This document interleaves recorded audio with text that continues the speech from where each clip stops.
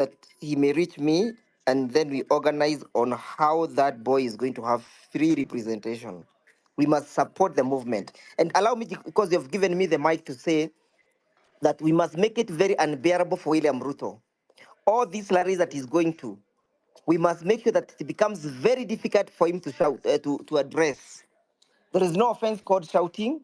There is no offense called wailing, screaming, or even making any type of expression to make it difficult for him to address the crowd, so that he understands that he cannot just come and try and sugarcoat everything. So that strategy must be used wherever he goes. Let us make it unbearable for him to proceed. Thank you. I've sent my number. I'm still available for consultation.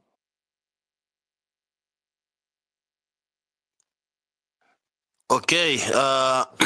If you have any legal question, Ndegwa Njiru is here. He will address that. Those watu wa Bondo, Mambiwa, you can liaise with him and know how the boy will be represented. And we should be clapping for these lawyers. They have really sacrificed their time to help us on a free basis. Pro bono, nilimesikia hiyo kitu huko pro bono. Anyway, so guys, make sure that you liaise with Ndegwa and any other lawyers on the timeline to see that boy represented, now that he has already sent out his number. KOT, you can put the number on the Jumbotron as we proceed. Wale wamekuja, my new speakers. Rule yangu ni moja tu. You raise up your hand before you speak. If you won't raise up your hand, mimi nitakudrop huko kwa listeners so that you can come back with order.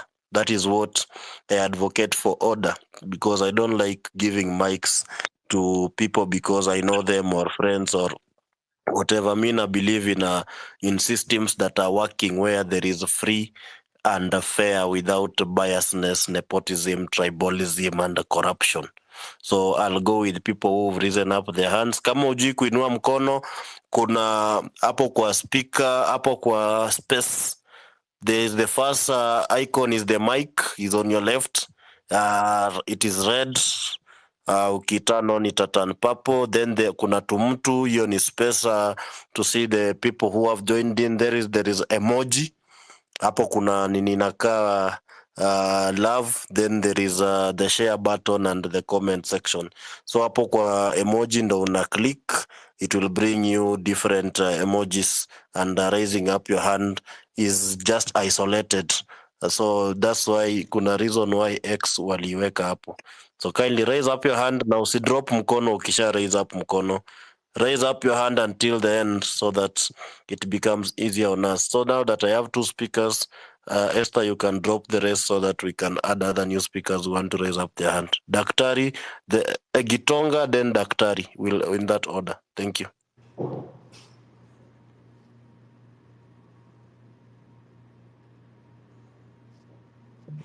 Gitonga? Oh, sorry. Going on? Ni Gitonga. Hello? Yes. Yes. So, mimi nilikuwa nasema kama ni kuhost watu 8 I will host them. For now, I have 43 people coming from Meru. Wacha niseme tu Meru. Because that's part of Kenya. So we have 43 people who are coming, and I'll host them. And guys, this movement is going. It's already started. Watu wamejipanga. Na nimejitolea. You remember when I said mi nitajitolea nini Kawaskari Shell. Nilipeleka watu tao kitambo. Hiyo ishafanyika. Now kuna hii 8 wanakuja 43 basi mzima. That one I've done. So my guys, please, see ati tuongea ati things which have not been done. Now me, I've already paid. I've sitaki pesa. Mi nataka kila mtu akuje. I've done my part. So thank you, my guys. Wow. Wapi makofi? Makofi kwa Gitonga. Gitonga, we want people like you, people who are committed to the cause. Now we will go to Daktari. Good evening, and thank you very much, KOT and your co-hosts, for this opportunity. I want to associate myself with the comments that have been made before me, and to applaud the efforts that the previous speakers just said. We need action. We need such people who will give out, who will be able to sacrifice their resources and everything to make this movement a success.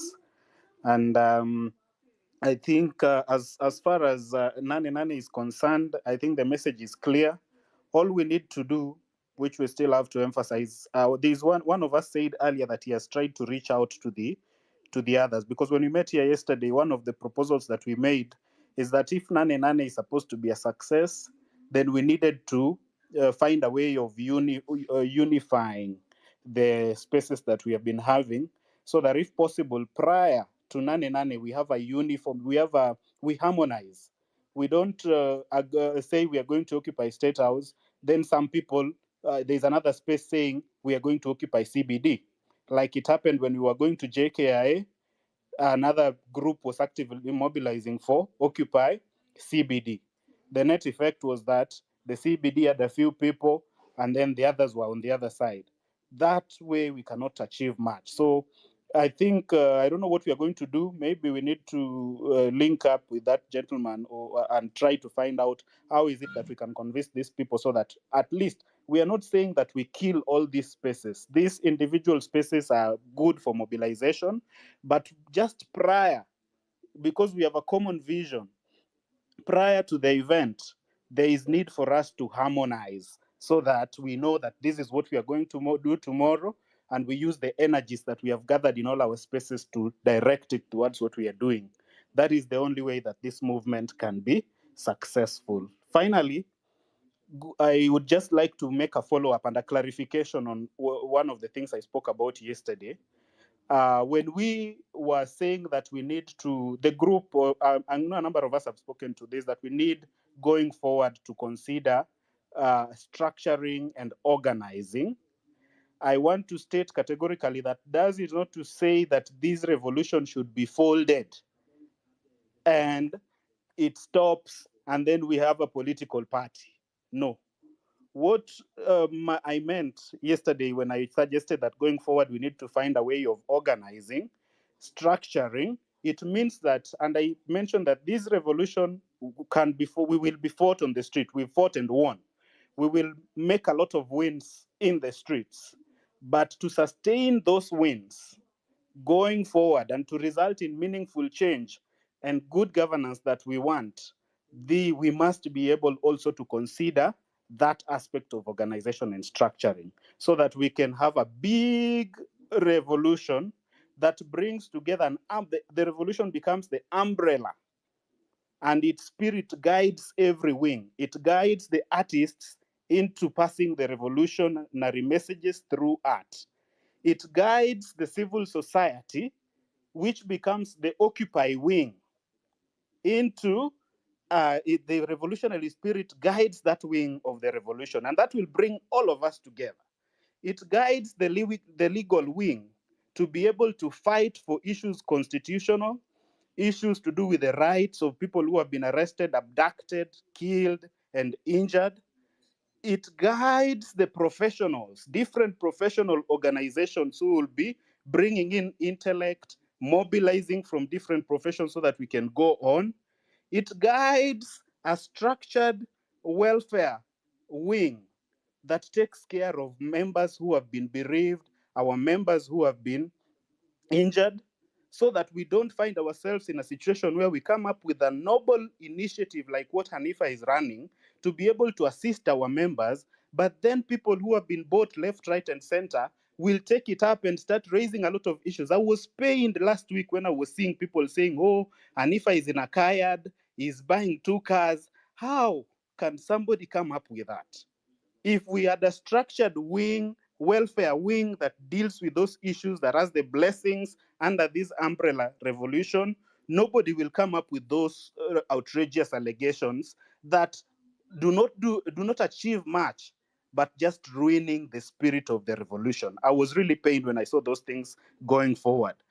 That revolutionary umbrella spirit will guide all these things. Students, we have students from all these campuses and colleges and all these wings. We need to have representation in those areas. If when we centralize and organize, we have all these as different wings of the revolution. So the Occupy movement is the umbrella that brings us together. When we are going into this to occupy somewhere, all these wings come together. And then we do what we are able to do in a bigger way that will achieve meaningful change. And we remember yesterday I said, for us to achieve meaningful change, that meaningful change also means ensuring that in the next possible time we have an opportunity to go back to the ballot, is to ensure that we empower young people, we empower people of integrity to be able to get into those spaces of power. Because we are fighting people who have stolen from us. They have money. They are also in those positions constitutionally. By the way, in as much as we are talking, we have the powers of Article 1. The powers of Article 1 are also, these people also have several articles of the Constitution by which we delegated our power to them. So we find ourselves in a very difficult situation. So we must be able to also fight them in all wings. As we fight them on the streets, we fight them through art, we fight them through all wings. We need to fight them also politically to ensure that the next time we go to the election, we have a good number of people who can make better decisions in those houses of parliament. So that is my rallying call. Let us not tire. Let us organize. Let us unify. That person who tried to reach out to the other spaces and it did not work, please let's add pressure. Let's link up and find out how can we do it in a better way, so that prior to Nane, all people, if you know you are supporting this revolution and you want to come for Nane, hakuna haja uende JKIA when we are going to State House, ama uende CBD when we say we are going to JKIA. We must go to work together. Kama mtu ataki Nane aache ama asubiri tu aorganize siku nyingine, lakini kama Nane is the rallying call, then everybody who supports Nane needs to speak in one voice. So let us try again. I believe and I'm optimistic that we should be able to achieve, so that we harmonize and go into Nane together. Thank you. Thank you, Daktari, for that submission. Now I'll tell you guys, it is easier mkifollow watu. You know, if you follow the host and follow the co-host, na unasikia Ndegu hapa amesema yatawapatia free representation. Na utaki kumfollow and you will need a lawyer. If something happens, yata si wakati wa hii movement. After movement, makosa inaweza fanyika mahali umedivorce na unataka lawyer. Haufai kuenda mbali. Ndegwa yuko hapa atakurepresent. You can agree and agree on a fair price. Na wewe utaki kufollow watu, unataka engineer na KOT yako hapa. You want a strategist and I'm here. You know, it's not just with the movement that we are following each other. We are following just in case we reach at a point where we need each other, we can amplify and get each other faster. So this is how we will go next. Flo Nyaga, Luis Derrick, MMSQ, Alois, then Sadiq. In that order, 2 minutes each. Let's be brief, not to see repeat most of these things. Kindly, Flo. Please, can you give it to someone else? Nimaliza kitu nafanya. Thank you. Flo, are you speaking? Hello, unanisikia? I can't hear you. KOT, unaweza msikiza Flo? Hello. 6000 anasema umpatie time, kuna kitu anafanya. Just Yeah. give speaker to someone else. Yeah. Okay, wacha ni mdrop alafu arudi juu hata simsikii. Luis, Derek? Thank you. Sijui kama unanipata. Am I audible? All right. Yes, I I can have hear you. just okay. Thank you. Thank you so much for the space. I just have a few things maybe to point out. I believe we have young people in all the government sectors and the private sectors. For example, NIS tuko na watu, kwa military tuko na wase. In media we have people. So one of the things maybe I'm proposing is, are we able to liaise with representatives from these sectors who can centralize information? I like the way the lawyers have done their part and also the medics, but we still need information at the same time, because there are guys on this space from DCI and NIS, they are collecting intelligence. Are we able also to tap into their network? Because I know we have young people in those areas who are able also to give us intelligence from their end. What is happening? What are they planning? What is the action that they are going to take in case this happens? So if we can be able to centralize and get that information, it will be easy for us to mobilize and work together to achieve our goal. Sorry? Number two, the second thing, I think they have been addressed by one person who was speaking here. I was so pissed off with the border guys and the way they are behaving. So I think it's time we take an action on those guys. Let's give them, let's send them a letter. Ukipanda border between now and nane, speak to that border guy. Mwambie, by the way, we need you guys to style up. You are either with us or you're against with us. Si tukikupata wakati tunafanya maandamano, we'll be able to deal with you. We'll be able to accordingly, and we put you into your place. Number three, unity of space. I really want to support what someone said here. Kina Kimuzi, Kina Boniface Mwangi, Kina Hanifa. Can these people come together so that we are having unity of purpose? We are speaking one language. Kitu to fail, by the way. What has failed us, I can say, is it reached a point you find someone is fighting with another person on the same space, and then the government bloggers, they pick that information and then they amplify it as a propaganda. So are we able to have unity of purpose? The enemy is not Hanifa, the enemy is not Boniface, the enemy is Ruto. That is the person we are fighting. So are we able to put down our difference and work towards one cause? The second thing maybe I'm going to put is, young people, we have art and we have creativity. Let's bring out our creativity and speak against this evil. We may not win it, all of us, through demonstration kwa barabara, but your people can go to studios, your people can do skits, your people who can go to TikTok and do some challenges there and populate the social media so that we get all this information outside there. I love what some young girls are doing on TikTok and exposing the evil in this rotten government. Lastly, Ruto thrives on propaganda. Let us give him the same medicine. Let us bring out that propaganda outside. It might be small, but we amplify. He's having bloggers who are really coming up with a very weird propaganda against even these people that are running these spaces. So why are we silent? And we have the technology, we have the ability. Let us go his way. If he throws one stone, we throw another, and we are able to win it. I work in a media, and I've given some opportunities to a few guys who are coming to speak. When guys are coming on the platform, you find they are fronting their own personal interests. So my question maybe that I will ask here is, are we able to have representatives, even if they are coming to our media spaces to speak? What are they coming to say?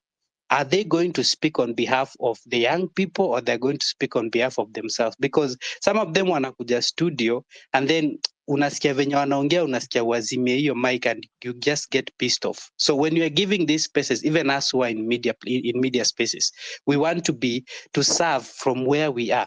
Tutafute opportunities, tuita guests wakuje, let them amplify the message. But what are they saying? Are we able to really advise and talk and tell them, please, ukikuja kuongea, hii ndio script, hii ndio direction, use your own words, but this is where we are going. I beg to end there, but I believe in this and we are going to win. Thank you for the opportunity. Thank you, Derek. MMSQ. Okay, thank you 6000 Akeoti for hosting this space. Okay, for me, I'll be very brief. because I'll just stick to the topic. How do you occupy? One thing I'll tell you is that barabara za kwenda State House si barabara moja. So let us make sure we occupy all these major roads going to State House. And going to State House is not that you're going to do a coup. Even in the United States, watu shinda wameoccupy hiyo Pennsylvania, mali White House iko. So there's no sin you're doing here. We're just exercising our constitutional right.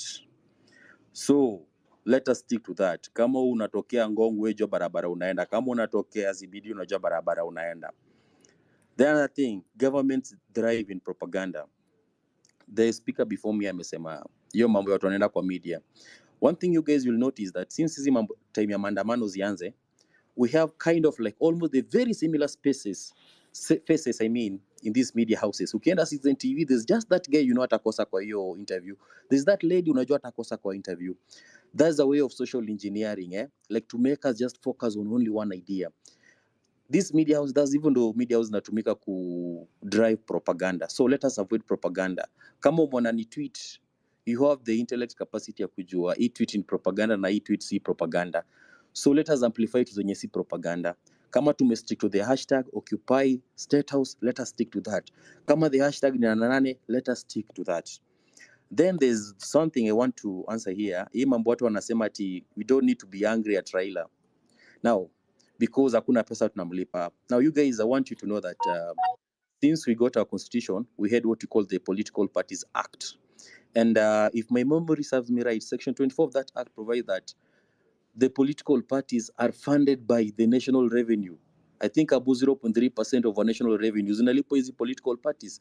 And about 70% of this revenue wanagawana according to the number of votes unapata. So unajua ni pesa ngapi ya taxes zetu zenye Raila anapata. So we have all right kumwambia anafanya kitu ya ufala kuja on the other side. But that does not mean that I join Saidie too. Because personally, I'm really against us bringing politicians to these platforms. Use it to Leostapa Mother Karua. I don't think is there any new thing that you learn from her. If the movement was ours, let it be ours. Let us stop bringing these faces zenye zimekuwa kwa politics akina Mother Karua, in the name of what and what and what. No, hapana. Sisi vile tulisema ni sisi yetu, let it be a Gen Z movement to the end until we achieve kenye tumekuwa tukitaka. Ni hayo tu kwa sasa 6000. Thank you. Alois. Yes. How are you? Good evening, ladies and gentlemen. Thank you, KOT. Thank you, 6000, for giving this opportunity. What I want to say is that you must now be aware that there are some X spaces that are being sponsored by the enemy. So we must be aware of that, such X spaces. Number 2, on transport. When we were booking, I had 6000 saying that we go to transport organizations or buses. That's a very good, excellent idea. But when you are doing that, let us not disclose to them what kind of passengers they are going to carry, because the government can compel them to cancel the bookings. And then number 3, let us be very focused on what we want. We have been focused on State House, yes. But I always repeat that our problem also is on the service delivery. Who are these people who are in charge of service deliveries? Who is the commissioner of KRA? Who is the manager Kenya Power? Who is the CEO of this organization that is making us not get the services? As we talk about going to occupy somewhere, we can also talk about occupying these particular organizations. Like last time it was KA. That was a very good idea, because those are the areas that we get the services that is affecting the whole republic. Then how does the broad-based government affect us? We need to discuss that, because people just think that what is happening is politics. It is not just politics. We are concerned about service delivery. We are concerned about employment. We are concerned about injustices that has happened in this country. And we are just not concerned about the cabinet or they may think just about the cabinet. As we talk today, the PSS are still intact. Nobody's talking about them. And these are the people who are implementing policies of bad governance. So we should also identify these people by name, so that we also call them by name. Sometimes you call somebody by name, he will revisit himself, he'll have a meeting with himself and have something that what is it about myself? What is it about my organization? What is it about my parastatal? I was giving an example. It's very good that Wakili Ndegwa is here. If you look at the Employment Act, for example, the Employment Act provides that you can go to court if you are unfairly terminated. But that act again says that you cannot be reinstated if it is 3 years later. Well, these 3 years is caused by the delays in the judiciary. This act again says that you cannot be compensated more than 12 months. We have seen employers who have employed very manual workers who earn as little as 40,000. And then they can do unfair termination. But what do they say? After all, maximum compensation is 12 months. So if he has calculated to have 40,000 times 12 months, is less than 600,000, and he has done away with you.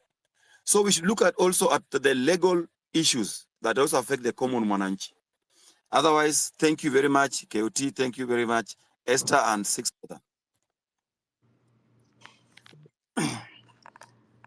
You're welcome. You're welcome, Alois Sadiq. Yeah, hello guys. Nimefurahi sana kupata hii nafasi ya kuzungumza katika hii space. Hopefully mnanisikia. Hello? Hello? Bwana, nimekuwekea 100 hapo Sadiq. Hello, unanipata?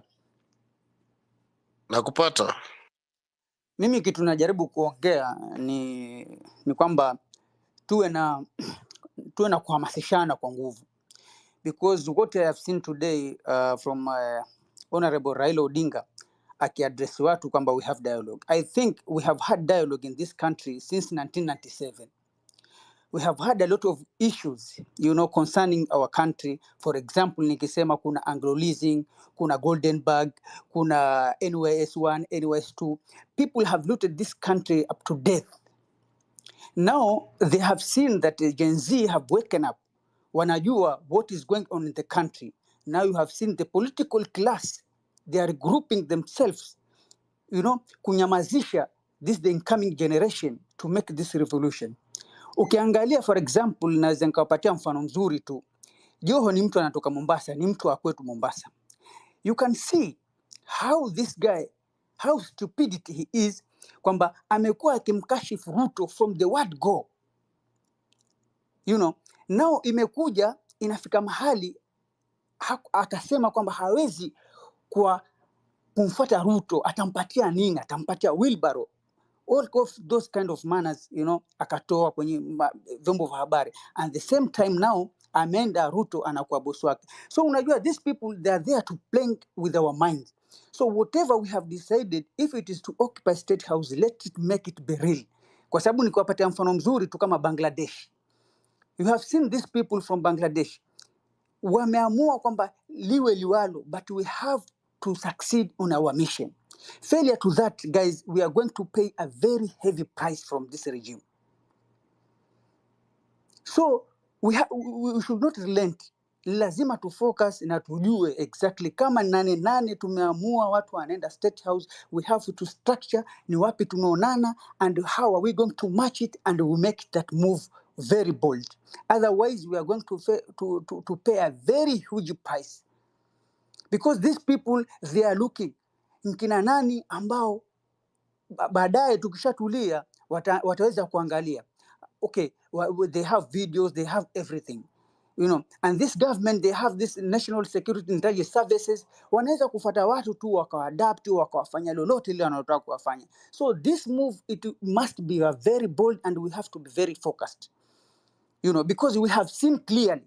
Kwa sababu kama ni Raila Odinga, I can feel very bad, for these our brothers and sisters from Luo Nyanza. They have been butchered since 1997. Tukaja election 2007, tukaja 2012 Uhuru Ruto. You know, I remember one day when Raila Odinga was coming from abroad. I don't know where it was, US, I think, like that. Kina Babu Wino, Kina Gladys Wanga, Honorable Gladys Wanga, they headed to airport to welcome him. But you see exactly what happened there. Now Raila Odinga is a man whereby anamobilize watu. You know, at the time, the people yani ama watu wako karibu na kuachieve that mission, this guy is pulling back. I don't know what is the idea ambayo yuko nayo. So unakuta these people, they are there now to safeguard their families, to safeguard their, businesses, and to have their political interest. You know, so we have to be very strategic, na ni lazima tujue hii mission itaenda kufollow, because we have, kama Raila Odinga anasema this thing of Ruto must go, we cannot go that way. And the same person Raila, after the election, the very election, alinyamaza na akaja kwenye podium akawasimama na kuzungumza kwamba Ruto must go. Mimi nataka kuambia kitu kimoja, amani haiji kwa ile nchi ya upanga, amani haiji kwa ile nchi ya upanga. Lazima to sacrifice if you want to liberate this country, if you want to change this country, lazima tusimame kama sisi, kwa sababu hakuna mtu yoyote. We have seen clearly these people now, they are regrouping, political class wana regroup themselves to safeguard their families, to safeguard their businesses and everything. Nikupa mfano mwingine tu mzuri, mfano kama Mohamed Ali jicho pevu, Moha jicho pevu. Look at that guy when he was in the media and the way he's doing now, totally different. So these people, political class, wanajuana. If we give them chances, these people, they will going to crush us into death. They will going to crush us totally in totality. So guys, I urge you people, from Mombasa, people will come. They have their families in Nairobi. They will come there. We will come in large numbers. And we want to know from which point are we going to gather, you know, so that we can march from there and straightforward have that mission. Kama tunaenda State House, we have to make that march and go straight forward. These people, they cannot kill all of us at once. They cannot take their machine guns and whatever they will have, rifles, and start shooting us blindly. No, the world is watching. The world is watching. So guys, mimi kitu nasema lazima tuwe na msimamo. Lazima tuwe na msimamo. Kwa sababu the moment tunaenda tukifall back, mkumbuke this regime wana reorganize themselves. Unaona, when they are reorganizing themselves, the time they are coming very strong on us. So we have to be very focused of what we are going to do, and we have to make sure that our mission is successful. That's all I can say. Thank you very much for this opportunity, and inshallah, God willing, that day on 8th of August, we have to make it very successful, guys. We don't have to give these people chances. We are giving them test. That's why we are going to vote for them. We elect them to serve this country with dignity, with honor. We cannot, they are saying that they need peace. Peace, we have been at peace in our country. What we need is justice. Nobody is handling justice. Hakuna mtu anaenda kwenye kanisa kuzungumza justice. Ukiangalia watu wanakuja kwenye interviews wanasema tunataka amani. Amani imekuwako since independence. What we are lacking in our country is justice. Justice is not available. Ukiangalia Msando was killed five days to the election. Jacob Juma was killed. So you can ask yourself, where is justice? Hakuna justice imepatikana up to now. So that is the biggest thing this political class they are fearing now. Hakuna mtu anaweza akasimamilia haki. You know, they're trying to buy justice, but I can ask, how much is justice? How much can one buy justice? So we have to stand firm, guys. We have to make this mission successful, and inshallah Ruto will go. We have to be very bold, and we have to show this government a middle finger that power belongs to people. So for that few remarks, guys, I say thank you.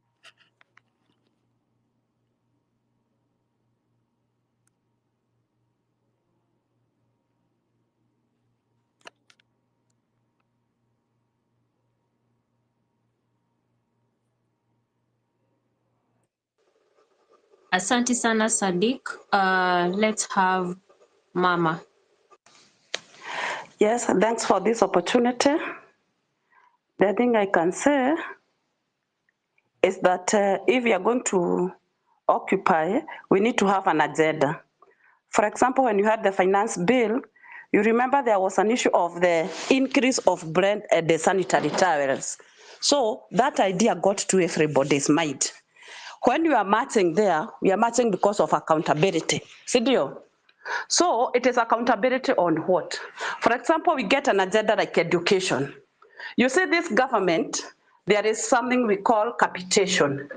Hey, PESA, they always release it 2 months after the schools open. We are now closing schools for that term. If we go into the streets and say, no school will open and we are not leaving schools until the money is put into the accounts of the schools. You see, this is an agenda that touches on everybody.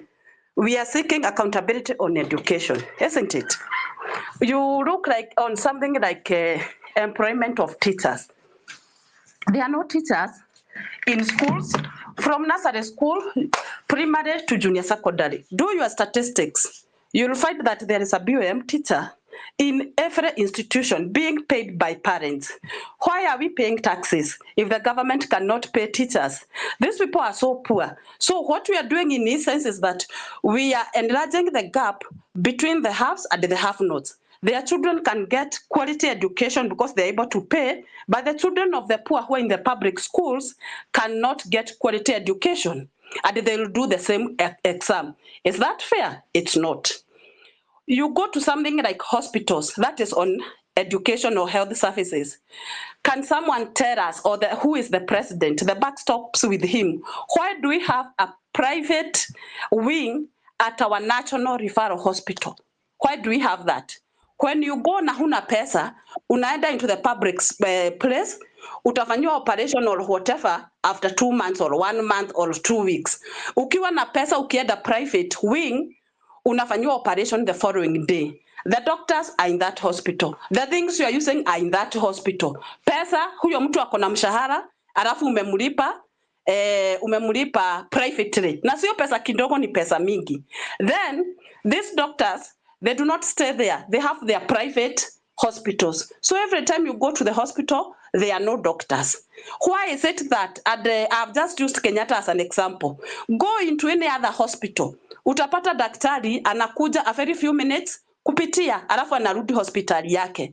So they occupy, they are employed by the government, they are being paid, and they have their private space, their private hospitals. Ndegwa, I can see him there, will tell you, huwezi kuwa Attorney General office, ama ukue DPP, ama ukue magistrate, na pia uko na ofisi yako, private practice. Can we get things right? These people working for the government and they have their private practice in hospitals, they are making it very difficult for Kenyans. We get such agendas so that when we are marching there, hatuendi tu kusema atoke. Tunaenda kumwambia we are annoyed, we are fed up, because as the head of as the father of this nation, you have been in charge of children being neglected. Hii pesa watoto wanapewa, ukirudi hapo, ile pesa Kibaki alipeana 2003, 1,420, ndio watoto wanapewa mpaka saa hii. Ni mtoto gani atasoma mwaka mzima with 14-20 shillings for a whole year? Alafu hiyo pesa haikuja at the right time. We get such agendas that will pull the crowd. Vile tu wanasema majensis hawana kazi, hakuna kitu wanafanya. They feel that we are the young parents. It is our sisters and our brothers who are in school. Are they getting value for the taxes that our parents are paying? Are we getting value for the tax that we are paying? Are we getting anything from this government? If we are not getting, then Ruto should go. And that's where we are. That's for this forum. What I mean is that we get our agendas right. The way the sanitary pad and the bread was an agenda for finance bill, we get the accountability is on what? Is it on education? Is it on medication? Is it on something else? The services we are getting from the government, because that's where our tax is used. Once we have those things itemized, we can even have people like RSK do a letter to the president telling him pesa ya shule kama haitaingia by the time they are opening, no school is opening, and then sisi tuko kwa street. You see, they'll get the agenda is serious, it's not a joke. This agenda can still be pushed through the churches. I've seen the head of the Catholic bishops today saying the dialogue Ruto is asking is the best thing. We should not petition the president to be removed. Hawa makanisa wanafaa wajue tu hata wao tunawapatia tithes. We use the same forum kupitisha hiyo barua through them. Waambie president we are in the streets because we are not getting these services. Kama hatutapata these services, we are not leaving the streets. We are going to occupy until you give us what we are asking for. And hatutaki cheo. They are asking for our leaders so that they can bribe them the way they have been bribed the other people. So I think we need to get our agenda right. Asante. That's for this forum.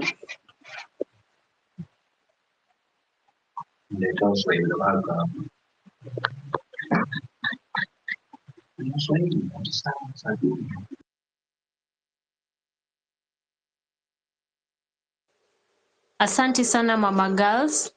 Let's have Masha and then we'll have Ndegwa maybe stress on what Mama Girls was speaking on. Masha, go ahead.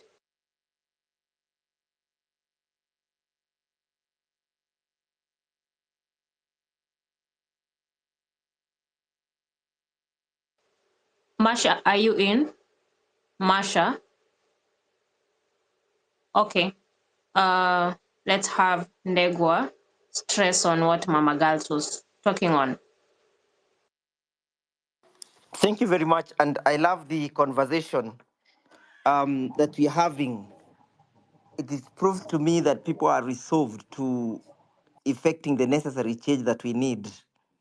I believe those are some of the issues that are rising, and there are issues that are actually ailing all the sectors in this country. We have been very focused on isolating issues, and we have said that the first thing we must do so that we may not get digressed is to get William Ruto from State House by all means necessary.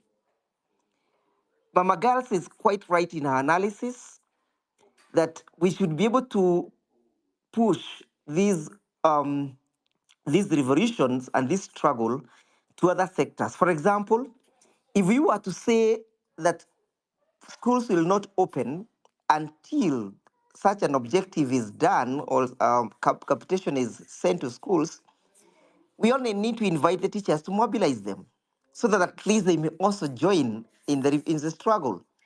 We are fortunate enough that we have various sectors that are well organized, either in associations or in unions. So when time comes, we shall click the right button at the right time so that at the moment we remain focused. Ruto carries all these baggages. If there is no capitation, William Ruto. If there is no medicine in the hospitals, William Ruto. Everything rests at William Ruto's desk or door. So at the appropriate time, I believe we'll be able to click each button for each organization, for each sector. But as per now, we are marching on Nane, marching a march to speak and dramatize against the incompetence of Mr. William Samoei Ruto. So as per now, I urge members that we focus and stay put. A strategy must also come out that will make sure that the water cannons will not get where we shall be. So we need to get a strategy that will make it difficult for the water cannons to move freely. We also need to identify where they go for refilling of this water. Where do they go for refilling? So that we know once a truck leaves and it exhausts its content, it will not be able to get to where to the place where it will be refilled, or they will not even be able to get to where we shall be at all. That strategy that was spoken previously about getting to town, winning small wins at a time, we must not lose the wins that we have gained.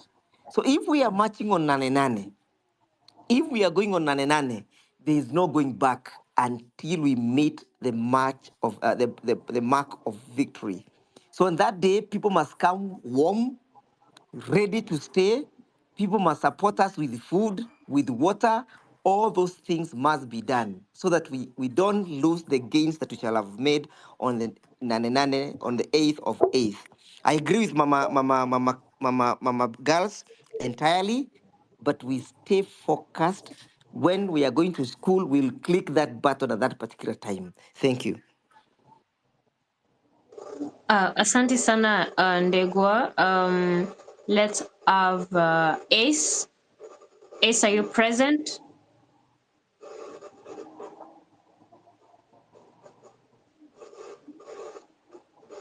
Okay. Chairman, are you present? Yeah, I'm brother. Yeah, go ahead.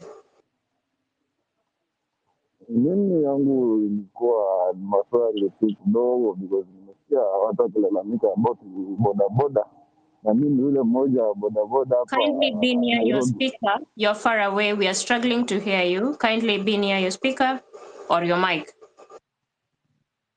Nasema nimesikia watu wakiongea about bodaboda na mimi ni mmoja wale bodaboda hapa town, na nikasikia wakisema maybe wata avoid kutumia bodaboda ama sijui nini, but maoni yangu ni bodaboda yenye alikuja kusumbua waandamanaji ama wenye alipo kukuja kudisturb watu wenye wanaandamana, wale walikuwa grupu ya niseme ni good wenye wamekuwa hired na serikali kuja kusumbua watu wenye wanaandamana. But mimi naenda maandamano na grupu yangu, tukienda kuandamana kwa sababu ya shida yetu ama kwa sababu ya serikali imetufinya.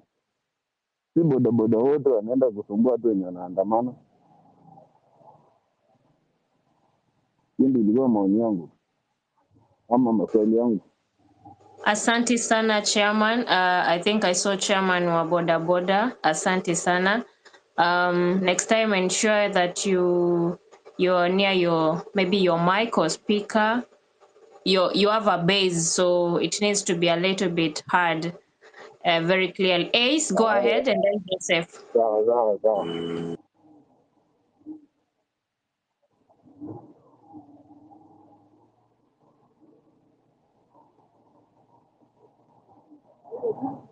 Ace, I'm calling you. Maybe you're not present, so I might drop you. Can you hear me? Yeah, go ahead. Yeah, asante sana. Mimi nataka kuencourage watu wote wenye wako kwa hii movement by saying the following. Venye hii movement ilianza, this movement in itself has a life of its own. Hii ni movement very organic. It doesn't, haitamata hata politician mwenye atakuja kupatiwa platform. It's gonna be impossible. By the look of things, it's gonna be very, very impossible kwa politician ama kwa anybody kukuja kwa hii movement na ajaribu kufikiria ata overtake that. Hiyo ni kitu yenye inafaa wasikue na worry na kitu kama hiyo, ati tunakuja hapa kwa platform tunasema nani ana hijack movement. Hii movement ku hijack ni impossible.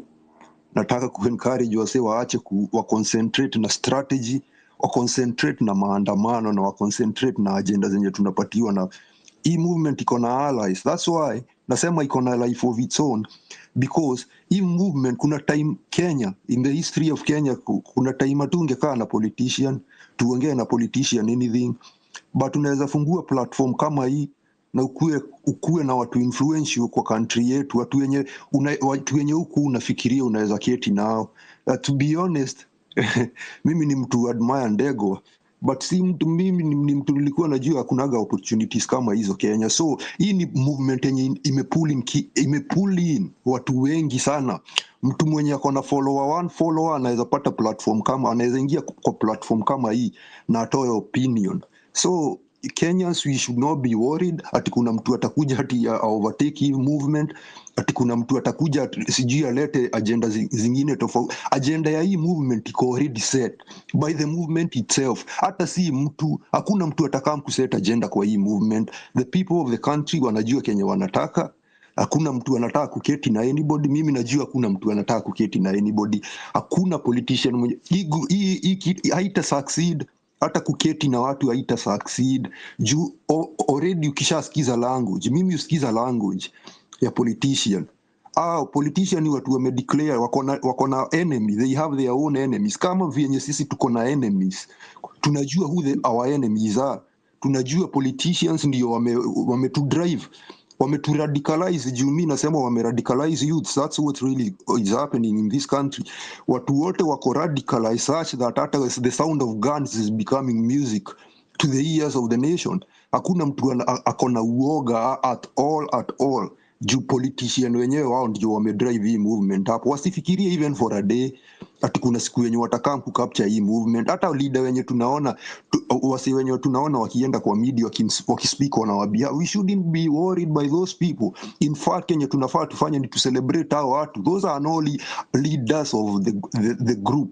Those people ni part of the group, wanaenda tu wanapatiwa hizo platform na media kujaribu kuamplify kenye watu wanataka. Hakuna mtu mwenye atachukua hii movement anywhere. So nataka ku-encourage wase waendelee kustrategize, waendelee kutoka kwa maandamano, tusigive up, tusipatie mtu, tusikue na ori nyingine ati baba amefanya hii. Hizo ni vitu zenye Wakenya tunajua, hizo ni vitu zenye tulikuwa tuna expect. Tukienda kwa maandamano, baba ako na history. Kila politician kwa country yetu ako na history. So ukisikiza language ya kina Ruto kuita youths anarchist, nasikia naangalia hata akina David Ndii venye wana post leo hapa kwa X, na shangaa sana na venye hao majamaa wanafikiria. But mimi najua those are the last kicks of a dying horse. Ni mtu mwenye tu anatupa anything on the wall to see what is gonna stick, na hakuna kitu yenye itastick kwa hii movement. Juu the movement, hata mimi mwenyewe, hata wenye wamehost hapa, hatutaweza kuchukua hii movement tuipeleke anywhere. Hii ni movement yenye ishajitangaza yenyewe. Wengine wetu hata hatujui venye ilianza, by the way. Hata politician wengine hawajui venye ilianza. So Kenya hujaanza, una control, utajaribu tu kuhijack, but movement yenyewe itaenda tu venye ilishajiunda yenyewe. So with those few remarks, na appreciate wase wote wenye wako kwa hii platform, and I encourage you, I say you guys are the real patriots of our country. Si ya majamaa wenye wanaberushanga bendera kila siku wakitoka kwa ofisi kutuibia. Fly the flag of our nation, usikue na uoga. Hata hawa wase wenye wameuliwa, you know me, najua government mi siwezi penda mtu akufe anywhere, but government wasi wote wakufaitia. This is a price that we have to pay for freedom. Tusikue na uoga, ni tutokee kwa hizo streets every day. Hata mimi naweza sema hata ni every day. So my friends, asanteni sana, nashukuru.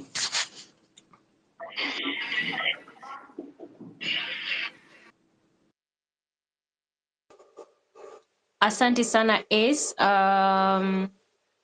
Let us also, if you are coming new right now as a speaker, we have the agenda.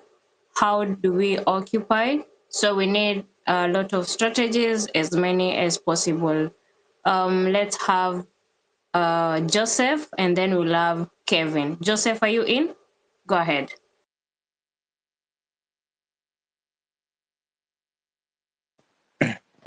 Yes, I'm so angry by this government, because they think on how they will mute us. And for that case, we should start and continue very strongly with our journey for anti-Ruto and anti-Ruto's government. This is due to this habit of abduction is very hurting to an extent that we should talk loud and we have to be strong and protect us and our partners. So for this case, we are supposed to be united and much united in a case where we should be very courageous, and we get some people where we should be having readers in each and every county.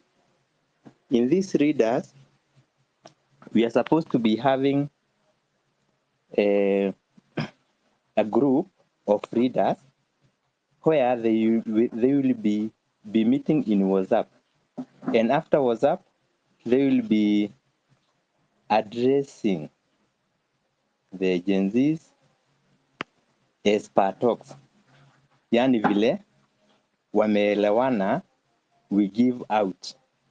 Then after this we will be having our movement very strong, because being having a lot of readers in each and every county will be strong, because we'll be having these people who will be trading strongly in villages and much interior, so that we can each and everyone can understand what is going on in this government. And this government, it is not supposed, we are not supposed to be choosing who is smarter than, or who is better than the other. We are supposed to deny all the whole government, because if we can say Ogwambo, or let me not talk about anybody in their names, or point anyone. Let me say the whole government, opposition and the reading government, they are together, meaning we are the people we are supposed to be the opposition itself, with SJZs. And for that case, we should follow ways we should follow ways that which will end this regime completely, and we take over the government, and we take rules and regulations to follow with we as Gen Zs. And one rule which I think about it can work is that in this movement of ours, we should not accept being addressed by any reader, so long as he or she is serving the government and the reading government, this reading government. We should stop giving them chances. And another thing, we organize our strong readers and who are not fearful. Strong readers who are not fearful, who are supposed to be mobilizing people from place to place. If it is, let us say, we have Maandamano today, it is not supposed to be at only Nairobi, Kisumu, Eldoret only. It is supposed to be all counties. I think we are together, all counties, so that we can be strong. 0 seconds. A bit. Gen Z, we should be simply understand and on how we will give justice to every Kenyan, because we are the ones who knows on how we are feeling as Gen Zs. Let me stop there, and thank you for the mic. Asante sana, Joseph. Maybe I would pose a question to all of us. What do we understand by being leaderless, and who is a leader? That is just food for thought, because I feel we need to understand that word very carefully before it is used against us. Go ahead, Kevin. Kevin, are you in? Kevin? I'm in. I hope I'm clear. Thank you for the mic and the opportunity to speak. I see this platform is all inclusive, including people who have no followers like me. And I want to say very categorically that we've been used as an item of trade when these politicians see us. And the wake-up call goes to everyone that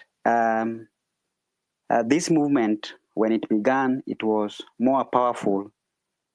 But as we continue not relenting, I'm afraid some souls are dying of hope because of the happening.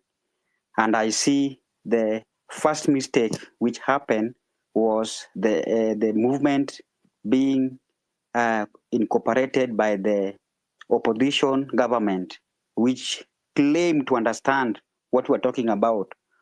But it is now coming very clear that we have been known to be an item of trade, whereby we are potential bargaining power for the politicians, like the happening which has happened recently, whereby the opposition thinks that when they gain the majority of the vote, when they gain the majority of us, now they can go and bargain and be incorporated. It should also be very clear to us that to be understood means that we must understand ourselves, and understanding ourselves means we must have the opportunity to make ourselves understand ourselves, rather than involving someone to help us understand ourselves. So that's where also we must stick on. Another thing I want to add is we've talked about politicians hijacking the movement, or politicians maybe making it more difficult for us to move. But the energy which we have in the beginning should now double, because when we say we were leaderless, when we made our demand more and more clear, then some of us were incorporated with fear, then start having a divergent opinion. The reason why I was requesting Mike for this platform is because I wanted us, maybe us also, to find a way whereby we can, the diverted attention during the mandamano of the goons. How can we deal with this issue of goons? Because this issue of goons is being brought about by poverty, lack of money, and sometimes I can say ignorance, or maybe people fighting for fame. When, for instance, let me say, or maybe the other gender of, or maybe ladies, Gen Z's ladies, when automatically when they see people roaming around with the rungus, they will fear. That fear is natural. Biologically, that is a natural fear. So this one is now maybe taming the movement to go strong. And we should think loud how we are going to tame this issue of some fools carrying rungus roaming around, that they are now protecting our business at Chieta, or we are doing this to protect this issue of the rungu or the panga moving around, even though they are being funded by politicians, but they are going for youths. Why don't they go for the old people to carry those rungus? They are going for youths. They are the people who are allowing themselves to be used by those people.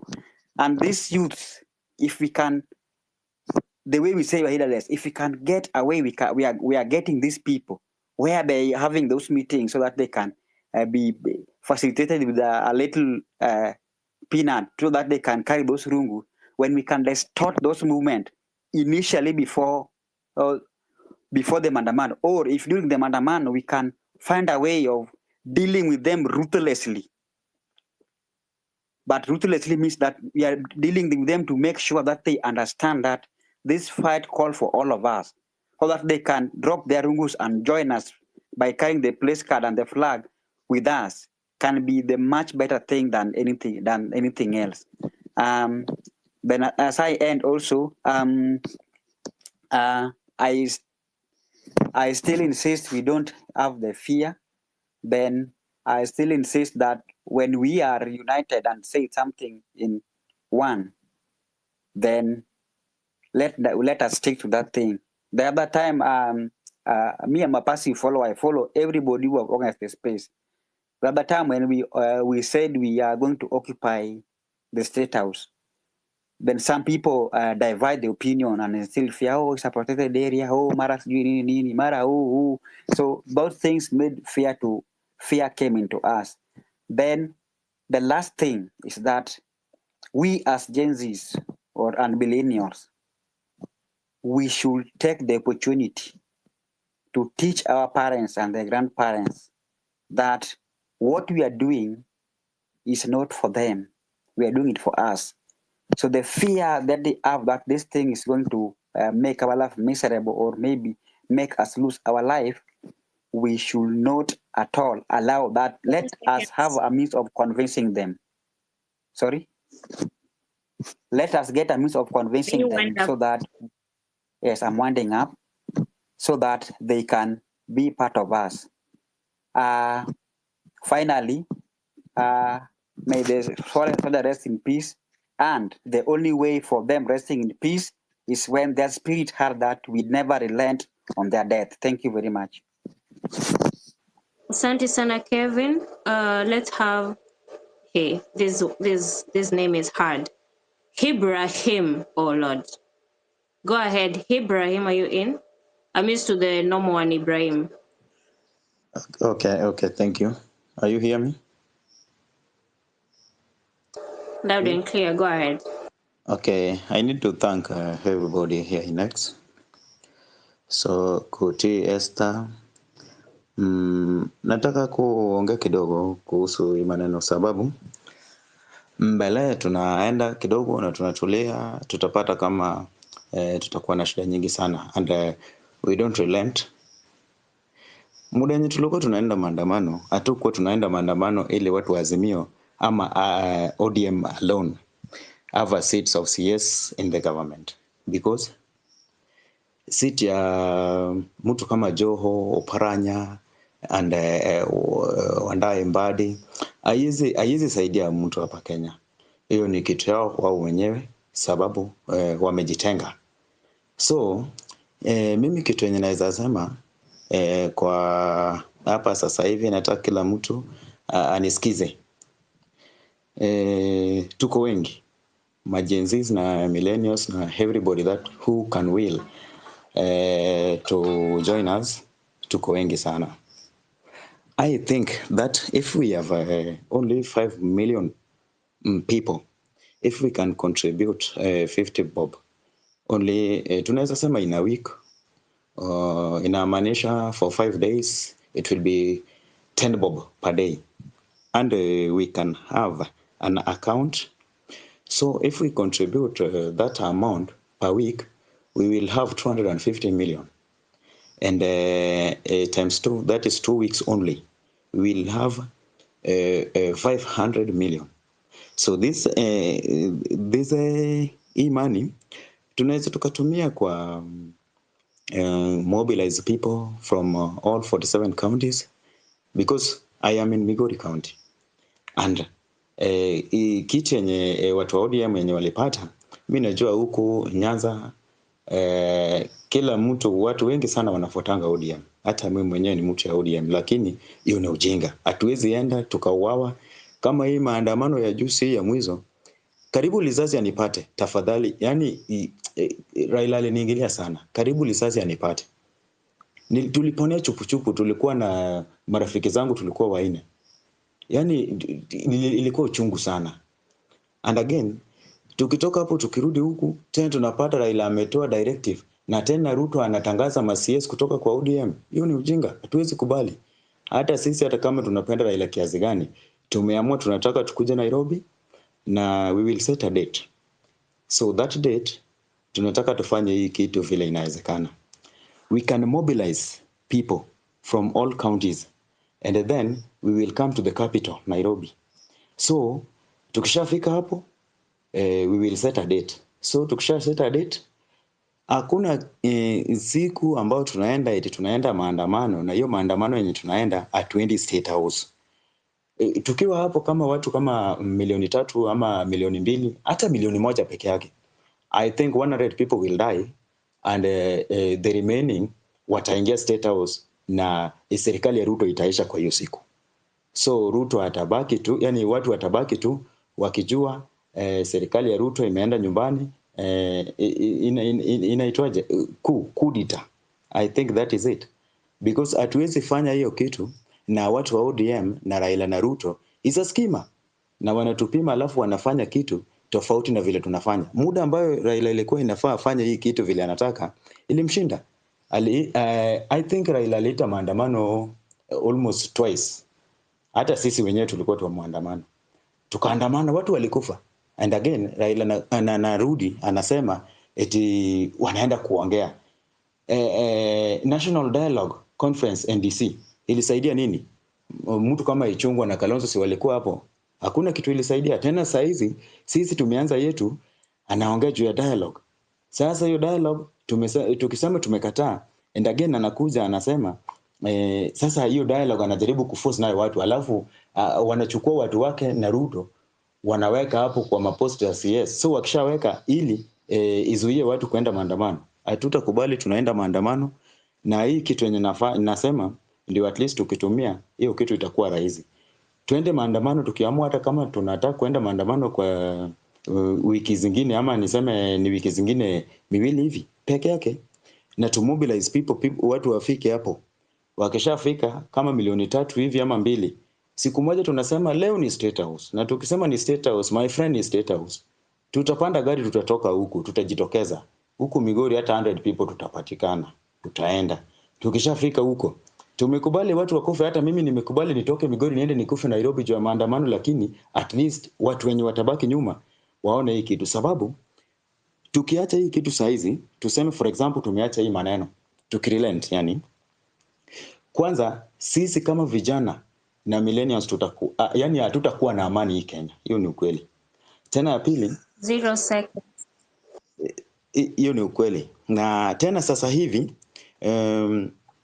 tukienda na tukikosa kuenda kwa njia nyingine yenye inaweza saidia, tutauawa wengi sana, lakini hatutapata kitu ambacho tunatafuta. So hiyo peke yake ndio maneno yangu. Nataka tuone kama hiyo inawezekana. I will start to contribute with my money so that tunaweza kuwa na pesa, kila kitu ambacho tunataka tufanye na pesa, hata kama ni kutafuta nini, kitu kama bandera nini, hata kama tutahitaji manguo, transport. So mtu hawezi akajiuliza mara si pesa itatoka wapi, something like that. If we have 500 million, hiyo ni pesa nyingi sana. Tunaweza fanya nayo hiyo kitu yenye tunataka vile tumepanga, so long as tuko na account, kwa sababu sisi tunajijua. Sisi hapa kwetu hakuna mwenye anaweza potea na pesa yenye watu wamesanya ya kufanya hii kazi. So I have only that. So thank you. Asante sana. I would highlight some few things that we need to follow each other. That is to have information or maybe updates, because we have already transport and logistics account from KOT, where you are talking of 50 bob. I feel that is an highlight that is already on the notice. So let us follow each other for updates and also for information, so that we do not look ignorant of what we are even doing at the moment. All right. Thank you so much, Ibrahim. Let's have Wamuhindi. Go ahead. Wamuhindi, are you in? Okay, thank you.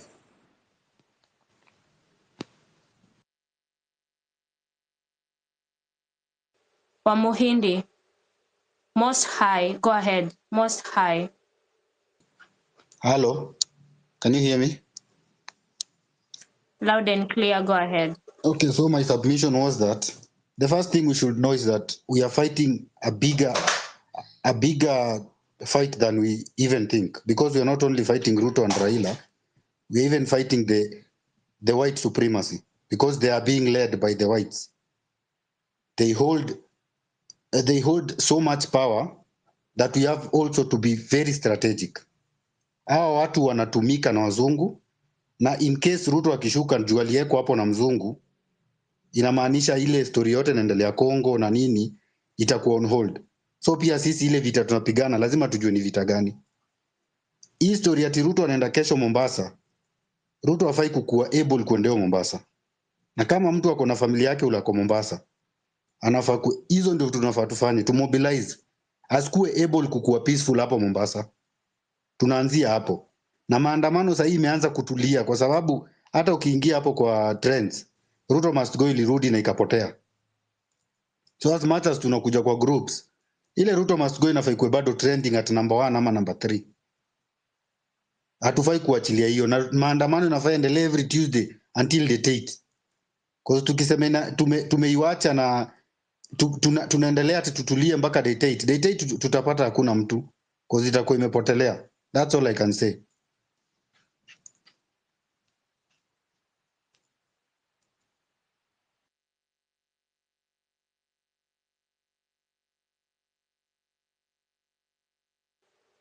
Oh, asante sana, Most High. I saw my co-host is back. That's the reason as to I went silent. So 6, go ahead. Esa, you can just proceed with the current set of speakers, can you? Okay, thank you.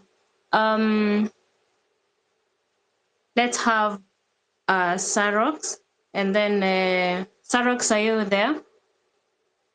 Go ahead. All right. Could you go to the next speaker? Give me just a sec. Give me a sec.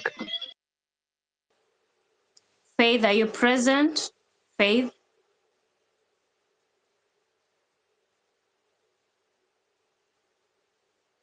Okay. I can see Jojo. Can Jojo go is first, then ready. Aisha? Please. Jojo. Yes, thank you for this opportunity. Oh my God. There is someone who said that this movement has a life of its own. When you are born, by the way, I'm so happy to see a lot of people, people that I have seen in the media, like Degwa Jiro, thanks a lot, man. And the way you have helped us and what's going on, and everyone else, the listeners, those who are getting a chance to speak, feel good about yourself. We are on to a discovery of a big thing. Inanenane. I was just gonna say that 88 also in the number numerology, it signifies a lot, like a new beginning, a new life. And the only thing I can do, because I'm not on the cloud, is, chip in whatever I can chip in, whether it's knowledge, whether it's money, and ask the people of the diaspora. For so long, I've lived in the diaspora for 20. For so long, you have looked for something that you can hold on. Because if the government does not care about the people in Kenya, it is so corrupt. It does not even care about you. You come to the diaspora, the government in the diaspora, they don't care about you. The government in Kenya, they don't care about you. So you are left nowhere. You are left, hanging in there between. A movement like this is coming to give you something to be proud of. We are on to something big. By the way, I have put the importance of 8, the number 8, in the text of this blog. When you have a chance, look at that significance. It is huge. It signifies new life, new beginning. Let us put this in ourselves, deep down inside ourselves. And I keep saying, if you are in the diaspora, make a challenge of every week, said something like $10, $5. It's gonna help our people. They want to transport. Some people don't have some place to sleep. They're coming from far, and they go into Nairobi. Said something. This number that KOT is putting up here. This is a verified number. We have chipped something in, and this is doing what we are putting that little cash to do. Like now, are you gonna buy his glasses? Let's keep being together. Let's close knit. By the way, the truth always wins. The truth always wins. And we have gone to school. We have degrees. Like I was telling you the other day, me, I'm a software engineer. I have worked for Lockheed Martin. They make missiles. And when I seen these boys, these security, NIS, whoever, boasting with gunpowder, I'm like, what is he talking about? One missile, you see the war in Ukraine, the bazooka. Kenyans don't have this. We are fighting we are fighting for the truth.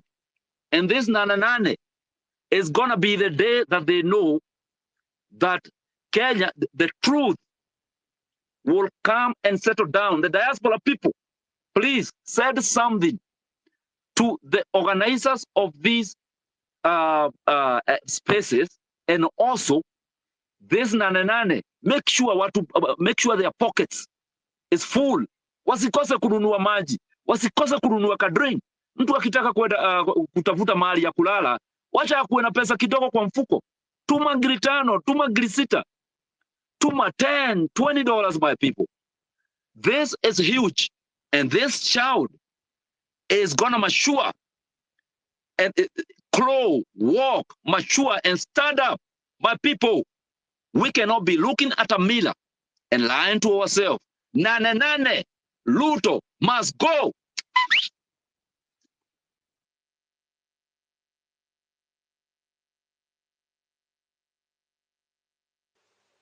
Oh, that was very great. Aisha, go ahead. Hello, good evening, host, co-host, and the second co-host, and my fellow criminals. Okay, mine is to say, please, I know the politicians are trying to hijack our movement. Let us avoid them, because all politicians are bad news. I know we are many in this space. Let us try to share that link on our WhatsApp group, on our friends on Facebook, even Instagram. At least we can contribute something so that we can move to Nairobi in large numbers. That's all I have. Thank you. Asante sana Aisha, very straight to the point. Kijana, are you present?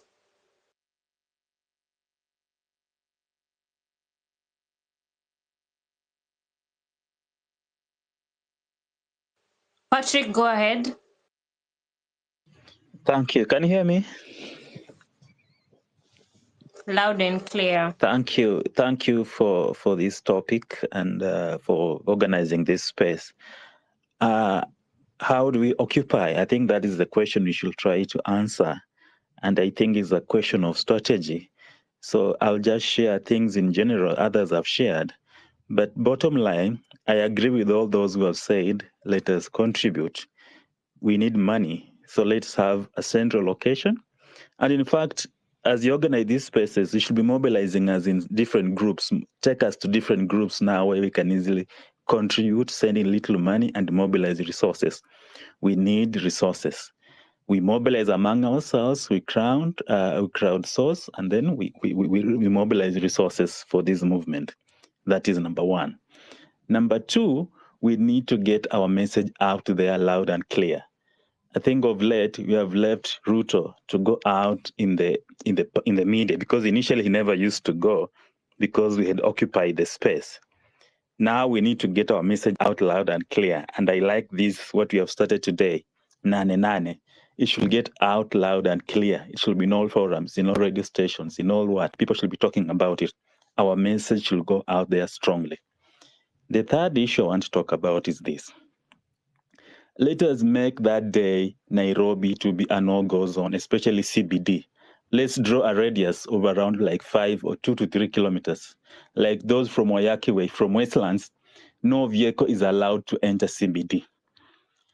So that, and then Thika Road, around 2 to 3 kilometers to town, and then like Mombasa Road, it's only people walk. So in the morning when people are walking, so that it becomes tricky. You don't know who is a protester and who is going to work. So if somebody is determined to go to work on that day, the only work we should make it known that it will be either to demonstrate, or we are going to offer as logistics, as either provide us with water, provide us accommodation, food, and all that. Let us make Nairobi that day a place for the people of this country who want to be heard. I can tell you this for a fact.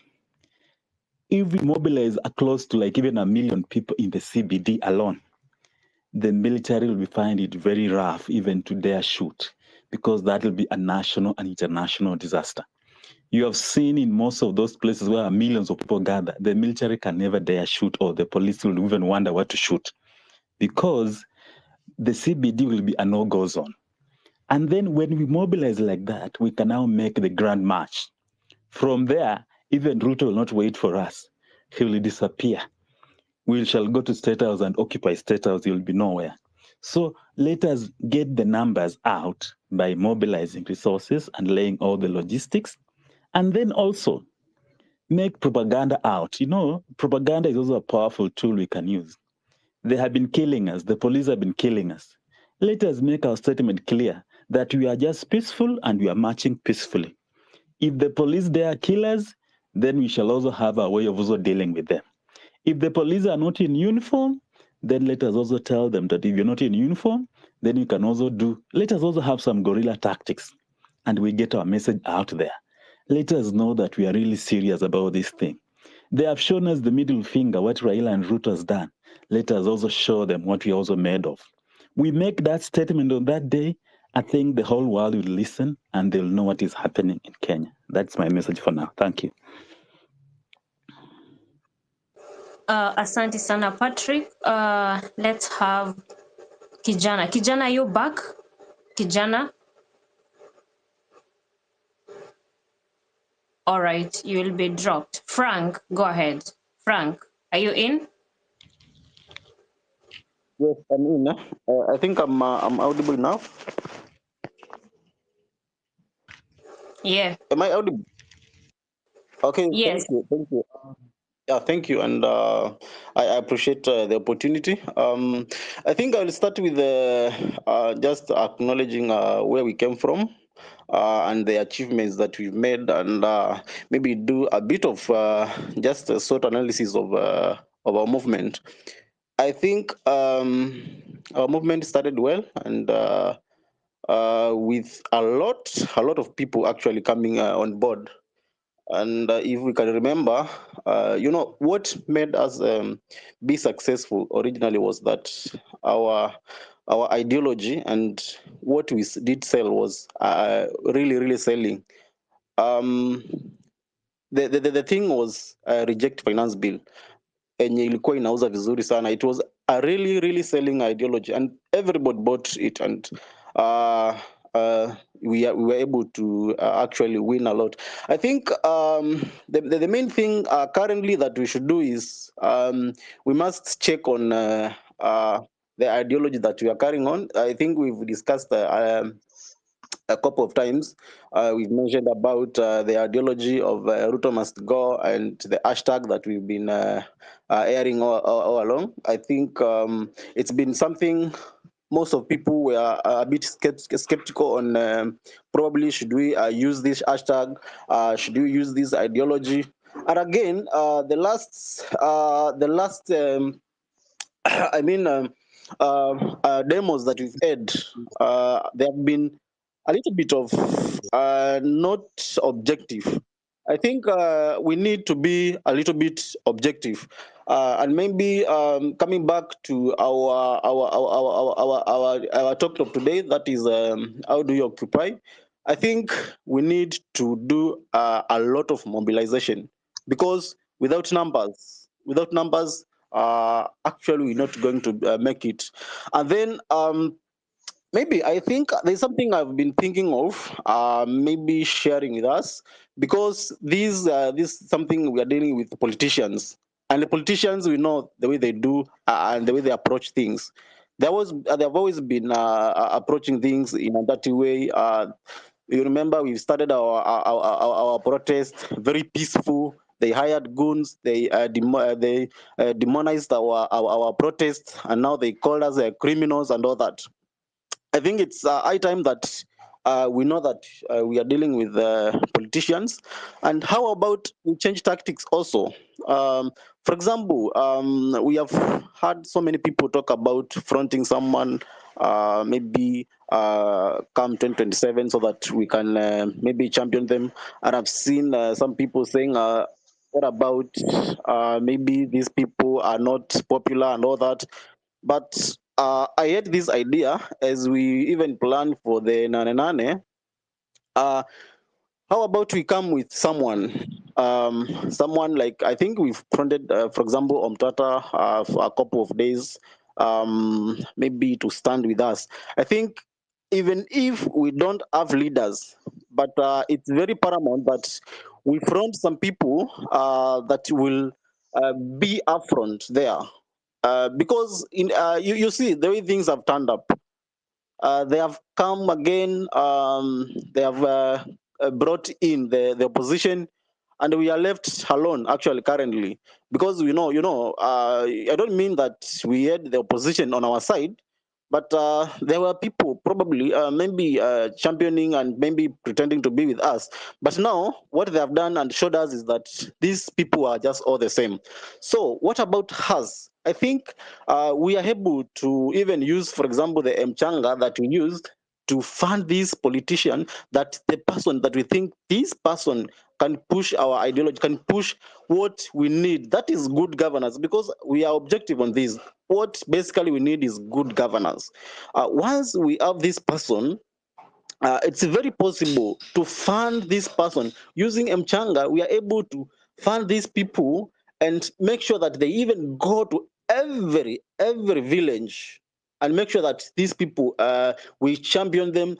We have the music people, have songs for them. We have the poets, have poems for them, and everybody, every talent that they have, they use it to campaign for these people. I think this is the only thing that we are going to win with it, because I think we must have long-term plans as much as we have these short-term plans. And the long-term plan is planning in a political way.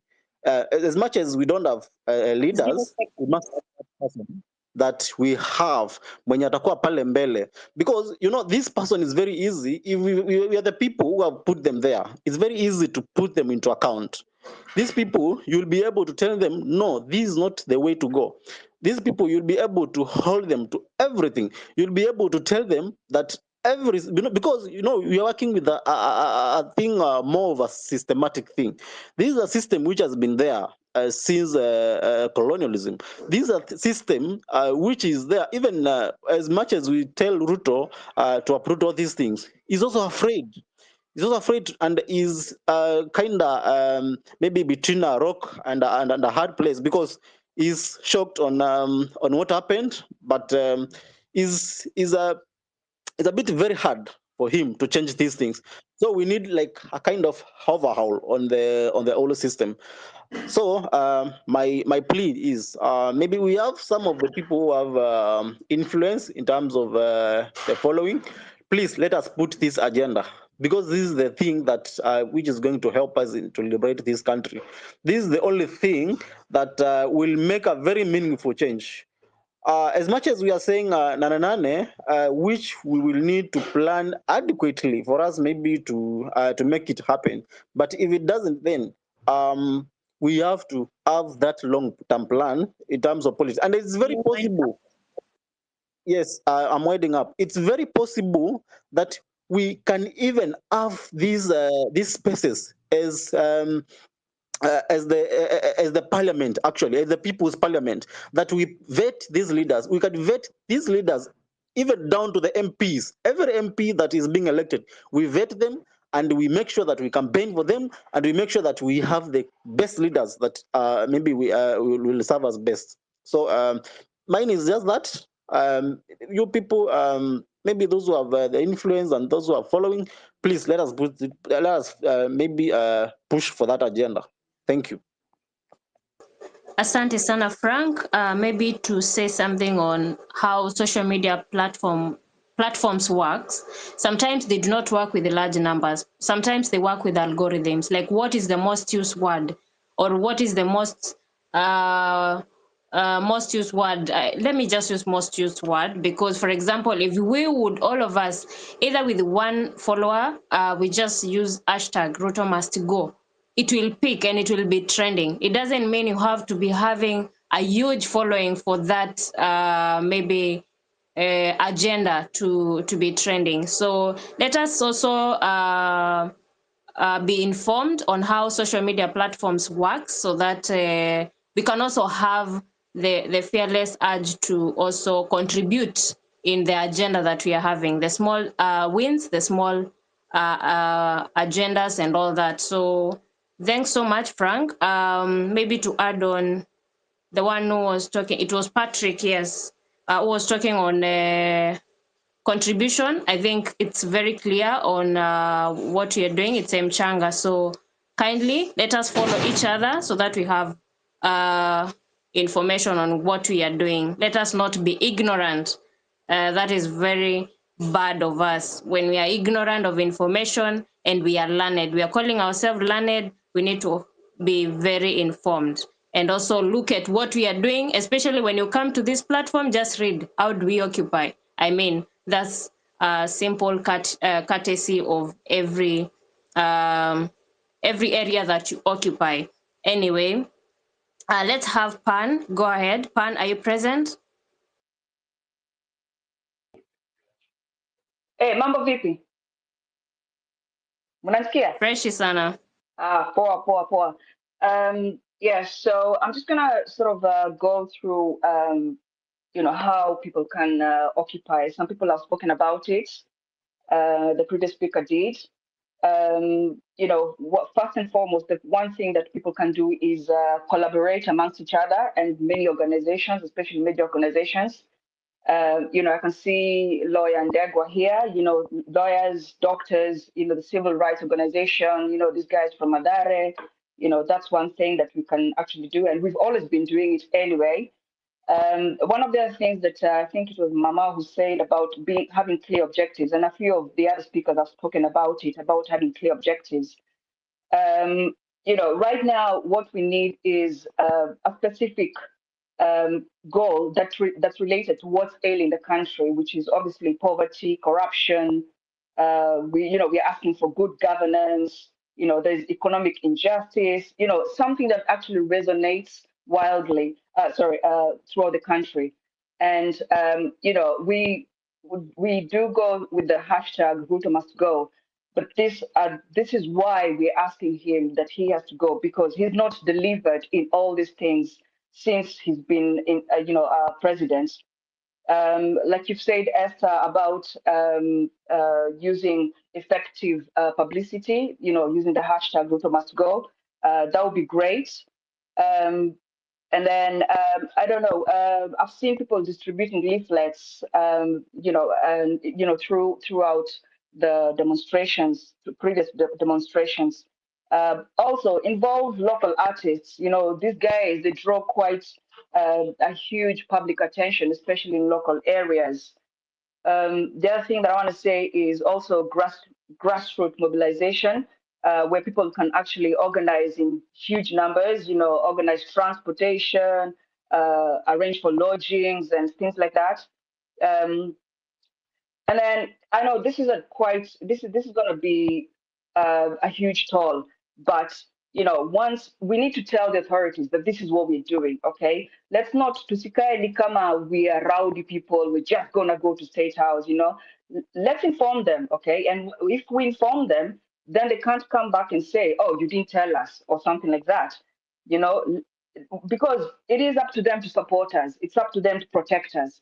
If they choose not to, well, we've done our part. If they don't do it, well, we've got evidence that we tried. Okay, we told them.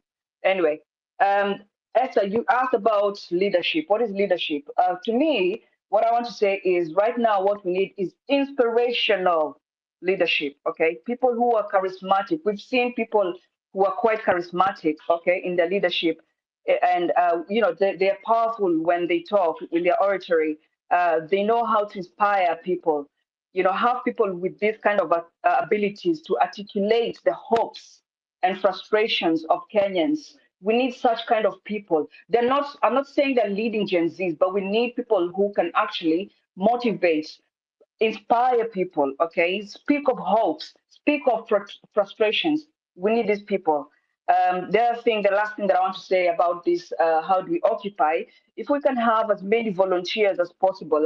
We've had in the previous where we've had the lawyers, turning up in courts where people have been arrested. We've had the medics coming out and helping those injured. All these people, they've been doing a great job. But if we continue doing this, everybody will look at us and say, yeah, these guys are actually organized. They know what they're doing. They know what, their goals are actually clear. And that is one thing that I really want to stress, that we have to have really, really clear goals as to why we're shouting, Ruto must go. Shukran, kwaherini. Asante sana Pan. Flo, be sincere. I think you had spoken.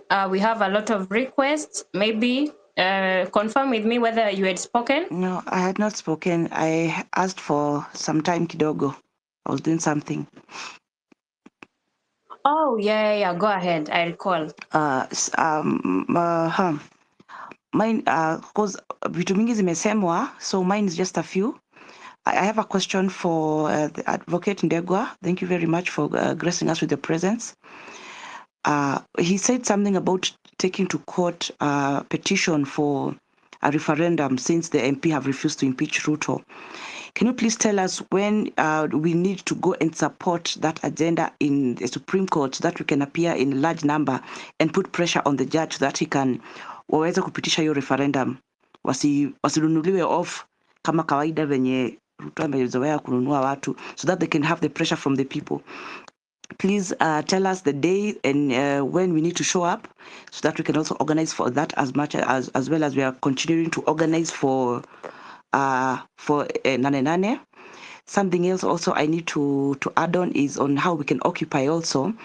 I think one way we can also protect ourselves from being attacked by the policemen with the tear gases and the guns and all those stuff, hizo mamaji zao. I think if we're in a crowd, and because they don't like seeing big crowds, we can also, when you see them approaching, we can get down on our knees in solidarity, hold hands, and lift our hands high.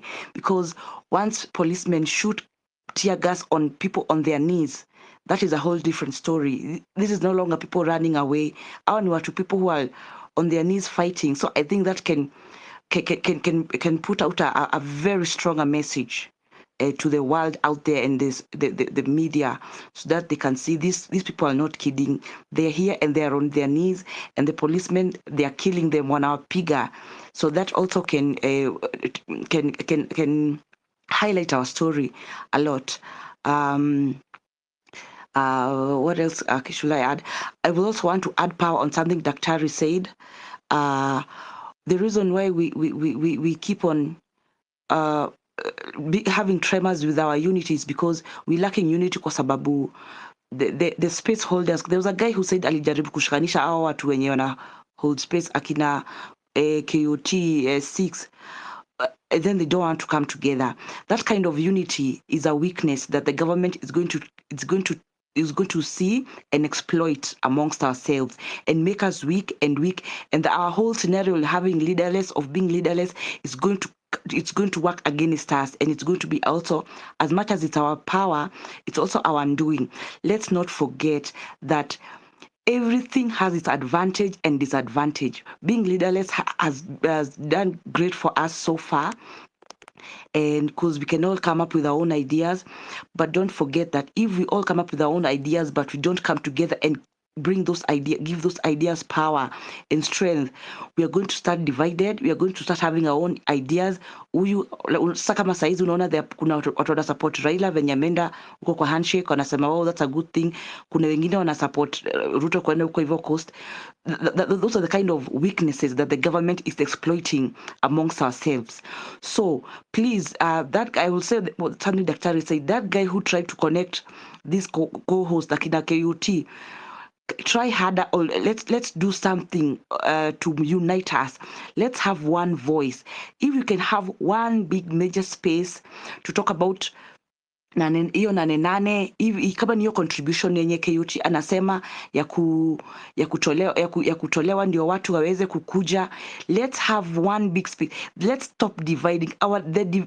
Once we're divided, we will fall, my friends. We will die and we will fall. People will be tired. Mtarudi home mmebeba watu wetu wamekufa, wengine are injured.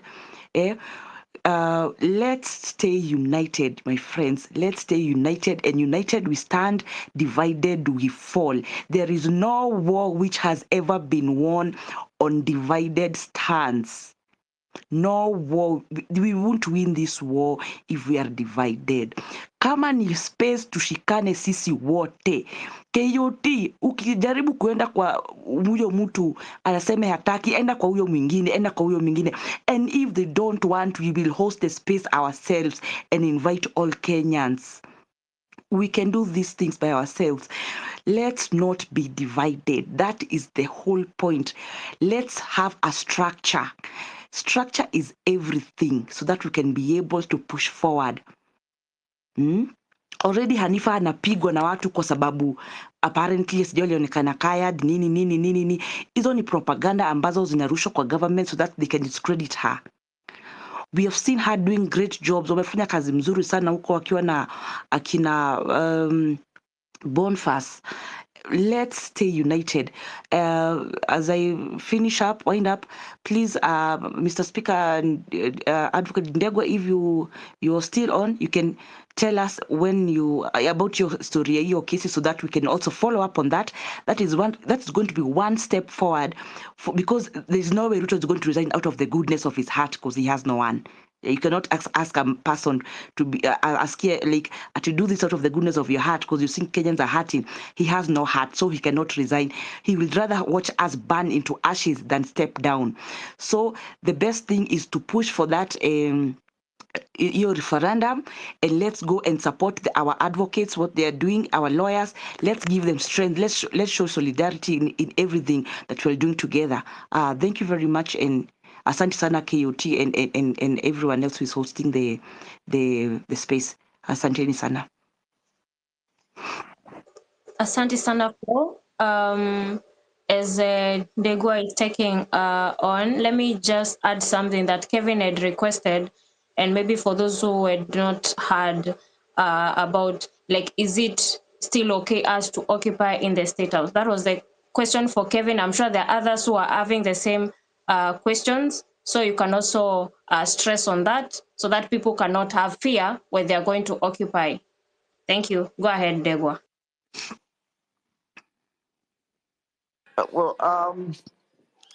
Thank you very much. Once more, I think I missed that bit because I was attending to a small baby.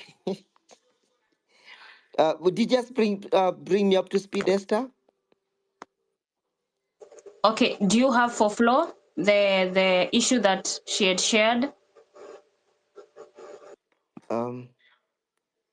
No, I have not received it. It's okay. I can brief him in a minute. Ndegwa, yes. I was asking, will you please tell us when you guys intend to go to court for the hearing of the inaitwaje the referendum, the referendum, so petition. that we can support you guys, so that we can come out tukiwa wengi tuweze kusupport, we can put pressure on the judges ndo wapitishe. We need a date and na hiyo mpango, hiyo mpangilio venye mnapanga. Thank you. Thank you very much. I agree with you, because on the day we'll be going to court, would wish everybody to come.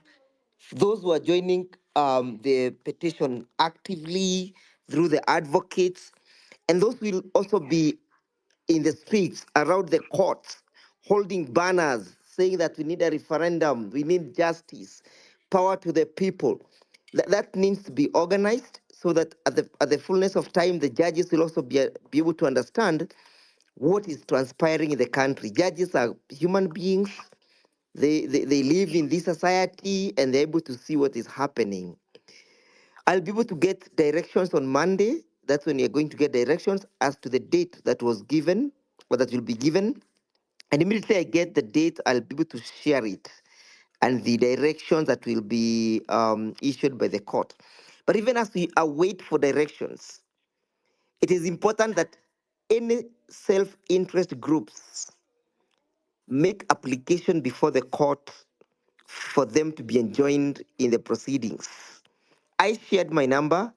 If you have a group or an NGO or anything, civil society groups that needs to be enjoined, you can share it on WhatsApp. Then I'll be able to share the petition with you. But directions will be issued on Monday as to how we are going to proceed with the petition. Thank you, Esther. Asante sana Ndegwa. Let's have Edgar, and then we have Hitler next.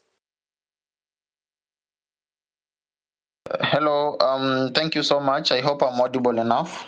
So, yes, I'm just here to actually address one matter that I feel is very, very important to all this. So last week, there were allegations that the media had been compromised. And I actually saw Cyprian Nyakundi posting on how different media owners and editors met with the regime, and they told them not to cover the anti-government protests, which was not covered actually last week. So I've been watching Olive Barros interviewing Casmuel and Masitarus this evening on Citizen. And if you could keenly watch, you could clearly tell that she was after something. She wanted the conversation to take a certain direction. So this approach clearly confirms, or rather suggests, that the media has been compromised. So we also need to condemn this behavior because this is against the core principles of journalism. Journalism emphasizes being truthful rather than just being neutral or partisan. So the situation at hand actually underscores the importance of journalistic integrity, and why diversions from it can be so damaging in terms of even the consumption, in terms of everything we consume, the type of content we consume from the mainstream media. So the interview was actually so biased in terms of Olive trying to propel the conversation to move to a certain direction. How do you say after protests or aftermath and the protests are still there? So my issue is just to call out the media, let them know that everyone is watching, and we actually know what has been going on, and this regime that is trying to buy everyone and everybody. They are buying bloggers, they are buying actually people to come on the ground whenever the president goes anywhere. They are buying opposition, they have bought Raila, they are buying everyone basically with the money that have been stealing over and over again. So the media just needs to remain truthful and not neutral, and not to be a tool that will be used to propagate the government agenda. So yeah, if there is any media owner on this space, or rather there is any editor, I believe there are so many editors on this space, kindly let's just be objective in terms of coverage, in terms of whatever we put on air, in terms of what we want our audiences to consume.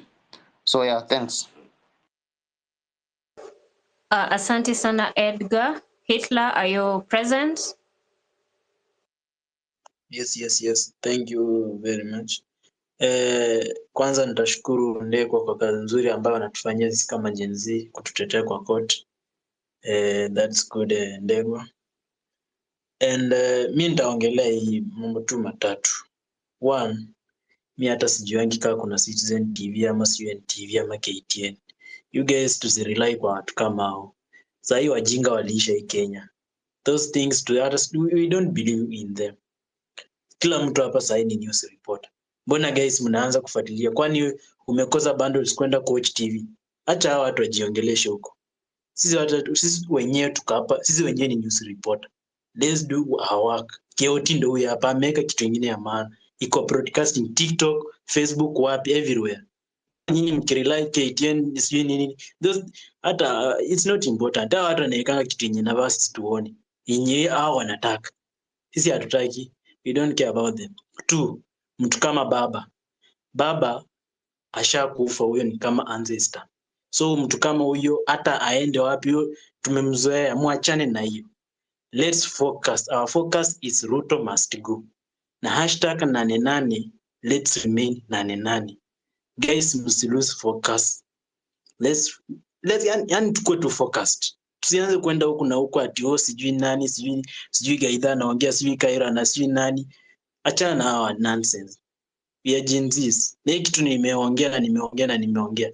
watu wanataka kutumislead ni hao watu wanaishi Nairobi ya juu. Those people ndo wanatumislead. Juu hawaoni shida. Hao wako tu kwa fruits. Sisi watu wenye tunaishi Nairobi ya chini, watu wenye tuko na Thika Road, tunatoka Mlolongo, those Kawangware, sisi ndo tunaona shida. Sisi ndo tuko street. Hao wengine wamejificha tu uko ndani. Kazi yao ni kelele tu, kaido ni kelele tu, pepe anaongea nothing. Na kwa street umuoni. So those guys, to rely to those people, let's focus. Tutoe Ruto, alafu tuone next. Two, I think nyinyi mnaangalianga tu Hitler was a bad man. Yes, but tuangalie strategy yenye Hitler alitumia kuingia kwa government. Jua jamaa struggle. So Gen Z, acha tutumie hiyo strategy na lose focus. Juu Hitler alishikwa akatoka na akaingia kwa mamlaka. So pia sisi hata wase wakianza kusiwa wamelipwa, nani amelipwa, hizo vitu hizi bana, hizi ni Gen Z. Mtu kama nini, hizi ni Gen Z. Hizo vitu kama hizo, hiyo time ya Moi, mimi si kulelewa kwa hizo vitu. Mimi najua hakuna mtu anaweza nidanganya by the way. So tusiende kudanganyana hapa. Lose focus. Mimi nataka Ruto aende nyumbani. Na kama aende nyumbani akufe. That's my prayer. Thank you. Wow, that was superb. We have so many requests. I would say let's channel our information also on the chat box so that we can also retrieve it for references. So that was very powerful. Itla, maybe you would also emphasize that on our chat, on our text, and then it will be very powerful. Kenya, go ahead. Six yako na something. Mpatie mic nione kama namba. Okay, 6.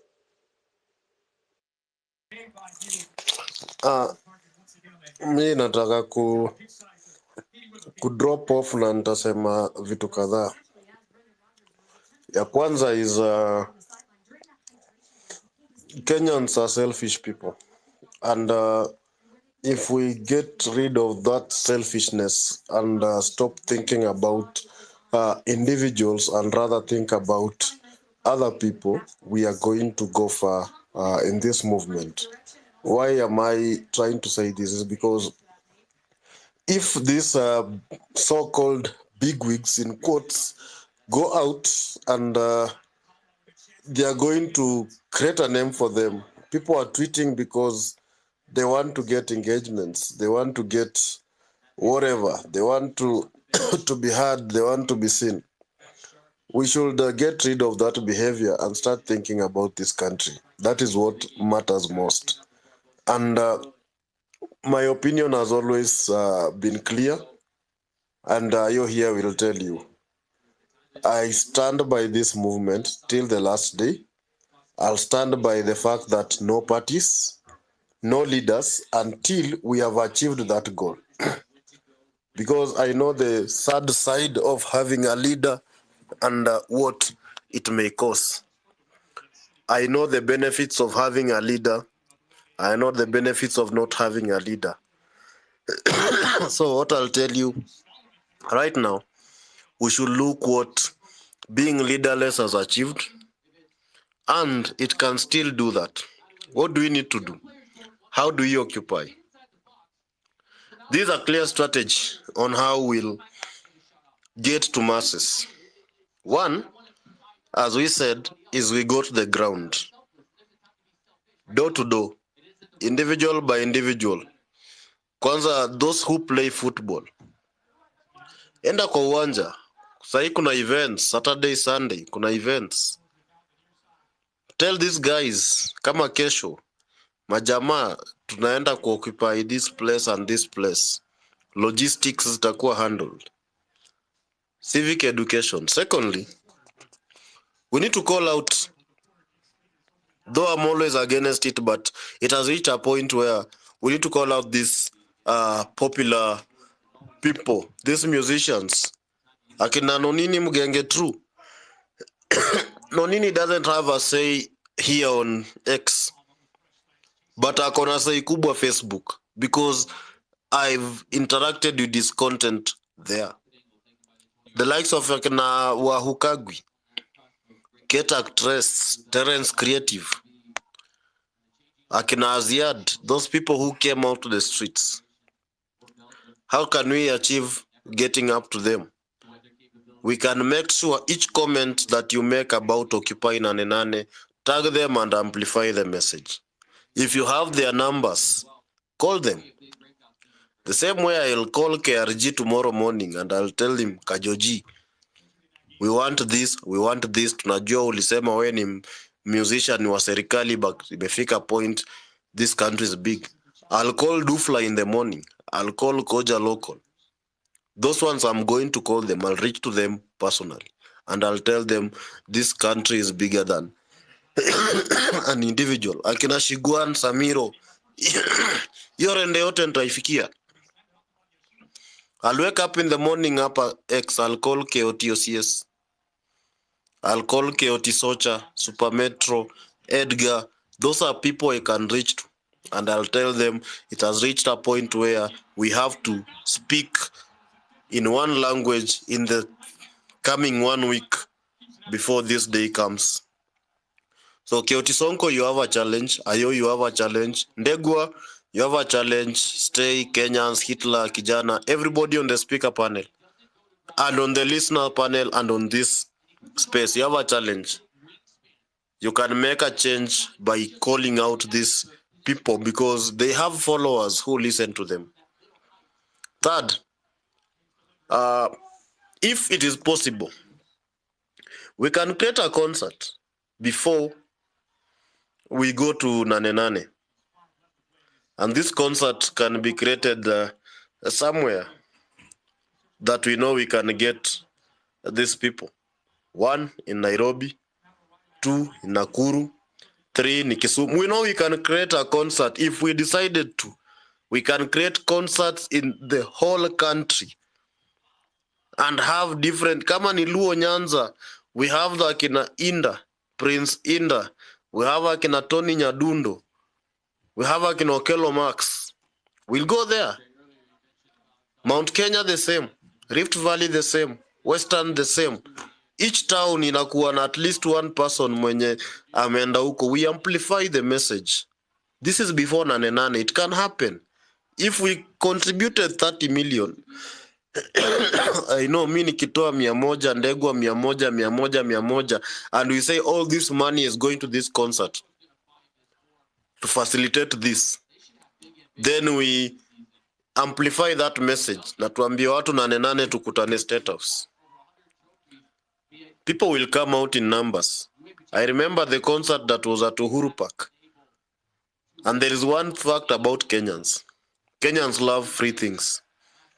So if they heard about a free concert, people will come in numbers. That is out of my observation. So we can use those 3 strategies I gave out: civic education, calling out the big wigs, and a concert to reach out to huge crowds. About spaces, I agree we must have one big space. But what is the challenge about that? Spaces also have their own limitations. Mnaweza kuwa na Americs hapa, mnaweza kuwa na nani, but if they are not speaking, people will not come. Because mi nimeweka notifications ya watu kadhaa. The moment I'll see your notification itapig, the moment they start speaking in a space, utaona notification yangu imepiga. Ndegwa Njiru is speaking somewhere. I'll be like, what is he saying and why is he here? So spaces pia ziko na limitations zake, and unaweza pata hata mkikuja hapa all big wigs are here, you won't get to 100,000. We won't get to 1 million people. If that is the goal, itakuwa ngumu sana watu kukuja. Because the last time we tried here, we had the likes of Osama, Kesh, Cyprian. Even you've seen the American space, the highest number of people in our tract is almost 40 to 100K. Now, lastly, there is pride amongst ourselves, whereby people feel like they need to have a saying. I want to warn each and everyone who thinks that this movement will be a beneficiary project that they are going to have. Resist from taking advantage of such situations because it will never end up well. If you come with a motive of sending a message from your master, you have to sit down and analyze between payment and success of a nation, which one is better. Do you want a country where you as an individual, you'll be beneficial with thousands and millions of Kenyans poor, or you want a nation where you will be successful with thousands of other Kenyans also successful? That is what I want, and I've always given the analogy whereby I'm able to call any one of my friends and ask them, Mzee, nipeleke out. And they're not getting me a cheap drink. They are getting me a drink because they can afford it. Not a scenario where Ndegwa opens his microphone and or he takes a tweet something and he has 100 DMs saying, Mzee, nitumie za macho, nieke za cabbage. So I want us to fight. Lastly, fight for this nation. Fight for your country. Fight for that flag. Because by the end of the day, you as a person, you have to stand out, go back indoors and ask yourself, did I do enough for my country? I sit down and ask myself, all those protests that have gone, what have I achieved? But all in all, I said we celebrate our wins, which is changing the narrative of how Kenyans are now seeing everything. People have now come out from that shell of thinking about mtu wetu, mlima and all that. And people can now see, we want systems, we want good governance. People wamekuwa toiva, we don't want corruption. Now people are talking in that. People are talking in terms of merit. Right now, people will tell you, Oparanya has been in parliament, he has been been a governor. We don't want him. We want somebody who will now come and bring success. Allies, we don't want allies. If there is a politician who wants to join this movement, let him speak out and tell his people to go out without wanting to infiltrate a movement that is already successful. Those octogenarians who have been there for thousands and hundreds of years, what they can do, the best thing they can do is to encourage their followers to join the movement, not them to join the movement so that they can get positions or they can accomplish their political and settle their political scores that they have had. Now is not the movement for that. Now is a movement for Kenyans accounting for wanting everything in this country to work out. So I'll tell you, my fellow Kenyans, get out, fight for your country. Never give up. Never. I believe in positive vibes. I've never thought about giving up. Even if you thought like you are almost giving up, ask yourself, why did you start? Always have that question. Why did you start? And if you already committed your foot. Ayo. If you already committed, you know you are among people. You are among my people who had already given up. So I'm amplifying this message and tell you, wake up and think and come back and fight for your country. Because you as a person, you are affected, which might affect another person who was believing in you. The best you can do and the best we can do for those who believe in us is to stay strong and fight for this country. Thank you.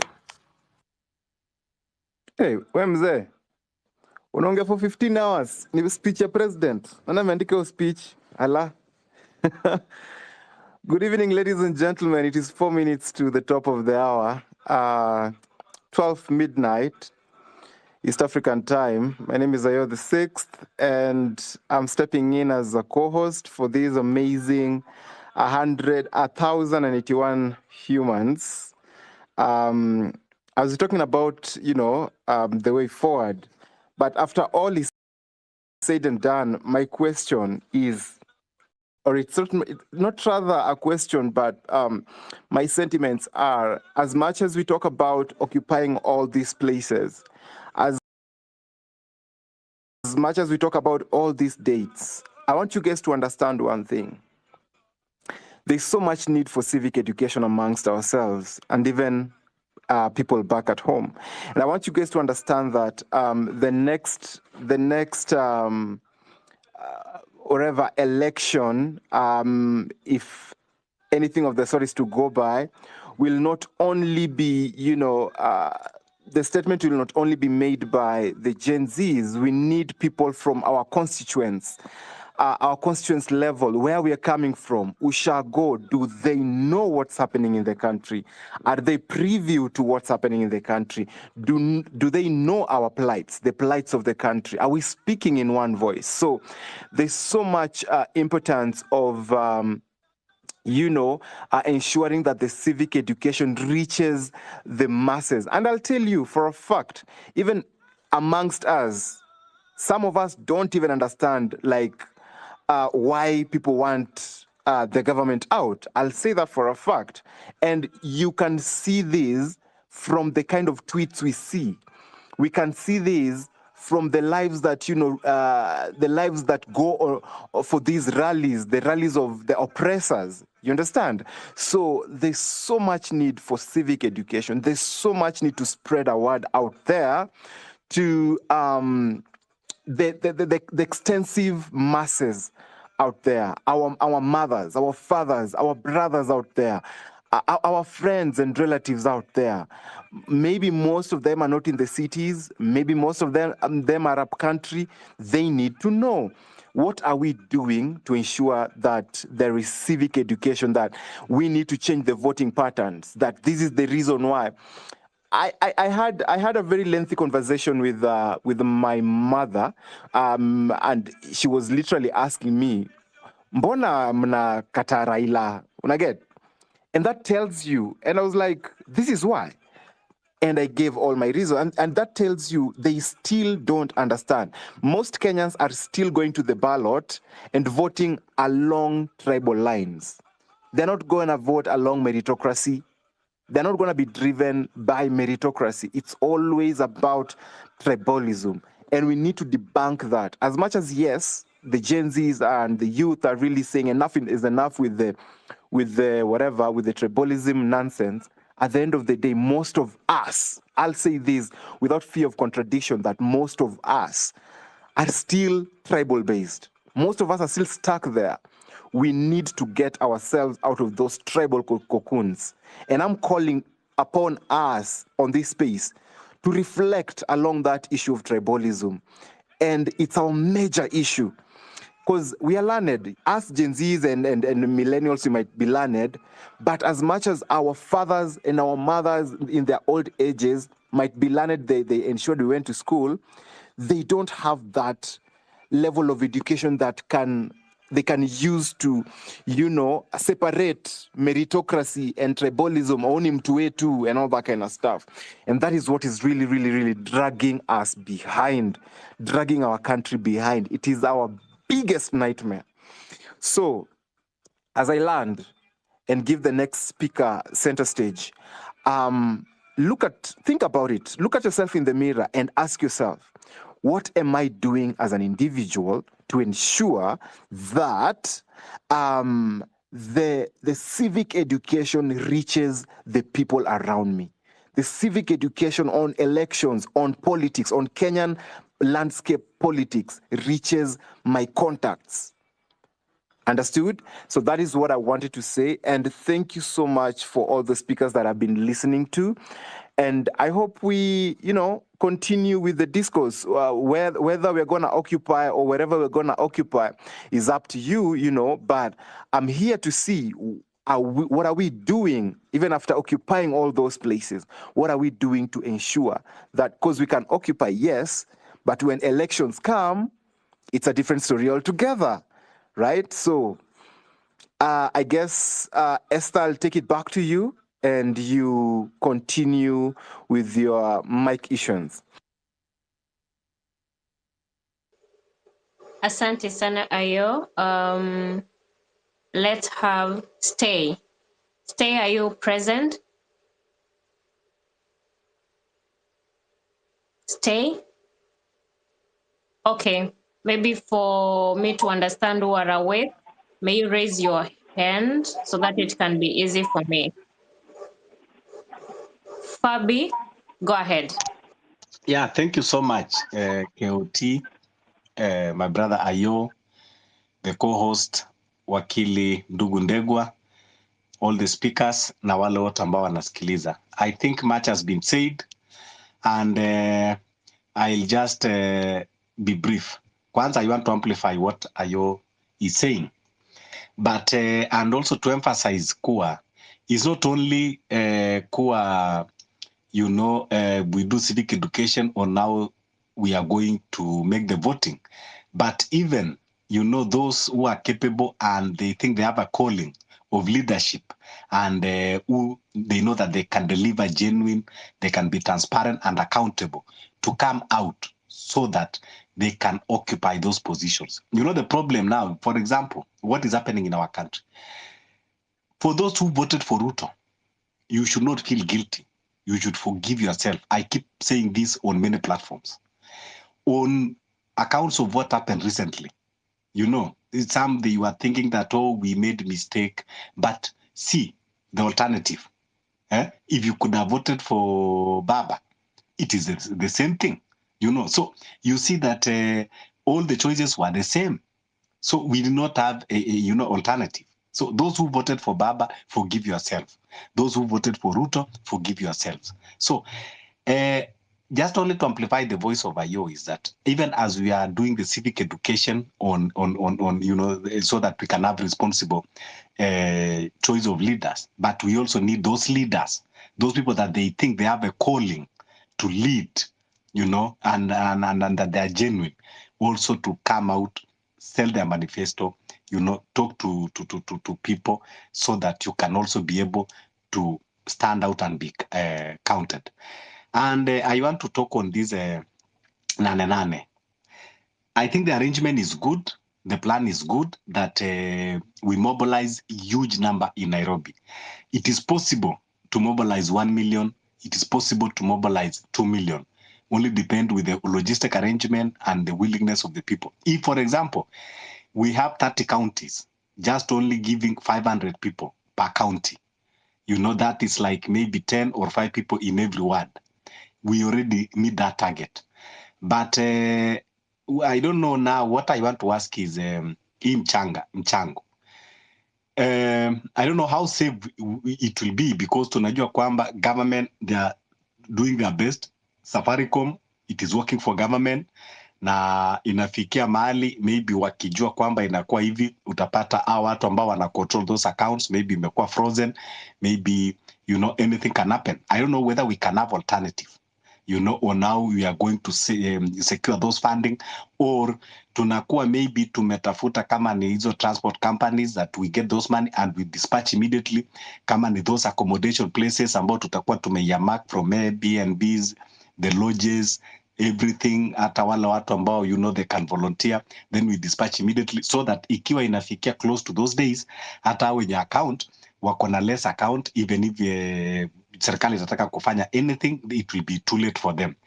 And secondly, also I want to thank Wakili Ndegwa that we are using every possible means kuhakikisha kwamba hawa watu tumeondoa. So hata ile akoti pia ikisucceed, tunasema ewala.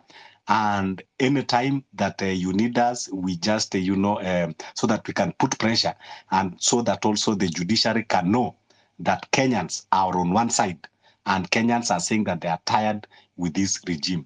Thank you. That is my submission. Asante sana. Let's Okay. have... Okay. Sorry, go ahead, Esther.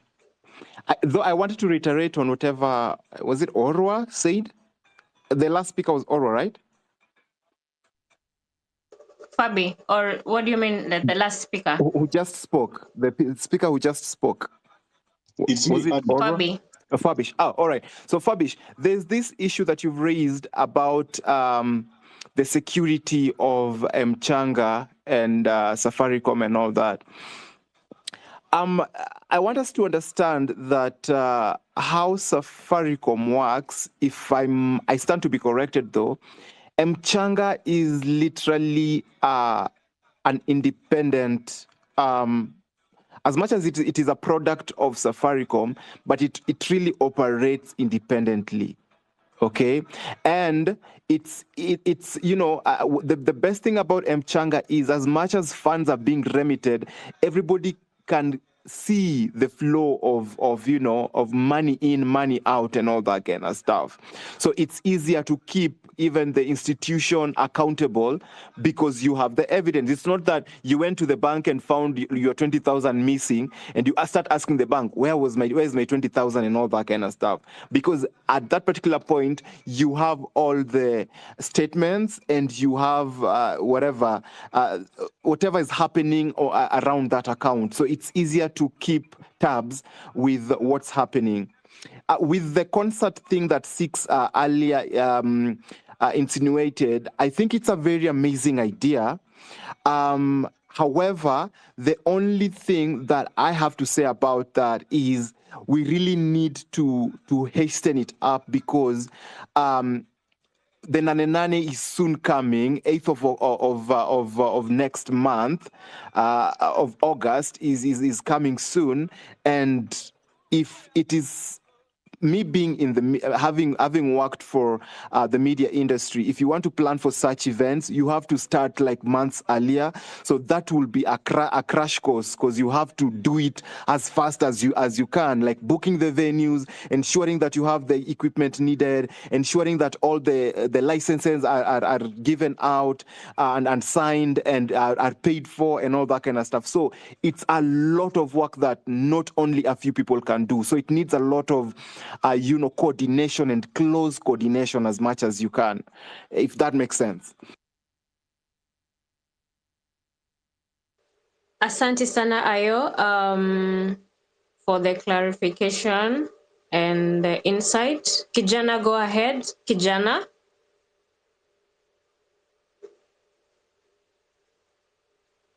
Kijana, nimekuita. Okay, thank you very much. Okay, first of all nitaanza kushukuru the host na all the co-host KOT, Ayo na Esther kwa kunipa chance. And I'll stick with the hashtag Ruto must go and how we occupy Nane Nane. So majamaa, Nane Nane ikuwe, so nataka ikuwe historic. Alafu venye kwa tumepa wale watu wanapanga tu venye wasota toka tuseme Ocha wenye wanataka kuja Nairobi occupy. Haitakuwa easy. All of us inafaa tushikane mikono to do what yenye tafanya si wote tunini. Yenye tafanya zinio maandamano ikuwe historic. Juu ukiona like kama mkiachia wase tuseme mabig wings peke yake nini, kuna msee hata sasa hivi maybe uko na 1 follower ama watu wangapi, lakini kuna watu hiyo mtaa yako ukiongelesha watakusikia. So jukumu kwa kila msee ambie watu wa mtaa yake, watu nyako wili kuja Nairobi hivyo na hivyo. Alafu wase watu kama kina KOT kina Ayo manze, pia sina kuna wasee maybe wako mtaa huko na maybe wanataka kukuja na we want to send you some SMS. Sasa it's better nyi pia mfungue hiyo nini yenu mpate direct message. Juu mtu kama Ayo nimekuwa najaribu kumtumia message but inakataa nini. Sasa nataka like mufungue ndio itakuwa poa. Ni hiyo tu tumetaka kusubmit. Thank you so much. That is well noted with kind regards. Asante sana. Now guys, when you pick up the mic, please use at least 3 minutes so that maze request ni mob na ni 11 past top of there wanataka wase wengi waongee. So shongea, just drop, we get the next speaker. Ochieng, ni aje bwana? Ochieng, can you hear me? Ochieng Otieno, can you hear me? If Ochieng Otieno you can't hear me, let's go to Kaira. Kaira Nabasenge. Kaira? Yeah. Kaira? Hey, seems we mnanisikia kwa hii space. Nipatia 100 kama mnanisikia nikana jongelesha. Yes, we can hear you. 6 unanisikia? Nakusikia kaka. Aya. Sawa, Luke, niaje? Thank you very much for this time. I hope everybody can hear me. What I want to say and emphasize is what has been said before. When we come out on 8th, we need to do things different. Somebody had suggested we can sit down. That would be a brilliant idea. We don't move, we don't do anything. So police will not attack us. We just sit down, camera, and we'll remain there even if it's for days, and then they are going to give up. But when we learn, they get an opportunity to shoot us, and then the goons also get an opportunity to do their things. So I want to emphasize on that, and then emphasize on the need of civic education. What I have seen in the media in the recent few days, I'm not happy about. People lack civic education. I can't imagine somebody can go out or sacrifice what we have achieved so far because of 1,000 or so. So it shows that there is a lot of an education or rather illiteracy. So we need to focus on that. And then I also need to emphasize on the need that we remain leaderless, just like we are now. And you know, if Ruto was able to put Raila in the pocket, if any of us emerges as a leader, will definitely be put in the pocket. So my urge is for us to remain the way we are. We continue organizing ourselves in the background. And again, on 8th, we come out slowly and then we go and sit down. If it's to occupy State House, all the loads leading to State House load, we can start with State House loads. We know them. We just sit down there. There's nothing a police can do if we sit there. So that's my submission for now. And we keep on until this guy falls down. Viva, comrades. Viva. Thank you so much.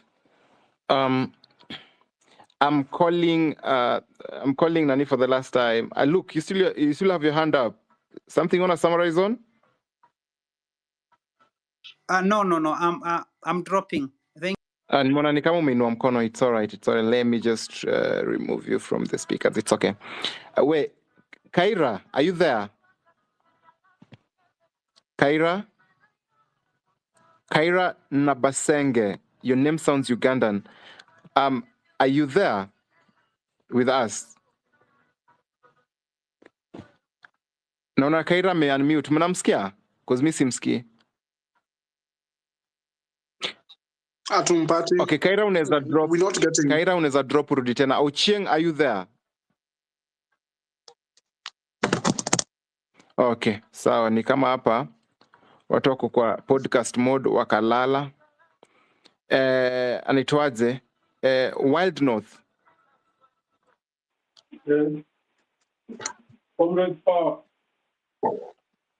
Power. Talk to us. I'm from northern Kenya. Hatuwezi kukusikia. Fix your mic and come back. We can't hear you. Your mic is so pathetic. We can't hear you. Fix your mic, come back, I'll give you the mic. Orua, are you there? Tribeless relax na kamkwako. Orua, are you there? Orua, going once. Victor Ouma Orua, are you there? Interesting. So, mmehogu mic hapa na mmelala. Audacity mnatoa wapi? Tunapigania nchi ikue vizuri na nyinyi mnachukua mic mnanyamaza nayo. Isn't that corruption? Barbara, Barbara Okech. Barbara Okech. Frontina.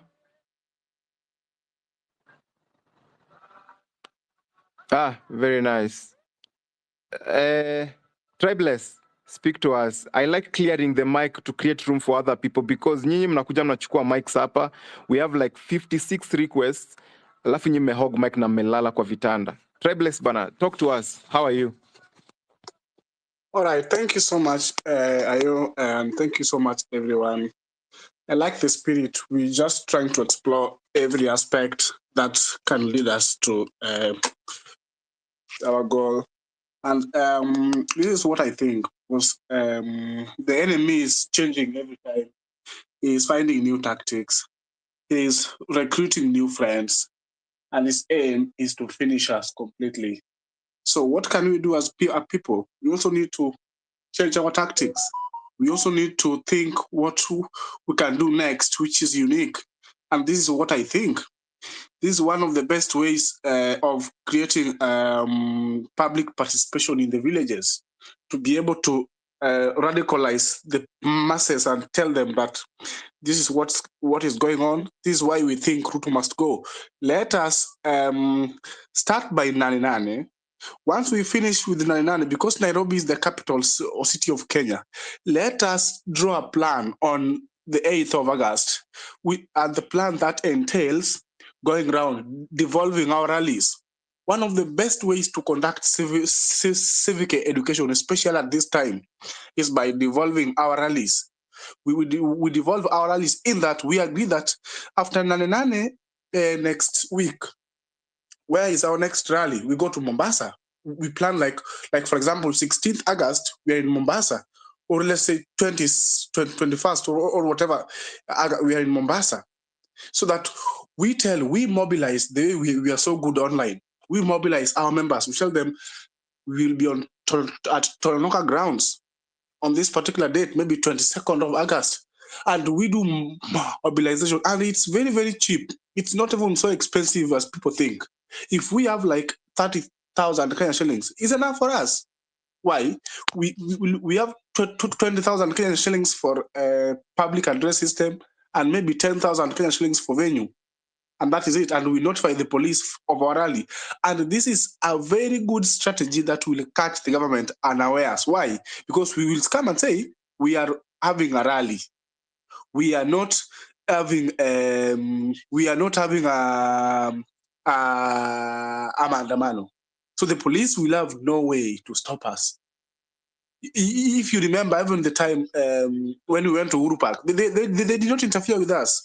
We know they hate us, but this is the best way to deal with them in a way that they are caught flat-footed. So we go to Mombasa, we have a rally there. We educate the people, we educate the masses, because when we say Gen Z to rally Mombasa, Gen Z, to print t-shirts, the zoo will be marching to Tononoka grounds. I can tell you, people, what wanatufuata. Watataka kusikia hao majenzi wako na nini ya kutuambia. Why are they coming here? We go and educate them there. And in that way, because the media has gone to bed with these people, the best way is to go for a rally and they will come there. Tukiwa na rally watakuja hapo. Haya, tukitoka Mombasa, tutaenda Kisumu. Tukitoka Kisumu, tutaenda Kwale. Tukitoka Kwale, tuko Garissa. Tukitoka Garissa tuko Homa Bay. We walk around the whole country. Mimi ni mtu wa Homa Bay na nilikuwa nawaambia hapa earlier that one of the best ways in which politicians wanaweza reach their people is wanatangaza azma yao kule na Nairobi. Alafu wanasema I will go around the country. Let us go around the country. Let us engage the people. Let us educate the young people. And because we know that not everybody watu hawatafika kwa sababu sisi ni Gen Z, hatuna kazi, hatuna pesa. Kitu tuende kwa vijiji huko. By the time tunawaambia, we read out why we think this is good, important, why we need change, why we need this government out, why we have problems. Ukienda tukenda hivyo Busia, tukenda hivyo round. They will keep this fire burning for some months. And what is the end game for that? The end game for that is after we have gone around the country, we come back to Nairobi. We come back the capital city and we say the mother of all rallies will be in the capital city. Tukifika huko capital city, majamaa, we say tunarudi Uhuru Park. As you wind up. Sasa, we are I'm winding up. This last bit is very important. We are saying tumeenda around the country. Tunaambia majamaa, sasa mkuje Uhuru Park. People will be re-energized. Tukikuja kule Uhuru Park, do you know what we do? Polisi watakuwa wanajua hao majamaa tu ni watu wa kwenda rally kufurutisha watu, mbona the gava combine bla bla bla. Tunaanza rally hivi alafu we divert. Tunasema sasa tunaenda State House. Okay, we developed that idea of Occupy State House tukishakuwa kwa rally and we start marching. Majamaa tutakuwa tumeshika security apparatus flat footed. Tutakuwa tumeshika hands down because watakuwa wanajua hao majamaa wametapanga tu rally Uhuru Park. Kumbe majamaa tumepanga kuenda State House. So that is to the future we hide our plan. So that's what I think. That's the best way I would think. And in that way tutakuwa tumeweza kudevolve, tumefikia watu wengi, tumetoka kwa kijiji, tumeongea na majamaa, why we need even kura, why parliament is important, why we need to vie for these seats, why we need to vie in Ugunja, why we need to go to Msambweni and vie huko, hizo parliament by election zote, na tunaweka majamaa wetu na tunawakampenia. So that's what I think. Turn around the country after 9 we are launching the baby. Remember, mama we will do a baby shower. After that, ni kwenda around. Tukirudi tunazalisha pale Uhuru Park. Thank you very much. Na hapo Uhuru Park kuna ile agenda. Thank you so much. Asante sana, nashukuru. Kaira, I can see your hand is up. Are you alive? Host, only one thing. Okay, just a moment. Kaira, Ndegwa is speaking. I wanted Ndegwa, how to are wish you? everybody good night and you allow me to pen off.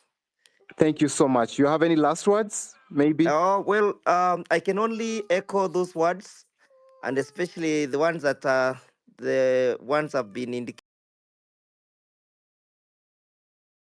The only thing that we need to know is notification of where and when and who is affected, and we shall appear on pro bono basis. So I'll send my number so that perhaps anybody who might want to reach out can reach out. My number is 0.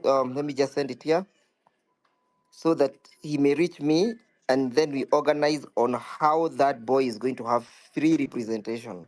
We must support the movement. And allow me, because you've given me the mic, to say that we must make it very unbearable for William Ruto. All these rallies that he's going to, we must make sure that it becomes very difficult for him to shout, to address. There is no offense called shouting. There is no offense called wailing, screaming, or even making any type of expression to make it difficult for him to address the crowd, so that he understands that he cannot just come and try and sugarcoat everything. So that strategy must be used wherever he goes. Let us make it unbearable for him to proceed. Thank you. I've sent my number. I'm still available for consultation.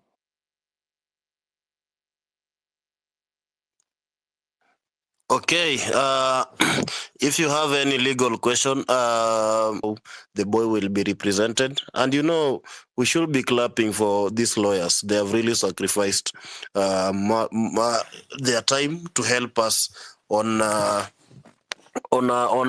free basis. Pro bono, nilimesikia hiyo kitu huko pro bono.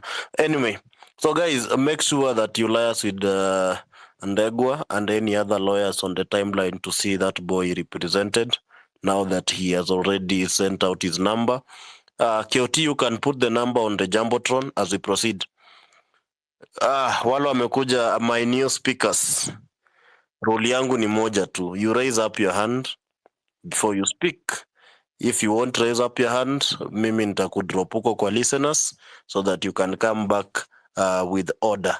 That is what I advocate for, order, because I don't like giving mics to people because I know them or friends or whatever. I believe in systems that are working where there is free and fair without biasness, nepotism, tribalism and corruption.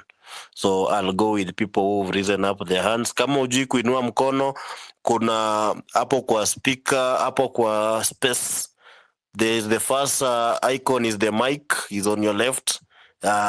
It is red. Ukiturn on it turn purple. Then kuna tumtu, hiyo ni space to see the people who have joined in. There is emoji. Hapo kuna nini inakaa love, then there is the share button and the comment section. So hapo kwa emoji ndo una click, it will bring you different emojis, and raising up your hand is just isolated.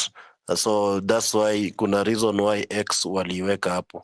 So kindly raise up your hand na usidrop mkono ukisha raise up mkono. Raise up your hand until the end so that it becomes easier on us. So now that I have 2 speakers, Esther, you can drop the rest so that we can add other new speakers who want to raise up their hand. Daktari, the Gitonga, then Daktari, will in that order. Thank you.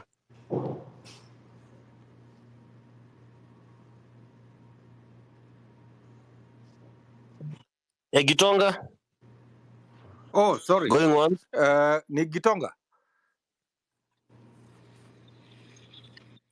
Hello.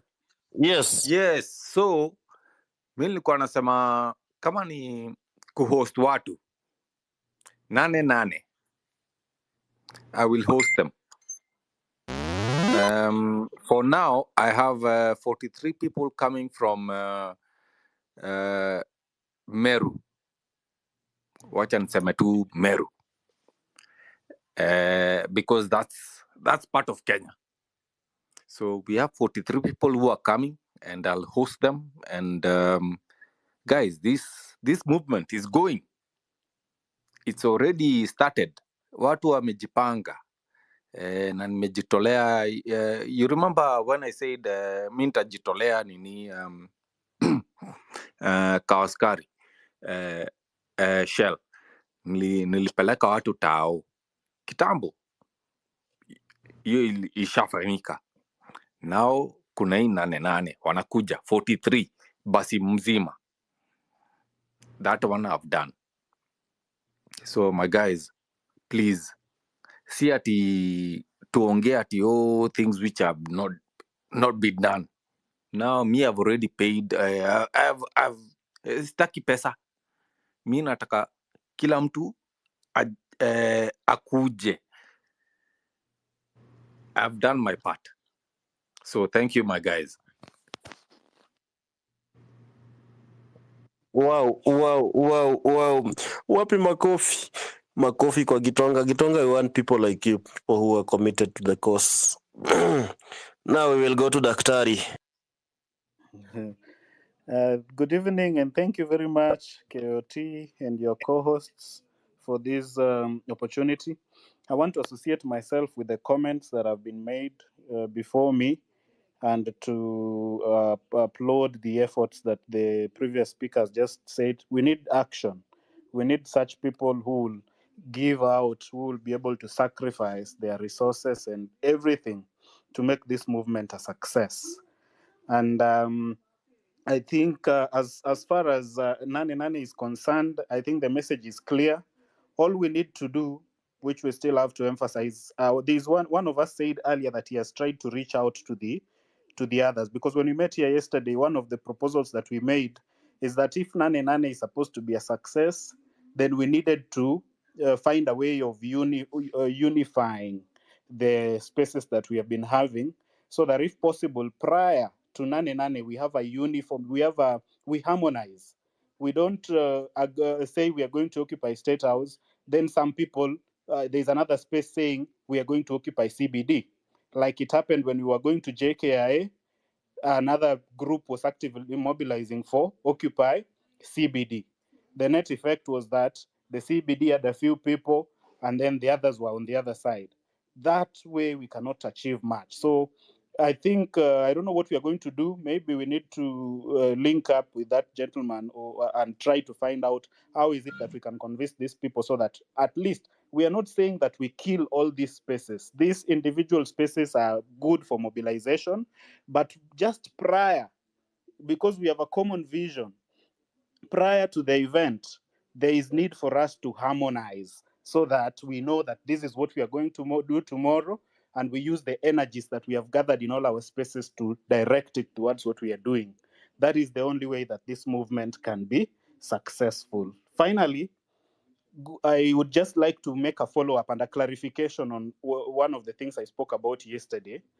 When we were saying that we need to, the group, I know a number of us have spoken to this, that we need going forward to consider structuring and organizing. I want to state categorically that that is not to say that this revolution should be folded and it stops and then we have a political party. No.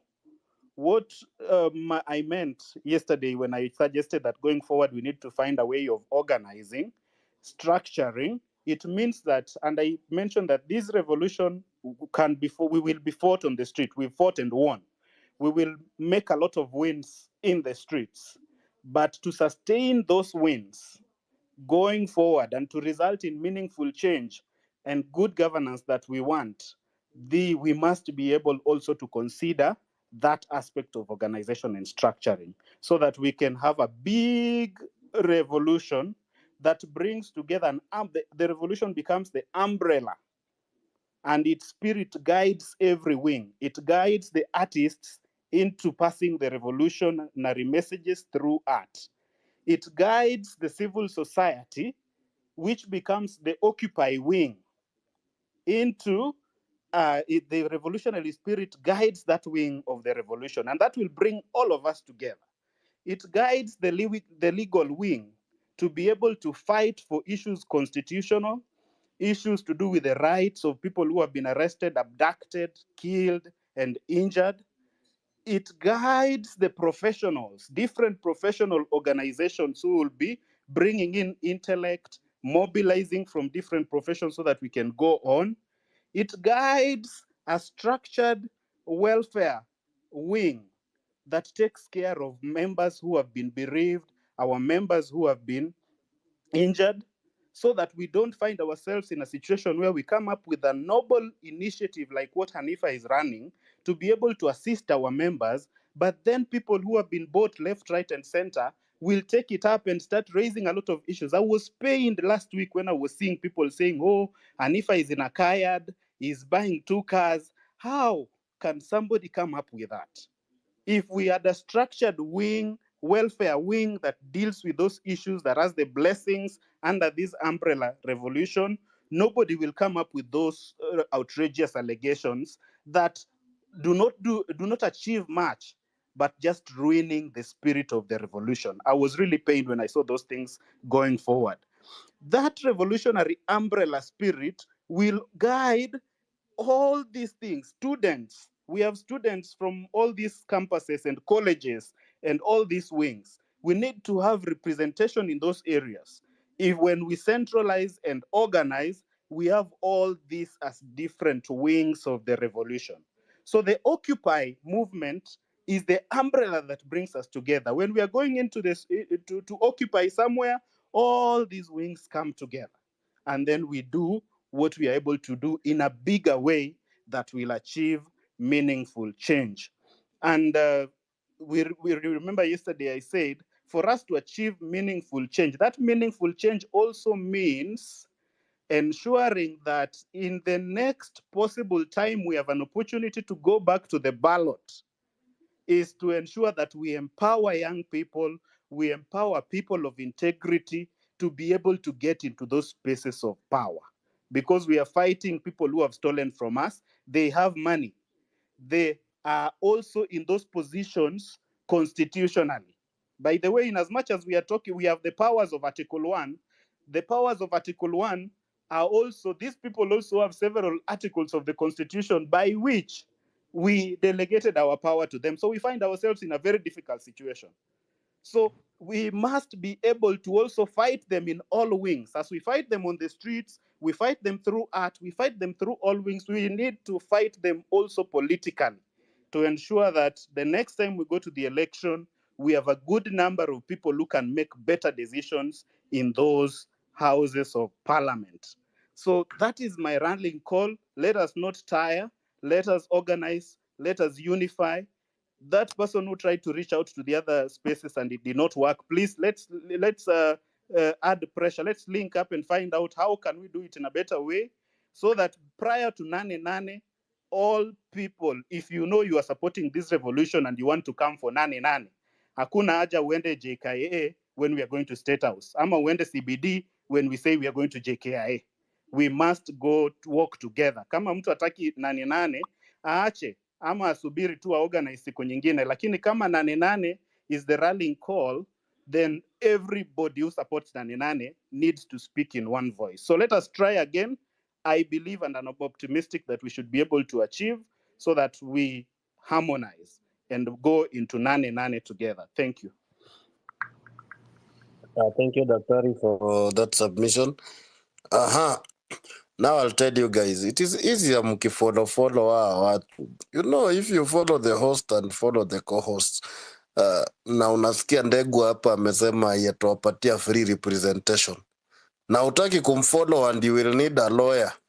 If something happens, yata si wakati wa hii movement. After movement, makosa inaweza fanyika mahali umedivorce na unataka lawyer. Haufai kuenda mbali. Ndegwa yuko hapa atakurepresent. You can agree and agree on a fair price. Na wewe utaki kufollow watu, unataka engineer na KOT yako hapa. You want a strategist and I'm here. You know, it's not just with the movement that we are following each other. We are following just in case we reach at a point where we need each other, we can amplify and get each other faster. So this is how we will go next. Flo Nyaga, Luis Derrick, MMSQ, Alois, then Sadiq. In that order, 2 minutes each. Let's be brief, not to see repeat most of these things. Kindly, Flo. Please, can you give it to someone else? Nimaliza kitu nafanya. Thank you. Flo, are you speaking? Hello, unanisikia? I can't hear you. KOT, unaweza msikiza Flo? Hello. 6000 anasema umpatie time, kuna kitu anafanya. Just give speaker to someone else. Yeah. Okay, wacha ni mdrop alafu arudi juu hata simsikii. Luis Derrick. Thank you. Sijui kama unanipata. Am I audible? All right. Yes, I can hear you. Okay, thank you. Thank you so much for the space. I just have a few things maybe to point out. I believe we have young people in all the government sectors and the private sectors. For example, NIS tuko na watu, kwa military tuko na wase. In media, we have people. So one of the things maybe I'm proposing is, are we able to liaise with representatives from these sectors who can centralize information? I like the way the lawyers have done their part and also the medics, but we still need information at the same time, because there are guys on this space from DCI and NIS, they are collecting intelligence. Are we able also to tap into their network? Because I know we have young people in those areas who are able also to give us intelligence from their end. What is happening? What are they planning? What is the action that they are going to take in case this happens? So if we can be able to centralize and get that information, it will be easy for us to mobilize and work together to achieve our goal. Sorry? Number two, the second thing, I think they have been addressed by one person who was speaking here. I was so pissed off with the border guys and the way they are behaving. So I think it's time we take an action on those guys. Let's give them, let's send them a letter. Ukipanda border between now and Nane, speak to that border guy. Mwambie, by the way, we need you guys to style up. You are either with us or you're against. With us, tukikupata wakati tunafanya maandamano, we'll be able to deal with you. We'll be able to accordingly, and we put you into your place. Number three, unity of space. I really want to support what someone said here. Kina Kimuzi, Kina Boniface Mwangi, Kina Hanifa. Can these people come together so that we are having unity of purpose? We are speaking one language. Kitu to fail, by the way, what has failed us, I can say, is it reached a point you find someone is fighting with another person on the same space, and then the government bloggers, they pick that information and then they amplify it as a propaganda. So are we able to have unity of purpose? The enemy is not Hanifa, the enemy is not Boniface, the enemy is Ruto. That is the person you're fighting. So are we able to put down our difference and work towards one cause? The second thing maybe I'm going to put is, young people, we have art and we have creativity. Let's bring out our creativity and speak against this evil. We may not win it, all of us, through demonstration kwa barabara, but your people can go to studios, your people can do skits, your people who can go to TikTok and do some challenges there and populate the social media so that we get all this information outside there. I love what some young girls are doing on TikTok and exposing the evil in this rotten government. Lastly, Ruto thrives on propaganda. Let us give him the same medicine. Let us bring out that propaganda outside. It might be small, but we amplify. He's having bloggers who are really coming up with a very weird propaganda against even these people that are running these spaces. So why are we silent? And we have the technology, we have the ability. Let us go his way. If he throws one stone, we throw another, and we are able to win it. I work in a media, and I've given some opportunities to a few guys who are coming to speak. When guys are coming on the platform, you find they are fronting their own personal interests. So my question maybe that I will ask here is, are we able to have representatives, even if they are coming to our media spaces to speak? What are they coming to say? Are they going to speak on behalf of the young people, or they're going to speak on behalf of themselves? Because some of them wanakuja studio and then unasikia venye wanaongea, unasikia wazimie hiyo mic and you just get pissed off. So when you are giving these spaces, even us who are in media spaces, we want to serve from where we are.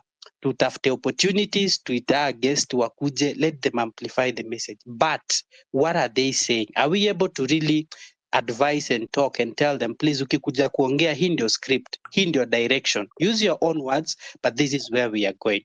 I beg to end there, but I believe in this and we are going to win. Thank you for the opportunity. Thank you, Derek.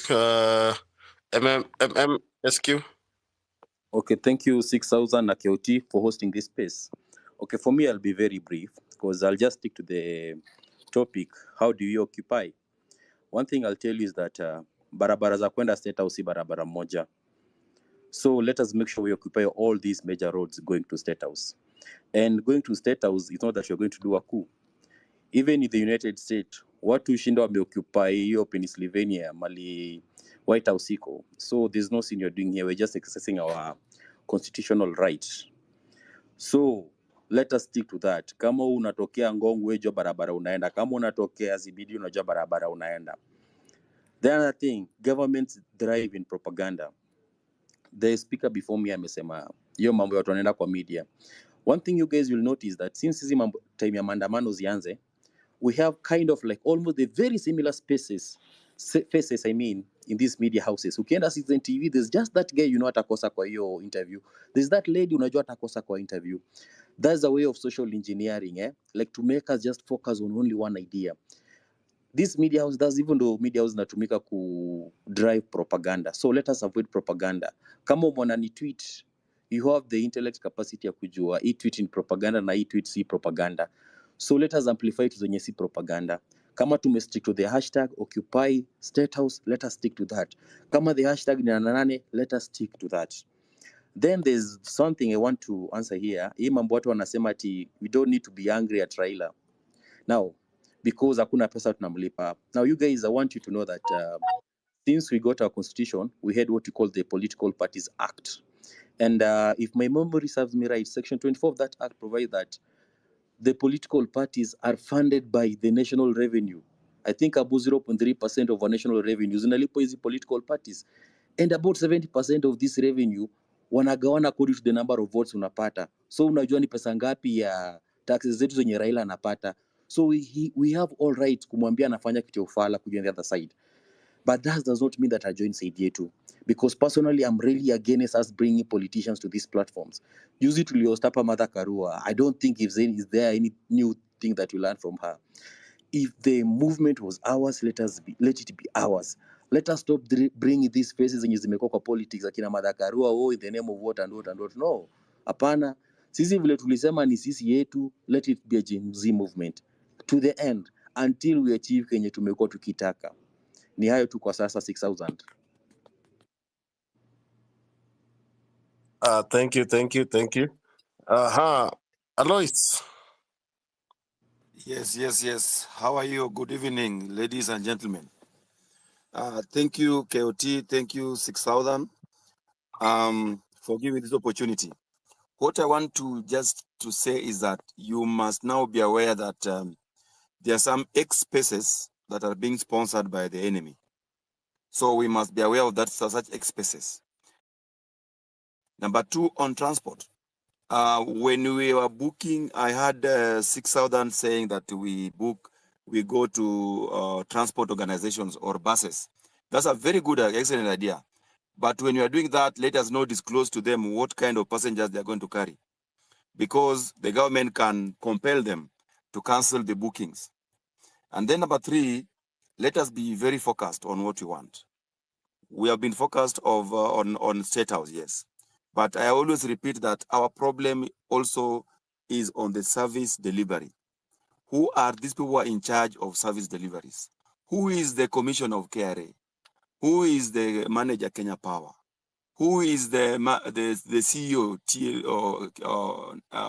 of this organization that is making us not get the services? As we talk about going to occupy somewhere, we can also talk about occupying these particular organizations. Like last time it was KA. That was a very good idea, because those are the areas that we get the services that is affecting the whole republic. Then how does the broad-based government affect us? We need to discuss that, because people just think that what is happening is politics. It is not just politics. We are concerned about service delivery. We are concerned about employment. We are concerned about injustices that has happened in this country. And we are just not concerned about the cabinet or they may think just about the cabinet. As we talk today, the PSS are still intact. Nobody's talking about them. And these are the people who are implementing policies of bad governance. So we should also identify these people by name, so that we also call them by name. Sometimes you call somebody by name, he will revisit himself, he'll have a meeting with himself and have something that, what is it about myself? What is it about my organization? What is it about my parastatal? I was giving an example. It's very good that Wakili Ndegwa is here. If you look at the Employment Act, for example, the Employment Act provides that you can go to court if you are unfairly terminated. But that act again says that you cannot be reinstated if it is 3 years later. Well, these 3 years is caused by the delays in the judiciary. This act again says that you cannot be compensated more than 12 months. We have seen employers who have employed very manual workers who earn as little as 40,000. And then they can do unfair termination. But what do they say? After all, maximum compensation is 12 months. So if he has calculated to have 40,000 times 12 months, is less than 600,000, and he has done away with you. So we should look at also at the legal issues that also affect the common mwananchi. Otherwise, thank you very much, KOT. Thank you very much, Esther and 6000.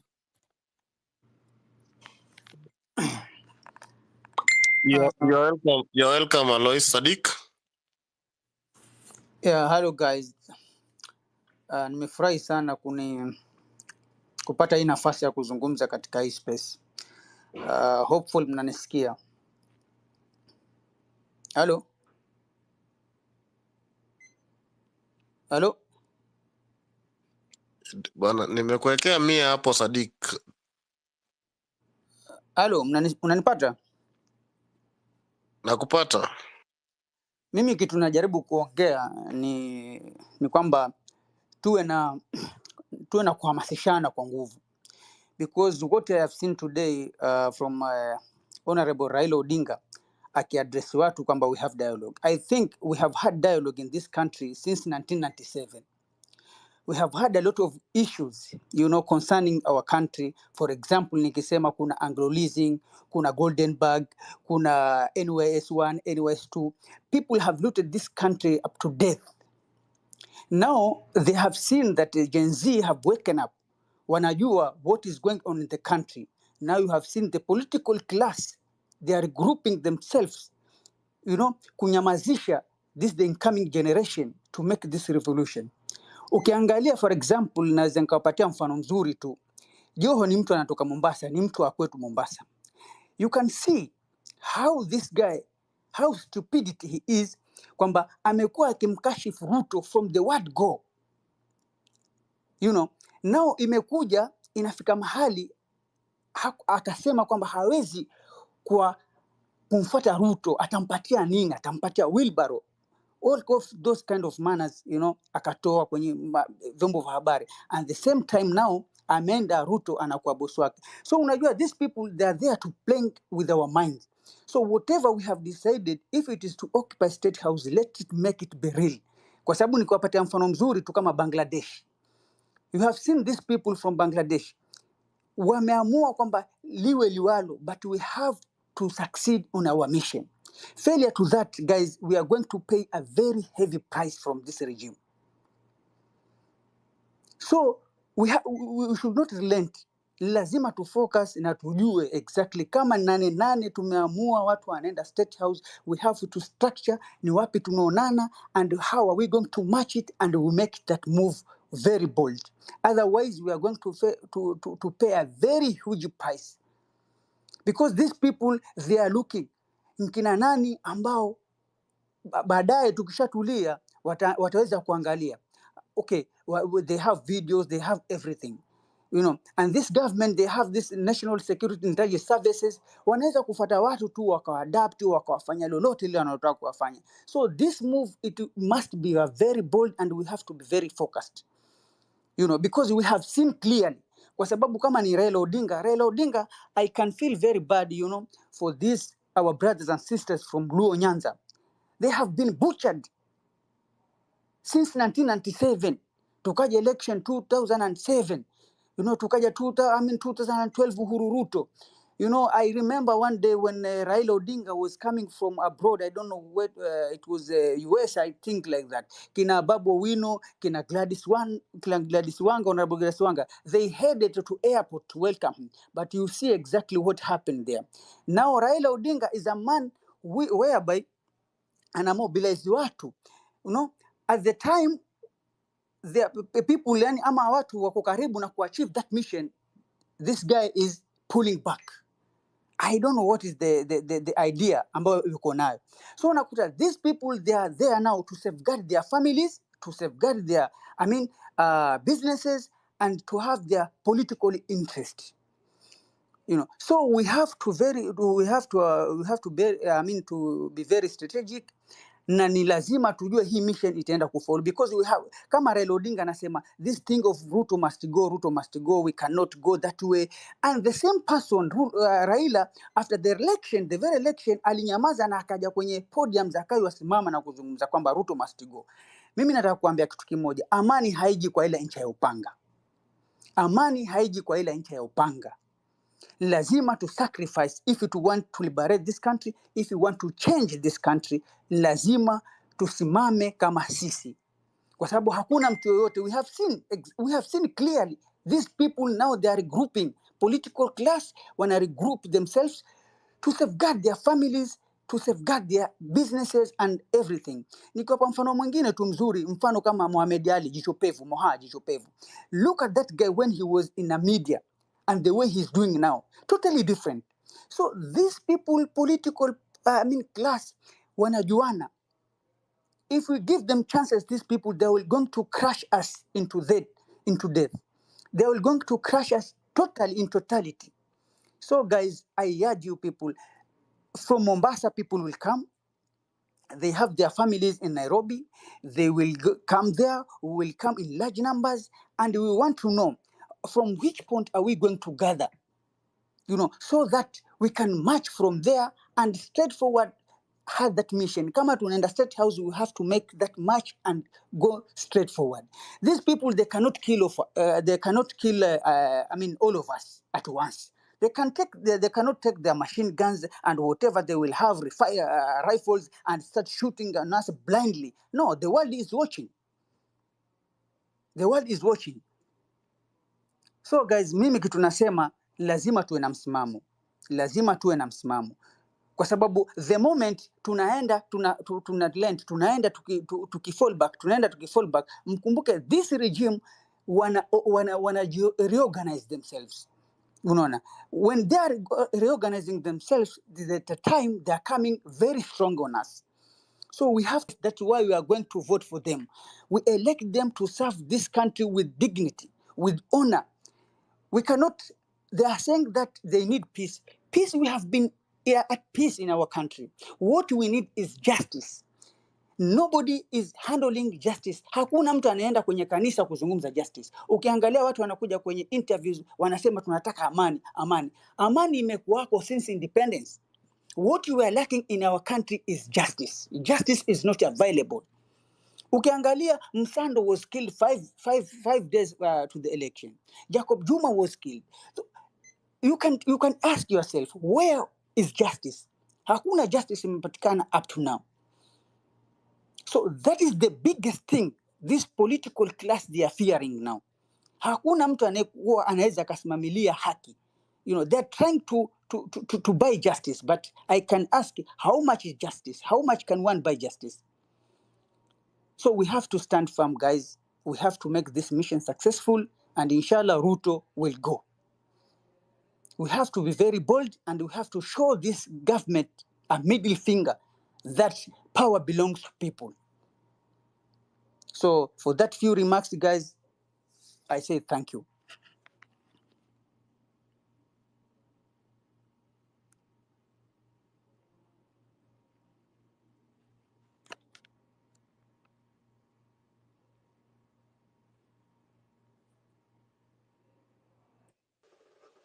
Asante sana Sadiq. Let's have Mama.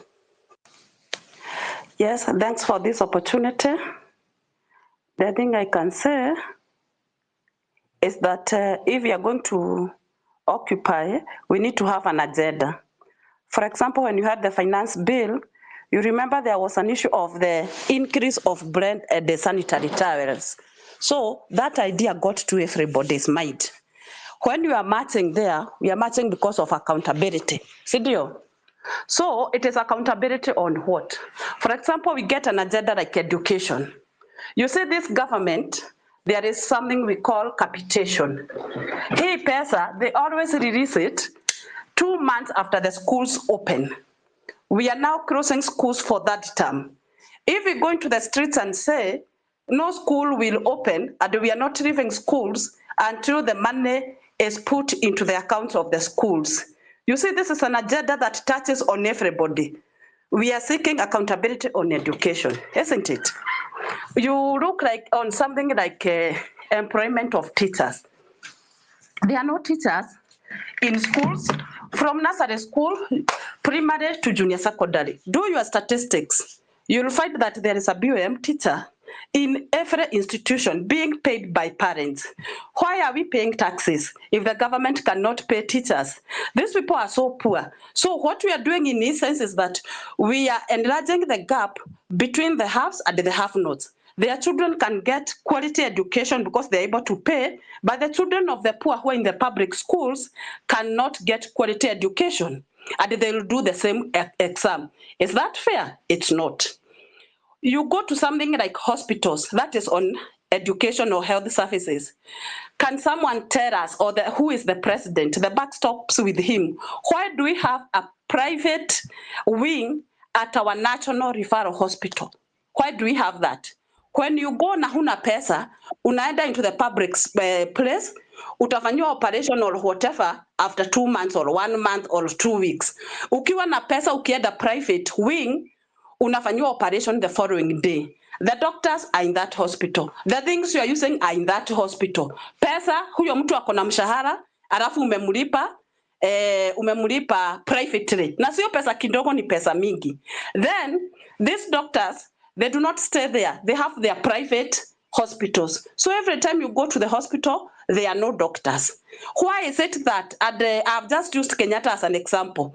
Go into any other hospital, utapata daktari anakuja a very few minutes kupitia, alafu anarudi hospitali yake. So they occupy, they are employed by the government, they are being paid, and they have their private space, their private hospitals. Ndegwa, I can see him there, will tell you, huwezi kuwa Attorney General office, ama ukue DPP, ama ukue magistrate, na pia uko na ofisi yako, private practice. Can we get things right? These people working for the government and they have their private practice in hospitals, they are making it very difficult for Kenyans. We get such agendas so that when we are marching there, hatuendi tu kusema atoke. Tunaenda kumwambia we are annoyed, we are fed up, because as the head of as the father of this nation, you have been in charge of children being neglected. Hii pesa watoto wanapewa, ukirudi hapo, ile pesa Kibaki alipeana 2003, 1420 ndio watoto wanapewa mpaka saa hii.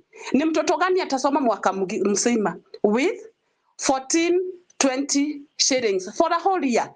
Alafu hiyo pesa haikuja at the right time. We get such agendas that will pull the crowd.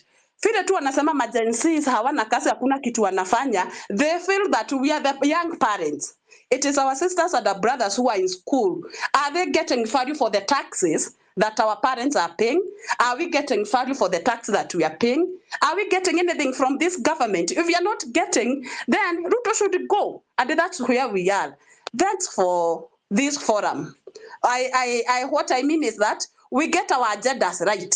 The way the sanitary pad and the bread was an agenda for finance bill, we get the accountability is on what? Is it on education? Is it on medication? Is it on something else? The services we are getting from the government, because that's where our tax is used. Once we have those things itemized, we can even have people like RSK do a letter to the president telling him pesa ya shule kama haitaingia by the time they are opening, no school is opening, and then sisi tuko kwa street.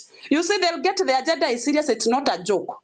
This agenda can still be pushed through the churches. I've seen the head of the Catholic bishops today saying the dialogue Ruto is asking is the best thing. We should not petition the president to be removed. Hawa makanisa wanafaa wajue tu hata wao tunawapatia tithes. We use the same forum kupitisha hiyo barua through them. Waambie president, we are in the streets because we are not getting these services. Kama hatutapata these services, we are not leaving the streets. We are going to occupy until you give us what we are asking for. And hatutaki cheo. They are asking for our leaders so that they can bribe them the way they have been bribed the other people. So I think we need to get our agenda right. Asante. That's for this forum.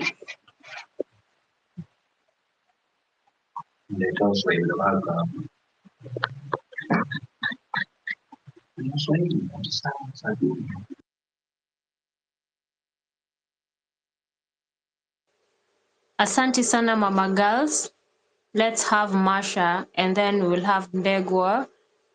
Maybe stress or not Mama Girls was speaking on. Masha, go ahead.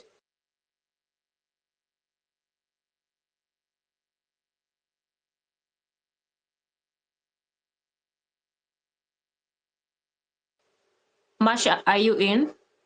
Masha? Okay. Let's have Ndegwa stress on what Mama Girls was talking on. Thank you very much. And I love the conversation that we're having. It is proves to me that people are resolved to effecting the necessary change that we need. I believe those are some of the issues that are rising, and they are issues that are actually ailing all the sectors in this country. We have been very focused on isolating issues, and we have said that the first thing we must do so that we may not get digressed is to get William Ruto from State House by all means necessary. Mama Girls is quite right in her analysis. that we should be able to push these revolutions and this struggle to other sectors. For example, if we were to say that schools will not open until such an objective is done or capitation is sent to schools, we only need to invite the teachers to mobilize them so that at least they may also join in the struggle. We are fortunate enough that we have various sectors that are well organized, either in associations or in unions. So when time comes, we shall click the right button at the right time so that at the moment we remain focused. Ruto carries all these baggages. If there is no capitation, William Ruto. If there is no medicine in the hospitals, William Ruto. Everything rests at William Ruto's desk or door. So at the appropriate time, I believe we'll be able to click each button for each organization, for each sector. But as per now, we are marching on on Nane Nane, marching a march to speak and dramatize against the incompetence of Mr. William Samuel Ruto. So as per now, I urge members that we focus and stay put. A strategy must also come out that will make sure that the water cannons will not get where we shall be. So we need to get a strategy that will make it difficult for the water cannons to move freely. We also need to identify where they go for refilling of this water. Where do they go for refilling? So that we know once a truck leaves and it exhausts its content, it will not be able to get to where it to where to the place where it will be refilled, or they will not even be able to get to where we shall be at all. That strategy that was spoken previously about getting to town, winning small wins at a time, we must not lose the wins that we have gained. So if we are marching on Nane Nane, if we are going on Nane Nane, there is no going back until we meet the march of the mark of victory. So on that day, people must come warm, ready to stay. People must support us with food, with water. All those things must be done so that we don't lose the gains that we shall have made on the Nane Nane on the 8th of 8th.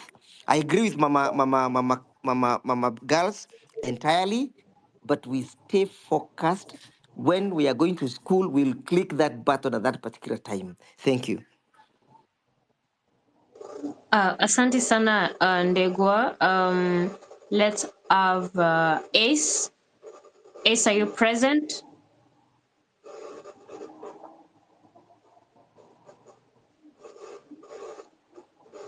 Okay. Chairman, are you present? Yeah, I'm present. Yeah, go ahead. Mimi yangu ilikuwa ni maswali tu kidogo because nimesikia watu wakilalamika about bodaboda na mimi yule mmoja wa bodaboda hapa Kindly be near your Nairobi. speaker. You're far away. We are struggling to hear you. Kindly be near your speaker or your mic. Nasema nimesikia watu wakiongea about bodaboda na mimi ni mmoja wale bodaboda hapa town, na nikasikia wakisema maybe wata avoid kutumia bodaboda ama sijui nini, but maoni yangu ni bodaboda yenye alikuja kusumbua waandamanaji ama wenye alipo kukuja kudisturb watu wenye wanaandamana, wale walikuwa grupu ya niseme ni goons wenye wamekuwa hired na serikali kuja kusumbua watu wenye wanaandamana. But mimi naenda maandamano na grupu yangu, tukienda kuandamana kwa sababu ya shida yetu ama kwa sababu ya serikali imetufinya. Si bodaboda wote wanaenda kusumbua watu wenye wanaandamana. Hiyo ndio ilikuwa maoni yangu ama maswali yangu. Asante sana, Chairman. I think I saw Chairman wa Boda Boda. Asante sana. Next time, ensure that you're near maybe your mic or speaker. You have a base, so it needs to be a little bit hard, very clearly. Ace, go ahead, and then Joseph. Sawa.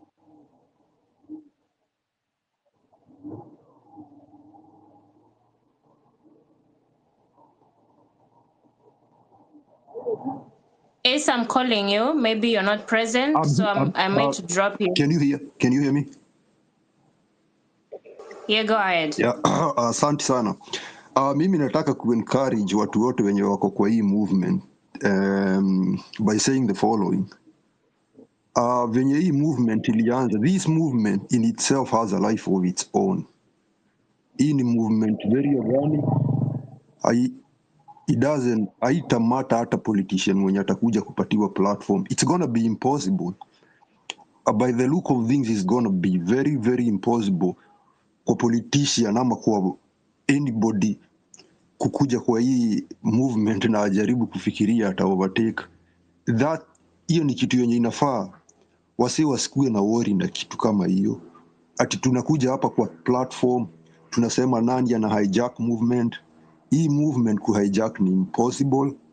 Nataka kuencourage wase waache wa concentrate na strategy, wa concentrate na maandamano na wa concentrate na agenda zenye tunapatiwa na hii movement. Iko na allies, that's why nasema iko na life of its own, because hii movement, kuna time Kenya, in the history of Kenya, kuna time hatungekaa na politician tuongee na politician anything, but unaweza fungua platform kama hii na ukue na watu influential kwa country yetu, watu wenye huku unafikiria unaweza keti nao.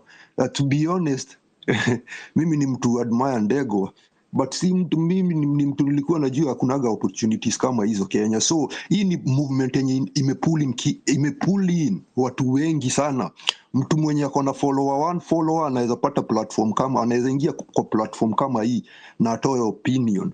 So Kenyans, we should not be worried ati kuna mtu atakuja ati overtake hii movement, ati kuna mtu atakuja sijui alete agenda zingine tofauti. Agenda ya hii movement iko already set by the movement itself. Hata si mtu, hakuna mtu atakam kuset agenda kwa hii movement. The people of the country wanajua Kenya wanataka.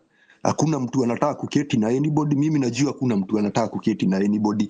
Hakuna politician mwenye haita succeed. Hata kuketi na watu haita succeed juu already ukishasikiza language. Mimi usikiza language ya politician. Politician ni watu wamedeclare wako na enemy, they have their own enemies. Kama vyenye sisi tuko na enemies, tunajua who our enemies are.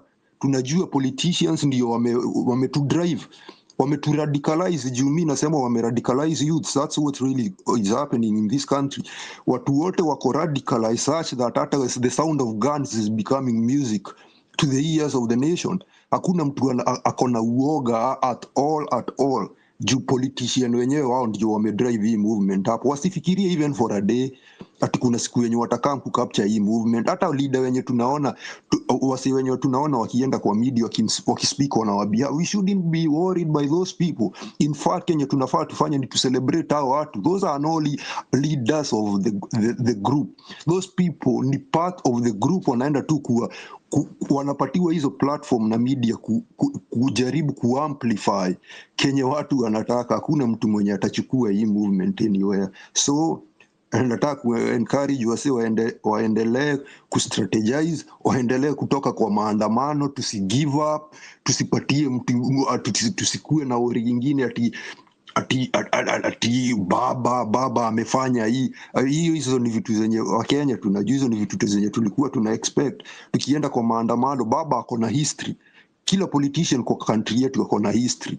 So ukisikiza language ya kina Ruto kuita youths anarchist, nasikia naangalia hata akina David Ndii venye wana post leo hapa kwa X, na shangaa sana na venye hao majamaa wanafikiria. But mimi najua those are the last kicks of a dying horse. Ni mtu mwenye tu anatupa anything on the wall to see what is gonna stick, na hakuna kitu yenye itastiki kwa hii movement. Juu the movement, hata mimi mwenyewe, hata wenye wamehost hapa, hatutaweza kuchukua hii movement tuipeleke anywhere. Hii ni movement yenye ishajitangaza yenyewe. Wengine wetu hata hatujui wenye ilianza, by the way. Hata politician wengine hawajui wenye ilianza. So Kenya hujaanza, una control, utajaribu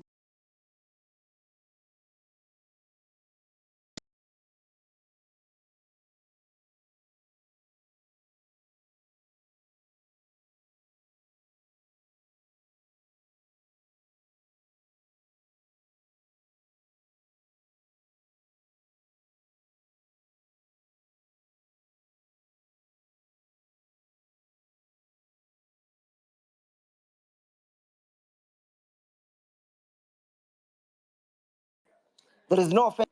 There is no offense called wailing, screaming, or even making any type of expression to make it difficult for him to address the crowd, so that he understands that he cannot just come and try and sugarcoat everything. So that strategy must be used wherever he goes. Let us make it unbearable for him to proceed.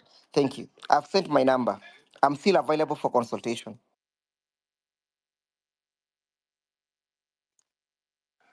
Okay. If you have any legal question, Ndegwa Njiru is here. He will address that. Those watu wa Bondo, Mambiwa, you can liaise with him and know how the boy will be represented. And we should be clapping for these lawyers. They have really sacrificed their time to help us on a free basis. Pro bono, nilimesikia hiyo kitu huko pro bono. Anyway, so guys, make sure that you liaise with Ndegwa and any other lawyers on the timeline to see that boy represented now that he has already.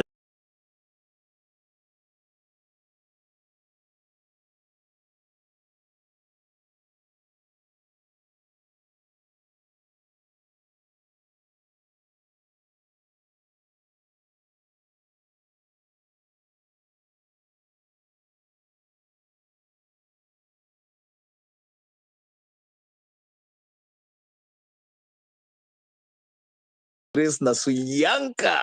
Masai is here. I'd love to go, and I thank you for this opportunity. Ruto must go. Ruto must go. Yesterday, nilisikia mtu anasema Ruto must go yesterday. Kabisa. Exactly. Twende. With all, yes, exactly. With all that has been said, I'm listening. At some point in life, I used to be siko nasikizanga. I used to be a fitter na you na nini, but I learned to listen. So I come to these spaces, I listen, I get my insight, and then I pass the mic, and then I come and say a few. But now I want to say a few things, right? Just kidogo tu. The previous speaker, finya kabisa. That's what we need to do. Finya kabisa. Finya. The media has become compromised. Everybody, kila mtu ameko compromise. We are on our own. Yeah, we are on our own. So, tujiangalie, self-realization, tujigundue, we're in these spaces, trust each other, fund each other, tujitegeme, we look after each other. He has to go. Even if not today, even if not tomorrow, he has to go. We know what we want. We know what we need. We can hear it. It's loud and clear. He has to go. Systems have to work. Systems have to work. Hata ufanye nini, it's inevitable. It has to work. We want it, it has to work. Let's keep on pushing. Hivyo hivyo tunaenda. Tusiogope, usiogope, we are fearless. Let's keep on pushing on that same agenda. Let's deal with these issues the way you're dealing them. Don't be ill-advised by anybody else. Benye nenda, hivyo hivyo tuiende. Let's keep on, tuendelee kupress. I am personally, I pledge, I'm gonna support this to the end. It doesn't matter, I'm gonna be on the front line. It doesn't matter, I'm gonna support it financially. We are doing this. Nane is a way to go, is a way forward. We just have to improve on some ways of dealing with these things. Yeah, because Ruto is gonna come to us. Atakuja na hiyo revenge yake, atakuja na hiyo hasira, atakuja na hiyo thumb chesting. He'll come. They'll come for us. These motherfuckers. They're regrouping. That's why unaona now they are getting their voice. They are regrouping and they'll come for us. The police is gonna come for us. The politicians are gonna come for us. Our parents are gonna come for us. The church is gonna come for us. But we have to be smarter than this. And we are. With whatever is being spoken here, we are smart. Atulali, we are awake, we are on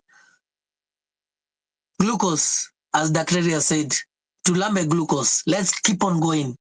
And I'll drop my mic and listen more. Thank you. Wazi, Big Kahuna. Thank you so much. Thanks for coming up, guys. Request the mic. Request zinakuja mingi. Watu wameongea. Spartan. You nini? If you have something else to add, lift your hand up. Otherwise, nini shuka ndio tupatie wengine chance. Mtu anaitwa Collins Elias, I've been trying to add you to the speaker panel. Sijui ni nini. Naona request yako. Do me a favor, just drop, like cancel, get out of the space and then come back in and request again, na nitakupandisha.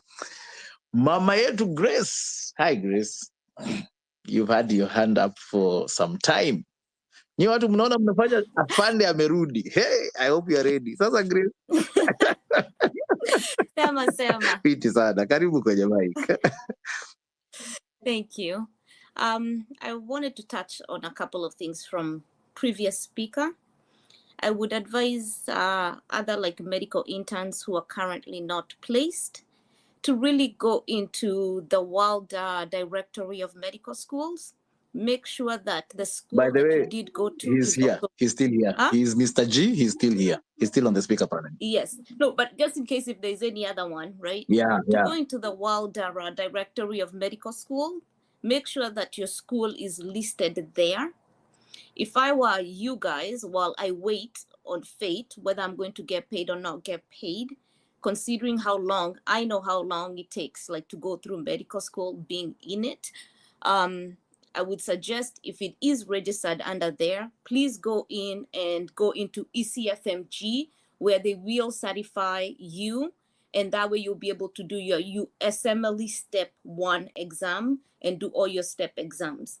The reason why I'm saying that, those are really brilliant minds that are sitting there without an opportunity right now. Great. But given an opportunity, other places where they will sponsor you being Grace. in medicine, Grace, it would be beneficial. Grace, what was that? UC what? Yeah. UCMLC. Say it slowly, please.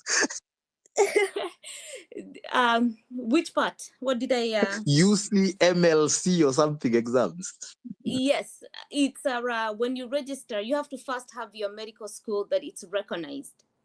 And that was part of the problem I raised last time of schools. You're getting diplomas, degrees, but the rest of the world does not recognize it. Sorry, And Mr. especially G. if you're in medical Nimeona school. umetupea 100. Are you understanding this language? Unajua sasa sisi wengine wetu hatukufanya medicine. Yeah. I think this basically. No, but like they can reach out, send me a message. But I know if you're not a verified user, then sometimes you're not able to send messages.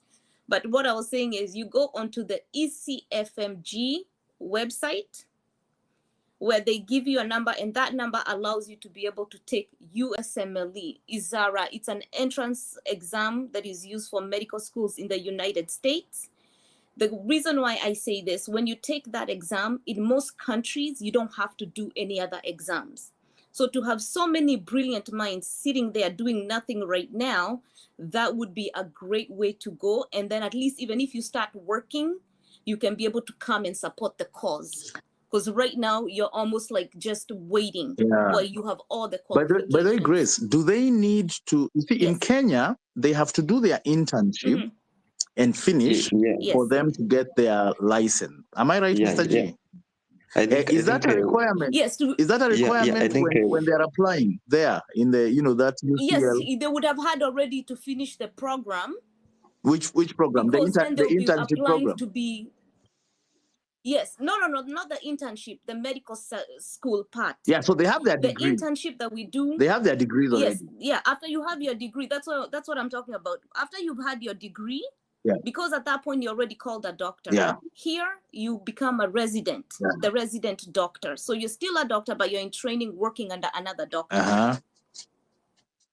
So in that case, like with them, they would apply, like let's say if you do all your exams, there's only one time a year where they do interviews and you're offered a position or not offered a position. And some of those positions too, they do sponsor JK1 visa, which is for medical like people, and they will make sure that they are saying that they are counting for your housing, they are counting for your pay, so they are really just sponsoring you to come and get trained by them, because that's how much they're desperate for doctors. So Fantastic. once a year in March. So with your degree, you don't need to have finished your internship for you to apply for this. No, you don't. Fantastic. No, you don't need to have finished your internship, because this would be applying for an internship. I get it. Okay, fantastic. Okay, so just if you can pass it on to other people, at least then that way they can start researching and just making sure, because it's really a pity with this government that they don't realize how much knowledge that they have, and to sit there and say a doctor is sitting there and not doing anything, knowing that most of us have to have 1 degree before then you can even go into a medical school. Most of us train for about 10 years before you're even able to fully practice. So it's really sad to see all that knowledge to be held by just a simple internship, because you already have the title, you've already done everything that it's required. Yeah, So and people even already call you a doctor. even more painful is how many Kenyans are lacking medical services in the hospital, in the county hospitals, in the district hospitals, from level, I think, is it level 3 and 4? Mr. G, maybe you can direct us.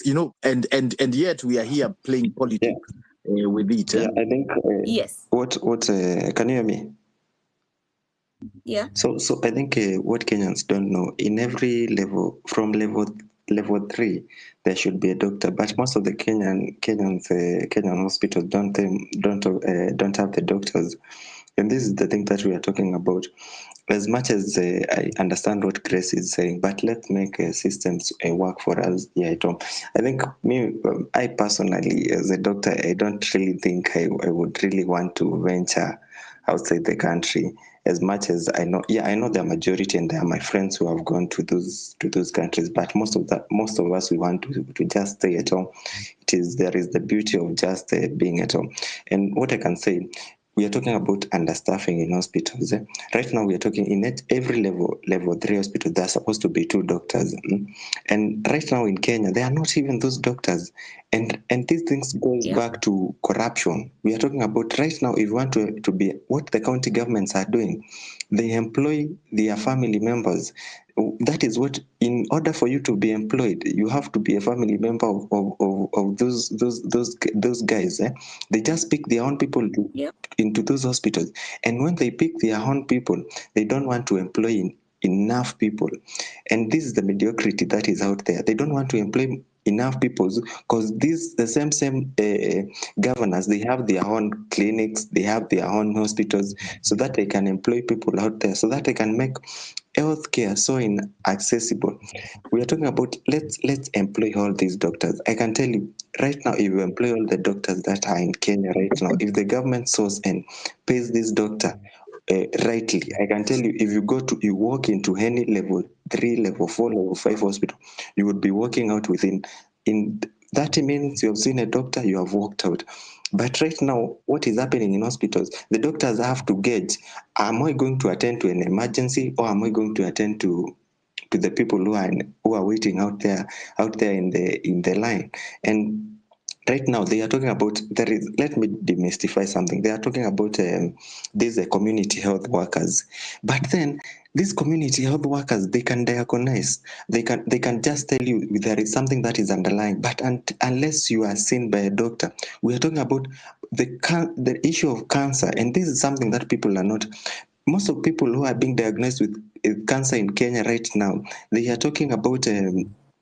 We are talking about most of them being diagnosed when it is at the last stage. We are talking people level 3, stage 3, stage 4, because these people have gone to hospitals. These people are, most of the women out there, they are treating cervical cancer as infections. they walk into an hospital because the doctor is so much busy, they can't take enough time with them. They are just given antibiotics. But this is something that is going to hit up when it is diagnosed. It is really late. I can tell you right now. I want to give you a practical example. I had a friend, but they are really well off. They had a cancer of the eye, but they had enough money to go to a good hospital like Aga Khan. Let me tell you, what if it was that person down there kwa kijiji, huyu mtu angeweza kupata hiyo medication, si angefika pale upate, at the end of the day they have to be removed this high. So you guys, you don't really understand how much we are talking. We are talking about let health be taken back to the national government. We are talking about let the government employ enough doctors. We are talking about let's stop this nonsense of cutting health budget. In fact, there is the Abuja Declaration that is in Nigeria. I think it was in 2006 then. It is said around 15% of the national budget should go to health, because when people are healthy, they can work. When you don't have to worry about your health, when you don't have to worry about your family members getting sick, you will work and the economy will be so much productive. So we need to push these people, and these people are just afraid. I tell you, if we get a system that is working, I saw what the president they are talking about, Mudavadi was talking about, what is the name of this president, the military president? Is it from Burkina Faso? If I'm to be corrected. Have you seen that what that guy has done? Marvelous. He has launched a lot of hospitals. He's employing people, but the government doesn't want to employ people because wameweka people who are incompetent. Kina Joe waenda watuibie. I don't know. They are putting. We want competency, and I think these people are just bluffing with us. They are giving us the middle figure, and they have joined together ndio watumalize. Wanataka kuwamaliza, na if we relent tutamalizwa. If we relent, you won't even be able to access that healthcare out there. If you relent, hawatatupa hizi IDs, and these people, we need to take these home. It is either aende ama aende. There is nothing about that. So guys, we need to have our But Haya, Mr. G, no, I completely wacha tuache Grace amaliza. Yes, go ahead, Grace. No, but I completely agree with that, because even me being in my position, right?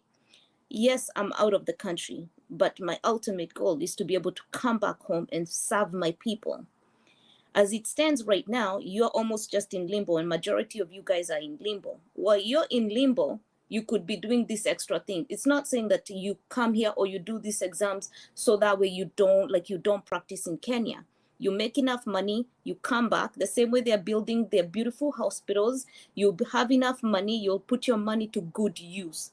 That's all. At the end of the day, sometimes you have to find a loophole somewhere, and that would be a loophole for some people. For me, that's a loophole that I'm using, because ultimately I am going to come and take care of my people. Yeah. In fact, let me just pause kidogo, Grace, there, and you'll continue. Mm-hmm. I just want to paraphrase for Mr. G. Mr. G, we love your patriotism. We all want to fix this country so that all our doctor interns, all our residents also get promoted. We know the road. In the meantime, it is very disheartening to imagine that your brains are going to waste with all the education, yet there is opportunities out there waiting for you. You can go, you can start earning, you can at least help your families and earn decent way more than what they're offering you here, and that's what Grace is saying. So can I tell you something? Yeah, sure. I've been doing something. It is just a remote job.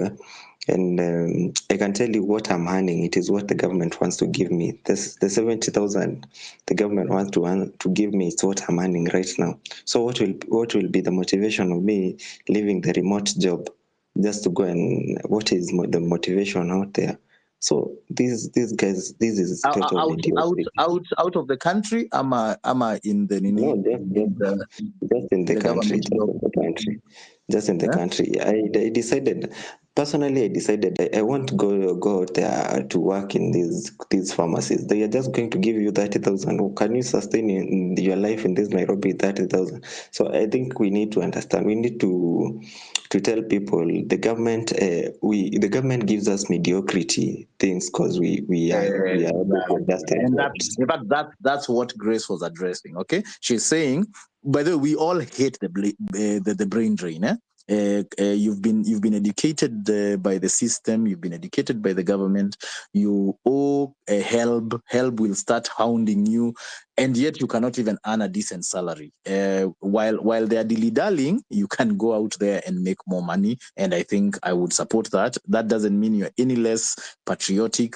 It just means you're realistic and you're not wasting your time. Let me tell you something. There is nothing worse. If it takes us 3 years, for example, to fix this situation, Ruto atoke, and then we probably go to elections and we do vetting of these people, lifestyle audits and whatever. It will probably be 2-3 years before we finish with all that madness that they have.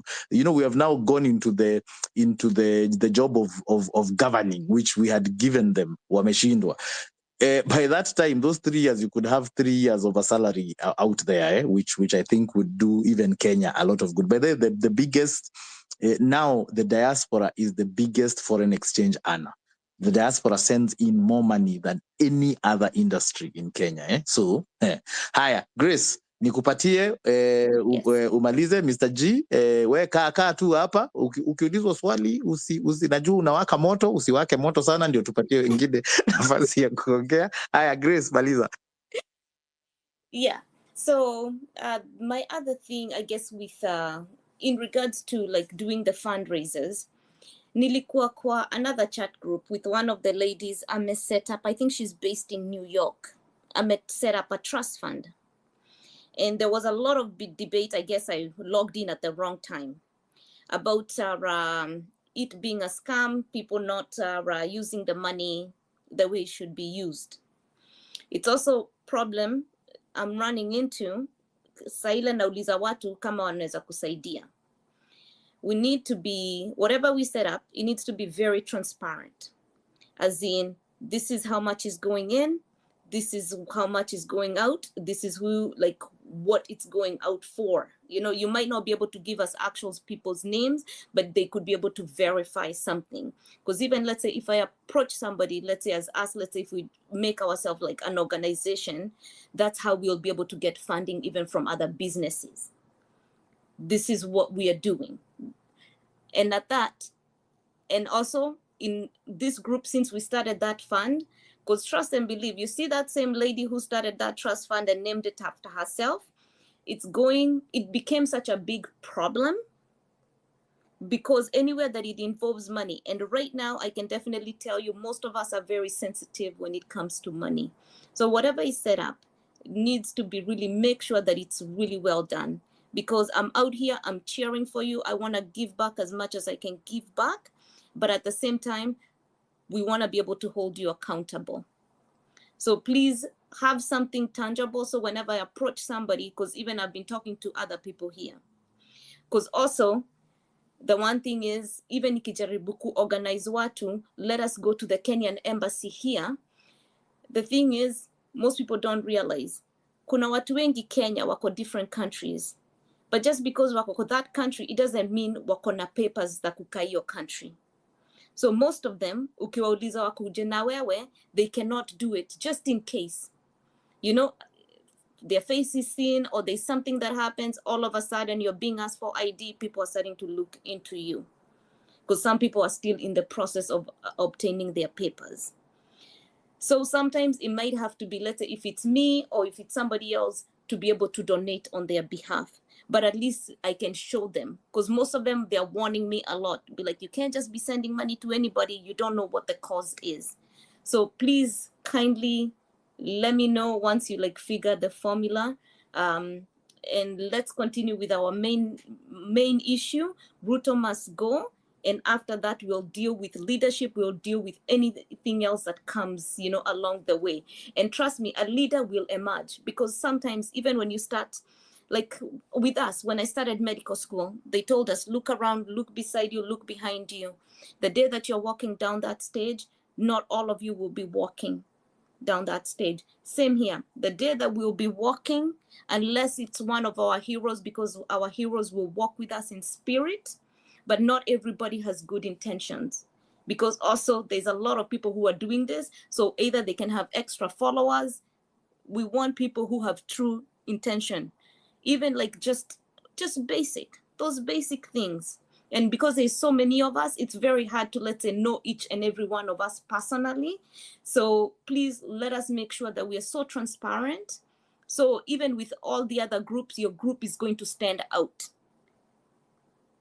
And by that, I want to just say thank you for giving me the moment to talk.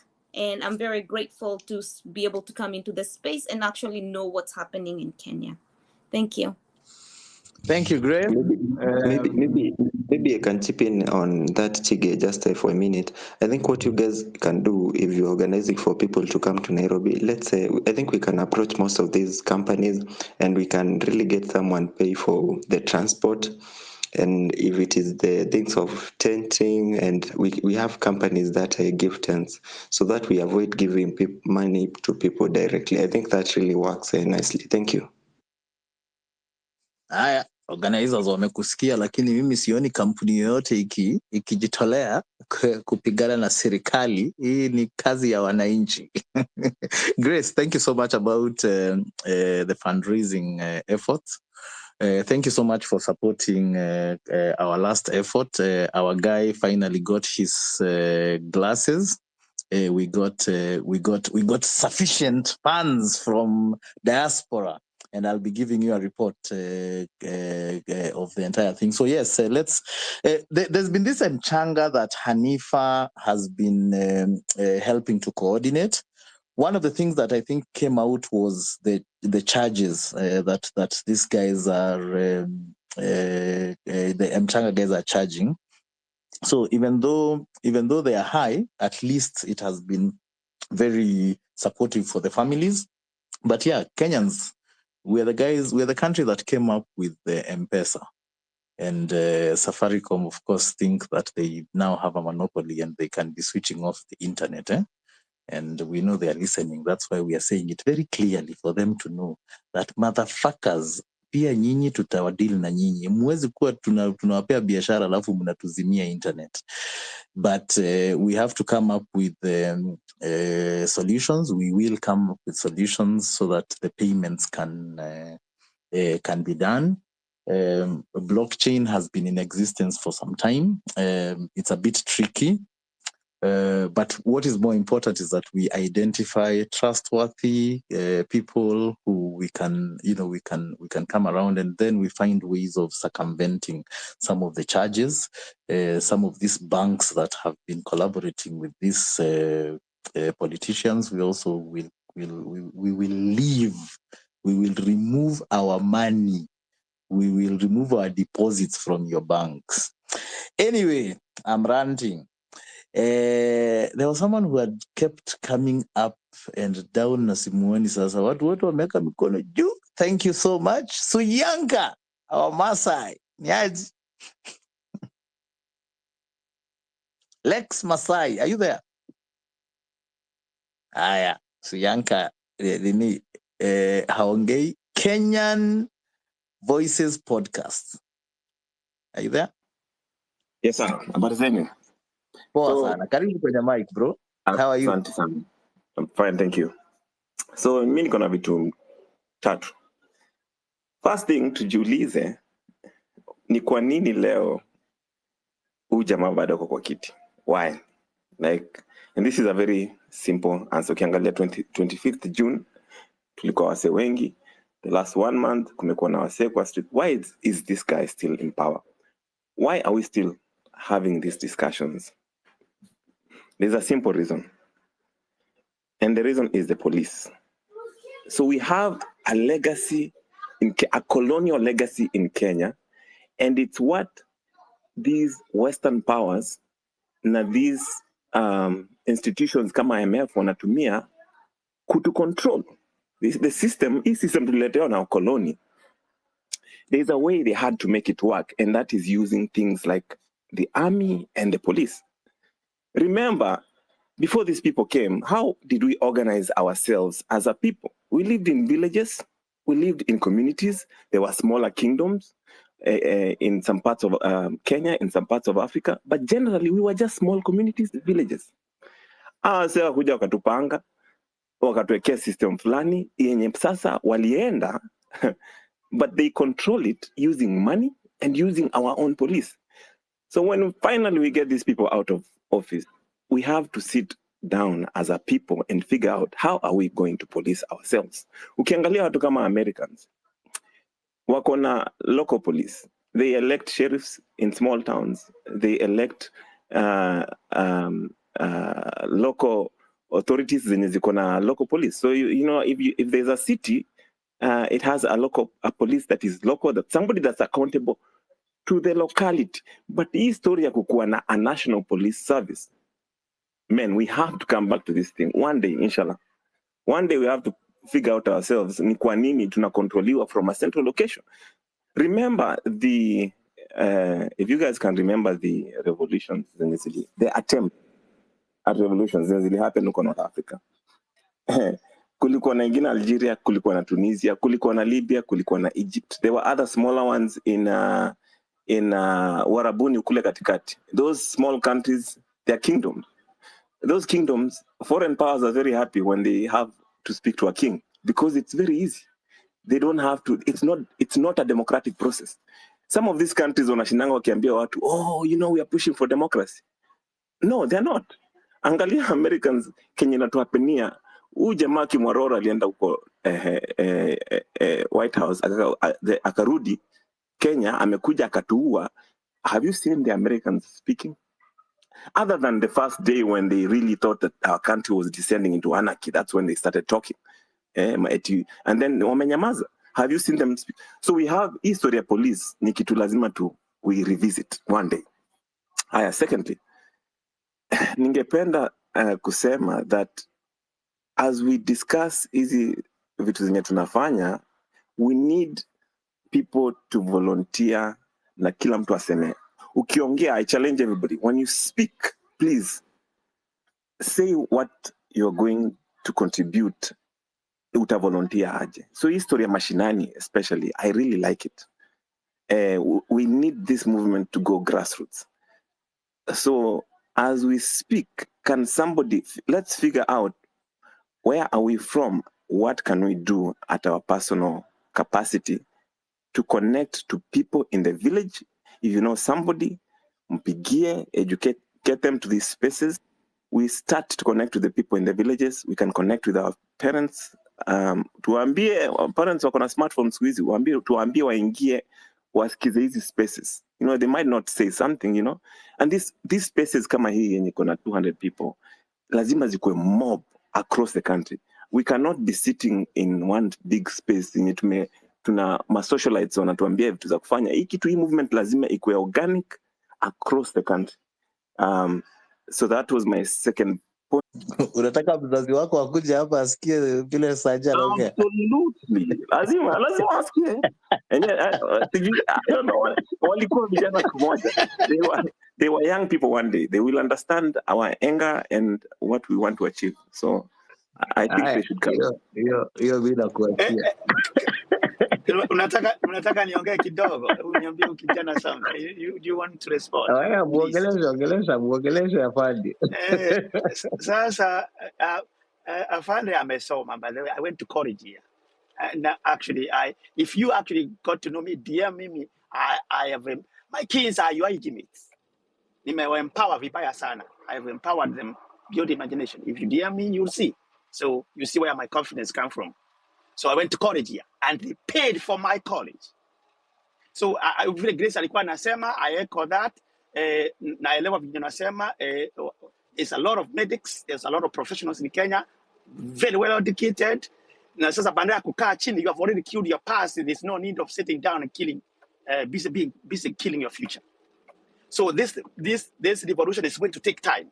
It's going to take time. So you better be ready for fatigue. And tunaendelea. You guys, 1 week you are trading the whole entire world. I don't even agree completely. America is quiet because the U.S. Secretary of State aliambia Ruto to respect the young people of Kenya. You guys, you have made contribution. You are the inspiration for everybody, almost everybody in the entire world. The African Americans, the Rwandanese, the Ugandans, Nini wanawangalia. So you are not just working for yourself. So you guys are actually the superstars. You are the celebrities of the entire world. This is not the time to give up. This is not the time to put a woga. You are working, you are the voice of the voiceless. So you need to know you have kuna jukumu kubwa sana. Ni watu you are people who have won an Olympic gold medal and are not down being ujui what to do. You don't know. So wake up, smell the coffee, you are the champion. Mnasikia, msiogope. Now, actually, kuna watu wengi sana, there are a lot of people actually nikwambie, the first medic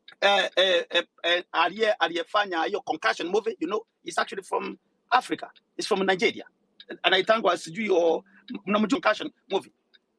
That daktari alikuwa ametoka Nigeria. Hiyo sijaiona. So Kama kuna mtu kwa speaker panel anaijua aseme. Culture, do you know the movie?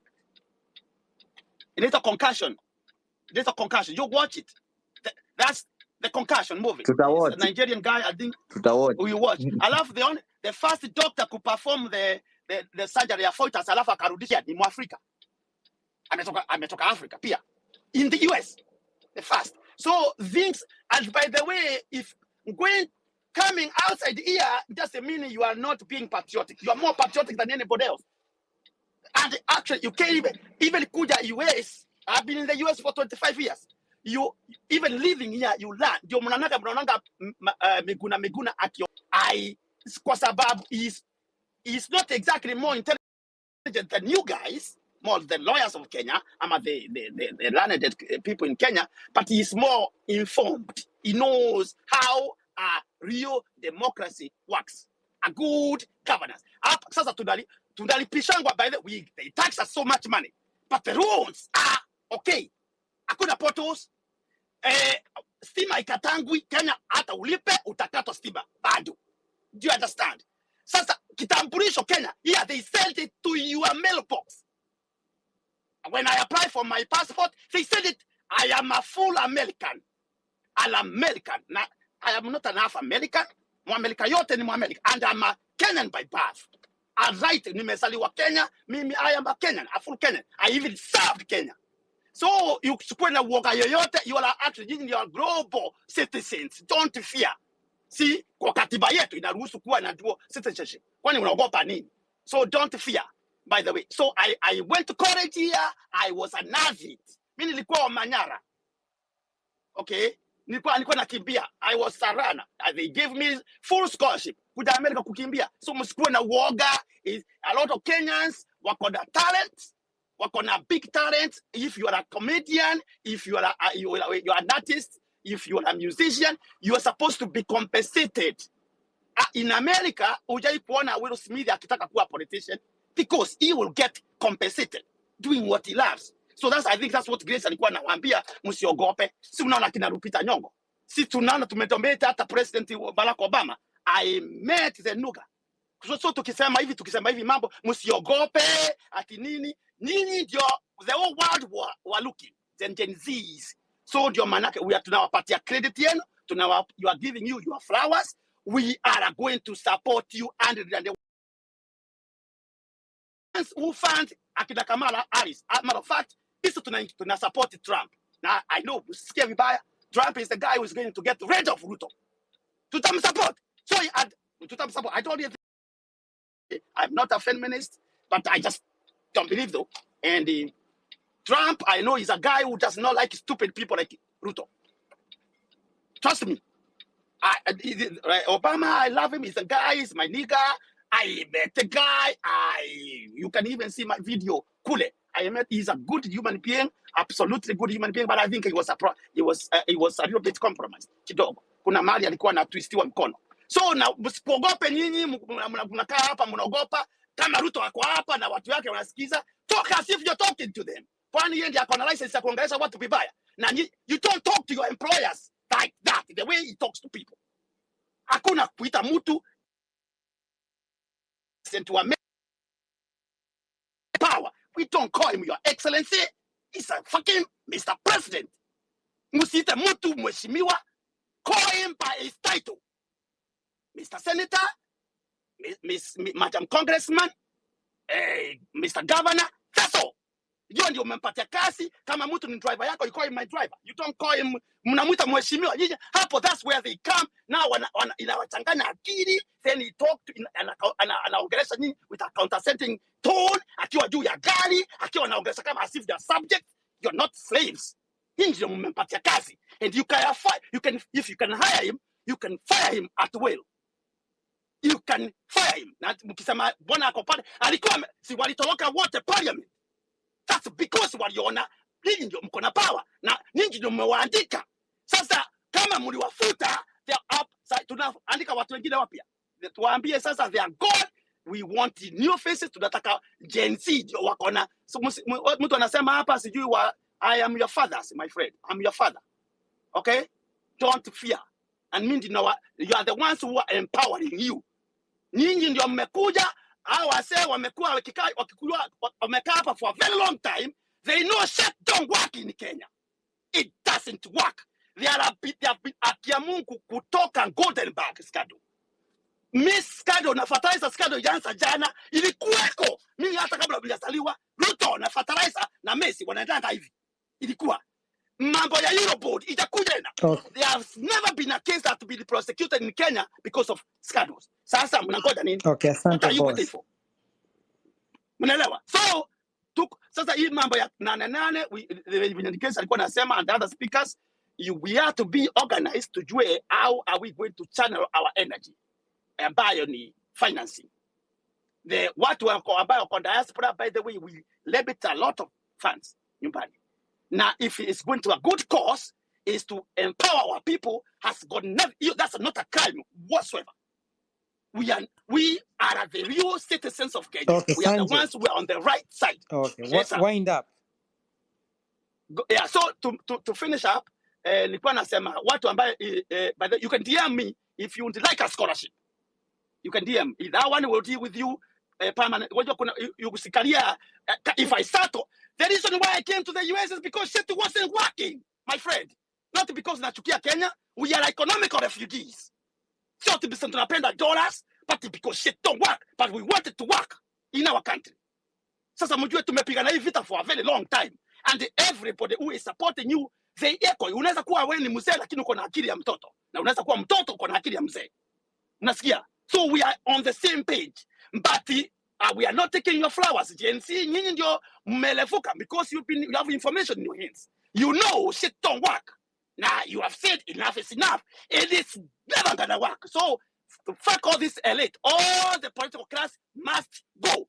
Ruto anapaswa kuwa alienda jana, sio leo, jana. Na kama hajaenda, aende saa hii. He's going. He should go. Because they will never fix Kenya. I tell you the truth. Now, askari mwenye ananisikiza hapa, NIS, DCI, we working for Ruto. Na kama idi mtu ya Ruto, we are taking this shit to your bedroom. Because you can't talk to us the way you talk to us. We know you don't work for us. Na mtu ambaye anachukua ongo, anauza, if you sell your vote, my friend, sasa you have no moral authority kugoja mtu akufanyia kazi.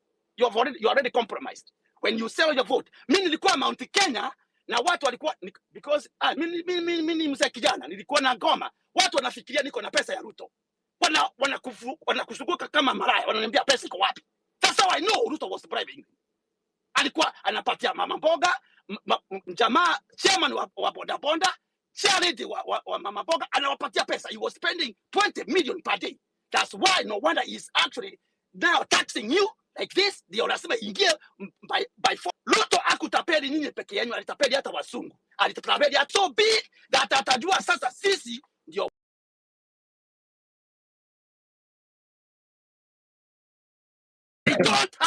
Sanje, let other people talk.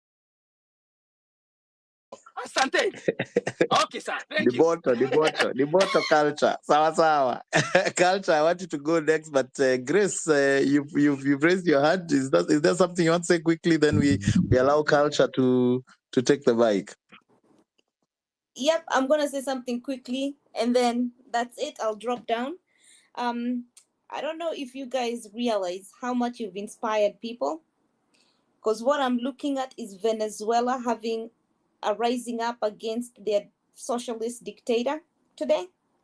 And if you have a moment, because I did repost it on my timeline, go and check it out and see what you guys have done, what you guys have inspired, because that is the kind of turnout we need on August 8th, please. Yep. Bangladesh That's it. Thank woke you. up. While you're still here, Grace, Bangladesh woke up. Well, we know about Uganda. Tanzania are still shivering in their spaces. They are wondering how our girls are able to twerk and all that next to the. I think you saw the video of the girl at Nyayo House. She really made me laugh. South Africa is waking up. Nigeria is on fire. So guys, by the way, let's not forget that we are holding leadership to a higher standard, and it is impacting the entire world. So thank you so much for that point, Grace. Mombi, you've put your hand up. I was going to tell you to prepare yourself. I hope you can hear us. Mr. G. Yes, Hey. I think I'm dropping, but you guys, you show up. Sisi kama medics. Yeah, no, I don't want to sleep. Nataka kuamka kwanza niende nikapigane na hii hao watu. So you guys and let the spirit. Saa hizi ni just break. Msiseme ati tumeacha hii kitu. Wacheni tupumzike kidogo. Kama mtu ulikuwa unachapa karotini pale ka mental health, enda uchape pale vizuri. Juu kutoka date 8 hakuna kupumzika. Hapo tunaenda hata kama ni daily. You guys, and the question is, wataua wangapi? How many of us need to kill? And let me tell you, we are fighting for a better Kenya. And at the end of the day, tuache kupigana kati yetu. Hizi vita tutapigana baadaye. Wacha kwanza tutoe huyu jamaa, tupigane when the country is working for us. And the reason why majority of people, if they leave Kenya, they don't want to come back because they have gone to countries where things work. To a country where when you call an ambulance, it is at your door within. We're talking about countries where you go to see a doctor. When you go to see a doctor, within 15 minutes, you have seen a doctor, you are released, you go back to build your nation. But tutawaijenga nchi yetu kama tunategemea hawa watu. We are talking about these people. We are talking about 80 billion that is being given to CDF and to these people. They want us to be their slaves. Hiyo 80 billion ipeanwe, let us make education free. Mtoto akizaliwa anasoma hadi university for free. And that is the thing that they are talking about. And these new funding models, I weep for the people who want to educate their kids to the hard courses, medicine, pharmacy, because this new funding model, it is another corrupt thing that is come. These people, they don't want to give us education because they have seen what education can do. So guys, we continue fighting. Mlambe glucose, healthcare, kajie mpale, ukulambe glucose kila siku juu date tunapatana. And guys, even if they want to arrest us, even if they want to kill us, let them. And guys, remember there are people who lost their lives just fighting for this cause. So if you are living right now, we will not live under the mercies of these politicians. And right now they have gone to a campaign mode, and wamerudi tena ku campaign and giving us new promises. We don't want new promises. We want them to deliver what they promised to us. And right now it is either they ship out or ship out. Thank you. Asante sana Mr. G. My advice, umesema the ones who go out, they don't want to come back. I want you to listen to Culture, because he's one of those who've gone to the diaspora. I think umesikia Sanje amesema we are economic refugees. I am one of those I'm one of those who used to be in diaspora and I'm back home. Skiza Culture, karibu kwenye mic. How are you, bro? Asante sana. Yeah, I'm one of those economic refugees. But I was there on the 25th. Nilienda, at least nimekuwa one maandamano. Na nilikuwa nime overstay, so I was supposed to be at work on the 27th, so I had to leave. Lakini hata ukikuwa na job poa, kwa sababu niko US, now I'm planning to come back, because after all, you're in a white man's country. Okay, this is never going to be your country. Even if you hata kuna pali nimefika, nafikiri nimefika glass ceiling kwa sababu niko accounting. So afadhali hata ni come home, I do my biashara, do whatever I need to do, but I'll be happy among my own people. Culture, Ebu explain to him that glass ceiling. That glass ceiling ni, even though you can talk, unajua even saa I'm in accounting, saa kuna level zingine najaribu kukuwa director, finance director, but unakuta ni wazungu wote. And when you go for interviews, they look at your resume, you qualify, lakini wakikuongelesha wanaona ai, you're foreign. Ni kama so unaona ni kama I qualify, but there is one thing, ni kama You have an because accent. yeah, I have that accent. I have that accent. So ni kama kuna pali nimefika, siezi pita. Unaona? So I'm like, okay, I can do business. I can do other things. Because even me, I hate being in the office. Na me, during COVID, the time I realized I missed Kenya is the time I came during COVID. Najua COVID, they told us, go work from home. Mi I live in the US. Mi nilifunga laptop, nikaenda home, nikaenda Kenya. Hata sikuambia. Me, I was in Kenya for 2 years. I was like, what am I doing in America? No, I want to be home. I want to be around my own people. Na mi nilikuwa around hiyo wiki ya the first maandamano was there on the 25th. Hiyo nilienda. Na mi sijaienda maandamano yoyote kabisa. And to be honest with you, I was scared because me, I'm 36. No. Maybe, I think niko past millennial sahi. But tukipatiwa opportunity, most people tuko hizi countries tunataka kurudi. All of us want to go home. And sisi wote hata kama tutakuwa maandamano hizi zingine, contribute. Me, I've contributed. My brother has contributed. Si wote we are outside the country, but we are pushing. Even Egypt and Tunisia, a lot of people who are outside the country, their revolutions were funded a lot by people. There are people who are outside the country who only contribute a lot. So us, we can push, because you still need funding. You still need money, hospitals, and we will help. But guys, we should not give up. I know I'm here, but the reason we're invested is because at the end of the day, we want to come back home. Mi sitaki kukaa huku. Okay, me, I don't want to be. I'd rather be in my own country. It doesn't matter. And another thing I wanted to say, ile kitu ya mashujaa that happened, man, we need to psych up again morale, kwa sababu watu nasikia ni kama wako down, wako frustrated. Nasikia ni kama tuende concert ingine, hata tufanye a religious, these politicians, they use religion, we can use it. We can do prayer for all the people who passed away. Ongelesha Nonini yuko hapa, nataka apande apande kwa We safari. need a prayer. It can be fake. We invite these bishops. We do a large prayer thing, and after that, we can all march to State House. Hata watajua. Unataka fake? Unataka maombi fake? Si maombi fake. Si Ruto anafanya maombi fake. You think that guy is religious? That guy is a devil. So we can do prayers for all the people who have left us.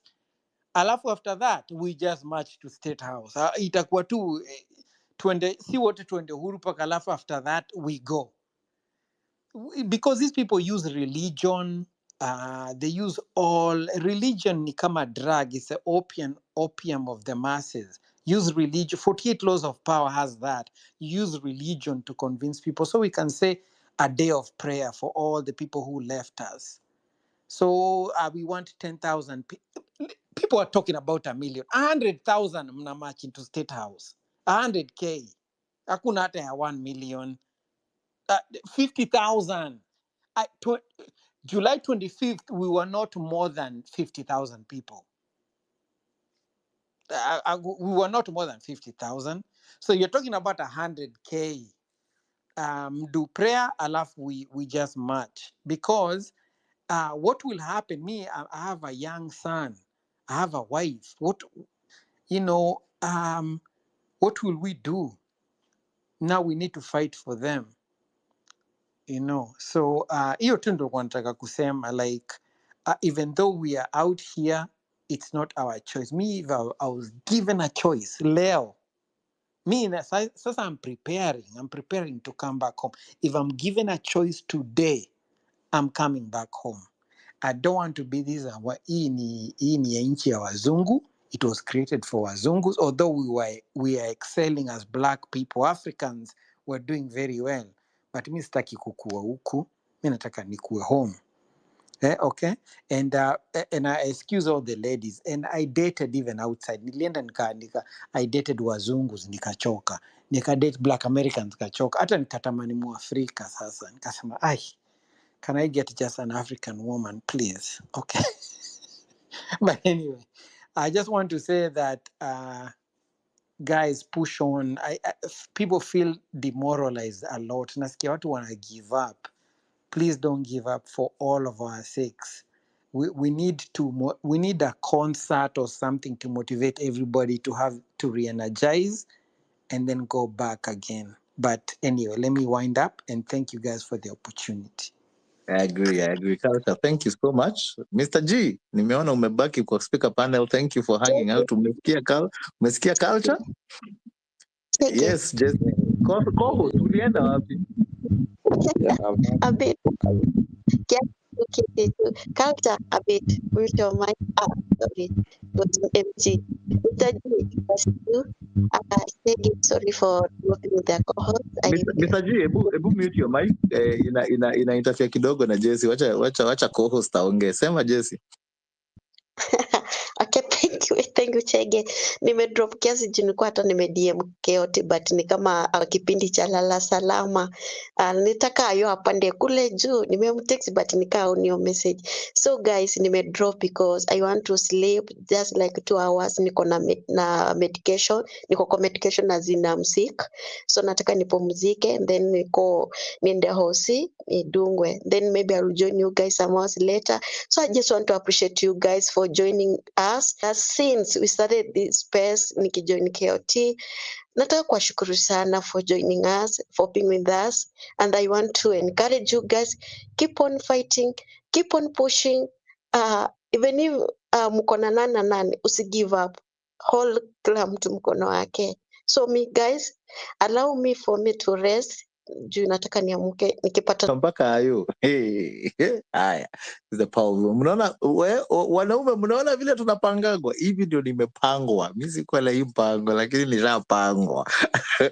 Culture, there's something I wanted us to just address because Mr. G also was requesting to go. Daktari, umesikia Culture?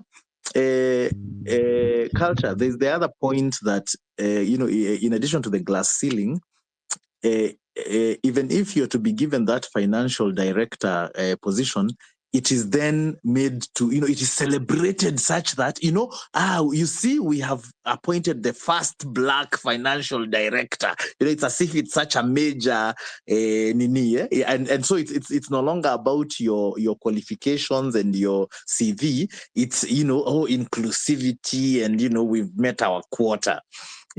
So this dehumanizing thing that always continues. I agree and ni kama unafanya 5 interviews and then you think you're going to be heard, and then the last one, mimi nishaipata mzungu ananiambia, so you guys talk like this. Mimi nilimwambia mzungu, you need to get a passport and get you need to travel because umeona too much geographic channel. I just think kuna pali unafika to, you want to now go back. Hizi countries za wazungu, if you get the opportunity, go, but it makes you realize how much you take your own culture for granted. You just like, utapenda country,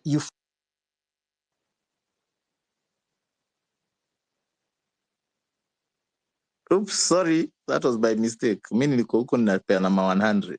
Hello, ni nani? Nani anatumute?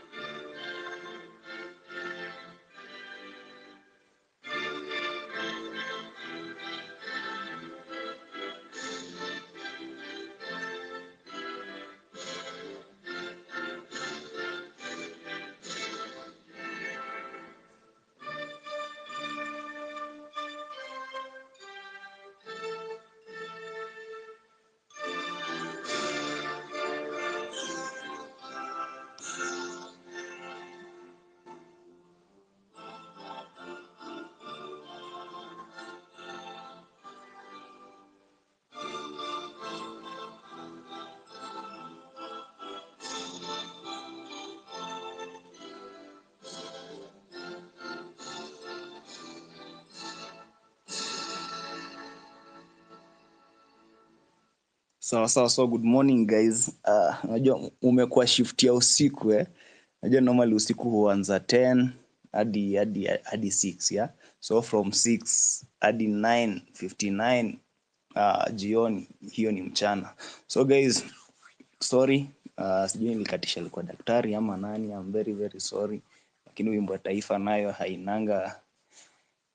Wimbo ya taifa hata rais itabidi tu asimame. So nashukuru sana. Mchana warudishie bwana, mimi niko hapa tu back left, bado nawasikiza tangu jana. Mkitaka hii space iende hadi kesho ama hadi siku yenye tutaenda maandamano, itakuwa tu tuko na hizo muscles za kupull. We have a lot of co-hosts, tuko na speakers wengi na data pia mnaekanga, so lazima niwapatie kulingana na uwezo wangu. So back to you Chege, urudishe mwenye alikuwa na mic. Wazi KOT. Kwanza hebu weka hiyo namba ya nini. Kumbe ulikuwa hujalala na vile tunakusanyanya huko sasa KOT amelala. Umefanya mpaka Jesse anashindwa kunini kwenda kulala. Jesse kanapiga kelele. Nasema acha tu nirushia hiyo nini co-host bana. Kulala sasa utalala aje? Utalala aje na situation? Alafu nilijua alikuwa amechoka akataka kwenda kulala because bado kako tu hapa. Ingekuwa ni kulala ingekuwa alishaenda anyway. Wewe KOT unajua space yako. Hii space yako KOT inafanya mpaka watu wanapata watu. Culture amekuja hapa ametuambia alichokeshwa na mademu wazungu. Niko na Jessica amepanda.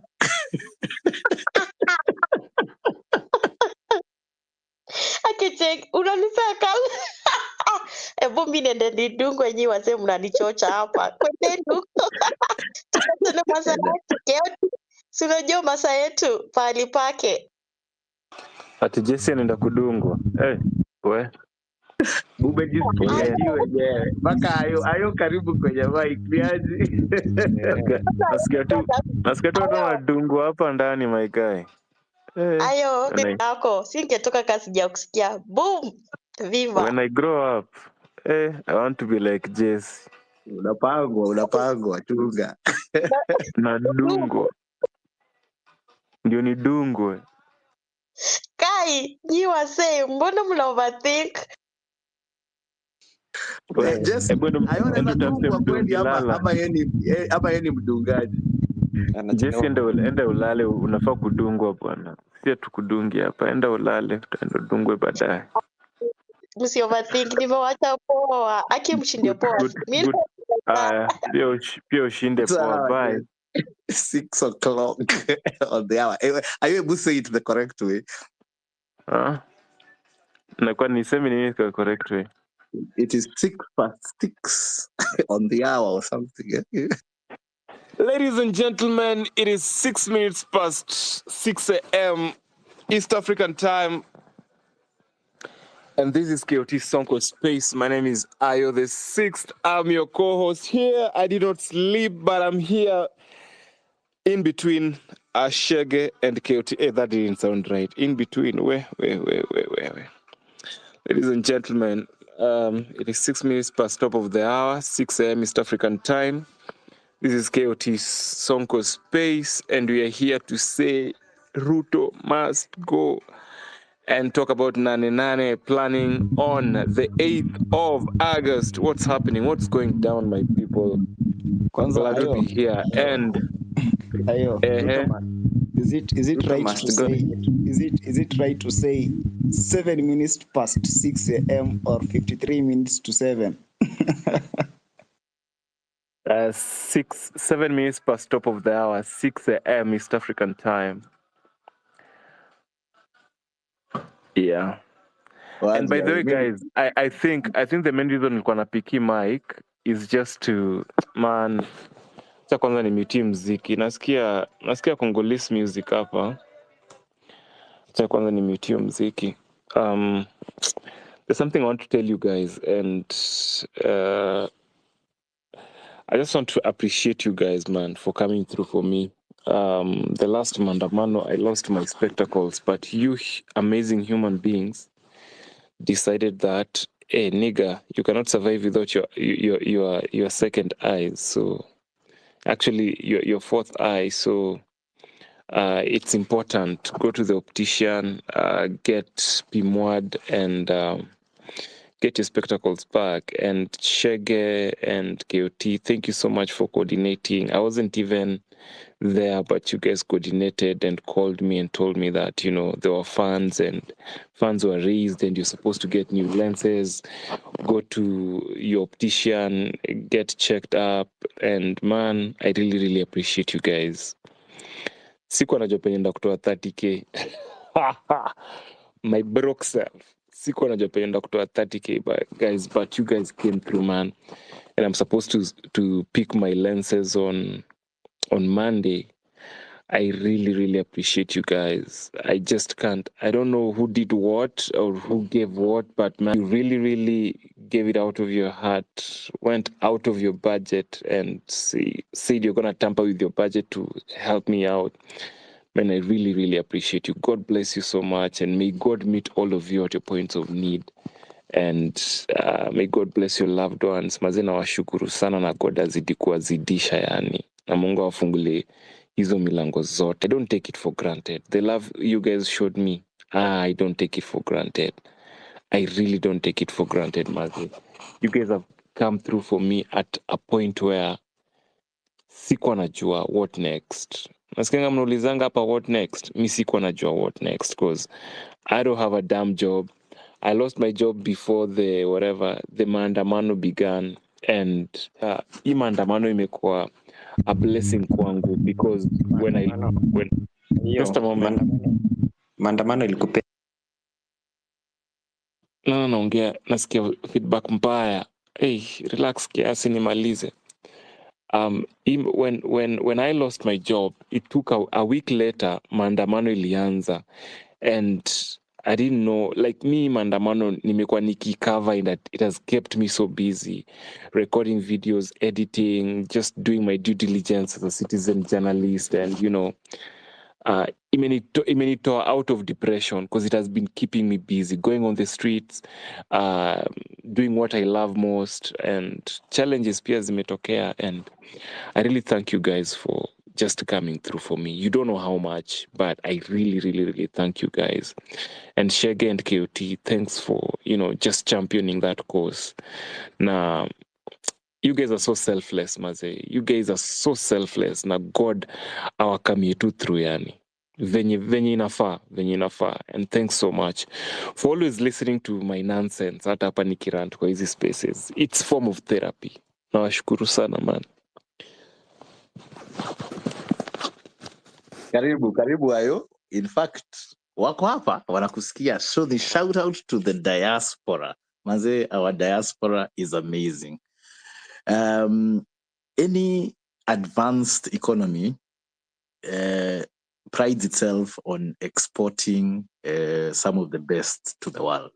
And Kenya has, by leaps and bounds, been exporting so much talent to the world, even before we were being hailed as champions of the world. And what's even more, with this revolution, we've become a family here. There are so many people now that I always smile when I come to the space and I see them here. And kwa hivyo asanteni sana diaspora. Mimi sikutoa hata ndururu, mimi nilikuwa tu ninatumiwa pesa na tukasaidia kijana wetu. He is still blind. Ayu, bado unaendelea na kupapasa vitu ayu? Bado napapasa vitu hapa na ngoja hadi Monday. Mpaka Monday, lakini mpaka Monday. Yeah, at least it's fully funded. Yeah, in fact we overshot, so I'll be giving an account to everybody that contributed, and yes, thanks a lot to KOT. KOT, hebu weka tip jar yako hapo juu. Watu wa diaspora wako hapa. I know your data support continues. Weka hapo ndio watu wajue the number to use. Wazi, asante sana hayo.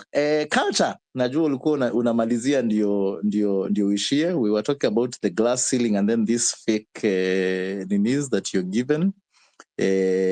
Pats on the back when they finally award you what you deserve over the years. Maybe if you have your final thoughts, at least KOT ametupigia wimbo wa taifa. Tumnakumbushwa sisi ni wa Kenya. Culture, tumalizie alafu we'll go to the next person. Yeah, no, I want to be fair, lakini kuna not all Kenyans go through that. Kuna Kenyans wengine nishai meet wamepitia hiyo glass ceiling. I remember there's a Kenyan I met, manze ana very young. I think huyo jamaa yuko maybe 33 ama 30. That guy has a house like a mansion. Hata nilimuuliza, is this your house? So mi ni pali tu because I'm in accounting, maybe the companies you are applying. So not everybody goes through that, but a lot of us go through it. Kwa sababu najua kuna a lot of Nigerians here. In fact, Harvard, one of the best colleges in the world, the largest minority that in fact, Black Americans wanna complain that most of the Black people in the top colleges in America, best colleges, are Black, are Africans. So unaenda Harvard, unakuta the most Black people in Harvard ni Africans. Unakuta ni Kenyans, Nigerians, Ghana.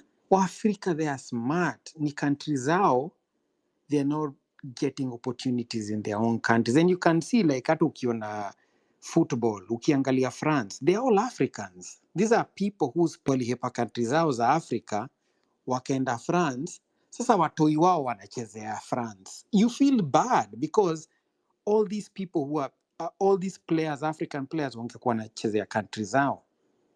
But they are playing for foreign countries. Hata Wanyama was making 65,000 pounds a week. A week.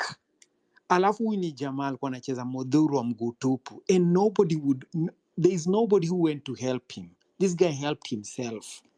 And he's finding himself in the top leagues in Europe. And we're not developing our own game, our own football game.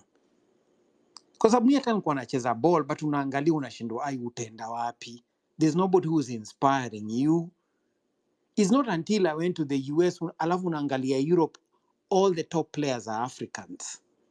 Unasema, damn, I should have continued with this thing, but you didn't know. But anyway, your glass ceiling iko, but you're like, okay, I can do other things. I can do business, I can do whatever. But nimejaribu sana. Sana kuenda unakuta tu boardroom ni wazungu wetu ni you're the only African.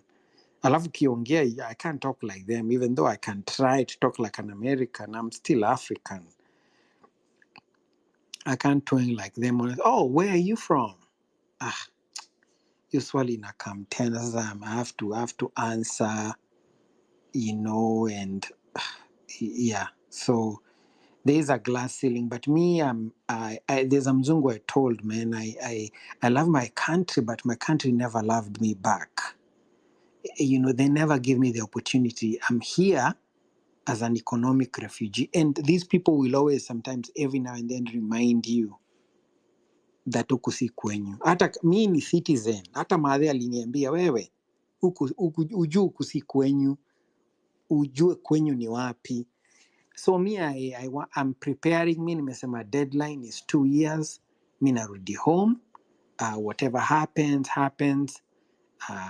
I'll just come back home, and that's why I want you guys to push. And however much we will contribute, if we can't be there, we'll contribute monetarily. Unaona? Yeah. So that's all I wanted to say. But yeah, glass ceiling is there, but not. I want to be fair and not say not for everybody. Me kuna pali nimefika naona unless now I am doing my own small businesses, nimedo Airbnb US na hizi vitu zingine. Yeah. Thank you. Wazi Culture, thank you so much. Sorry, I wasn't intending to put you on the spot. I just wanted alikuwa anaitwa Mr. G, daktari wetu asikie kwa sababu some people think that guys who are in the diaspora don't want to come home, and I think it's very important. By the way, I'd love to have that guy who is successful out there and has not faced racism to come and talk to some of us. Kwa sababu I've been in those boardrooms with the wazungus all around, and you're told you speak so well. Where did you study? Were you in the UK or something? Anyway, sorry for Just another one day. quick thing. There's a guy here, I don't know, I forgot his name, I'll ask his name. That guy has a house in Nakakama Palace. I'm in Atlanta. That guy has a home. Mi hata nilishangaa. That guy, it's all white. It's so big. Usimu expose bana, utafanya ombwe pesa. Simu expose, simu expose, but ujamaa ni young and very, very successful. But Hey, I know his name. You know him? Well, can I say something about him? Nitawa drop. Nilimmeet once and nikaget namba yake na nikamsahau. I promise I'll drop you.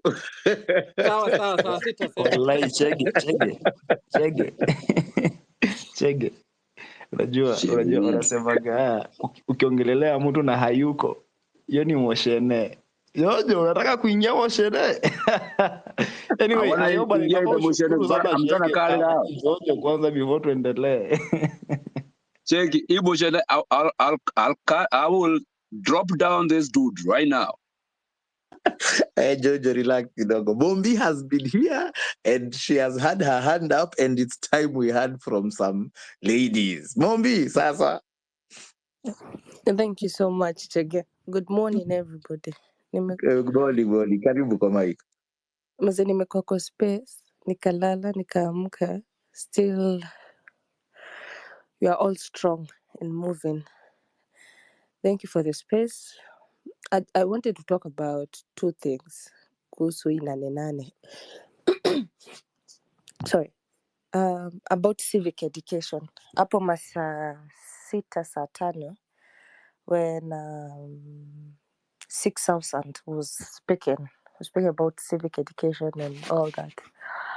I wanted to maybe add on to that about the civic education and people wakitokea, because the civic education is to educate people, especially now in our case right now, whatever has brought us together is this government. So to educate people about the Katiba, so that when they have an understanding about what Katiba is, the nitty-gritties, we can be able to transition and call for referendum.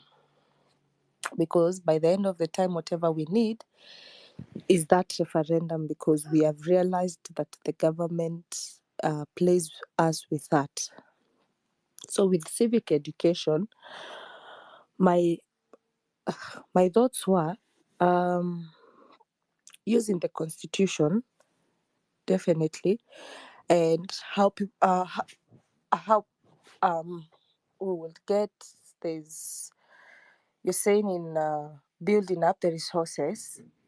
I think we would also aim at when you call people, they could come for. You could provide something like a book, writing and pens. The way hizi zingine zikienda, unaambiwa beba simu, beba maji, beba flag, beba something.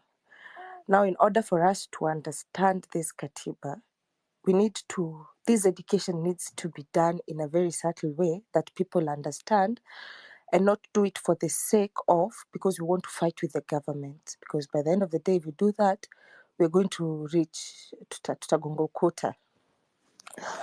So I've tried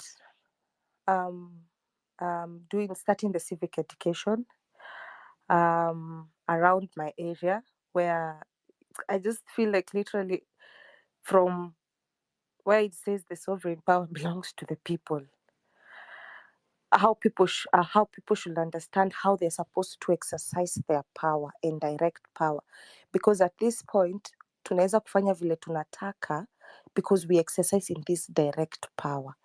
So with this direct power comes forceful negotiation, like we don't want this, we don't want this, we don't want this. But now where we are hitting is we keep saying we don't want this, but we don't say what we want. So hapo ndo tunakuwa neutralized. For example, we said we don't want the cabinet secretaries, but on my side, I don't see anybody mwenye ametoa candidate. There's no candidate among the people, because now this bone of contention to begin with started between the people and the government. That's why it started as leaderless, tribeless, and partyless, because it is the people, whole people versus the government. And now among the people now at this point, we are looking for candidates or representatives, or rather leaders, who will emerge and neutralize these candidates that have been given to us, who we find are so pathetic because they are politics. And yet we are not looking for politics in those seats. We are looking for technocrats, people who will understand this and have certain knowledge. So to go back to civic education, I was talking to a person the other day, and there was, if we were to come to a point where we are doing referendum, it shouldn't be about yes or no. The referendum or the way BBI was, is it yes or no? It should be about ticking of article. If people want this article to be changed, let it be about ticking. Somebody doesn't want, because if we come many minds together, we will be able to come up with a formula, because we are intelligent and we are smart within ourselves, Kenya. So if it is there are 256 articles, maybe it is those articles that speak about 47 senators. Maybe it is based between Article 93 to the other article. Let us tick based on that. Let us not pass this referendum based on yes or no, the way it is used to, because we are going to, my opinion is the president is waiting for us to mention about referendum, so that now he does the same vile amefanya na kina Joho. I don't know if you'll see the similarity. You see the way BBI, he was part of BBI, but he took that opportunity to ask for sympathetic votes, ajitoe nayo. But when they were forming, I bet they were forming together with the government. But at that time, because they wanted to, it was during an election, it was heated times, he agreed, maybe how I just saw it, he agreed to let this BBI ende na kina Uhuru, juu at that time watu hawakuwa wanataka something like referendum ama sijui kusikia something to do with constitution. But at this point, we want this referendum, and in order we do it, civic education needs to be really rampant and to angaliwe. About transport and bringing people from different counties, I find that will be, in my opinion, I'd find that will be so much hectic, because imagine transporting people, and then when they come here in Nairobi, here because you want them to meet at the center, maybe to occupy State House, itakuwa na confusion because now sometimes juu umemaliza course unasahau vile hao watu watarudi, because kama last time I had a case of another guy. I've been really going to this protest. So the other day when before the JKIA, now the Tuesday, there's another guy who was stranded in town. He's from Kericho. He came all the way from Kericho to come this side to come for protest. Now he's stuck on the other side and he's wondering how he's going to go and reach the other side. So maybe we could consider more of that, because we understand Nairobi ndo inasaidia other counties to know. So what we will do, we'll start from here. Then the way IEBC brought a clause, I don't know if you heard Kioni saying, it brought a clause about vehicles. So instead tupigwe na game yetu siku ya election, tuanze hizi piloting saa hizi za IEBC. Tuchukue kama ni ile gari, how is that car called? Hii gari inaendanga around. Yeah, kama Crusade and all that. I've forgotten its name. That car. We use it to go. The truck. Yes, the truck. We use it to go now to other counties because referendum requires signatures. So we will not go just to collect signatures, but we will go to understand, are those parents of ours in the rural areas, did they understand whatever this Katiba said? What opinion do they have? Because now the old only have information. Combining now the youngsters' information, now these young people, the knowledge they have, and the basis of how this constitution was made, we could come up now with a good constitution or a referendum that will pull back to help our generations, so that wakikuja kurise, maybe these, if it is these alphas, they will not be fighting the same cause we are fighting. Let them fight, at least if it is Africa, for the Africans now at that level, but not on a national level, because we will have failed them by then. And then to finish about Nane Nane, there is something that says the best lethal weapon you could carry to a battle is preparation. If we will sit and time till Nane Nane so that what watoke, I think it will, kulingana to na how it goes. I go to the ground and I know how people, they don't turn up. I know. So the best thing ni kuanzia Monday mapema. Where Monday tuna gain. That's how Occupying Parliament started, because day one, day two people came. Day three, after the second week is when people tulikuwa surprised, the way you're saying you're surprised.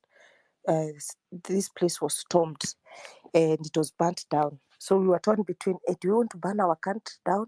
But at the same time, we are happy we've made our statement, because now they've started seeing the seriousness of what we could do. So if we are to start preparation for this Nane Nane, to garner those numbers that were there, because that number was huge. It was so huge. And if you are able to bring such an amount of people again on board, it will really make a statement. The way Southsand was saying, it is high time the influencers, the artists, the socialites, social kings, any person in the influencing department in Kenya, you come together. Isikuwe ati because mimi ni musician na mimi ni international, mimi level yangu iko hapo juu, so sitaweza. Isikuwe that thinking. Ikuwe thinking ya bringing these people together, hadi wakikam place kama ya kufanya civic education, people watakuwa interested kuelewa, juu wameona ule artist wao mkubwa ameketi pia yeye anasikiza, you know. You could bring it in the case that of how, you see how Abe passes his message when he's doing Mkurugenzi. So in order for you to educate people and what to enjoy, because I've had culture saying about a concert, play without something makes the jack dull or something. So first things first, educate people so that you can take them to the level now wapatie entertainment. We'll be able to garner signatures, we'll be able to go for a referendum. Then after that, after sasa tushafanya kazi yetu, we can now decide, are we going to occupy this state house? So in our case, we can do like this because we've gathered now those people, the people's celebrity wetu or whatever, the leaders now within the people. So how tutatesa hawa, okay, si kutesa per se, but how we'll be able to play to the game is to be able to go blackout with them. Yani tunakataa media kabisa na tunatumia public land. If it is that Uhuru Park, let us go to Uhuru Park. Au media wasikuja hapo kwanza kuair vitu zao, wanaendanga kupeana bad message. One message, ikifika huko mbele, it is totally completely different. So since we can exercise our rights and our constitution according to the Bill of Rights, when we get in there, we can say we don't want media. Let them stay in the dark. And also we could also say, again, if it is not us wanting the media, it is us saying the media shouldn't be given credit to president. You know, right now, we are doing vile tunataka and we are doing forceful negotiation. We don't want to lose that hand. Tukipoteza saa hizi, tulalishe kina Eskasudi watakuja watukojolea wallahi. They will abuse us, they will do now double, they will oppress us double now if we are going to leave this course here. So to wind up, we could say, why should the president be going to church and the media follows him? You know, church is your personal business. We don't want media, so it is us to occupy those places. To find a way how we are going to stop it. We are smart. Tunaweza kataa tu vile tulikataa ABC. Tunaweza rudisha hiyo power yetu isipotee. Tuambie media, we don't want, if it is media, let them use government media station. Hizo zingine zifanye nini? They be only airing civic education. That is what we want. You air civic education, you teach people from asubuhi to jioni. If you're not going to be doing your panels and bringing either the young or the people, but you, whatever you're supposed to do is do civic education. You're really mnachocha sana. Right now they're in Mombasa. They're making us feel as if we're in a campaign mode. Ever since the president got in the seat, he has never felt as if he's the president. He's always campaigning from January to December on top of cars. Imagine he's not even advanced. He cannot even use social halls. You know, when you're a president, you need to have class. So you want to put another class, but you have double standards. What are you doing on top of a car, talking to people? Are there no social halls in the place where you're going? Call people, address them, talk to them, and don't tell them about vile utawapanga. But you have realized the president is not thinking like Please land, that. Mundi. Please Okay. land. Okay. We've realized the president is not thinking like that. So we need to come out of the comfort zone, and the way Nani was saying, we could incorporate everybody in our society to come on board so that we can be able to pass this civic education. And if possible, we want State House as a monument. Atumia office of the president. Let it be like the National Archives where people get in. I don't know what you're doing in the house in the hill, and yet you're not delivering for us. You go stay in the office of the president. Even in Russia, they don't call it State House. I don't know if they call it State House. It was put as a monument way back. So maybe it's our time. Hii place ikuwe hivyo. Mtu afanye office of the president, akae hapo. Thank you. Thank you. I think it's called the Kremlin. Thank you, Mumbi. Kawaida spendagi cut short madam. Our ladies, your voices are very important, and sometimes I feel like ladies sometimes get shy. Lakini kuna kina Grace ambao hawako shy. You've said so many things, Mumbi, and one of the things that I agree with you is all hands on deck. You know, our artists are extremely important, And art is very useful in a revolution because it helps us capture the moment, the mood, and we've seen some fantastic art. One of the things that I feel I need at least to encourage you kidogo, I'm seeing you're thinking very much in the analog way. At studio tuende na ile lorry, we gather signatures, you're thinking physical signatures. Things have changed. Vitu ziko digital. Guys have these phones, smartphones, and we're able to actually give our opinions on systems that are immutable, that are verifiable right now. The systems are actually being built by Kenyans for Kenyans, and it is very possible to gather all the signatures that we require. I know it's a bit overwhelming when you think about the number of things that we need to change. But this referendum, in fact, it's good you haven't dropped this referendum that you're talking about.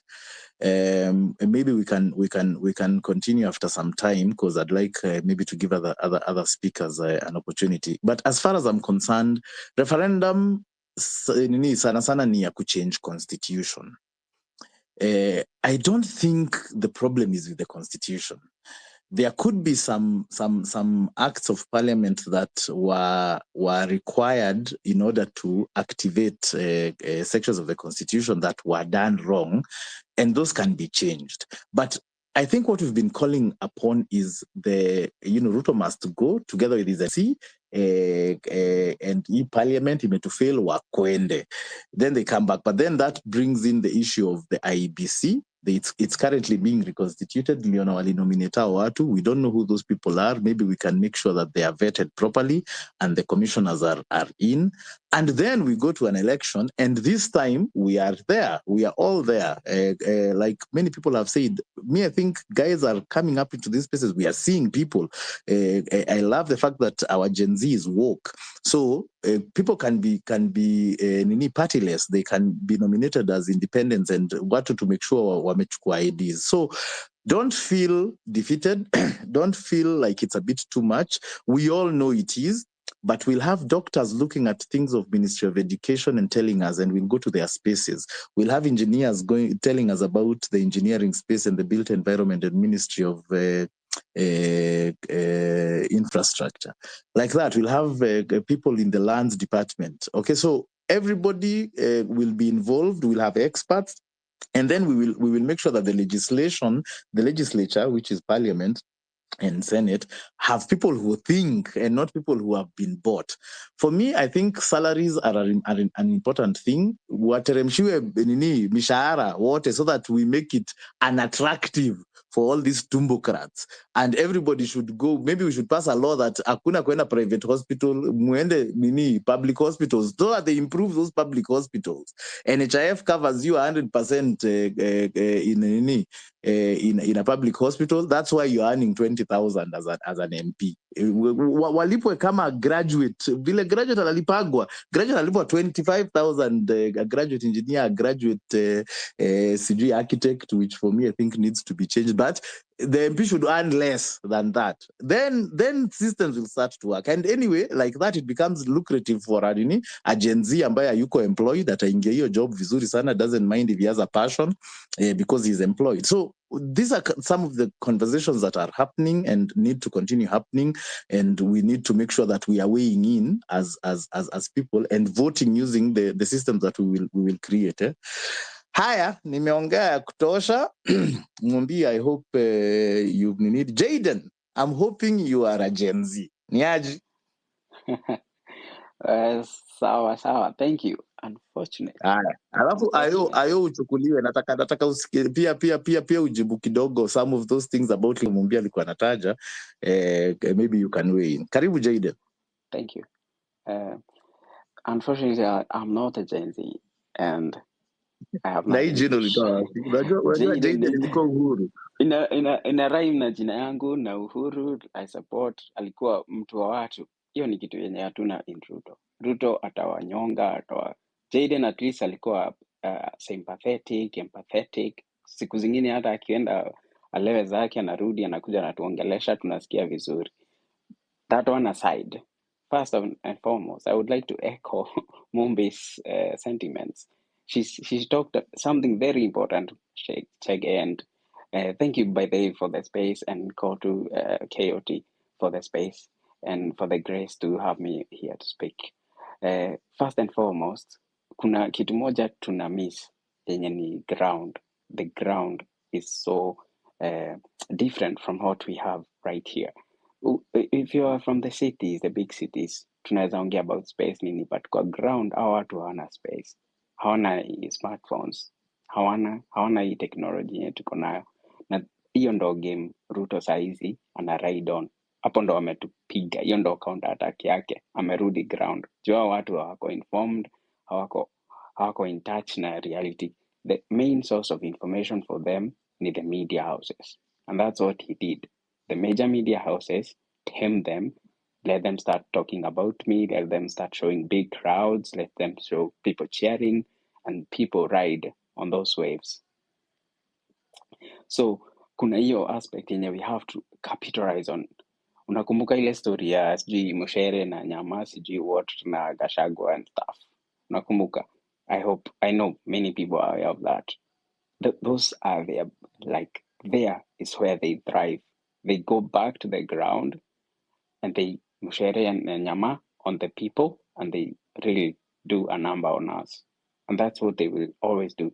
Tonight, I saw videos of, I don't know, Gachagua in some dancing on somewhere, I don't know, on some radio station.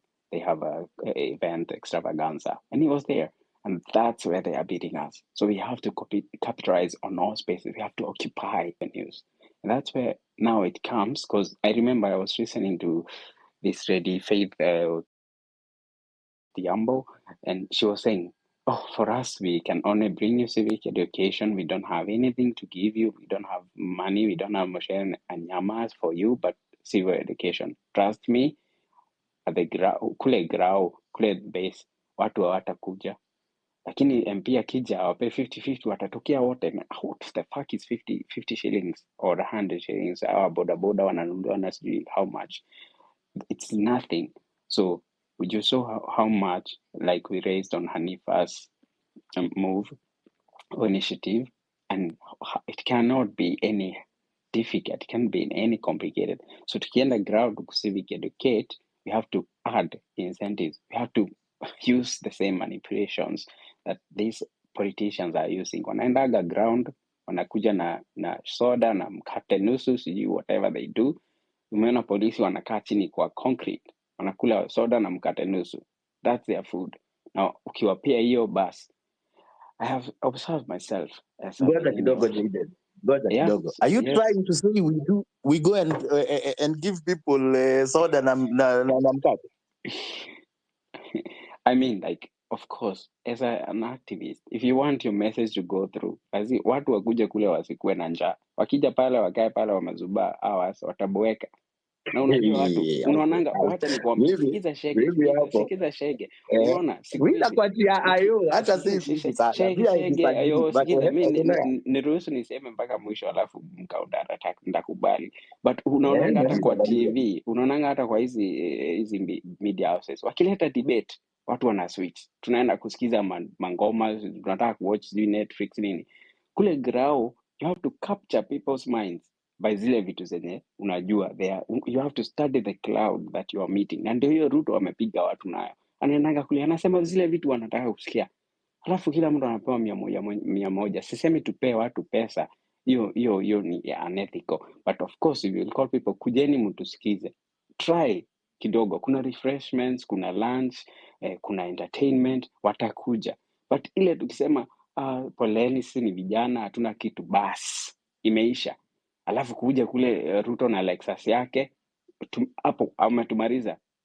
Take it, this is a very major point wanatupiga nayo. So try to package ourselves in a way that we purpose ourselves according to which crowd we are facing. Nairobi crowd is different. Smartphone, Uber, perfect. Shago, bodaboda, Mungu, hizo vitu zote hizo, church. Unaelewa? Goja. Sasa no. KFC. Wait, ayo. Haya, maliza alikuachia ayo. Yeah. So ayo tutapambana, sawa, niko ready. Lakini those ones, I'm on board on all those things, but we have to be strategic. We have to find ways. Kama Mumbi said earlier, I support her idea. We have to go to these local artists, local celebrities. Tusifocus sana na kina Nonini, sijui what the big wigs huku Nairobi, sijui what. Thank you, they are big in Nairobi, but kule mashambani hata hakuna mtu anajua sijui Boniface Mwangi ni nani, sijui Nonini, sijui ukienda kule kwanza Shags ucheze sijui Nonini play wise, smart. Kama tunaenda civic education Shags, tunaangalia which crowd, kwa sababu hakuna mtu wako 40 50 60 ana boda. Ni hawa watu young people, Gen Z nini, wenye wamekosa. Like I remember back in the days when I completed my high school, I was like, yeah, boda idea, it looks good. I could secure 5 bodas, and every month I'm getting in 30K. Today you cannot. So things are changing. So we have to package ourselves according to the cloud. So mambo imechange. Tuende kule, tuongee lugha yao, tuwasikize.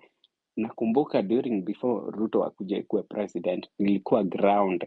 Zile vitu nilikuwa nasikia, nilikuwa naambia watu, what the hell? Do you not people watch the news? Are you not up to date what Ruto has done? Lakini ground hawajui Ruto amefanya nini kwa X. Hawajui Ruto, watu wana expose nini. Tunaenda kule, tunaenda na PowerPoint na hizi projects Ruto ana launch 4, 3, 4, 5 times. Ndo watu wakuwe na nguvu ya kuketi pale, lazima wakule zile mshere na nyama na wakunywe soda. Watakuja mbunge akuja awapee the same thing. Tukija an empty hand, ndo unasikia mkono tupu hairambwi.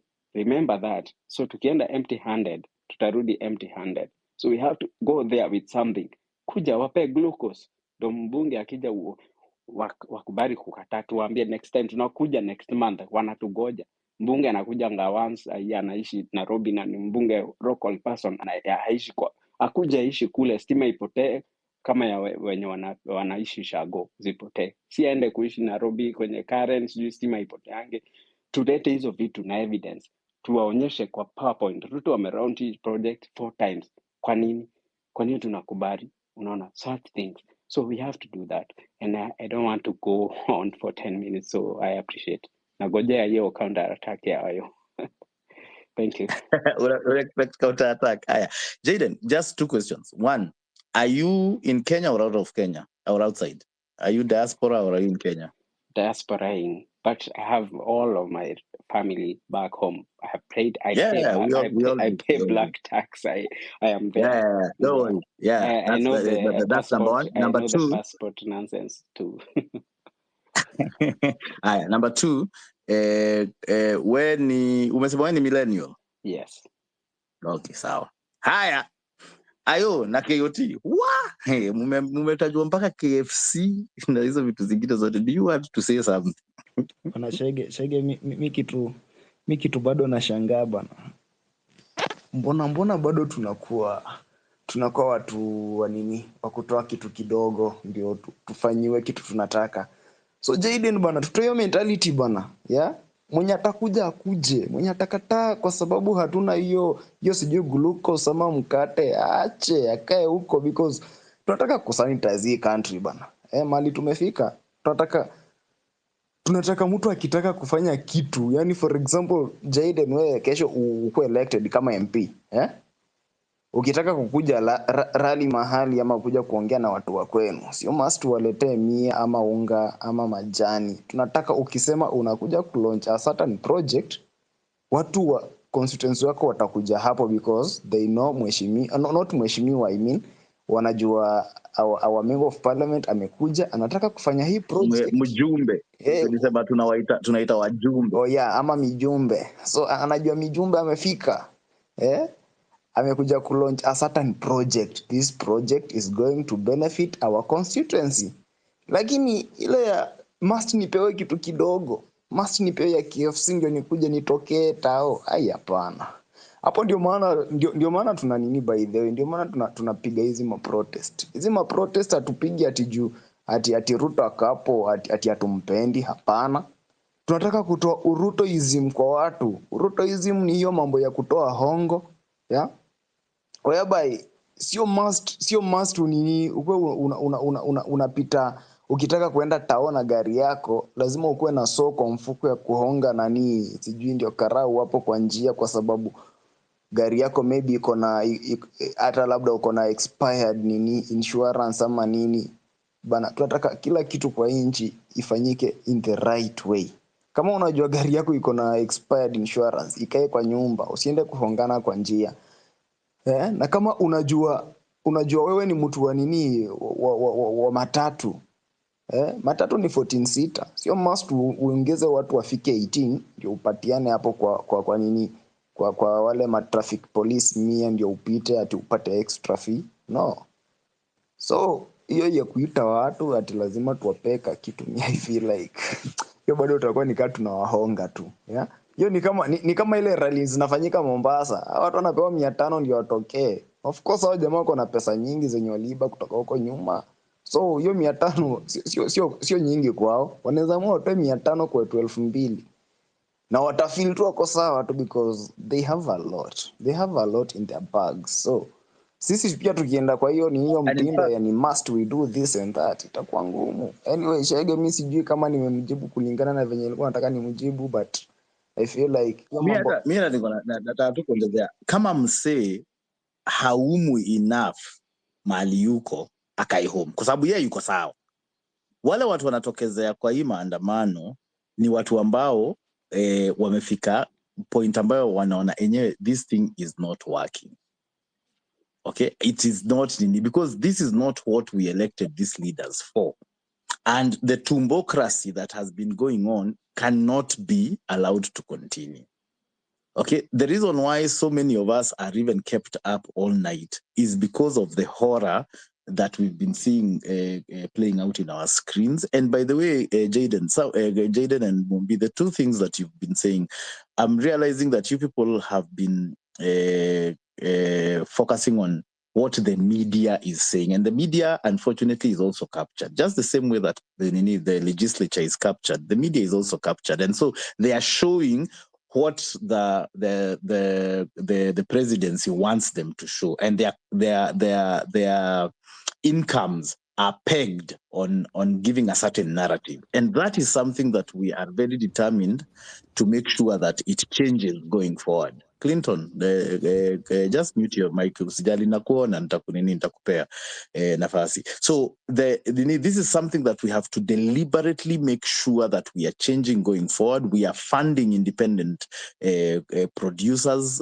Mtu kaa ayo ni mtu alikuwa media na amefutwa kazi, and yet they've been here co-hosting spaces, and if we give them the funding and the rights that are guaranteed in the Constitution, then we will truly have a free media. So the idea is not to fall back into the default position whereby you're basically bribing voters and the populace and not delivering value and services. The country belongs to them, and that it's not about tribe, KOTs, or Mkenya. I'm choosing guys who are, it's not obvious. Me, I'm Chege. Everybody can see, I'm a Cuk, and there's a reason why I'm not using my Christian name. I've been out there and I've had to suffer with French names and German names, and those guys don't care. Alafu sisi tunaenda hapo sijui bado unajiita na nini majina ya Kikristo unafanya kazi yao ikuwe rahisi. I don't give a shit about those guys. I want them to struggle and call me Chege Wamburu, and they wonder what that means, and we get into that conversation, and they ask me about my accent, and I tell them I don't have an accent. They're the ones who have an accent, because all this is part of the awakening of the mind and showing people that we belong. I am not here by accident. I belong here. Ruto is not, is not my boss. He's my servant, and if he's not my servant ashuke, kwa sababu alienda hapo ni kuserve kila Mkenya. So I hope that is coming out clearly, because for me the failures of the current system, of the judiciary, of the media, are things that we should be calling out and making sure that going forward we are going to change, and we're going to make sure that we right the wrongs that have been there. Ayu, do you have something to say?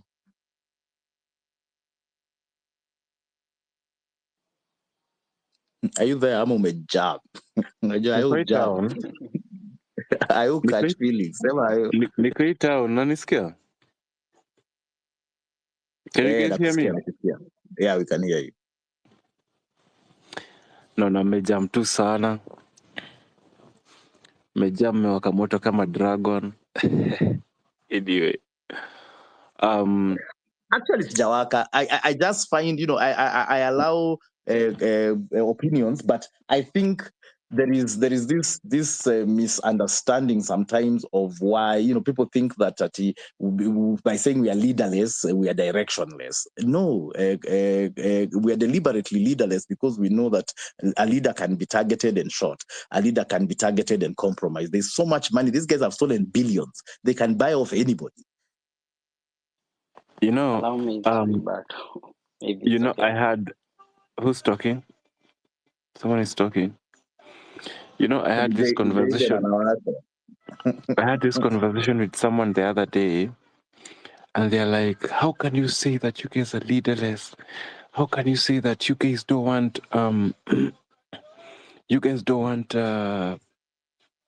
sports, or rather hizi viti kwa gava?" Nikamwambia, these seats in the government, you don't want a share of the cake. And come, now you see that's the problem. You guys think that you're doing this because you want to be in the government. That's the problem. We just need fair treatment. We just need things to work. We just need our country to work for us. Okay? We just need things to run. And I even told them that we don't have a problem paying taxes. But if we pay taxes and we see things are moving in the country, the country is clean and education is affordable, and education is helping us. We pay taxes and we see our hospitals are working, doctors are paid well, teachers are paid well, and education is helping our children. We are protected by the government. We are paid. We pay taxes, and the policemen are paid well. They are disciplined. They take care of us. We are secure. We have security. Then I bet you will not see anyone going to picket in the streets. But you see, people are going out there because the government has failed. It's a total failure. That's why we are like, we are tired. We don't want to dialogue with you. We want you guys to go home, and we want to, we want to put people who deserve to be there and to work for us. And that's why at the end of the day, we want leaders who are competent, leaders who are not out there to steal taxes, who are not there to benefit themselves, and people are dying out there. Some child somewhere out there is not getting better education, jobs creation, such stuff. And I was telling them, we want this country to work for us. And that's why you see people are going out there. We elected these leaders, or rather some elected themselves, but they're not doing their work. Okay, they're not doing their job. It's like you going to a company, you're being paid and you're not working. How does it even sound to that company? They're paying you and you're not working. Unaifilisisha, unaifilisisha for no apparent reason. And we want equal share, equal treatment of every citizen who's protected by the constitution. Unaget, like mi sitaki ati unipatie kazi shege cause unanijua mimi ni Ayona, tunakutananga kwa space. Nipatie job juu umeangalia pepa zangu na umenifanya interview na panel imeona Ayo anaweza fanya kazi na for the past 3 months mona nikifanya kazi vizuri na unaget, I'm working. Usinipatie kazi ati sijui ni beshte yangu, unipatie kazi juu natoka Ochakwenyo or something of the sort. Unaget, meritocracy. Unaget, tunataka wasa wana do job, wasa wako accountable.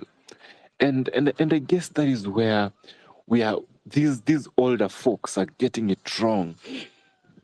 Oh, we are getting it wrong kabisa. Because wamezoea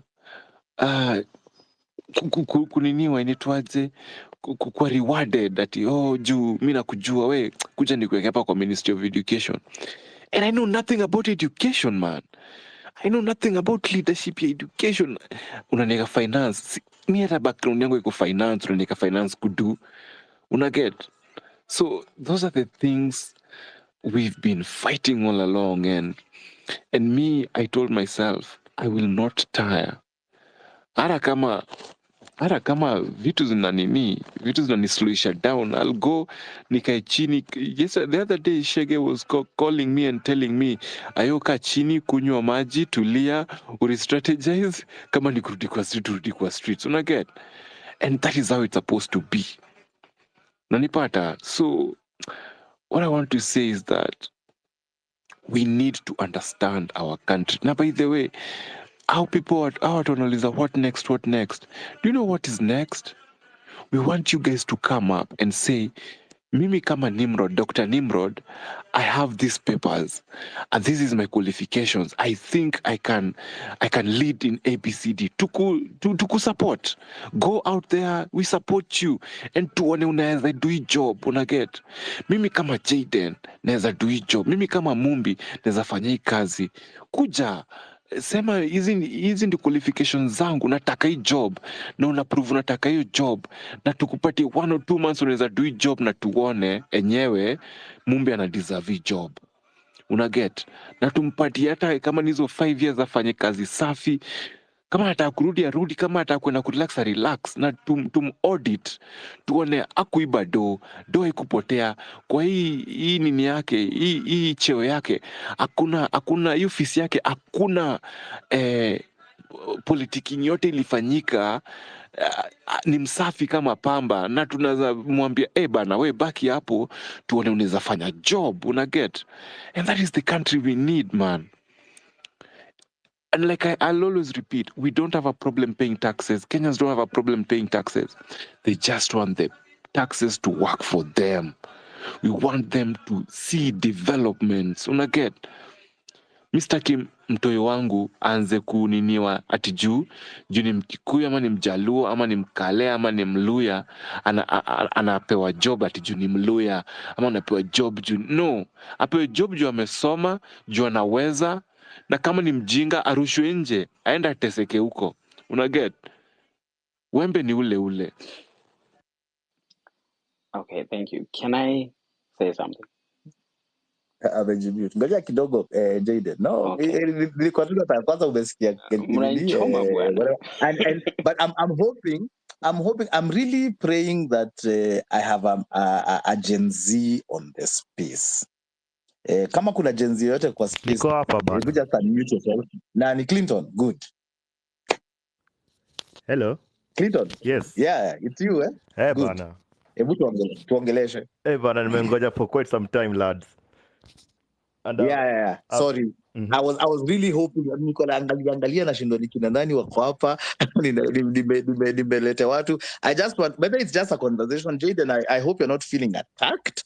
I just want you to hear the divergent views. Clinton, tuambie. Yeah. I don't even know what Clinton is going to say. Go ahead, Clinton. Okay, so mimi tu kama maneno mbili. First, we don't need to be like them because they're not like us. Unacheki. These people, they are manipulative, tumeona.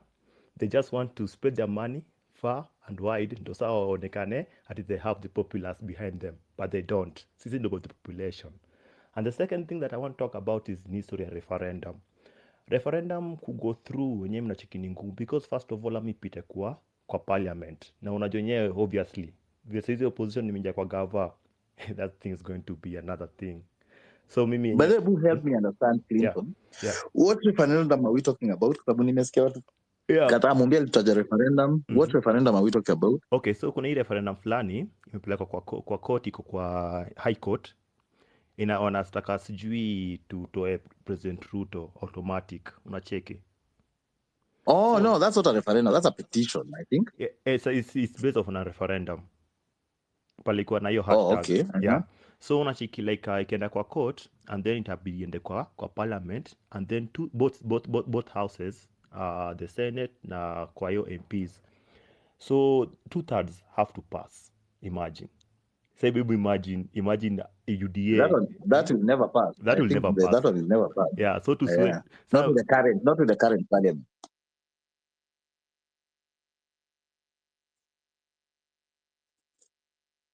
Sorry, Clinton, did I destabilize your network? Can you guys hear me? Mrs. Clinton. Ayo, mnanisikia? Pia mi sisikii Clinton, but nakusikia. Clinton nilikuwa namsikia kanyamaza. Clinton, ama umepata simu my guy? Wamekukujia? Oh, maybe, eh? Maybe. Okay. Haya, Casemiro. Alafu tupatie Jaden. Kabla as Clinton nini, I can see your hand up. Thank you very much. Sasa mimi nimeunga Mumbi mkono. Mumbi amesema where to start. According to me, I would have said the parliament, the house, the two houses. Wetangula atatusaidia sana. Atatusaidia na njia gani? We push him, push the MPs walete motion ya kukata mshahara according to Chege, if I'm not wrong. Whatever Chege was saying. Another thing, we can't be like them because they are not like us. Tunaweza kuja na another way ya kutuma watu wasikie.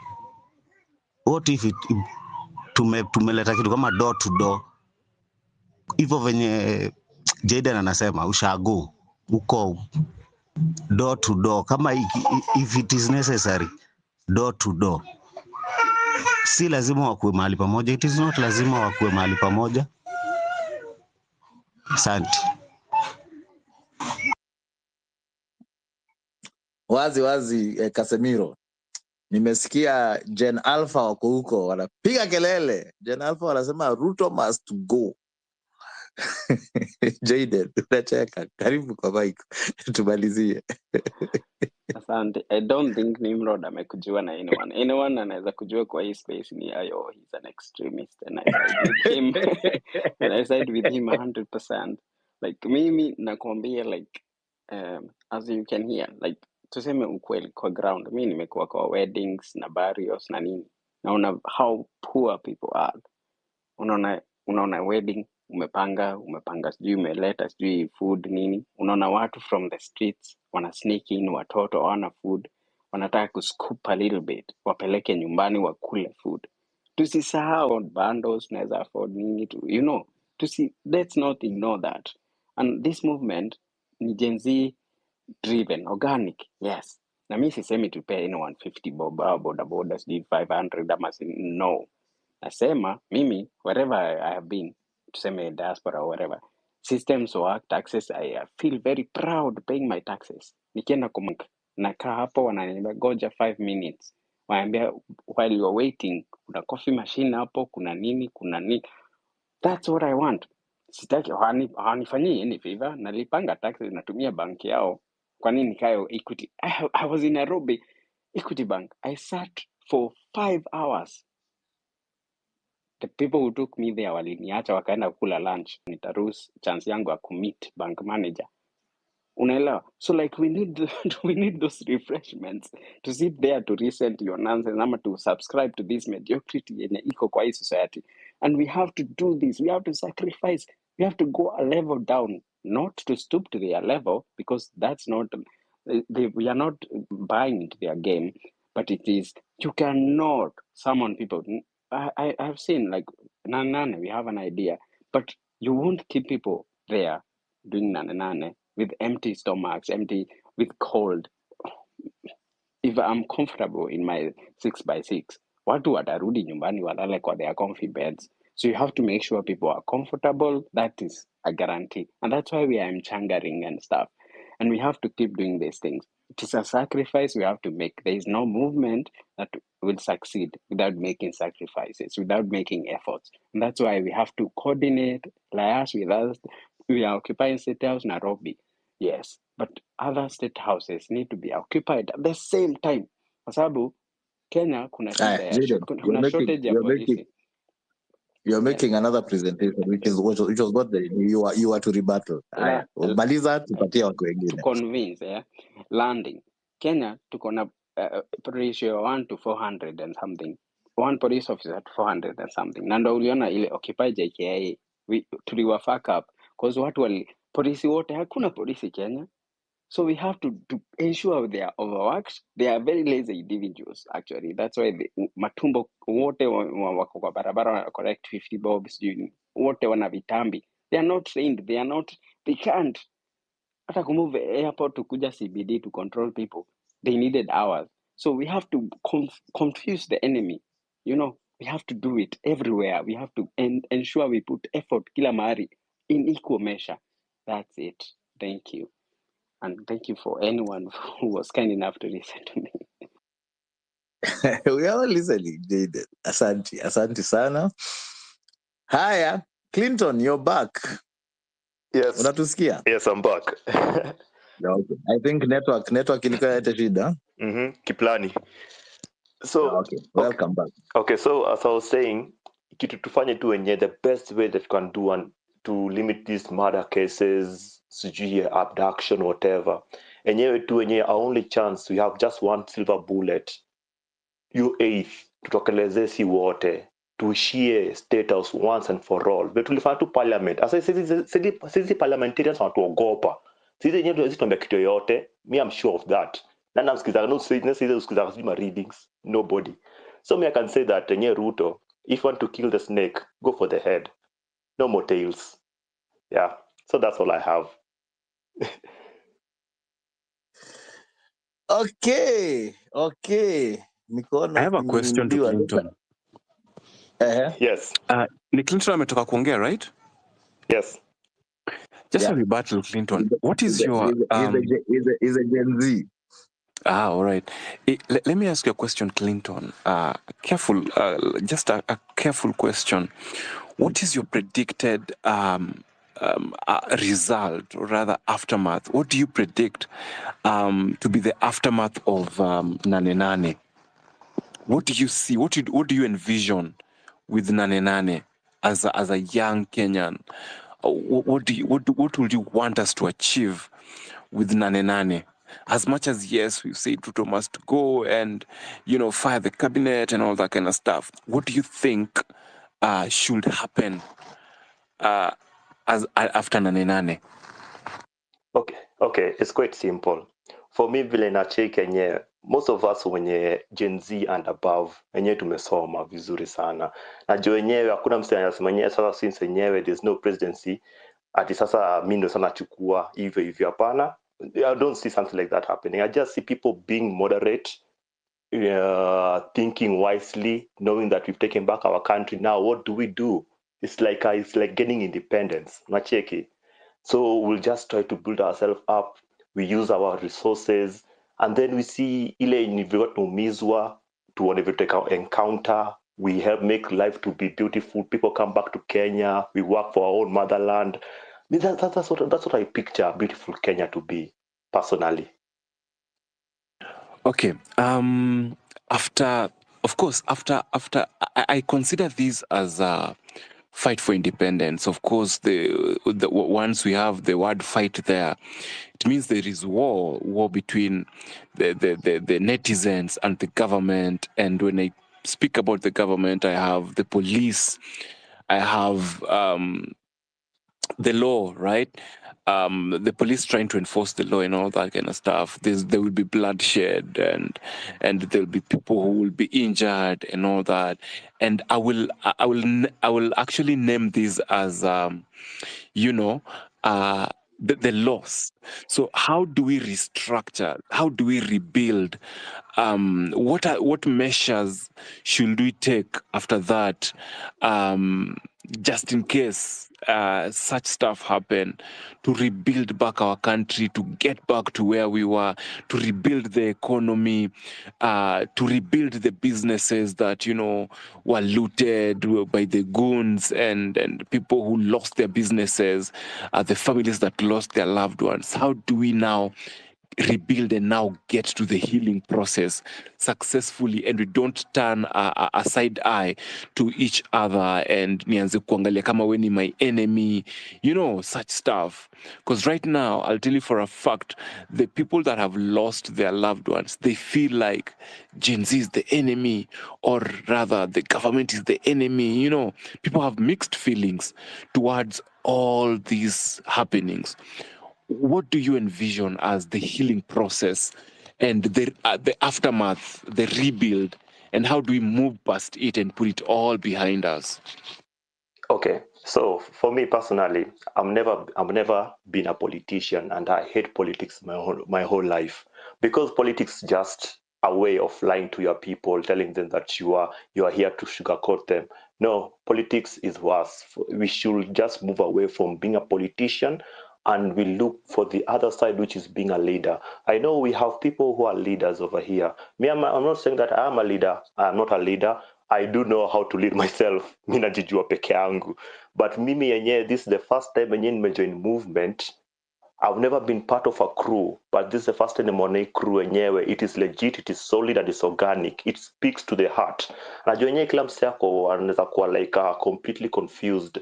Ati sijui ati maybe I've lost so much in the last 1 month yenye tumekuwa demonstration, and you can see even people losing much, but they are still coming out there because they do know what the cause they are fighting for. You see, that's the beauty about this movement. This movement doesn't shun anyone. It tells everyone to come join this fight. This fight is not for me, and it's not for the people who are rich. It is for everyone. And let me tell you something about the rich people. You do fighting also the rich people, because most of the rich people have succeeded from this government, this punitive government. They are trying to save their own skin in order for us not to get into that position where at least everyone is getting his own shilling. But tunasema yenyewe, we need to get back to the time wenye ilikuwa Kibaki. Saizi ukiona bob unatupa, imagine your own currency, you're throwing it away. We have to make it meaningful. That's the Kenya that I want after this. Sasa yenyewe vitu zina high prices out of nowhere, and unashanga yenyewe 500. How, since when 500 imeturn into nothing? 500 kitambo, during my time, Kibaki time, it meant a lot, like literally. 500 nasikameshika pesa. Saizi kushika 500 jo, fuck it. Like literally. So me and you personally, I will say that we, each generation, now the millennials, we just need good Kenya, a Kenya that is prosperous and at least can say something. And the rest of the world, as you say, the rest of the world are watching us, and we cannot fuck it up. That I do know. E-movement is leaderless. Thank you so much. And I believe we are going to go far with this. Asante sana. Ayo, umeuliza maswali mzito. And did I answer? You did good answering them. You did good answering them, but I can see Dr. Nimrod has been, and Mumbi, I'm coming to you, na pia Jojo na the Koza. Thank you so much. Thanks Clinton. Nataka kwenda kwa Dr. Nimrod. Dr. Nimrod, good morning first of all. Kidogo ayo. I wanted to say something to Clinton because I will most likely atashuka. Clinton. Okay. Ashuki, bado ako hapa. Good. I noticed, no, by the way, unacheki vile request inakame. Clinton, I noticed you almost paused when you're saying fuck it at the 500 shillings. Please do not be apologetic, and especially on Spaces. On Spaces, feel free to say fuck it, say fuck Ruto, say fuck this system, say fuck this government, because a government that is executing its youth should not feel at any moment legitimate or legitimized by anything. There is no mheshimiwa who supports this. Even the Chief Justice, for me, I'm calling out Martha Koome because there's been enough cases for the judiciary to be speaking out. I would like to see the Chief Justice marching with the youth of Kenya who are saying because we know that if the Chief Justice is out, they will not shoot. If Wetangula as Speaker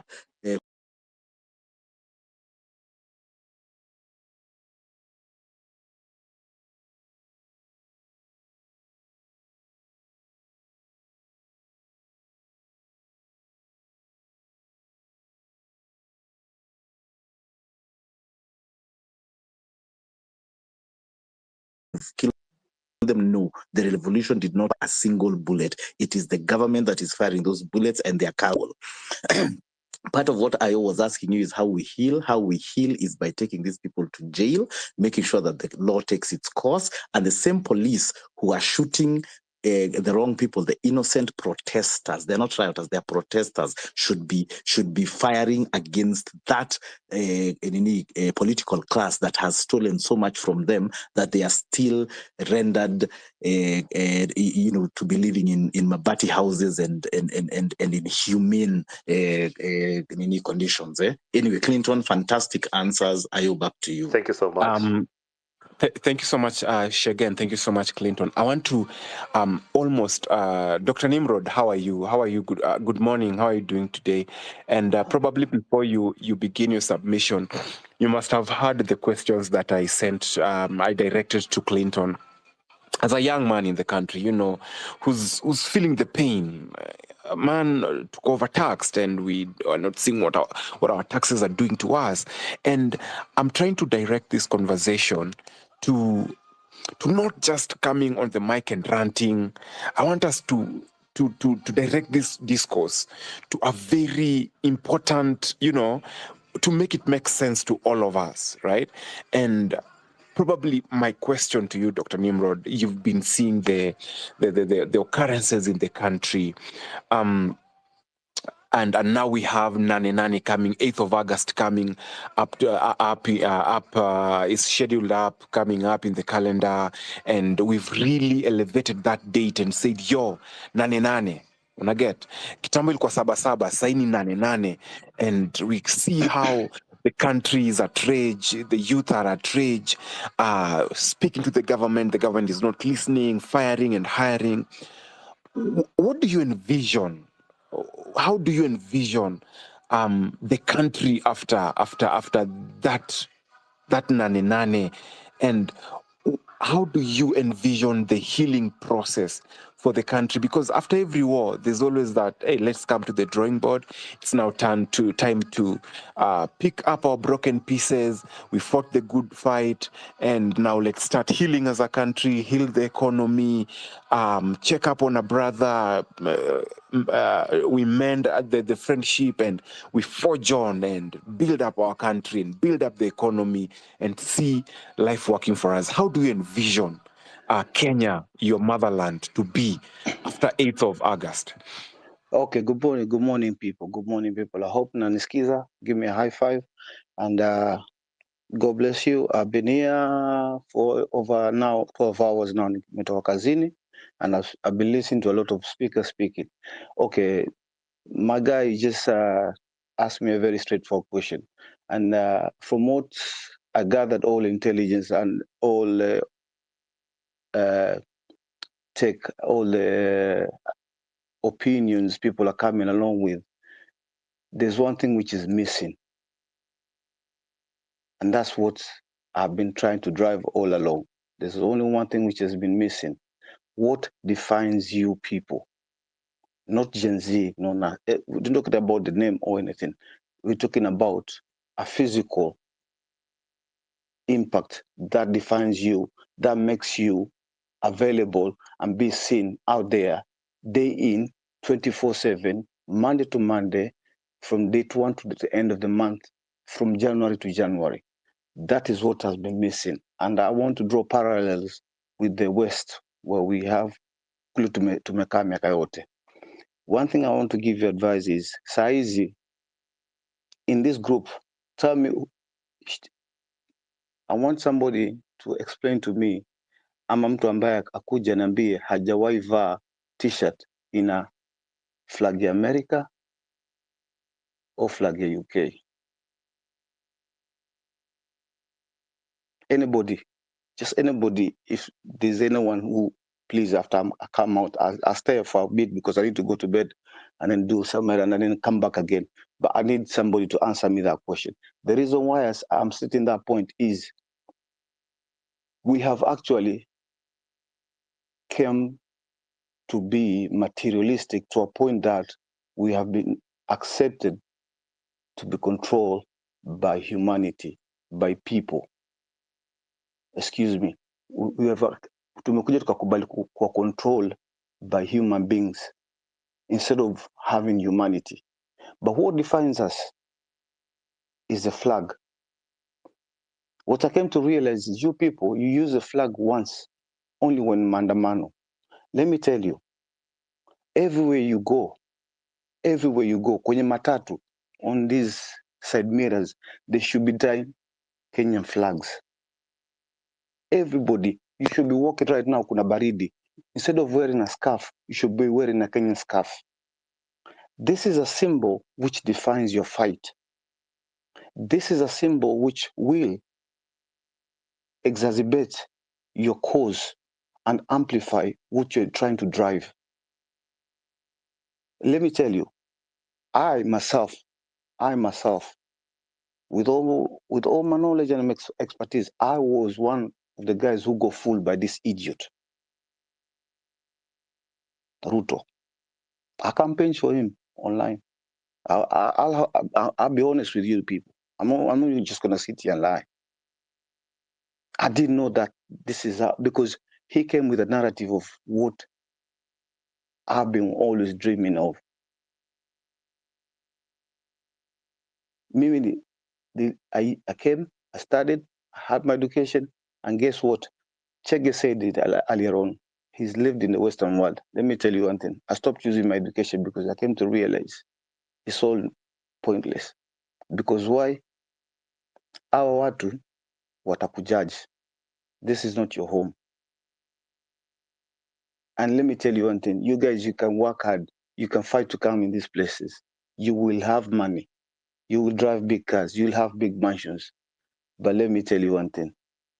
You sell your soul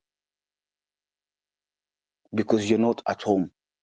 It's like you take a lion from Tsavo and bring it to the Western world in a zoo.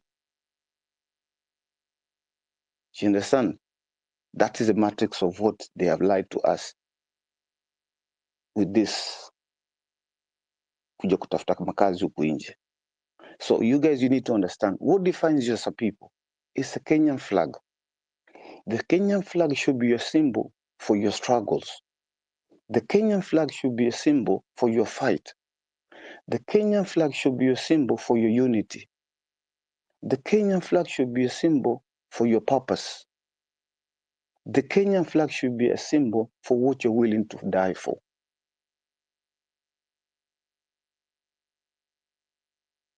Kenyan flag, that's what has to be action. Mtu yoyote, saizi kama you are making noise here and you don't have a Kenyan flag when you go out there, trust me, you're doing, ni kama unaenda kuchota maji na kikapu kwa bahari. That is the reality. Tusidanganyane hapa. There's a lot of information I wish I could share with you because, and okay, I'll just jump off topic in a bit and come into organization. Because right now I've said I've got a lot of people who are willing to put money. There's a lot of Kenyans here. Wengine wana makatasi, wengine wana makatasi. I know a lot of people because I deal with a lot of Kenyans when they're kind of stuck. Yeah, and I won't lie to you. These people here watakuja na niongelesha watu wanalia. You see a grown-up person shedding tears because mtu amekaa miaka 10 huku hajawahi kwenda nyumbani. The pain some people go through, usidanganywe na mtu. Yeah, pesa utapata Ulaya, kazi utapata, nyumba utakuwa nayo. Even the guys they were talking about the guy who owns that big White House in America on all that property, he owns it, but the moment he fails to honor the service charge on that property, he loses it tomorrow. Yet in Kenya, when you have in Africa, what we pride ourselves is, and that's why you see even, you look at, I'm giving you examples of parables. You look at the American, why do you think Afrobeat came and overtook R&B? Because what Afrobeat and African artists are creating, the profit is on themselves. Whereas the Western world, everything is controlled. And that's where Ruto is taking us. That's why because I'm surprised that watu mpaka leo are not mad enough that Right now, Ruto has decided that your sovereignty is only valid for 10 years. You can only be a Kenyan for 10 years. After 10 years, you lose that right. Which society have you had, even in this first world, that you lose your sovereignty? Where have you had it? Mmesikia wapi? This As you is what, wind up, yep. So please, I'm saying, kuanzia leo, KAT, Ayo, please emphasize this. The people who are going to churches today, they should be, instead of walking with scarves and Bible, carry a Bible and a flag. When you go to work on Monday, carry your bag and a flag. Let us be seen out there. Let us be seen out there. Because the moment people start seeing this pattern emerging, people will start having questions. When they start having questions, we are creating that discussion. What we need is to create that discussion. And by the time ikijafika 8:00, let me tell you, you won't need to tell people to come out. People will come out. But it's easy to, we are, wale tuko ambao tuko online hapa, it's a very few number. We need to, the only way you can amplify is pass this message of flag, the Kenyan flag, your flag. Let it be a symbol for the struggle. Let it be a symbol for what you are fighting for, a better future. Not for you, not for me, not for anybody, but for the future of the country. Because Kenya wins, everybody wins. Right now, Ruto what has decided is he's got between him, Raila, it has always been like that. And that's why you see in every election, there's always a new party in Kenya coming in, because they have managed to divide us in that group. And they've always tended to use tribals. But if everyone, like I said, our symbol should be a flag, the flag of the country. That is something which has been denied by the politicians. Because the moment finish up, Nimrod. Yep. The moment Finish you up. realize, thank you. The moment you realize that, please, guys, amplify that. And with that, Ruto must go. Kenya for Kenyans. Kenya for Kenyans. That is what we need to stand for. Kenyans for Kenyans. I wind up. Thanks a lot for the space. Thank you, Nimrod. I really appreciate your submission. Though haukujibu maswali zangu, but ni sawa tu. Aya, nataka kwenda kwa Mumbi. Mumbi, I'm on you. Talk to us. The main reason I'm asking these questions, because I just want us to have these amicable conversations so that we talk solutions. We chatter, a conversation, not just submissions and, we are gone. I'm trying to figure out, like, let's do spaces differently. Yes, we might have our own, submissions, but then again, let's be able to, chime in and direct the conversation towards a certain direction. And I get, if that makes sense, though. Yeah. So, Mumbi, please. Sorry for cutting you short. Sorry. Can I answer you that? Please? I beg. It's okay. I'll circle back to you. Let's go to Mumbi first, then I'll circle back to you. Yeah, and Ayo, maybe I'm looking at all the requests, and thanks so much to the guys requesting the mic. Keep them coming. Ayo, maybe we start limiting time so that at least we give people a chance to come in. 4 minutes each. Okay. Let me be fair today, not 3 minutes, 4 minutes each. Mumbi, go ahead, please. You've asked your question, and I've thought maybe there will be two outcomes after 8:00. Either people will go back home and start going back to the Twitter space and talking and start planning on another date, or that 8:00 will usher us into the next arm of government, which is the judiciary, which will help now in the policies.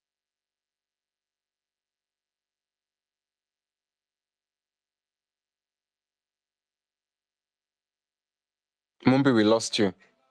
Please mute, then unmute. I lost you. Shege, mnamsikia? Shege. Ukisikia umepotea una mute, alafu una unmute tena. Unmute now, Mumbi. Nilikuwa nimekupoteza. Kama unanisikia, Mumbi. Ama imeanza kukwama. Unbelievable. That's so sad. Okay. Pia una break. Acha kirudi. Just go to the next Acha kirudi tutamsikiza. The Carrier or the Kosa, nimeita hiyo jini vizuri. The Kosa. Yeah, iko sawa. Talk to us. Okay, good morning guys, and mimi nitakuwa direct, just 3 points and then hand over the mic. And my first point ni Kenya problem since 1963 tupate independence hadi sai 2024 imekuwa ni politicians. You know, Kenya tulikuwa 1963 tulikuwa on par with economy like a country like South Korea. Hii country ambayo sai most of it in first world country. Sisi Kenya tulikuwa on par with them. Lakini since 1963 vile British walitoka waka hand over the country to sisi Kenya politicians, walikuwa tu wamemaliza Kenya, wanatoa kitu polepole hadi sai mali sisi tumefika. Hata ukiangalia sai from 1963 to now, 1963 ndo kulikuwa na more industries in Kenya than sai vile sisi than this current situation sai vile sisi vile iko sai. Last week I was talking to someone who was alikuwa anafanya kazi huko industries za sukari huko Mumias. Anasema the reason why hiyo industries zimeanguka zote, most of it is politician wanakuja every weekend. After 2 weeks wanakuja wanachukua pesa, wanasema tupe pesa 20 million, leta pesa twende, wanaenda kufanya naye campaign. Na hakuna accountability. Kenya politician wamekuwa kama the gods. Wanafanya kitu, hakuna kitu ambaye hakuna mtu anawaambia kitu. Kama the other day kulikuwa na politician huko Portugal, he was prime minister, alikuwa amepatikana corruption. Askari wakakuja wakamchukua kwa nyumba yake, wakampeleka kwa polisi. Kenya since 1963 hakuna politician ameshikwa ameshikwa na corruption akachajiwa. The other day Ruto, kulikuwa na mtu jamaa anaitwa Mwaluke, alikuwa amepatikana 67 years, amefungwa jela 67 years. Bila amekuja akasalimia, akakuwa rafiki na Ruto, akatolewa kwa ile kitu, akatolewa kwa hiyo kesi yake ikaisha. Sasa Ruto, the main problem ni corruption in Kenya. Bala yaende aseme afanya prosecute some politician, ameenda akashikana nao, akaenda akashikana na kina Joho. Kila mtu anajua Joho ni nani, akaenda akashikana na politician. Sasa all CS wamechaguliwa, ukiwafuatilia ukiangalia background yao yote utapata kuna corruption cases. Ukiangalia hata KCC nao ukiona mtu anafanya kazi huko, kama una supply kitu huko, watakwambia tuna pesa. Kuna huyu politician amekuja last week akachukua pesa kwetu. So wamekuwa tu wakimaliza kile kitu, wanamaliza kile kitu polepole. So every problem ni Kenya, kama every problem ile iko associated na Kenya, kama ni corruption, kama ni post election violence, kama ni everything iko shida Kenya, kuna politician nyuma yake. Sasa ndio hivyo. Sasa hii vita ambayo tulifanya reject finance bill, this is the first war sisi wananchi wamepigana na politician. You know, 1992 ile multi party election ilikuwa tu katikati yao politician, ile civil war between them. Hakuna kitu wananchi walifaidika naye. Hata ile 2010 constitution wananchi hakuna kitu tumefaidika naye. Ilikuwa tu politician wamechukua position, wamejiongezea position, walijiongezea governor, wakajiongezea position na senator, wakaongeza nominated senator, lakini sisi wananchi at the end of the day hakuna kitu tulifaidika naye.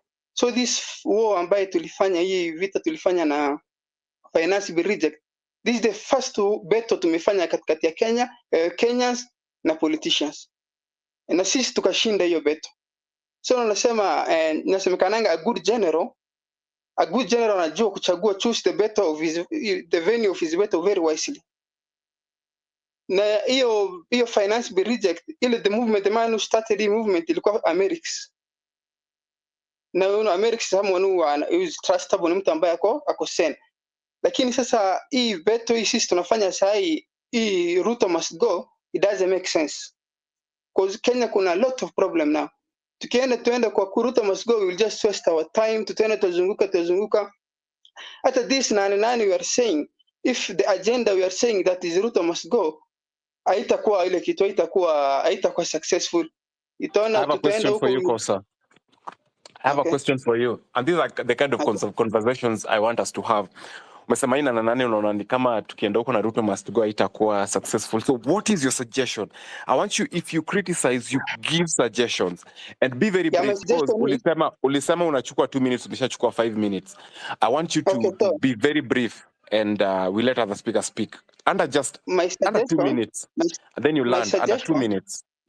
my suggestion, we go with punguza mzigo. We want to go to referendum to punguza mzigo, to abolish the office of governor, to abolish the office of nominated, punguze MPs, to punguza mzigo. We have the government. This is a battle between politician and Kenyans. Now this is the battle of referendum. Tukisema punguza mzigo, a lot of people will join. Lakini tukisema Ruto must go, itakuwa very hard. Hata Ruto atakuwa na excuse ya work hard on us, kutupiga zaidi. The people, unajua mimi have been on all protests, nimekuwa karibu zote nimeenda. The other ile juzi watu walishikwa, askari walikuwa wanapiga watu sana. Kwa sababu gani? Walisema nyinyi mnataka kugeuza serikali. Lakini tukisema punguza mzigo, hata the police watakuwa na ile huruma kidogo. Watajua watu ambao wako na good objective, wako na ile kitu ambayo ina make sense, kitu ambayo inasaidia kila mtu. Na the second point nafaa kusema, nataka niseme mobilization. You know, Raila last year wakati alikuwa 2023 alishindwa election, alikuwa very down. Lakini akaanza bunge la wananchi, alikuwa anaenda Kamkunji, anaita watu kwa ground. So nasema what I'm saying is mobilization mostly happen on the ground. Because space or online hashtag, kama juzi the JKIA, there was a lot of hashtag, ilikuwa inafika 1 million. Lakini the people came out, hawajafika hata, au wamefika 1,000. So I say mobilization should be done on the ground. That's my point. Thank you. Asante sana. Nimrod, you had a rebuttal. And I want you guys, I've learned that you guys, whenever you are asked questions, you really deviate from the questions. You don't answer the questions directly. You go, instead of going to town, unataka kupita, upige kona, just answer the question directly. Through that, it helps us, go on with this discourse. But nyinyi watu ni kama, nyinyi ni wakora kama Ruto. Amjibu maswali vile inafaa. Aya. Nimrod, talk to me. Okay, Ayo, nitakwambia kitu kimoja. You know, Kenya is got the structures. The structures are there for the system to work, but it's the individuals who are there. So the question you're asking is already, the answers are already there. And what we are fighting for is the people who are running the structure and the system. They are the ones who are the problem. It's not the system. That's what you got to understand. And for the system to work, we have to get rid of them. And the way to start that national discourse, as I'm saying, it is for Kenyans. That's why I drove that point across. Because when they are gone, the system is there already. The system is there already, and the structure, there's people already in the system who are making it work. It's just because there's somebody who is sitting on top of them that will chop their head off the moment they try and implement the system the way it's meant to work. And that's why you hear there's a lot of whistleblowing, because there's a lot of people. That's why. So when you say what after Nane, it is the Kenyans will take charge of the country. And that's why I said we use the flag to start a national discourse, like the previous speaker just said. We need Kenyans. Everyone is saying Kenyans. Everyone ambaye anakuja, his excuse, his first statement is Kenya, wa Kenya. And what politicians? So we have to separate ourselves from them. And the only way we can separate ourselves from them is if we have a symbol, we have a purpose, and we have a goal. Nimrod, yes. Nimrod, let me interject for a moment. We keep on talking about we keep on talking about the flag and saying we carry the flag. Don't you think these politicians pay their allegiance to the flag? Don't you think these policemen who are ordered to shoot to kill, they're paying allegiance to the flag? Because make it make sense with this flag thing. Yes, I can carry the flag on the streets. That means nothing if the police is instructed to shoot me. It means nothing, brother. No matter how many flags I carry on the streets, I'll still get shot, and that is what I'm not trying to get. Okay, I'm giving you a minute, then I go to Jojo. Thank you. Ayo, the problem is... Alafu Nimrod, na ukiaddress ukisema waende Unataka waende wapi? This is Chege. Unataka waende wapi? Where are these politicians? You think the people are the ones that are rotten. So where do you want them to go? You got to realize, first of all, there's a lot of people who we need to take them to court for the killings, first of all, let alone corruption, for the killing, for the innocent killing. And these are things which there's a lot of discussion which has to be discussed before even we get to what needs to be done. Because if we don't correct what has happened now, it will happen again. You might be... Very good. Kwa hivyo wewe kwa discussion. This is now in fact what I was trying to get. You're saying we need to have a discussion to decide where these people will go? Because don't forget, the guys to arrest are the police. In fact, I wanted you to, I was triggered to say, can you tell them your nightmares? Because the things that when he talks about the flag, you've been out there, you've been there with the flag, you've seen people die, you've seen a guy get shot, and you're living with that, and you're asking him, how do we heal from this? And then Nimrod, if you realize what you've done, you've now taken us to a discussion. Boss, my point is this. You see, the problem, you're carrying the flag only on Mandamano Day. I told you, the flag should be carried every day. Every day when you wake up, you leave your house, you carry the flag. When you go to church, when you go into work, because that will create a statement. Do you understand? When every Kenyan, every kwa matatu, kwa gari yako, unafunga bendera, that's what wataanza kuuliza, what does that... Nimrod, let me cut you short again. Bro, we have the flag raising high from Monday to Friday on government offices, and they still bado wanaiba public resources, bado wanaiba public funds. Na hizi flags ziko raised daily, every single day. Enda State House zina fly juu, enda kwa chief, sijui kwa wanaitwaje, sijui kwa DO, enda kwa MP, flag iko huko juu, na ingia kwa ofisi yake iko hapo, na bado wanaiba, my brother. That's what I'm trying to tell you, that hii ni story ya jaba. We've disrespected that flag since time immemorial. Raising it right now won't make a difference. I'm telling you, it's not about where it's raised. I'm telling you, every Kenyan. I'm not talking about the buildings. I'm talking about individuals. Every Kenyan. Do you understand? Have you gone to the streets, Dr. Nimrod? This is what I'm saying. I'm not in Have Kenya. You ever gone to any Mandamano? And this is what I'm saying. I was there in 92 and I had to run away. That's why I ended up this way. Saski's, I talk about the fight. That was 1992. And this is what I'm telling you. Just a moment. That was 1992. How many years before I was born? 89, 90, 91, 92. 4 years before I was born. And I'll tell you for a fact, how many years later that people, I saw someone carry the flag and I saw the body drop dead on the streets of Nairobi. I saw that. Anyway, let's stop this back and forth. Let's go to the next speaker. Let's go to Jojo. Jojo, niaje bro? I'm doing fine. I was listening at you guys going back and forth. It has to be heated like this. But Dr. Nimrod, come on, man, don't take us back to 1992. No. What I was trying to refer is the fight for me. I started in 1992, and I told you the only thing that divided us is through that tribal and politics. How often do you go to Kenya? 3 times a year. Okay, well, that's beautiful, but you also have to understand this is Gen Z. When you try to bring a lot of philosophy, we're talking about in layman terms. We're not going to too much philosophy, layman terms of what's happening. But anyway, let me go to my point, and you'll talk later. Thank you. Well, there's a book I'm reading.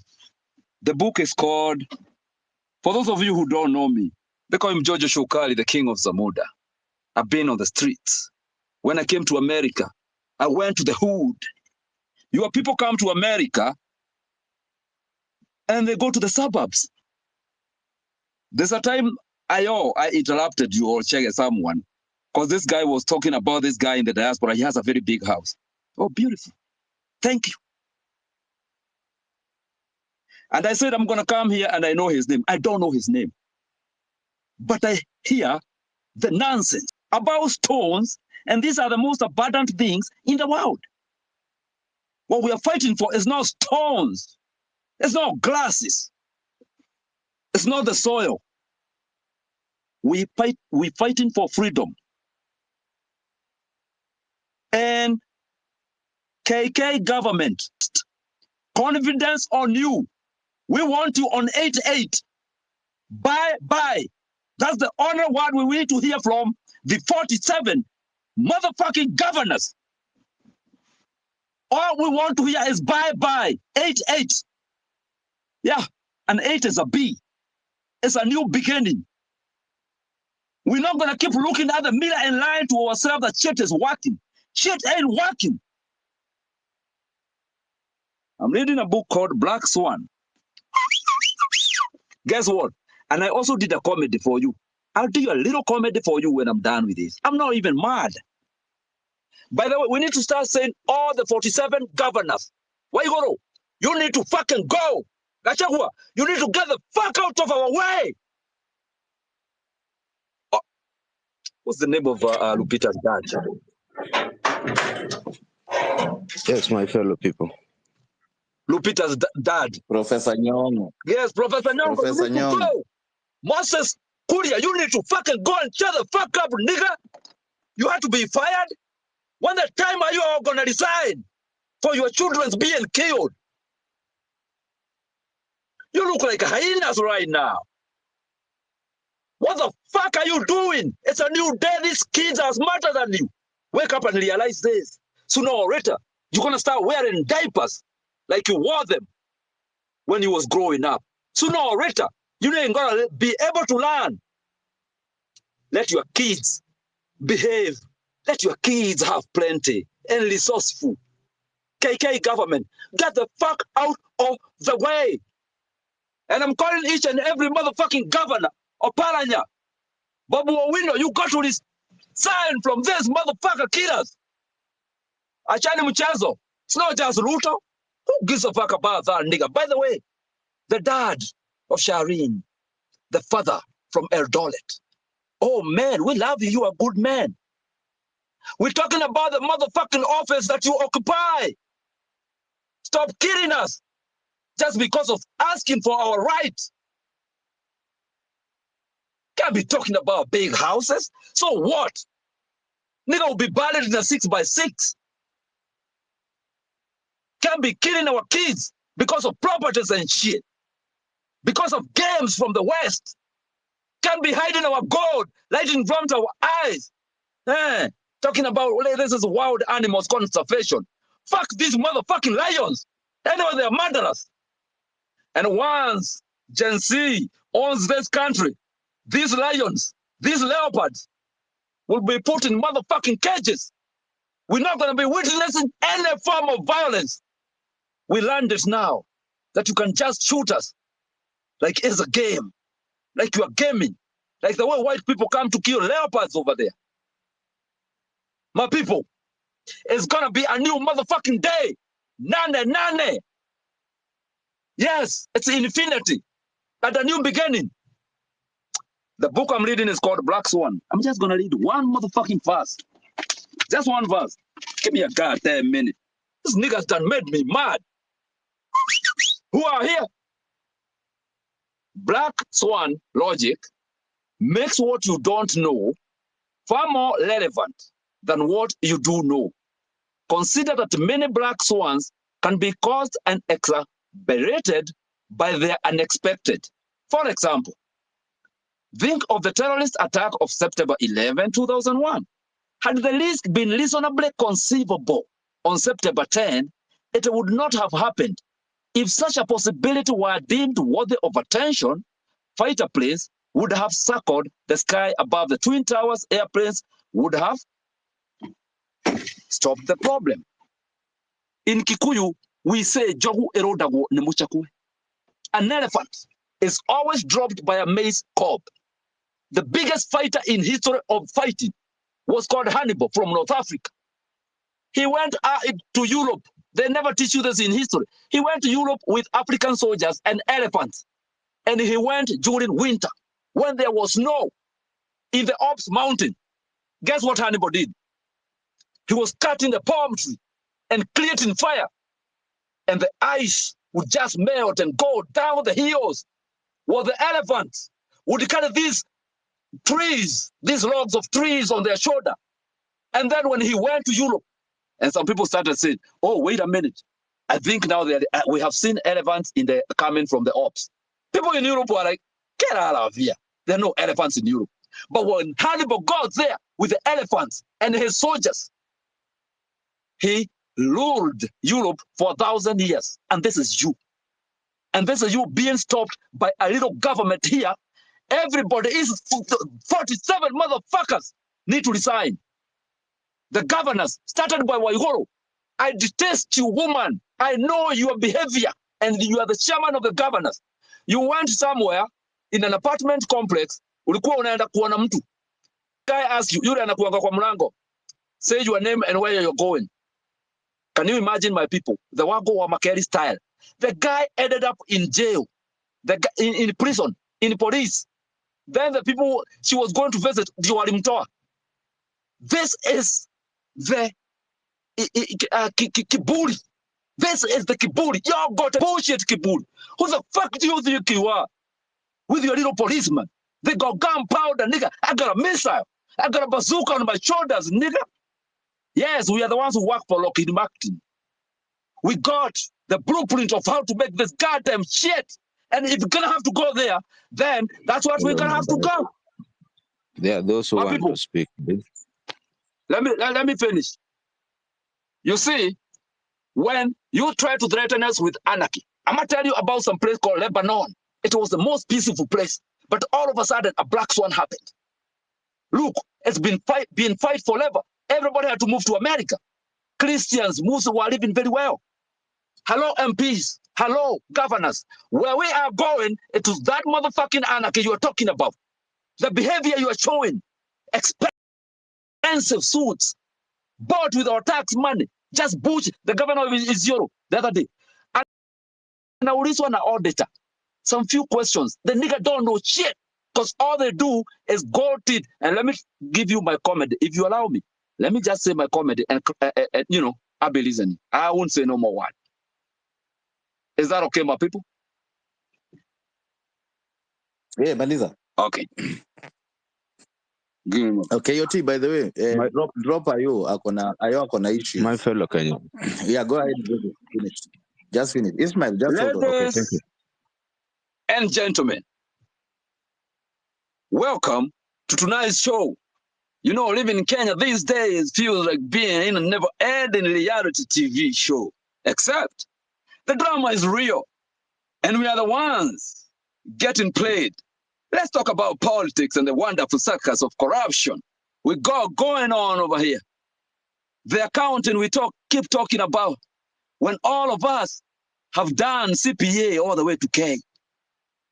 My people, bribery and nepotism are our national pastimes. Politicians boast about their stone houses, while regular folks can barely afford to fix their leaking roofs. It's like they're playing Monopoly with real lives at stake, and they are winning, while the rest of us stuck on go without collecting our $100 ever. Unemployment and rising costs. That's the real joke here. It's like they think we are living in a game of Sims where they can just cheat code their way into riches while we are left to struggle. And then they lie about the state of economy. Everything is fine. Yeah, sure. And my goldfish just won the lottery. And who on earth banned vape, shisha in Kenya? Honestly, which genius thought you would want to resolve all our problems? Banning vape and shisha? Maybe they are worried we'll smoke out their corruption. Jibag Najar. But you know what's the funniest part? The diaspora, with all their money, are now supporting the Generation C revolution, calling for the president to step down. They're like, we may not live there, but we are done with this nonsense. It's like a family intervention where the cousins who live abroad swoop in and say, enough is enough. So let's give a round of applause to our leaders for turning our beautiful country into a living satire. and let's close the line. We are all feeling deep down. Ruto must go.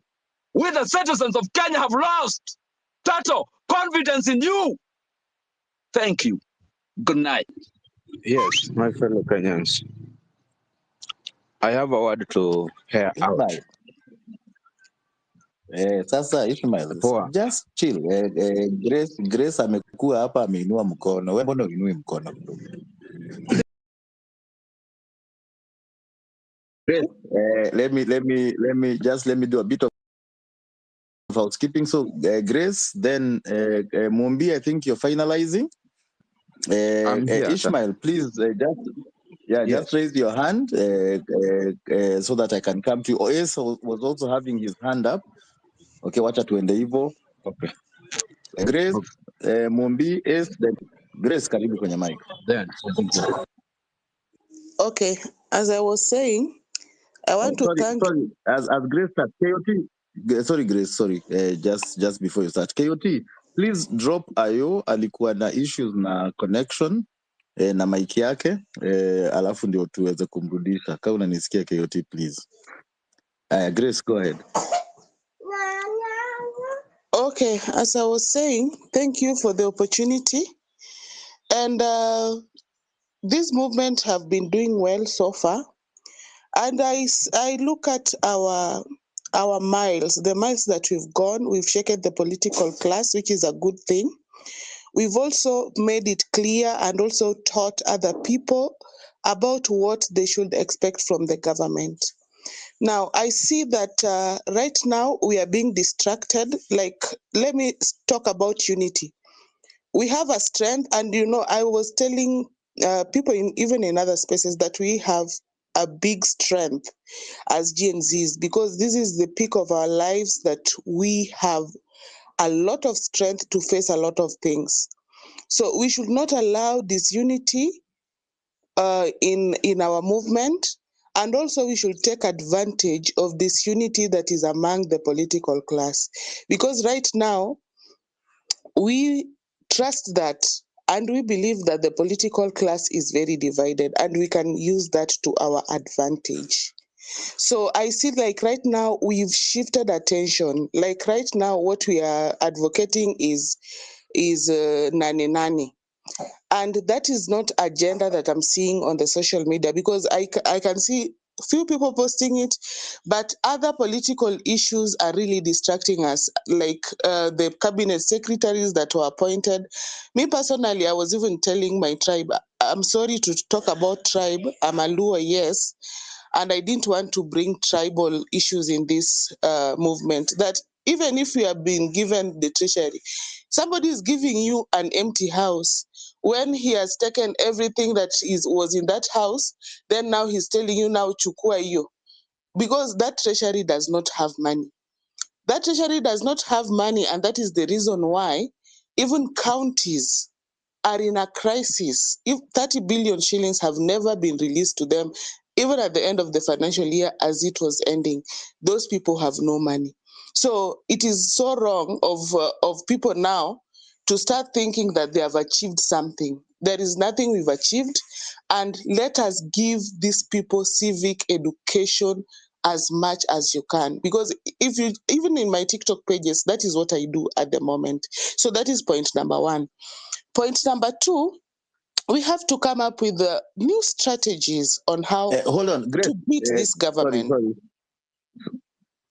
Grace, can you hear me? Yes. I like what you said. Okay, so like you're saying, you've been given an empty house. So you're not seeing the point of accepting it. I didn't understand how civic education is coming in, because like Ayo was asking earlier, for every problem we give, let's give a solution. Okay. What's the solution for you? Okay, civic education is coming we have that class that, people are different. Some people, like in my community, we have people who have not gone through school. So when their political class, and that is why you always see those political people, they always go to the villages because wanajua vizuri sana villages kuna kura na villagers they are really easily manipulated because they really don't know what happens in the ground. So they go there with their ideologies and they convince the people. So it is important to provide the civic education, those who know what they're talking about. Like even myself, I've spoken about the empty house in my language because I have told them, msifurahie mkisema sasa nyinyi mna join Ruto ati juu amewapea treasury pesa, because that is how they are calling it, wamewekwa kwa pesa. Hakuna pesa yenye iko hapo. That is just somebody who is using you because anajua vizuri sana. Yes, anajua vizuri sana hakuna pesa hapo. So amekupatia sawa, wewe ndo unaona unaweza ngangana nayo, basi ngangana nayo. Because saizi kama prices za mafuta zimepanda, tunajua mtu wa kuuliza. Kama hakuna pesa, tunajua mtu wa kuuliza. Lakini sincerely, hizo docket saizi hakuna pesa. That is what I meant. So it is important Okay, so you're saying you're being set up for failure. You're being set up for failure and you're not seeing it, and so you're saying Yes. Let's take the message to the people that this is just being set up for failure. You're in a sinking ship that cannot be redeemed. Let's teach that to our people. Exactly. Now I want to go to my second point so that I don't waste time. Yeah, go ahead. Sorry, I just wanted to understand what your point was. Asante sana for that. All right. Secondly, we have to look at strategies. Like right now, our main agenda is Nani Nani. That Nani Nani, me sina tu as a big political, a big influence. As in, I'm not that influential in the social media, but I want to talk to people to push the hashtag so that it may be known to each and every person. Mwanze ku improve economically. Because for us to beat this beast, we have to improve ourselves economically. Like kama saizi, nyinyi kama GNZs, list all the businesses that you know very well belong to GNZs. So that if I want a car, I know that this car, I have to purchase it from a GNZ like me. If I want, I know where to go, that I have to go to that GNZ and purchase sugar because we need money to be able to improve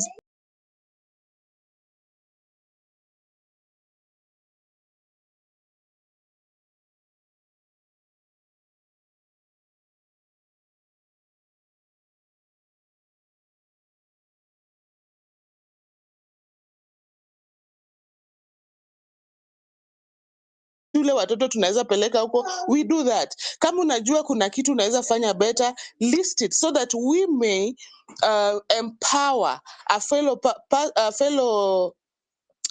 comrade who has an agenda that is important to us as we have the movement going forward. Last but not least, let us not allow these political people to speak. And I was suggesting that kama mnajua vizuri sana a political leader is going somewhere, you people as GNZ of that area, tuseme hata Uhuru, not Uhuru, but Ruto alikuwa anaenda Kisumu. It is my responsibility as a GNZ to go there and also make sure that how political leaders wakikuja, we walk out on them. You know, a politician, the only power that he has is when he speaks and people jeer. But if you're not giving those people those chances, because already we are seeing our media is compromised, let us not allow those people to talk to us. Because personally, mi sioni kitu wanatuambia. So for now, please let us go and push that hashtag here, Nane Nane.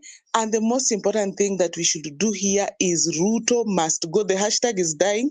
Push the hashtag ndio tuendelee na hii course vizuri.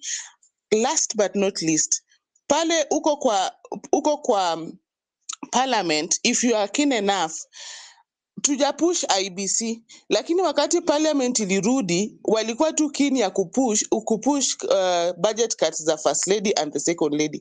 I don't know if people are following what is happening in parliament. So it means that tomorrow, because the financial bill 2024 is also coming, and people are invited even to write a memoranda about it.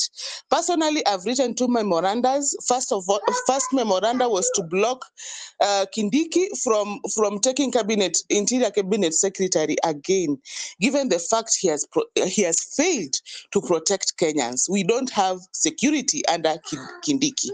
Secondly, it is about this finance bill. Na mkiangalia vizuri, hatuna MPs. MPs already wote wako in government. So let us be keen enough so that everything we fought for isiende zero. Because the president has no power kukataa kitu bila the cabinet, bila the MPs, because MPs ndo wana make hizo laws na MPs ndo mpaka wa reject, na as it stand hiyo finance bill 2024 imerudishwa parliament, so it means that the MPs must vote for it again.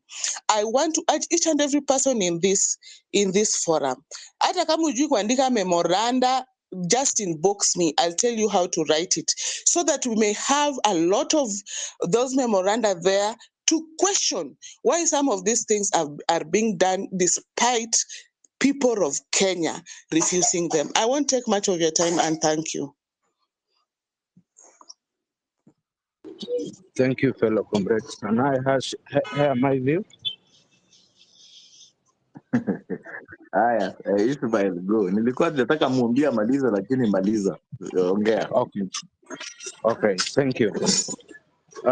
Kwanza kabisa nataka nishukuru wale ambao wako katika hii X, and I've been very keenly following what people are saying concerning our country.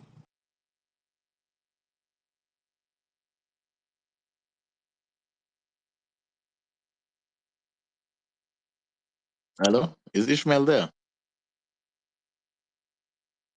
Can anybody hear Ishmael? No. No. Ni kama amepata nini? Amepata network issue.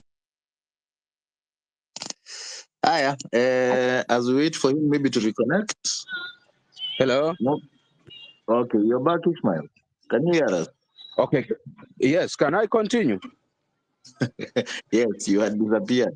Please continue. Okay, thank you.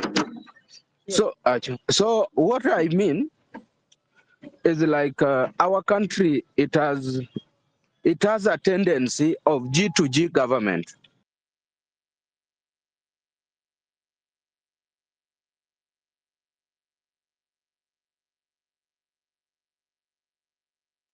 Tendency for G to G government, Mr. Ishmael. Have I lost you again? Yes. Here. No. Okay, Ishmael. So it comes back. You're having issues. Please just mute yourself. Tulifika to G to G government. Pause there. Mombi. Can I continue, sir? Please wait. Just wait, Ishmael.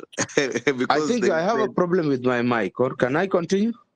Well, you are having issues with your mic. Let's let Mombi finish and just fix your mic. Hello? Hey, Ishmael, jameni. Unanisikia? Okay, my fellow comrades. Relax, Ishmael. I'm saying like Kenya, it has been having a tendency of G to G government. But whereby you find the government is picking somebody who has been in the government for more than 20 to 15 years. And the same person is being given another position.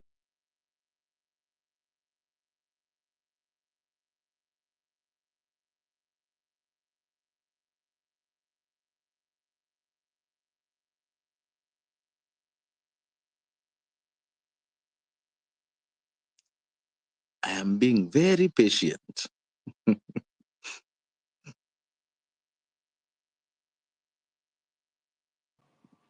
Can you hear me?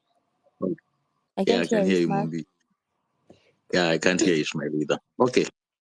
Ishmael, let me do us all a favor. Ishmael, I'm going to drop you, but I'll bring you back with the next set of speakers. Just if you can hear me, just leave the space and then come back and then request. Most likely it will fix your issues. Okay, guys, I have a lot of requests, so keep the requests coming. Thank you so much. Grace amesema vitu mzuri sana.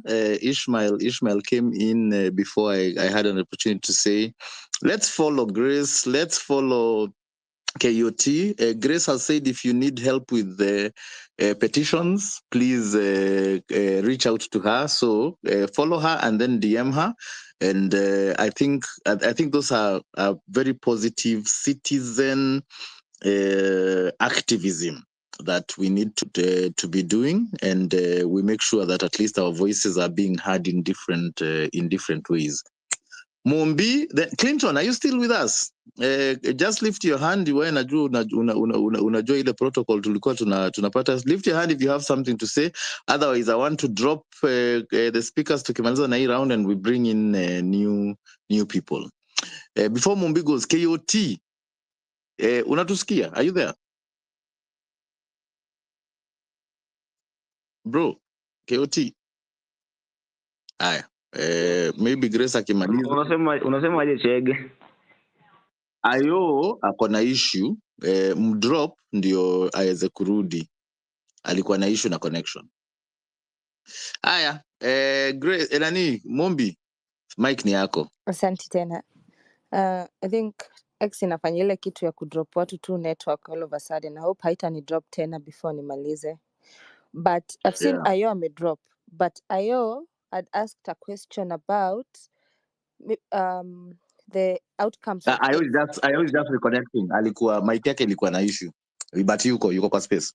Okay, about the outcome of aid. And my thought was, in this outcome, because we'll just be analyzing it from how it has been going with the protest, aid will maybe have two of the outcomes. Either people will go back home, vent, and say we need another day, or aid we can use to stamp it to finish with the executive. How are we going to finish the executive? Whatever is getting us stuck here at the executive is because of these candidates, this whole candidate issue. Because saizi to begin with tulisema to drop our CSS from 21, mambo na punguza mzigo, we want them at 14. So we shouldn't forget that one. But the question is, who is going to speak for us? Nani atatuongelelea at this time? Na nani ataforward these names? Yet we are still in the discussions. How I'm seeing it happening now, the second option, if not going home and venting, is the first way to know if we regain our power is by going to Uhuru Park. Because Uhuru Park walifunga wakasema hatutaingia tena. Come May, come sunshine, walisema hatutaingia. So the first way we can regain our power is by that. The second way, if we want to occupy now the executive in whole, ndo tujue, because we don't have candidates. Yani that is what people are not seeing. We don't have candidates. Now the candidates wenye tuko nao ni wale wako nominated. That's why the president is able to hype himself and go to Mombasa, pali hakuwa na kanyanga. Juu amepata ka credit kidogo ya kunominate mtu wao. So they are blinding us completely. Now us as the people, if we want aid again to be successful, we need to prepare before. Hatufai kutokea aid. Aid should be the D-Day. Before aid, we are supposed to have gathered ourselves in those public lands, and then we have our, let me just call them our influencers and our celebrities in the front line. Like, have you ever seen a movie how it is done? Now we need to act. Wako front line, just na imagine tumeenda ma celebrities wetu wako hapo mbele na wamesema tutaingia Uhuru Park. Hakuna venye watakataa tuingie. Furthermore, we'll also exercise our right to freedom and security. Juu ukiwa huko ndani, we'll be able to separate ourselves from goons. And then the discussions that we'll be having those from the inside, when we come with them from the outside, hata how the government or these people we are trying kuchenga, hawatajua game yetu, will not have displayed all the cards on the table.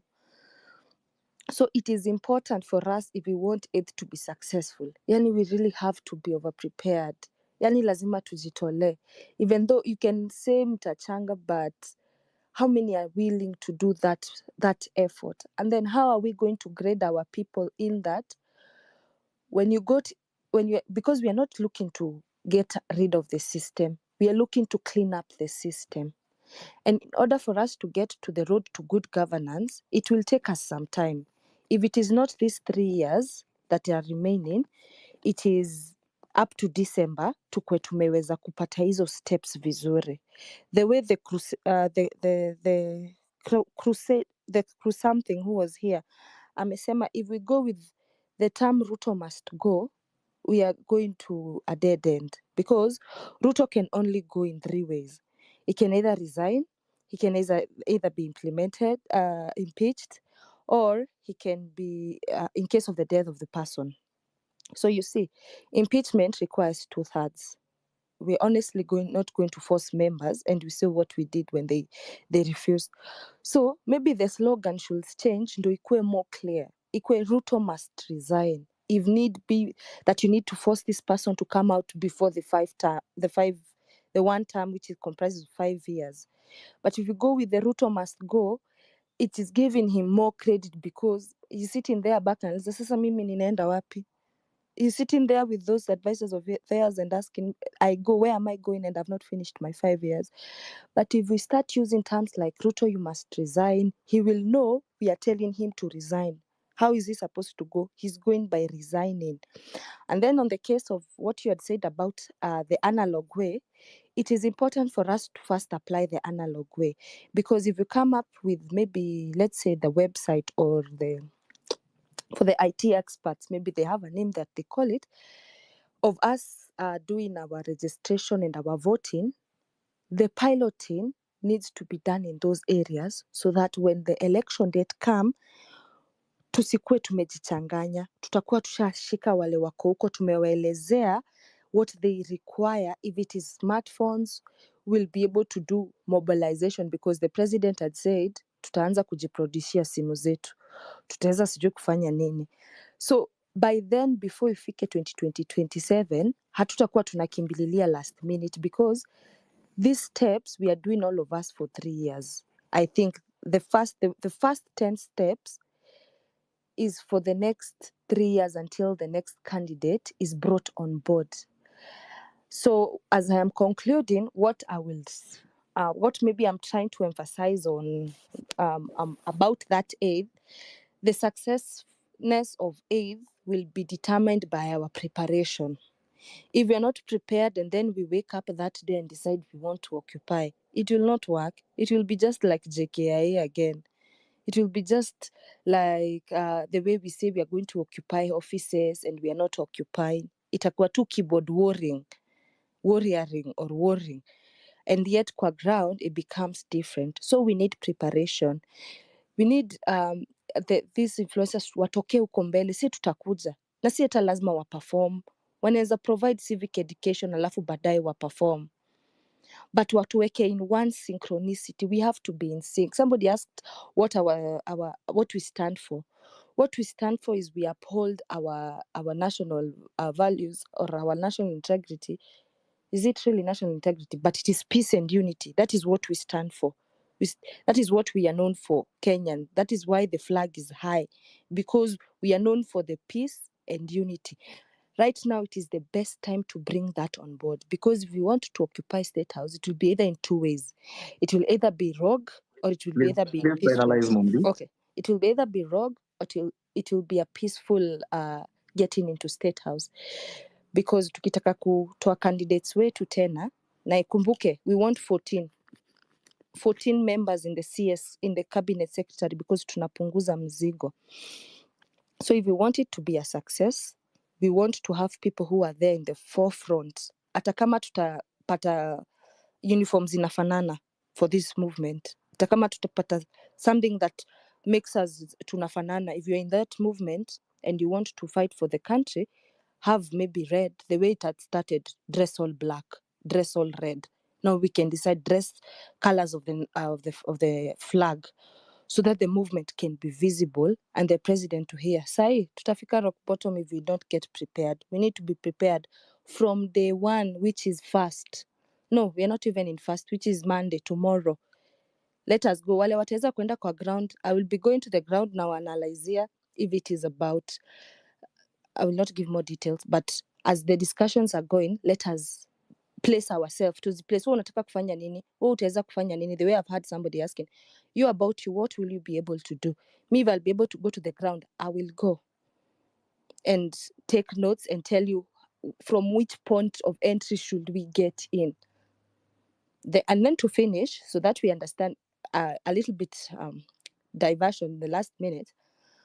The bigger war, we can see it. I don't know how I introduce this thing, but say you've seen whatever is going internationally. We might be locked nationally, but there is another bigger battle. Like how we've seen what is happening in the Paris Olympic opening. And it's so evident and it's so in front of our eyes. So as we are going to church, and as I'm concluding, as we are going, those who are going to church or wherever people are going to, we should be able to grasp other bigger forces that are fighting these smaller forces. Thank you. Okay, thank you, Mumbi. I like the idea of colors coordinating, because optics are important. I have so many guys in the list. Mumbi, the only thing I was thinking about when it comes to this analog versus digital, think M-Pesa. You see the way M-Pesa has penetrated so many people. It's actually that easy. Okay, having already registered numbers, kila mtu ambaye ako na namba ya M-Pesa already ameregister ID yake. So if we use, for example, the backbone of something like M-Pesa, you already have verified persons, okay, who can then go ahead and start voting. So it's actually that easy. It doesn't have to be complicated. It doesn't have to be even on smartphones. It is something that should be on the basis of something like Kabambe phones. So anyway, technology is something that takes a bit of wrapping your mind around it, but it is extremely powerful. You saw how quickly Hustler Fund was subscribed to, because you go on a backbone like M-Pesa. But anyway, thanks for that. Guys, I want to bring in the next set of speakers. Clinton, are you there? Or can we drop you? Clinton once, Clinton going twice. Haya, sawa sawa. Wacha sasa nilete watu wapya. Mumbi, you can drop so that we give other people anini. As we come in, Ayo sijui kama, KOT sijui kama Ayo alipotea. Wacha niongeze the new set of speakers, and let's try and keep it to 4 minutes so that we have as many people as possible. Manze, requests ni mingi huku, and thank you so much if you're requesting. Just hang on as I add people.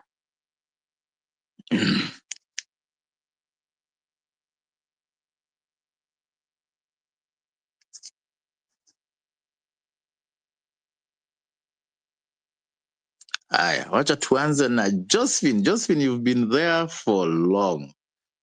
Mambo, habari ya leo?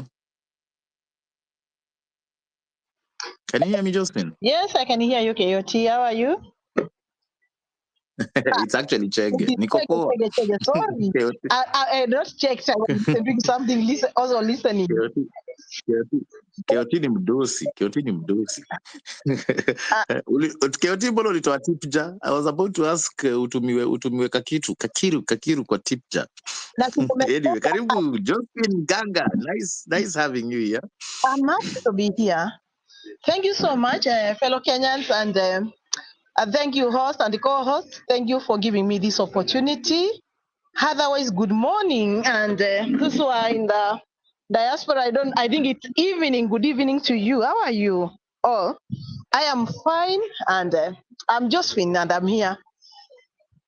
Yes, I want to approach it from I think it was Clinton speech. I have listened to Clinton's speech, and then I also listened to several others, and there are several questions. I think somebody was asking. I cannot remember exactly the name of whoever was asking the questions, and what I've just discovered is that sometimes It was Ayo who was asking about what next. yes, actually not about what is next, but was it Kasmil, somebody who was asking about what do you expect after all is said and done, and we are successful. Yes. And I was really listening keenly because I wanted to hear what plan of action and what do we have at the back of our minds in case we are successful and all is done, and maybe we get the opportunity. But basically, from some of the pickings that I've picked is that sometimes we are trying to reason like we are living in theory, but practically, whatever we are saying, we may not be able to apply it practically. Even from our own explanations, you realize that we are not able to explain, to apply it physically. Despite that, practically we cannot apply it. Despite that, we think that it is possible. Guys, as we've said, I would want to say that we always, a system has to be there for everything to run. And when we are trying to reason and figure out what we are supposed to do, we need to think about what kind of a system do we have and a structure are we going to put in place so that we are successful and it remains running with no damage and also trying to heal. Somebody was talking about we have to put these people in prison. These people have just destroyed our nation, who have made us feel so much oppressed. We need to put them in prison. But I was asking myself, how do you expect to put them inside? Because we are already feel that the police officers who are supposed to investigate, they are our enemies. We are feeling that the people who are supposed to be, all these systems who are supposed to run these are our enemies. Then how do you just pick me as Josephine because you just believe at the back of your mind I was holding this office, and then you put me in prison without me being without being interrogated and being convicted for me to be able to serve in prison? That's not actually it's not possible, because also we are advocating for justice and we need to know the truth. So what am I saying? I'm trying to say it's very, very important. When we are reasoning on our reasoning ability, we factor out all the other pictures and put them and try to pull it in place, and then it appears like it's real, it can be applied on the ground. So as much as we are trying to do away with the government of Ruto, and the Ruto must go, we need to be very, very focused on what do we have. Somebody else was saying that after that tutafikiria tutafanya nini. You cannot remove me and then you start thinking nikiwa niko hinje utafanya nini, because we will end up landing again in another wrong and even more worse situation than whatever we have. Can we try to figure out and see to it that yes, we tukuwe na mtiririko wa events, yani inakuwa ya kwamba at least I begin here, I begin here, and after this I go to the second step, it is like this. The third step is supposed to be from here. Somebody's making noise behind my back. Who is it? Fred, can you mute your mic, please? Thank you.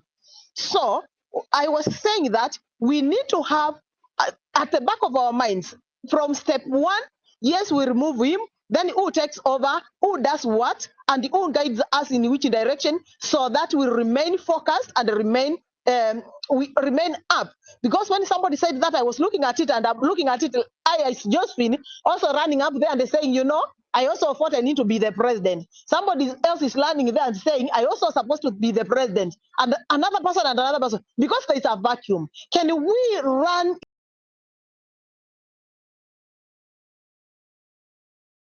in a way that, can we set up be known that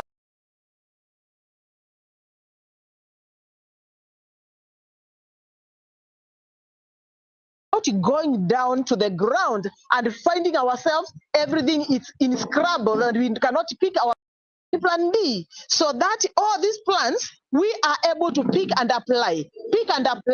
After this we do this, we pick and apply. After this we do this and pick and apply.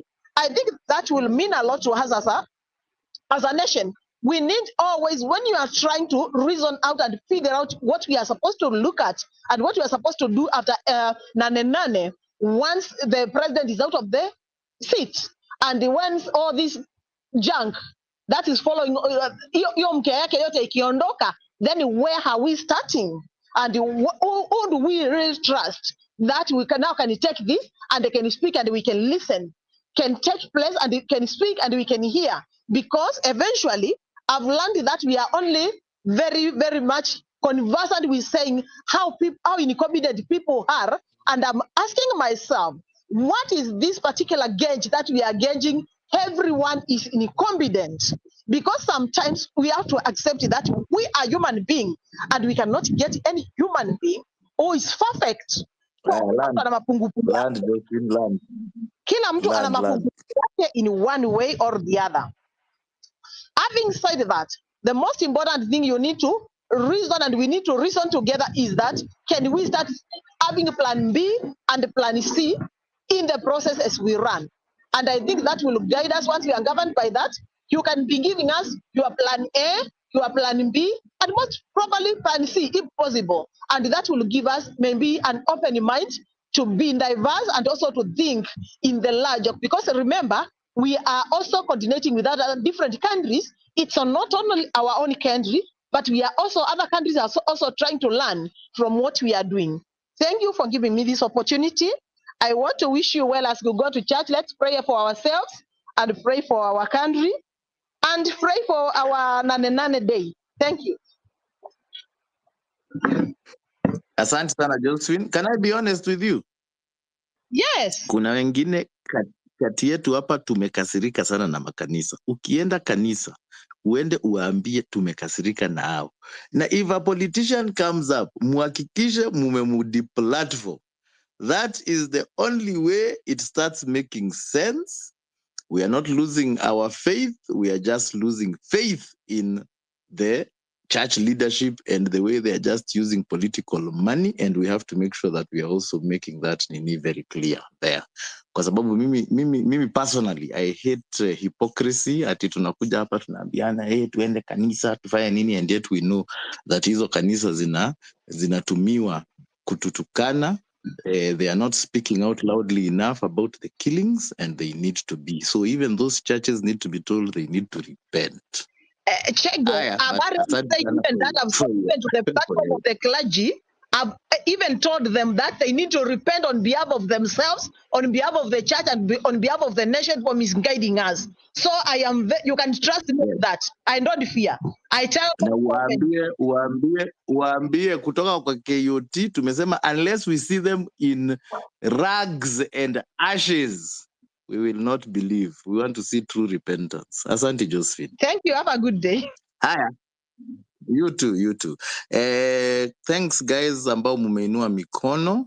There is a gentleman ambaye nimekuwa nikijaribu kumrudisha hapa, anaitwa Ishmael, sijui tena ameenda wapi.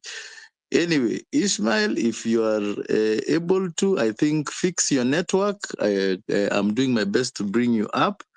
Thanks for the request, guys. Keep the requests coming. Niko na Edwin na Tompoi wameinua mkono. Edwin Dorin, mambo. Poa. Can you hear me?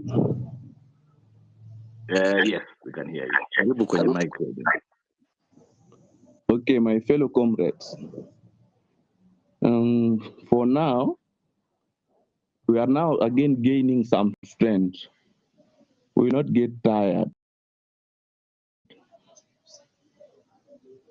We have to build ourselves again.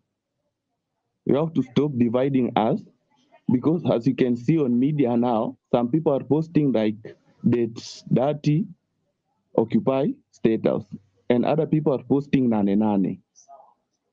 We have to go uniformly as one team. Secondly, you see these politicians. Ngojea kidogo. Sorry, allow me. Yeah? Tulisema ukipresent problem, present solution. Sasa na tumesema we are leaderless. How will we do it uniformly? So KOT, we have to have now leaders. So KOT, unasema KOT akuwe leader wetu. KOT, watu wanasema ati wewe ni leader. We have to have leaders actually. There's no way we can go as a group and we don't have a leader. How can we coordinate?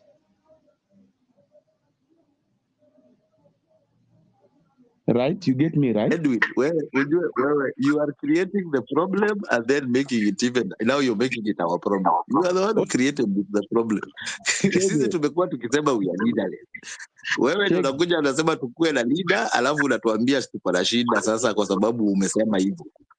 Chege, do you know why now we are Mimi nimekuambia upeane solution. Unaturudishia problem. We have to elect our leaders. So that they can coordinate with us without dividing us. Unaona, si ati mwingine anapost hivi, mwingine anapost hivi. Unaona, tukisema ni 8-8 tunatokezea wote kwa 8-8. Unaona? Sote tunakaa tukijua just endelea kawaida I don't interrupt, so just flow. Unaona? Lakini tukiwa leaderless, tuko formless, ndio unaona kila mtu anajitokezea, mwingine anasema huyu ni leader, mimi ndio leader wa Gen Z. Mwingine anatokezea hivi, anaamka tu asubuhi anapost anasema tuta occupy parliament. Unaona? Na sisi wengine tunajua ni 8-8. Unaona hapo una shida kidogo. And sasa leo ni Sunday. Very true. Lakini alimange it's not yet over. Leo ni Sunday. We have to go to occupy these churches. We will not allow the politicians to take control of churches. Yet, these are the people who are killing us and still enjoying. Some of our comrades are lying on mortuaries, and these people are still enjoying and laughing. It is so sad. We have today to go to occupy those churches. We will not let them to talk. Thank you. Well, the sound has gone off, my fellow comrades. I'm not getting anybody. What is wrong? You, Ishmael, there is a problem with your nini, with your network. Are you able to hear me? I'm not listening to anybody. I don't know what's happening. Is it my network? Yes, I think it's your network. But anyway, I am hearing you now. That was it Edwin? Ama ilikuwa nani alikuwa anaongea before? Yes, it was me, Edwin. Yes. I've followed you.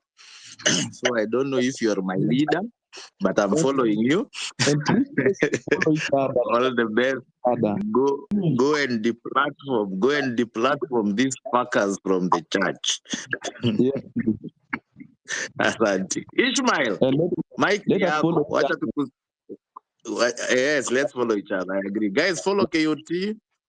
Ukisikia mtu ameongea points za maana, follow them. Asante sana Edwin. Ishmael, karibu kwenye mic bro. My fellow comrades, this is my view. We have been having this movement since we started it. And it is, to some extent, government has felt our force. And this is what I'm seeing, if most of us will agree with me or not. This will still win us. In most of our comrades are on media platform, whereby these politicians are taking advantage of reaching people on the country, but it is not being felt in the village areas.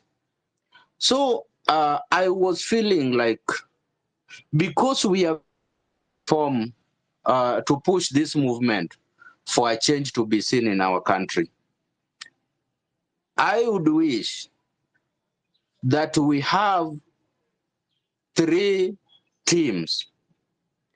Or I've been listening and people saying we have nani. It is a good idea. But how will we make sure that the movement we are going to have for nani been felt even in the villages? If I look at this media platform, my fellow comrades, most of them are in urban centers, and few of them are from the village areas. While you find we are pushing the government, and the government are sending their MPs to meet people in the village and engage people in the village.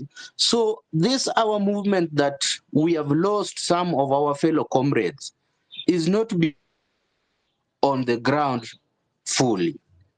I was feeling the government was saying we were faceless, and we want to tell the government that those who are speaking are not ghosts. They are the people of Kenya. So if we would have a team funded by our own means as the comrades, are those who need a change in Kenya, we engage what is called public rallies properly. We engage our people from the grassroots, from the villages, so that they understand the change we want to bring for our Republic of Kenya will be a rapport to this our movement. Number 2, if we can have a team that their work is to engage the stakeholders in the government and the parastatal, for those who are ready to join our movement the way it has been, because those who have been ready to stand with us, we engage properly, this our movement will be felt, and the government will not get any way to paralyze it. And we are going to have another team. Their work is just to maintain the platform of media for those our comrades and the team who will be able to access media platforms.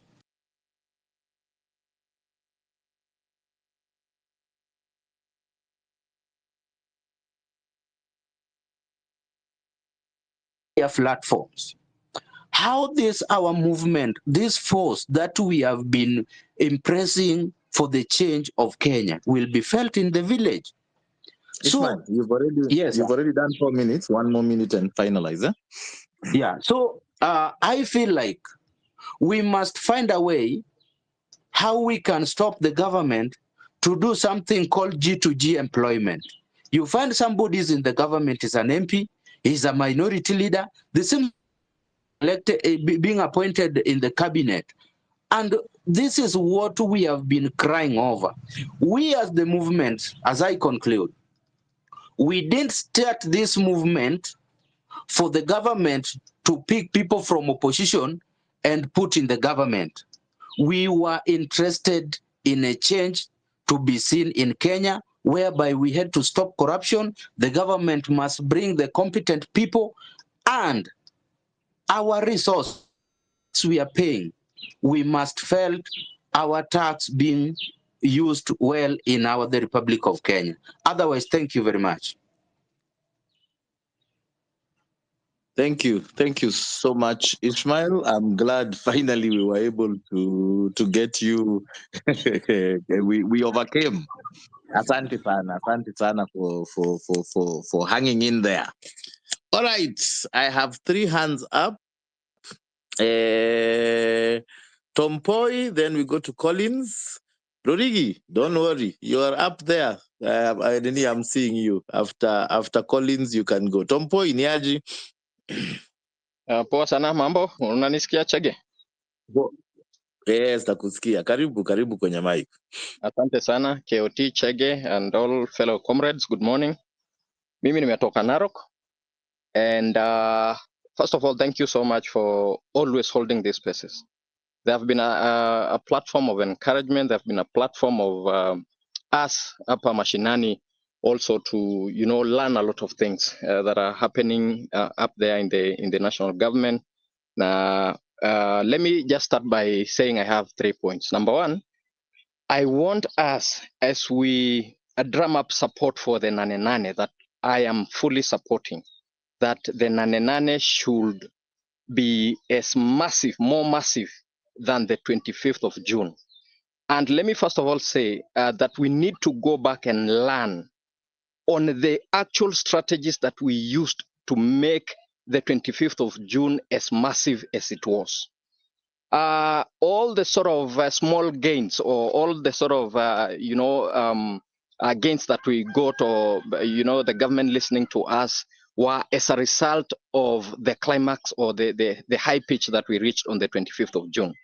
So I'm requesting that as we have UKOT and the rest up there helping us to strategize, do 1, 2, 3 things, let us go back and learn how did we pull such a huge masses on the 25th of June?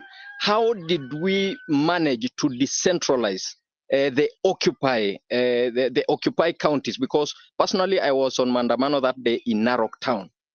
And on that day, on the 25th, there was a huge, massive crowd that went all the way to even occupy Parliament. And on that day, on the 25th of June, close to so many counties, close to half of the counties that we have in this country, experienced occupy the streets. And here in Narok, particularly one division that I come from, Ololunga, that same day on the 25th of June, we lost 2 comrades. With the Mandamano that I was in Narok, we lost one guy by the name Brian Lamayan. We buried him the same day with another one that we lost outside Parliament by the name Eric Sheni, who is my relative. And let me tell you guys, when we saw the government, disband the cabinet, drop off the budget for the First Lady and the spouses of the Deputy President and the Prime Cabinet Secretary, we actually thought that actually our relatives, our comrades have not died for nothing.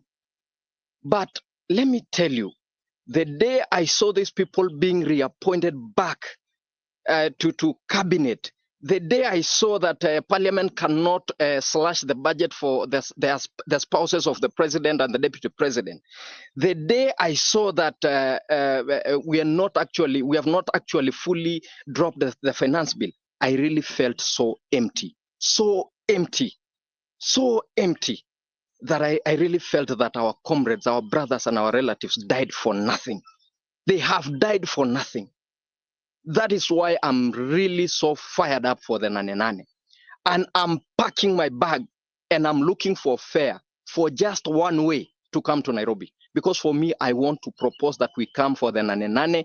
Hakuna fare ya kurudi. Let us see, because there is a poster doing rounds on social media, telling up people in Nairobi to open up their homes for their relatives, their cousins and all that. That poster really, it sent chills down my spine, because when I saw that poster, if we can actually capitalize on that strategy and see how we can pull our relatives, our cousins, our friends from Shags, and we all come and do a Tahrir Square in the CBD in Nairobi and stay for as long as we can. All the gains that we got on the 25th, we can reclaim them back, because everything that we gained from the 25th to the dogs. So I want to say this. I want to ask those of us in the top, KOT,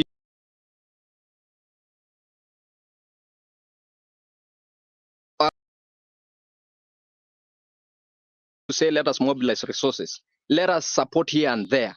Please let us not ignore such small things. Every other time, mimi nimeona kuna number iko up there, I've always put my 100 bob, my 500 bob. Please let us also not be mean. Let us make sure when we see anything, any sort of financial support that we need to do, to 2 million pesa, 5 bob and all that. I saw people saying at the government, this Hanifa has bought a car. Let her buy that car because ni pesa yetu. We need to empower them. Kesho tukisikia Sonko KOT amenunua pia Prado, acha anunue. Ndio kama ataenda kusimama pia huko mbele na tutetee na ako na sisi. There is no problem, it's our money. So because kwa hiyo mazishi ya Eric Shieni, I was part of the committee. And we received money from Hanifa. We received money from you people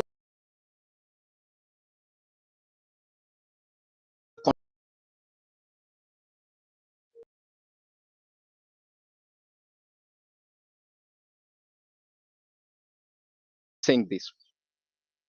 Please, let us go back to the things that we did before the 25th. Let us see how we can strategize fully, so that on the Nane we can all come to Nairobi and occupy that space and stay there for as long as we can until these people come down.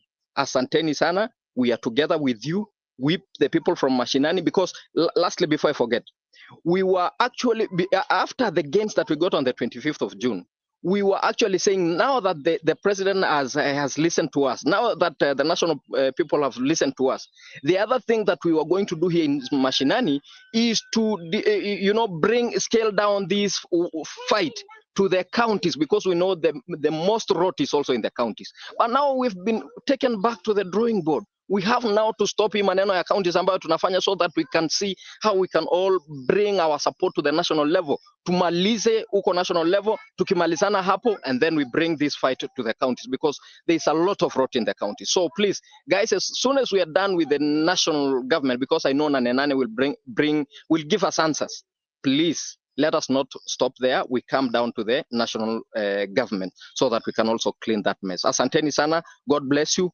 Viva comrades, I am with you, we are with you, we are coming to Nairobi. So mtu mimi anitafutie mahali nitakuja kukaa siku moja tu, alafu Nane niko streets all the way. Asanteni. Wazi. Tompoi, manze, powerful.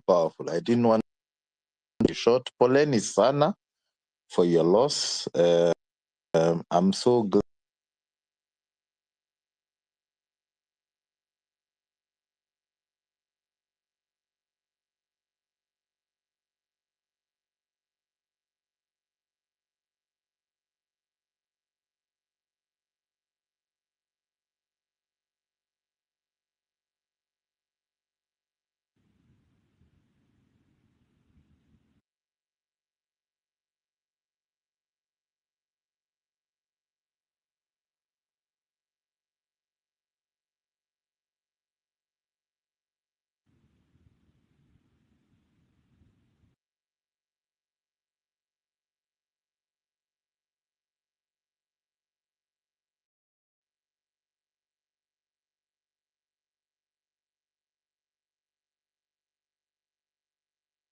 Wengine mkishuka on Sando, I don't know where you went. I've tried so many times to bring you up. If you're here in the space, just try logging off and then come back on and request, and we'll bring you up.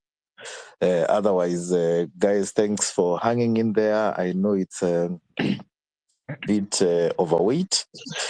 Rodigi, let's go to you, and then Onsando, you're here. Fantastic. Maybe you go after Origi, and then Fred. Onsando, can you unmute Hello, your hello. mic? Good Nione kama morning, upo. comrades. Unanisikia? Good morning. Is this Rodigi? Yeah, this is Origi. Okay, Rodigi, hebu Am tuone I kama Onsando am I mic clear? yako inafanya kazi kidogo. Yes, I can hear you. Onsando, are you there? Nasikia echo. Oh, okay. Najaribu kuona kama Onsando yuko. Just mute yourself. We see if Onsando is there. Onsando, can you hear me? At least I'm seeing finally you've made it to the speaker panel na umekaa.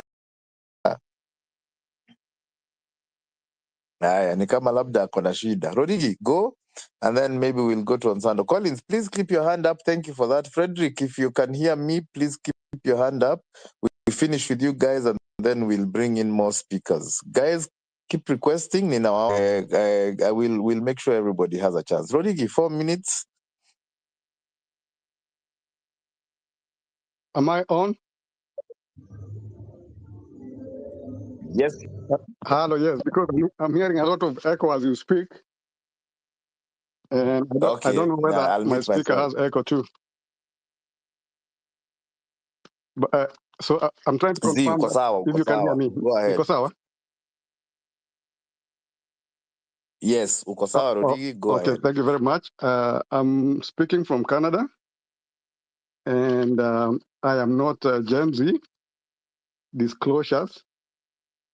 I'm actually Gen X, and I really support. First, to start, I want to say that I am really elated. I was really. I want to encourage you guys to keep going. You are doing something that we failed to do, that the millennials failed to take up on, and now it is bestowed upon your generation as I think the fourth generation of Kenyan independence to be the eventual revolutionaries to bring the country to good leadership and economic development.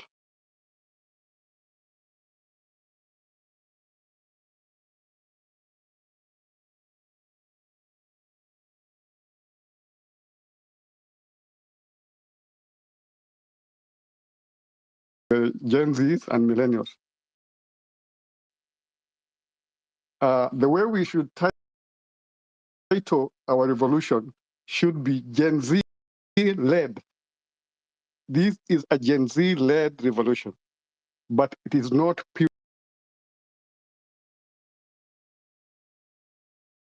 things. Our generation is the one that is in government right now, that is causing all these problems.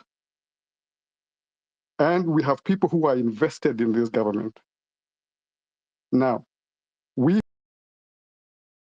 who are supporting you should not be seen as traitors or imposters.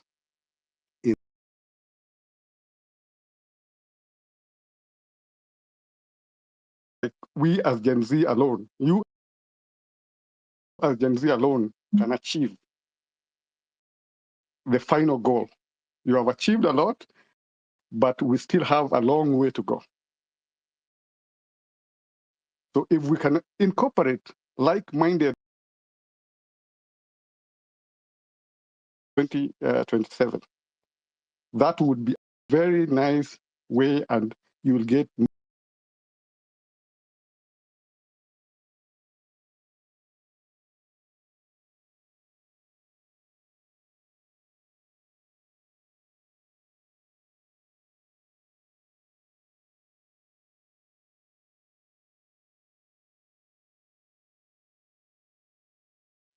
what you are looking for. But you have our blessings. That's what first point I wanted to make.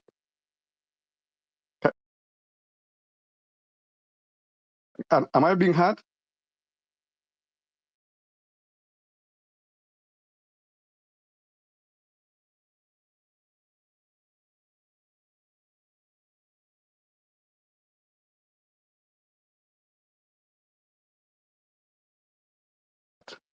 every cloud has a silver lining. And in this Gen Z movement, the silver lining has just presented the government of national unity, because they attempted to infiltrate the movement. The government infiltrated the movement by planting in, because I believe on the 25th,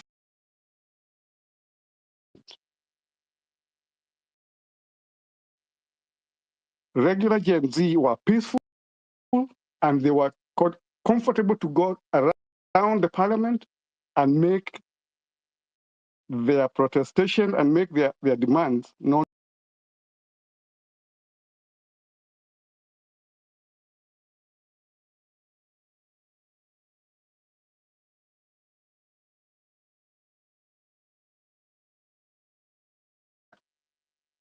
among the regular Gen Z.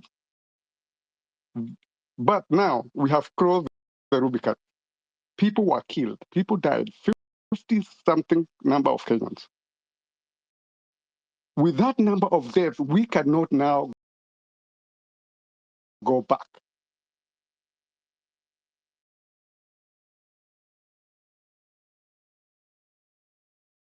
For me, Rodriguez, yes. you've already done 4 minutes. Please wind up. Yeah, I've done 4 one more minutes? minute. Okay. Yeah, So already. we cannot go back now.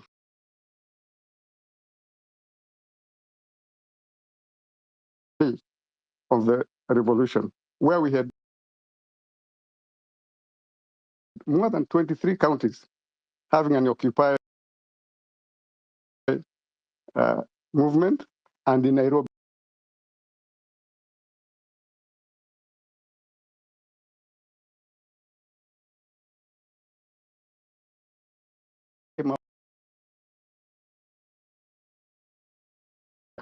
that's where I knew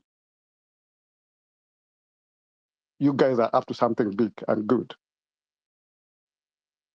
So keep up, be leaderless, be fearless.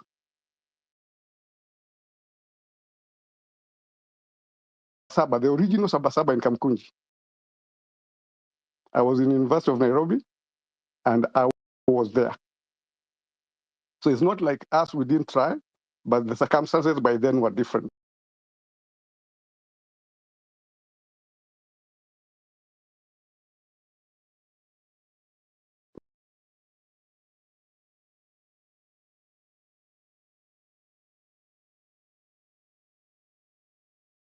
One can be through a referendum.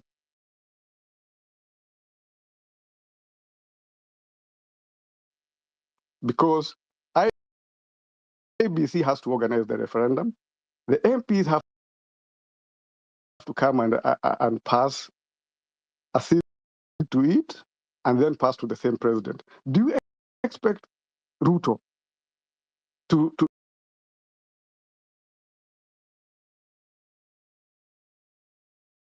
he was on the opposite side? That's why he doesn't follow this constitution. He never supported it, him and who. So that was the biggest mistake we did in Kenya, electing that duo, and then making another mistake in 2022 and electing Ruto. The only route open to us is the Occupy movement you people have been doing, but maintain it peacefully. You saw the way they defended the airport. I am not for the Occupy. It will be bad. So I shudder to hear when you guys are saying about occupying State House. Leave that house alone. The way forward is to shun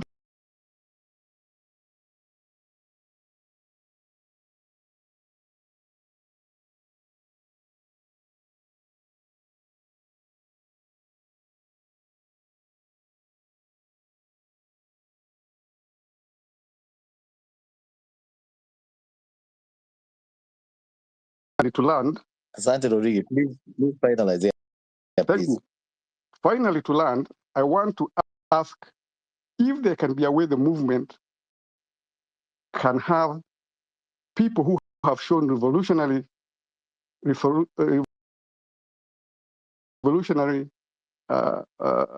effort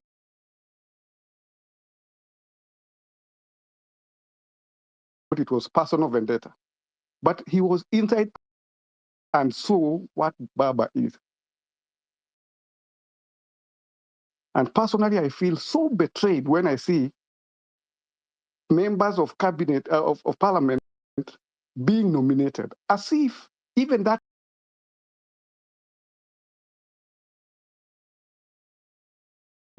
in view of bringing in a good governance. This was just power hungry and money in the entire regime, and so the GNU is the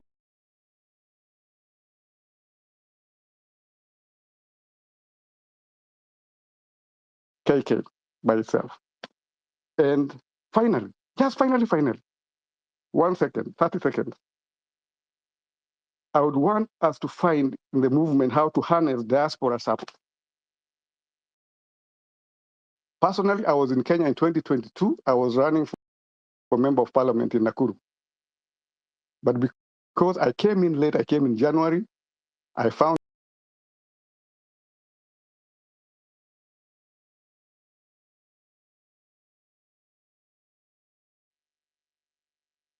Yes, yes. We are even laughing. So it's tunakuchekelea. Yes. But before I started, I had been told you need at least 50 million. And I thought it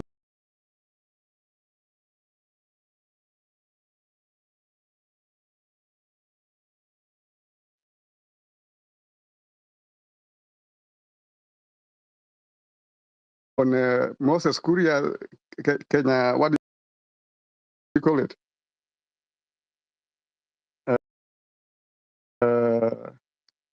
That guy conned us and he threw us into KK.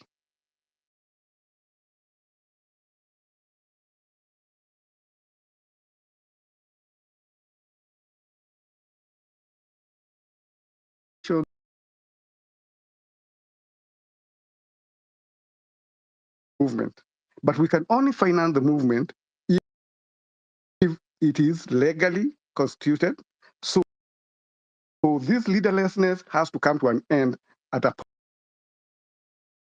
point very soon. There are already people who have emerged as potential leadership.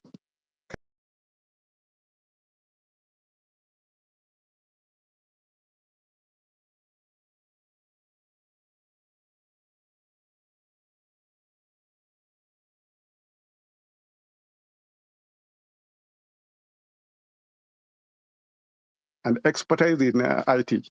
Thank you very much. That's my submission. And really, I want to continue. I want to continue to support you and find a way I can support. So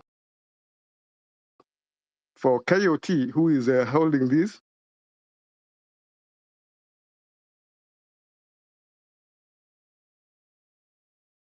The number is there. The M-Pesa number, yeah. That one. That one is for the data, and sometimes whenever we are having the data.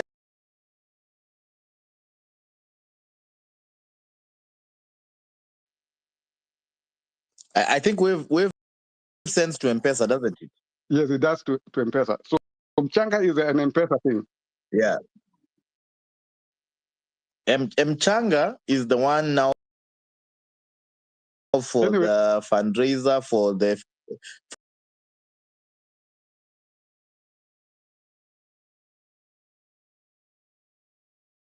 space, to have data to maintain the space. Oh, okay. I'm going to be sending you some $50 right away. Wow. Thank you very much. Yes. Thank you so much.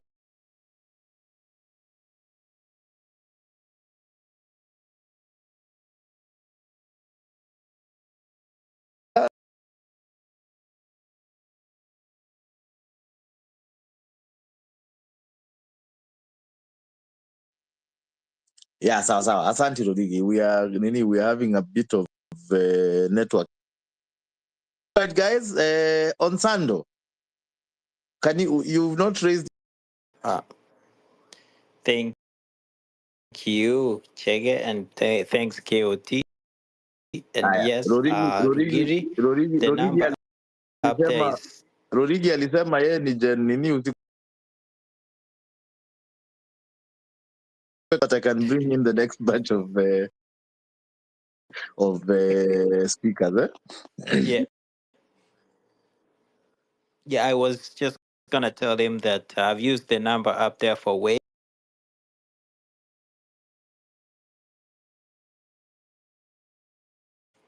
Everyone, I've listened. I've been listening for the last 10, probably 10, 8 hours here, and I do agree with most people what they have said.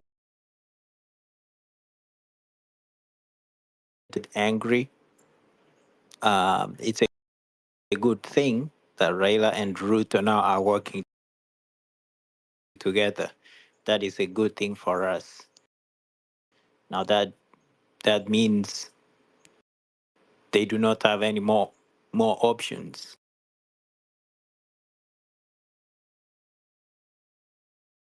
In his entire life doing mandamanos, he has never mobilized people to fill Nairobi the same way we did. And so that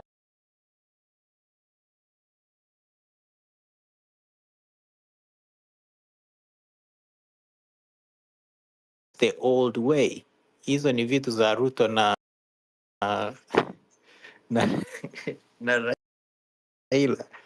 Let them go to the rooftops of SUVs. Hatuendi kwa barabara.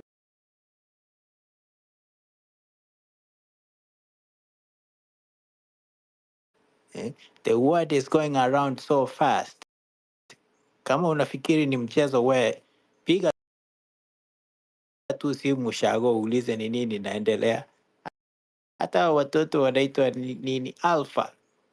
Wanajua Ruto must go is the new theme.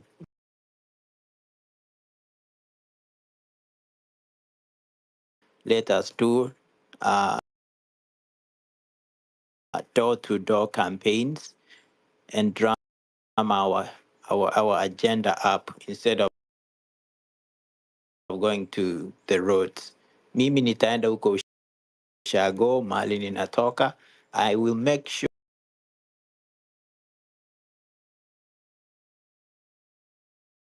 where I come from. Nita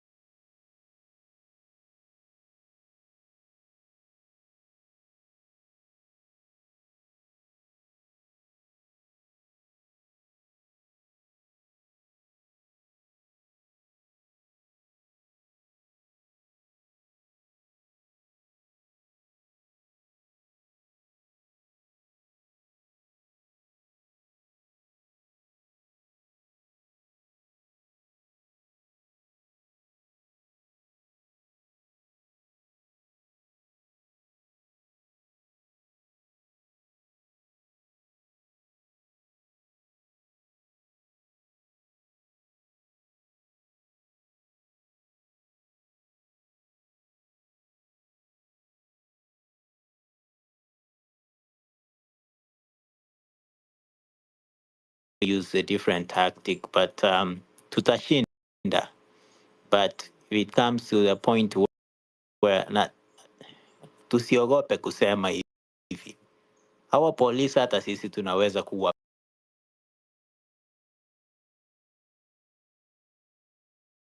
tutawapiga tu, and we would know how to do it. But we have to protect ourselves. So get angry, jipange, tukutane tao, but we need to do some rehearsal. Do this once and for all.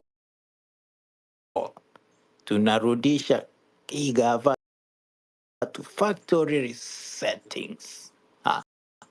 Thanks everyone, have a good day. Acha sasa ni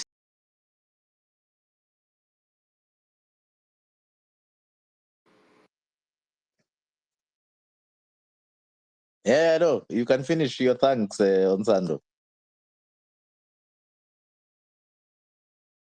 Thank you so much, Onsando. Thanks for being patient. You kept dropping. Our commitment is to always let everybody be heard. So, guys, on the request panels, I'll be bringing up the next batch after Collins and then Frederick.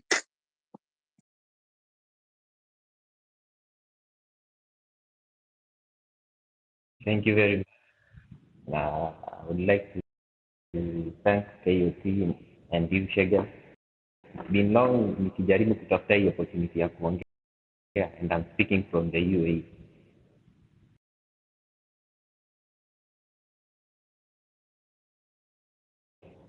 Diba. That Yes, it's part of Dubai, right? Yes. It's a different state. Yani ni kama county. So I'm in Fujairah County. Oh, it's part of Fujairah. Okay. Yes.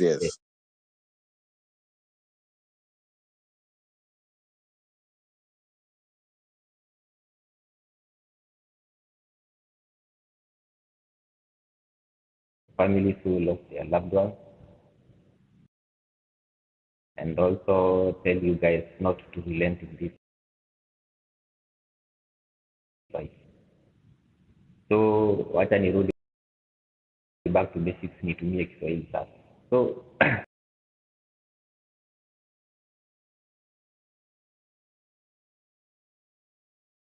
Ruto should not see the light of 2027 because mahali tumefika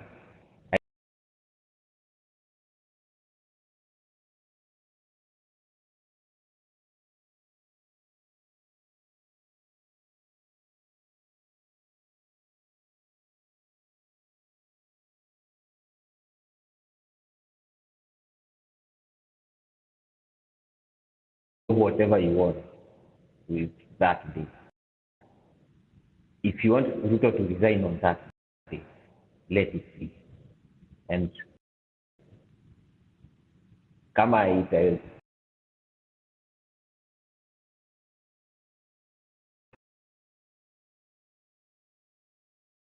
zenye mimi ninajua and I can confirm.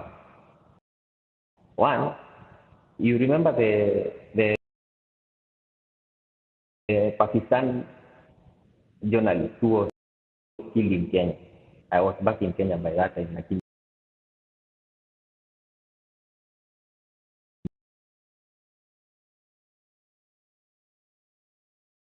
wali lose maisha yao kwa demonstration hawezi. So kama you are not angry, become angry enough because of that point. Number two. In fact, Collins, they were paid 10 million shillings.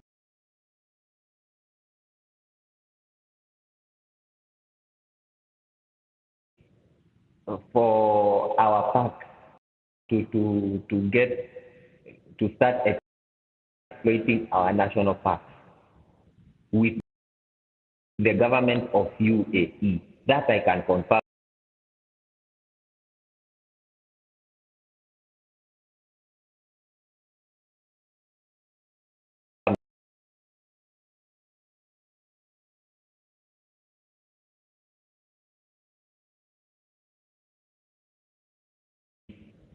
And anyone who knows him can confirm that. So, and that money, hakuna mahali imekuwa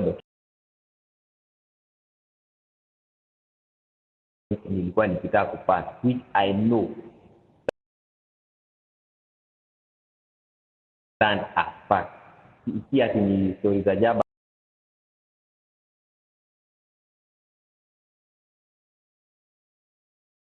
there is one sector in we've not seen a representation. Make our voice known that we have a very corrupt regime, and it needs to end. Our sportsmen and women, hata kama gavai you finance,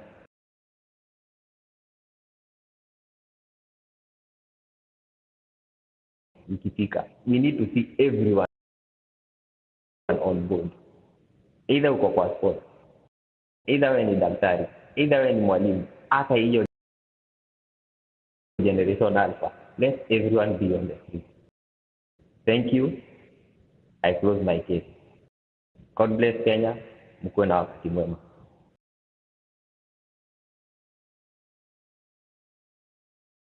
There, Frederick, are you there? Thank you. I have so many speakers waiting. Guys, thank you for your patience. Ladies, mbona tuwasikii? I hope in the next batch I'll have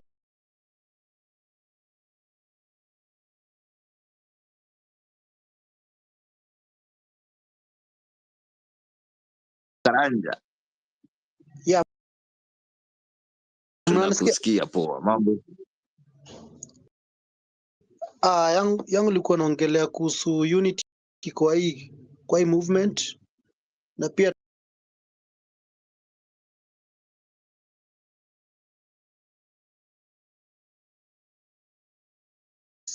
and we should support each other. This movement belongs to us. It doesn't belong to those politicians. We should avoid those politicians. Yeah.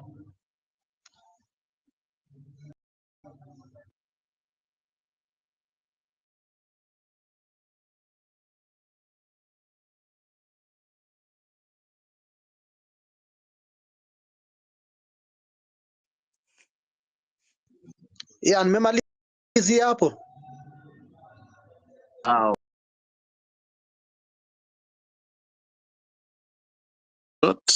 I am now adding the next bunch of the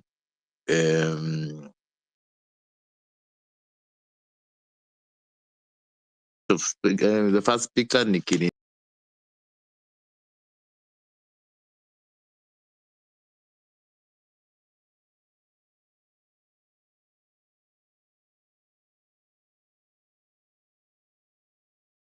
To us. I'm busy approving the next batch of speakers.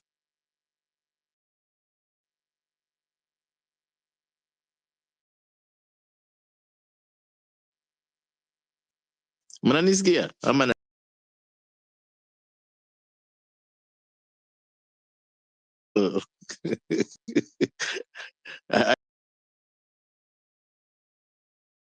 Are you there?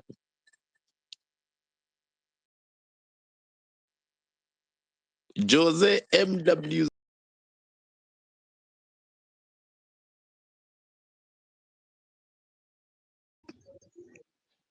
Yeah. Nakusikia vizuri, loud and clear.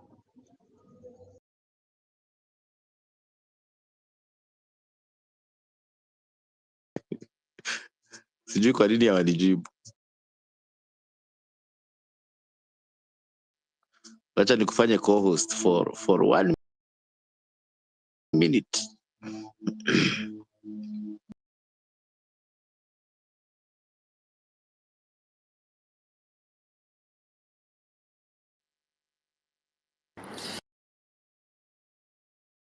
Chege, tunakusikia.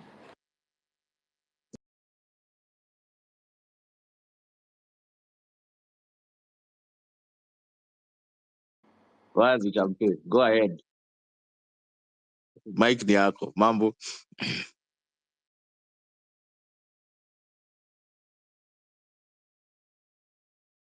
Shukran Joko, hiyo kazi yana. Ujalala. So niko nataka kuongelea historia ya baby boomer. na ma-Gen X wanaona tunawahitaji sana.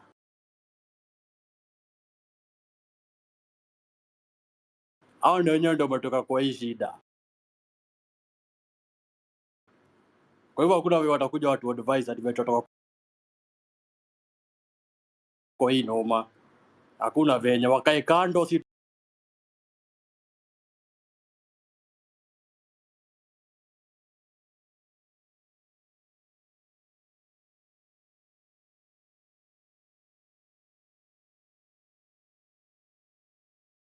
kuona hii mambo ikiendelea mtaani na niko wawi. Inaniuma mbaya. Mbaya sana. Huku liviti yenyewe ni ngumu. Huku liviti ya Middle East si rahisi.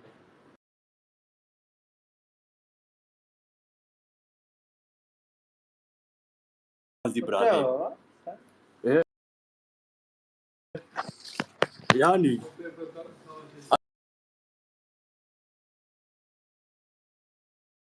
naona nirudi mtaa. Watu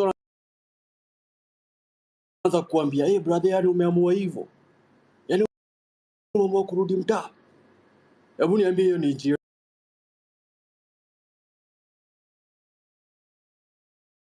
gani tuko ndani vibaya sana."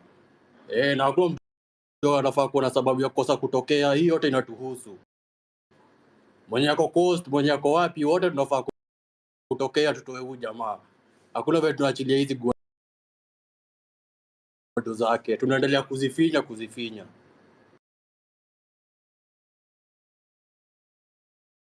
Gen X na millennials wakae home, wasikuje.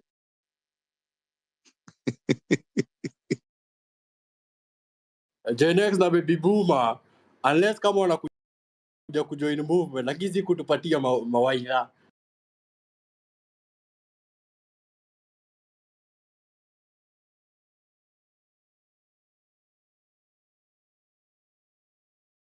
Wacha wakae nyumbani tuonyeshe venye mchezo inachezwa. Kama wanakuja wakuje kuongeza umati na kuongeza numbers.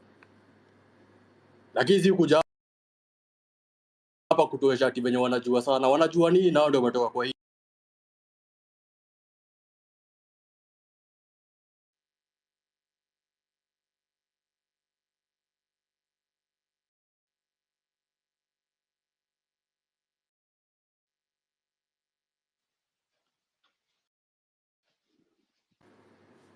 Nimemaliza.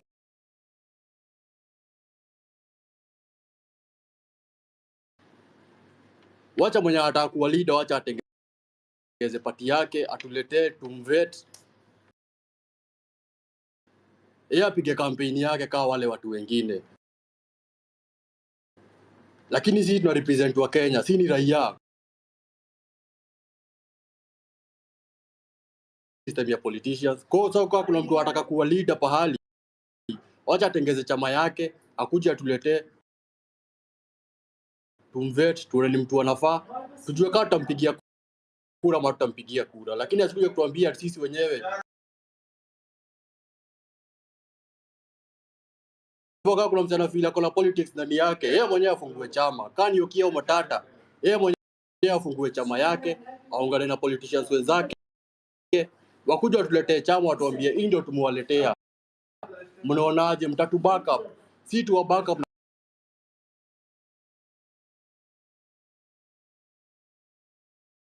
haraka, kila mtu alikuwa shughuli yake.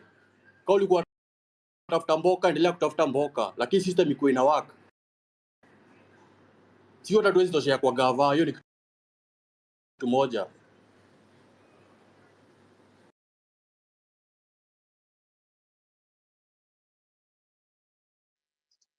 Hope mnanisikia guys.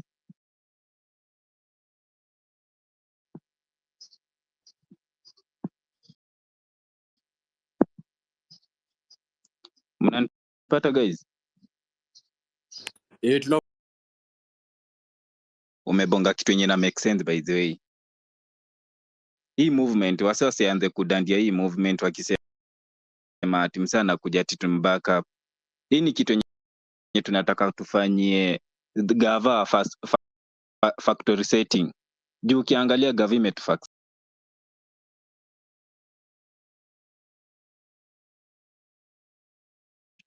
alafu akienda coast anawasema ati nimesimamisha Joho ako hapa, nimewapatia mtu wenu, si ndio? Wase wanatokelezea, Mbogi inatokelezea kwanza kuclap, ina clap msee anaanza kujichocha hapa hivi ati nimewapatia msee fulani. Haya, atatoka hapa ende Western aanze kusema ati nimewajenga Oparanya. Oparanya anatusaidia nini? Saizi tuangali tribal, si tuna fight kama wa Kenya, tuna fight kama hii generation, at least pia alpha wakitokelezea watasema yenyewe generation Gen Z wamefanya ile kitu, unaona, millennial wamefanya ile, lakini hao Gen X wanakuja nyuma yetu kutuambia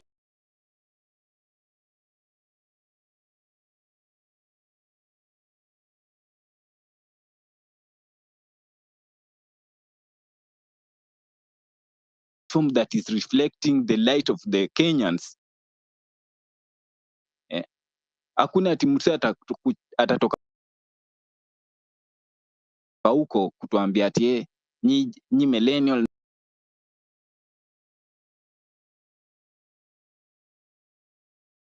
hii ndio chama yangu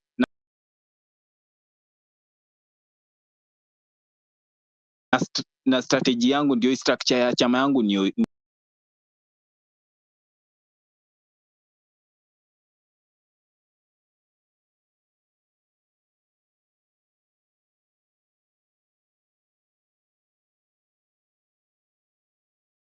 kama ni demonstration, wase tukanyage kubwa tukizidi. Juu gavana tufak manzi. Hakuna vile tutakaa hivi chini then tunaanza kusema ati to chill, ati tupatie umse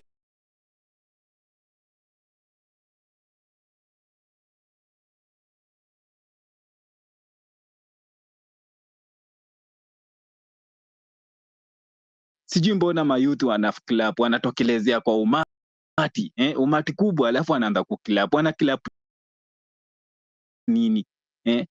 Umse ni tenga ametenga nimewapea, hakuna doinya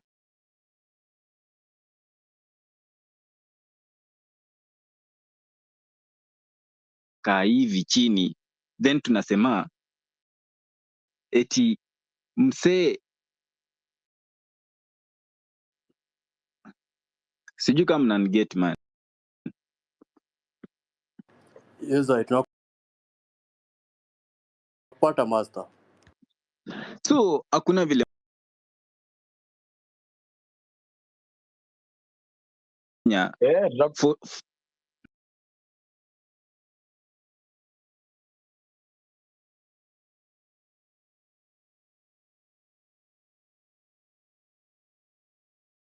ukiangalia like US they are going to vote and the cabinet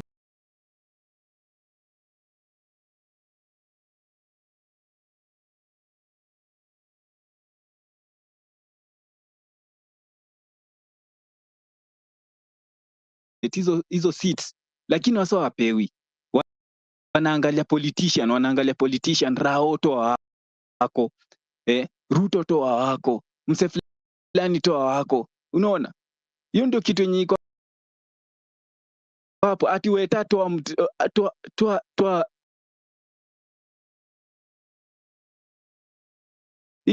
they are fucking us.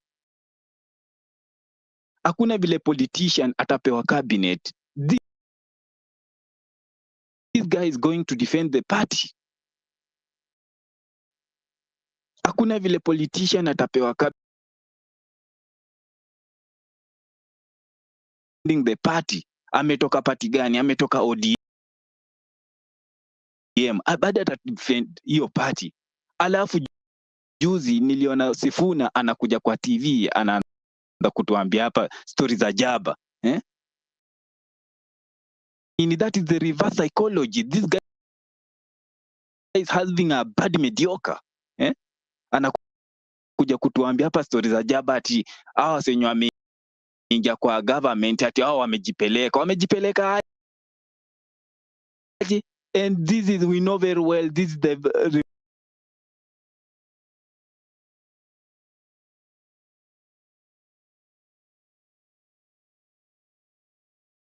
hivi mimi sikuwa nimeenda huko juu ya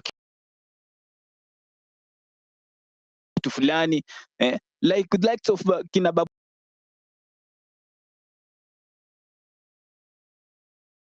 even Sifuna siwezi nikamsikiza. They are talking about mediocre. They're giving us a bad direction, by the way. So wase tusimame rada.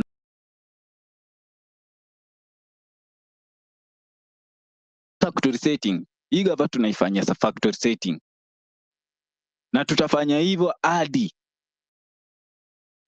hata kisema ati bado tutaenda nayo hivyo hadi msaa ino mikono. Thank you bro. Yeah, kwa sababu this is something that for the first time nimesikia Gen Z mkiongea, but mimi ni Gen X.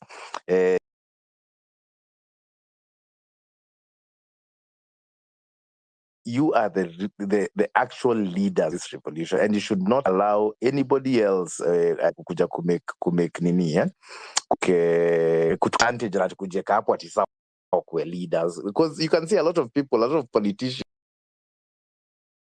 wanajaribu kujiingiza. Now mumesema vizuri sana, kama mtu ako na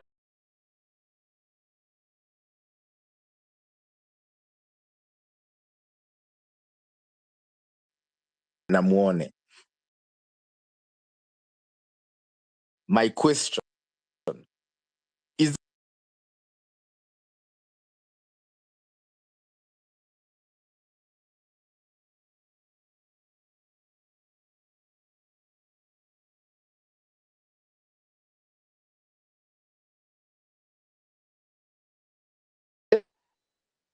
as independence, and then there's no party affiliations, you are answerable to your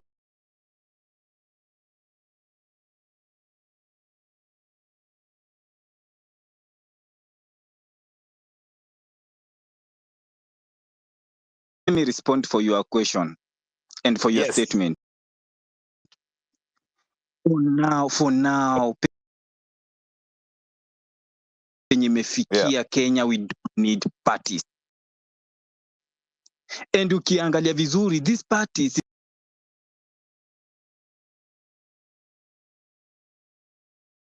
now we want to talk this and this. You see, you are defending things that are not reflecting for Kenyans. Even you are opposing things that are not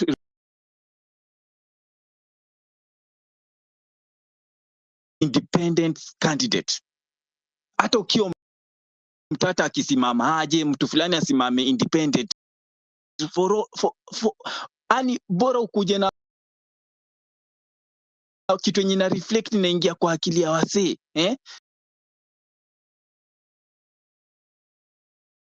Hakuna vile msana anaweza katoka huko na party like now. Angalia vile place Kenya tumefikia.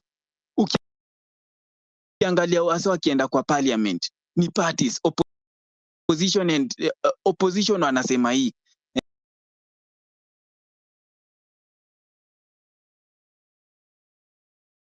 at we are opposition, we can't fix this. You see, and unaweza kaangalia pia opposition we future. So mimi naweza nikasema we don't need parties, we need independent. Thank you. Fantastic. And you don't have to call me Mr. We need to check nitajiprove nina deserve respect ya kuitwa Mr. Labda unaweza niita Mr. wakati huo, ama ukikuja kuomba msichana wangu lakini after saa hii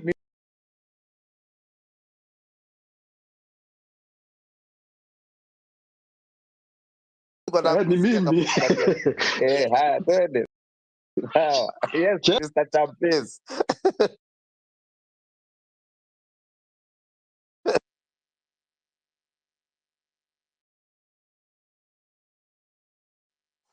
Twende, unanisikia?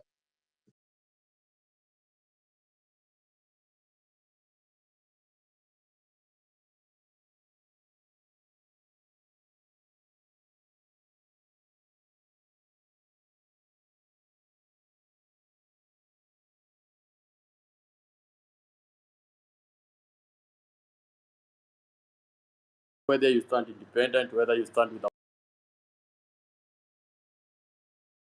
party, unaweza tuletea party na bado wewe ni mtu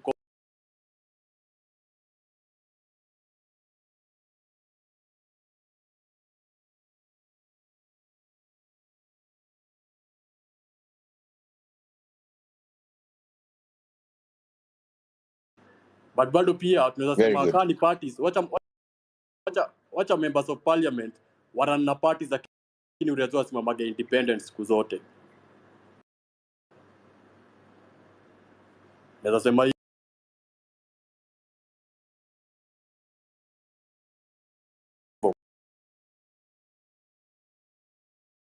something about where the political parties have led us as a country, and we are rejecting that. Tribeless is where tribal affiliations and tribal politics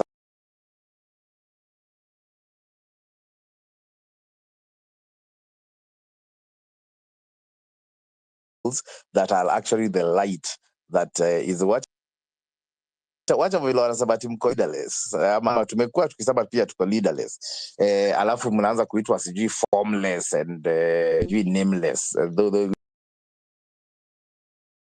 wajaribu kuingiza matusi, but these are guiding principles that are actually a resistance.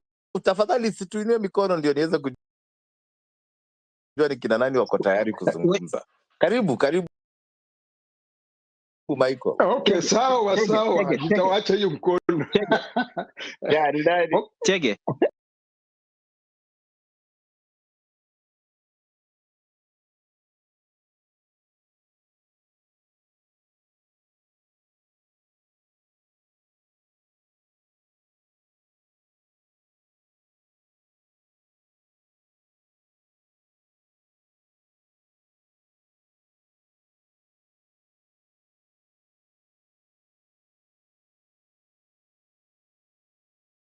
Instantly, whenever a president want to implement anything in a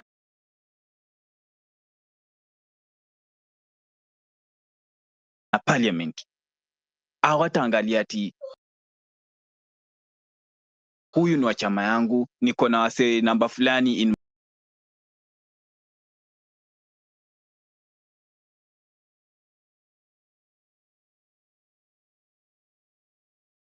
nipitishe hii kitu juu because ati chama yangu ndi naenda kubenefit ama sisi tunaenda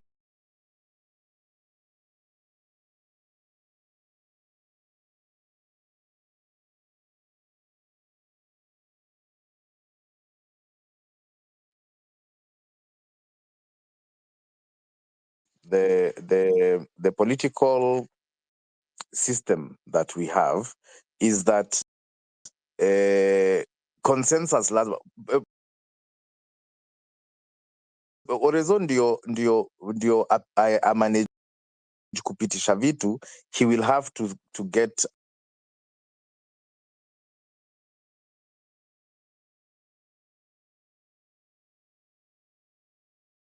kwa sababu parliament can make sure that they make the president's life impossible under the current framework.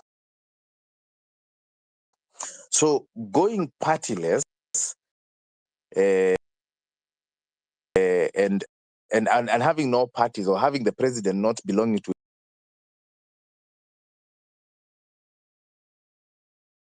Bunge. So if we are saying that we are going with independence and everything, we're actually creating chaos. But at this moment, I'm willing to say that the chaos is probably the madness that we need. We can install leaders who are servant leaders, who care for Kenya, who are going to be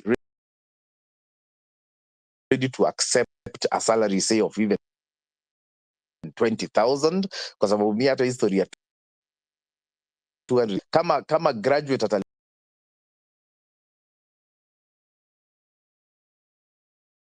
analipwa 25,000. We need to make sure that that is the direction that we are heading, and then we can start to say, okay, now that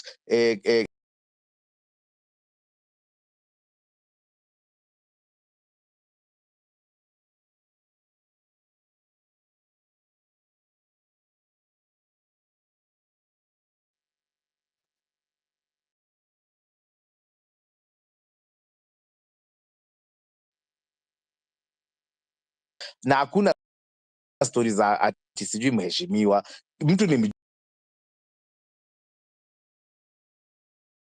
call you. So those are the kind of referendums that for me I'd be keen on. How do we require easily? There's no longer ati sijui we require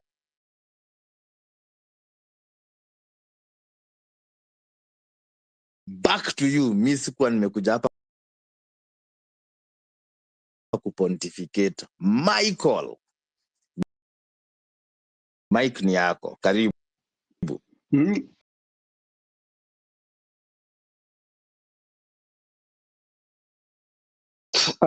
I need your protection, Chege. Mimi ni baby boom.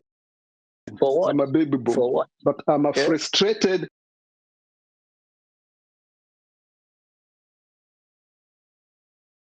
hapo kiboko. Karibu. Haya, wacha wasikize kuka yao.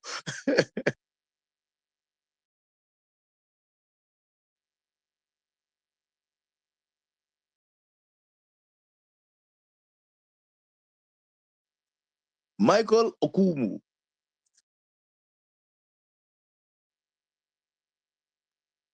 Ni kama tumekuluzi. Guys, mnamsikia ama ni mimi? Oh, okay, there you are, you're back. Unanisikia? Tunakusikia sasa.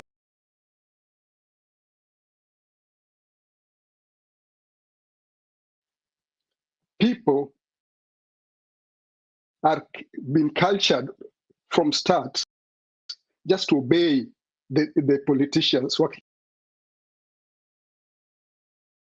Wakija nyumbani in the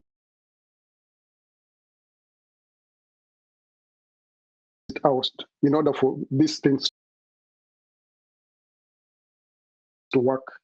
Na ni hivi, these guys you already seen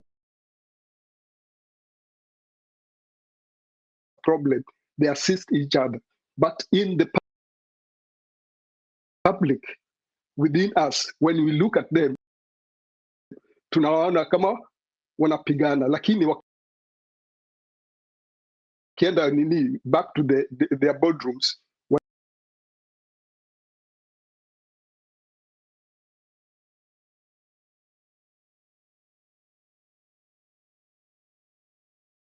and you are doing it, mnaivunja, lakini mkivunja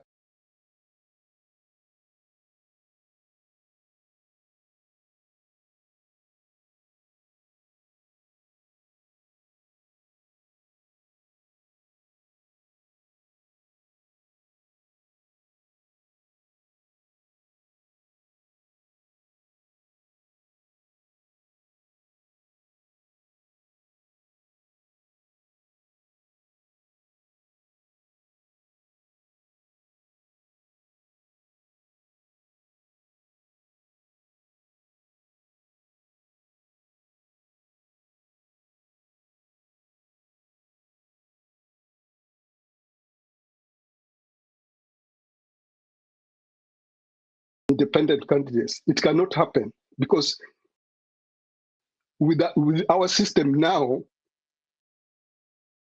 people wanaangalia tumbo zao, kila mtu anaangalia tumbo.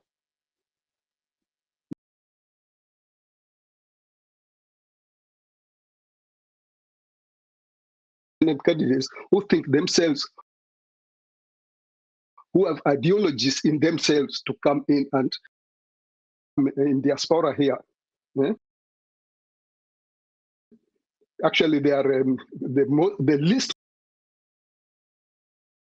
corrupt country in the world. And they have parties, many parties. One of the parties is actually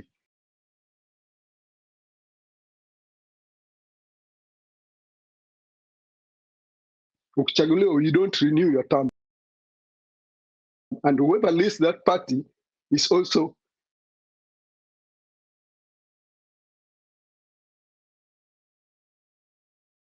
There's a leader, but there's a time limit. There's a time limit. Hata kama ukuwe mzuri namna gani, utaenda. And how long? And how long is that time limit?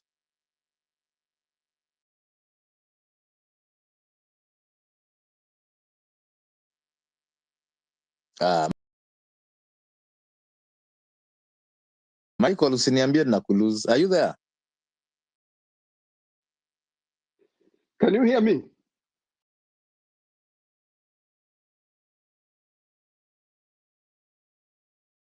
For any leader who is elected in a Congress, they hold a Congress, they elect a leader.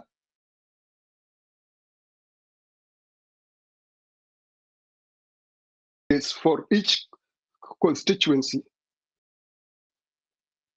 And then those in the constituencies, now it's up to you, you fight your nini. Whatever fight you want to fight. Considering.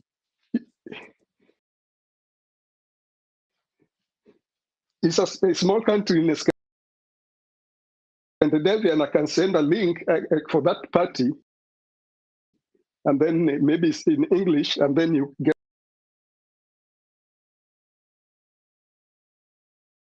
Denmark. In Denmark. Yes, there is one party, and it is for young people. But everybody is allowed to be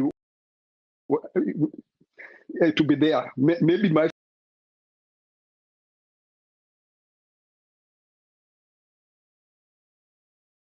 there was somebody who was trying to register a party, and then they were refused because it is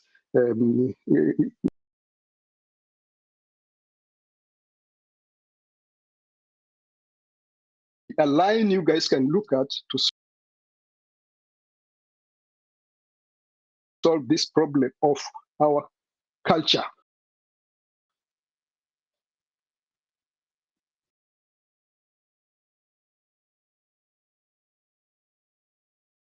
Wanaenda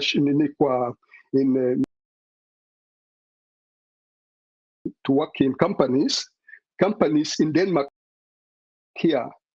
Hakuna leader, is the floor.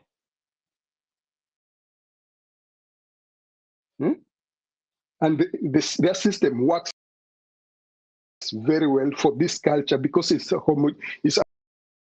an homogeneous culture. It's one tribe.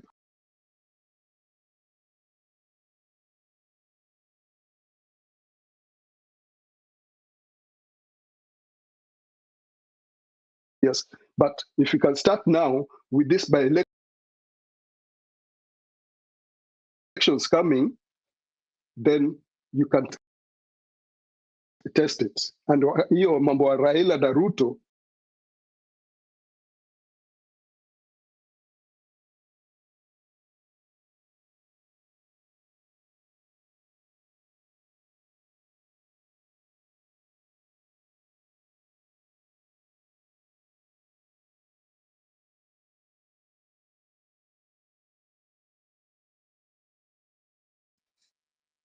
Okay, jaribuni. Nini? Okay, jaribuni.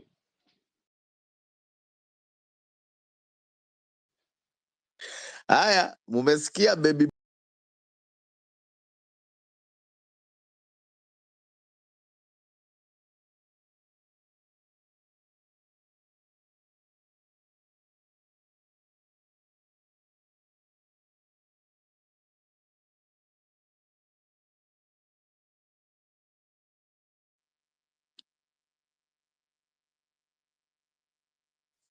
Mastermind tunacheka. Anze kukua hapa kwa host ni kazi.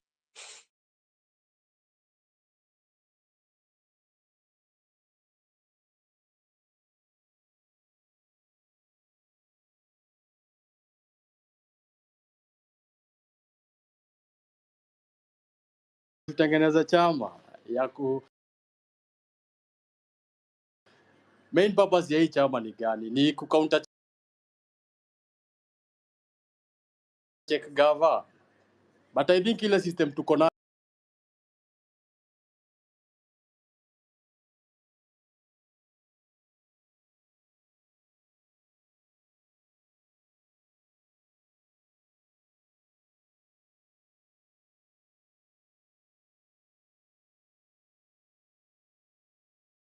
itakuja counter check hii structure yote. The only thing we have to do ni ku make hii structure yenye tuko nayo saa hii ifanye kazi, ipende isipende.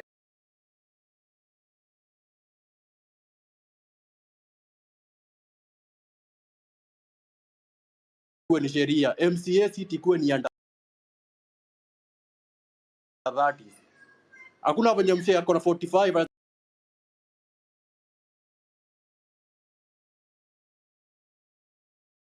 tunadunga hiyo.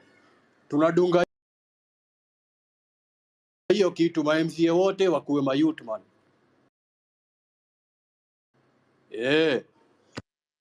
And I've not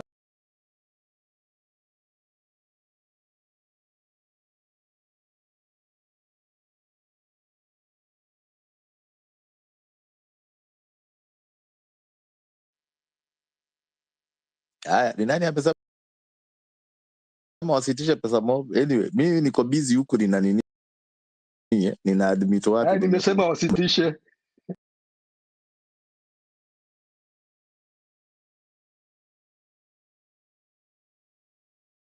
Kwa nini niko huku nina admit watu? Haya, ni Michael.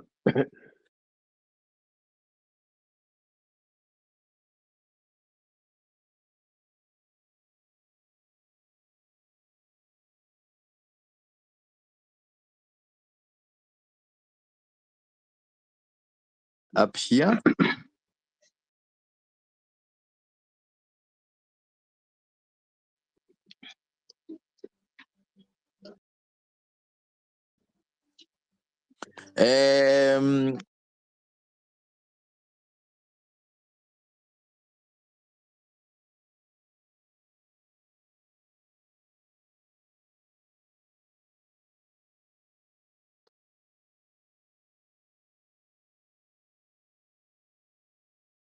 Who's talking?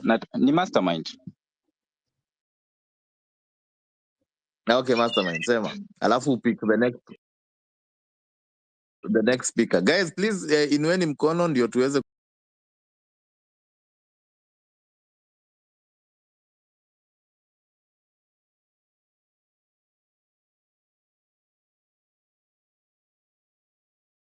another party, unaona, as Gen Z movement vile iko hii yenyewe imetosha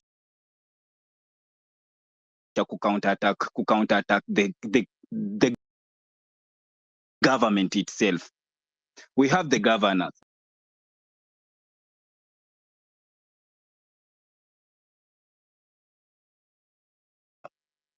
Even MCA, they have their roles.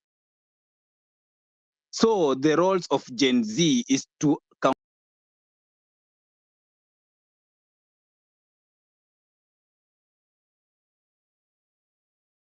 place yenye mnaenda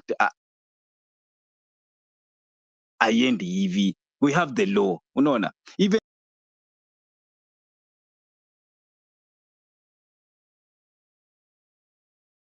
present this movement, we need this and this in judiciary, we need supremacy.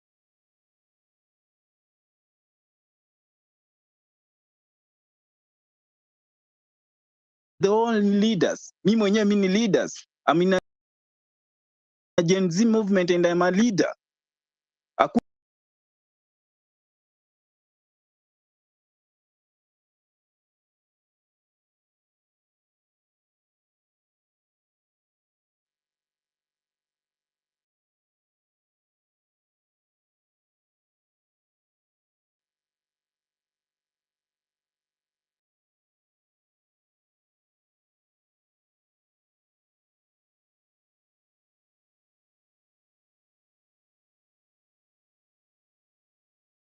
Potea. Okay. Haya. PTA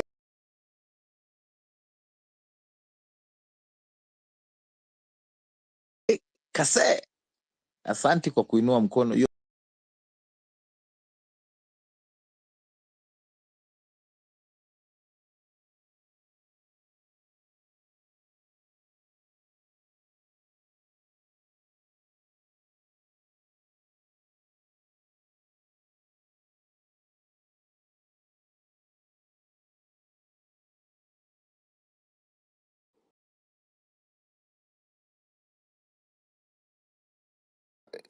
Mimi siku expect in my lifetime nitaona like such organized system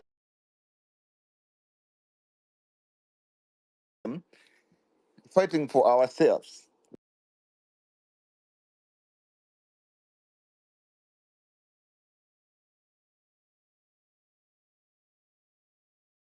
I'm not even more of us forming a party, but to a direction. Number one,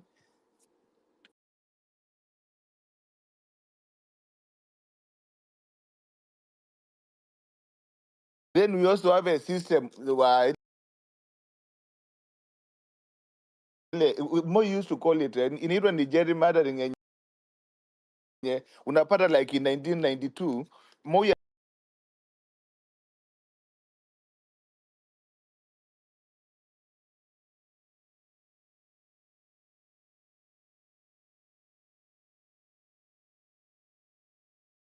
system upate we know where our people are supposed to register, and then we also another thing we also know ourselves.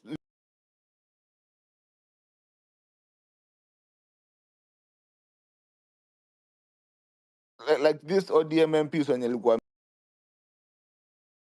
mia kwa serikali within even a week.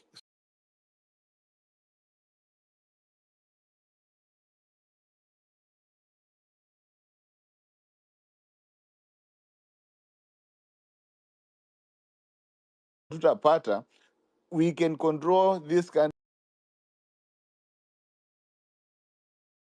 through parliament. Like the possibility of us achieving a majority in parliament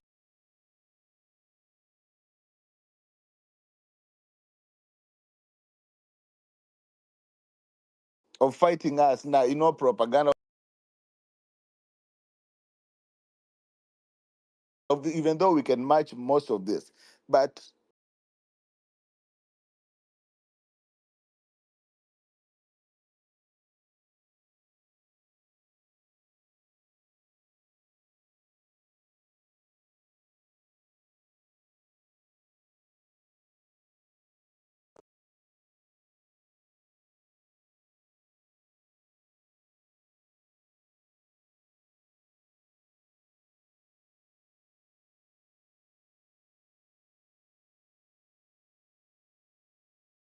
because we also need to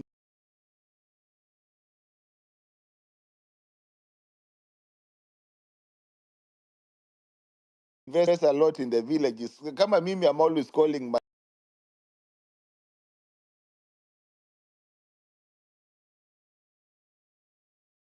need them. We also need to send our propaganda out there to, like our parents, because at the end of the day, we need their voters. Guys,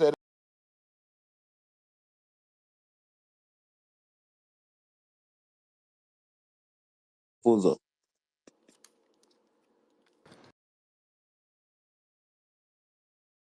Mi naweza ongea tu ukweli hii ni kuambiaje.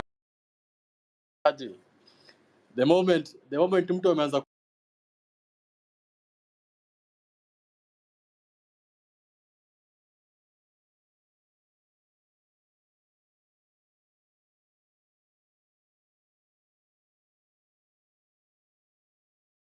Ala wewe PTA. PTA wewe mute bike. Umeongea story ya structure. Ngojea uambiwe. Ngojea. Unajua mimi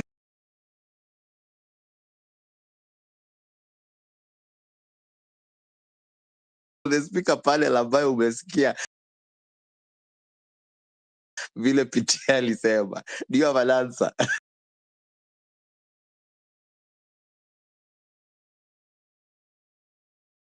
pande yake.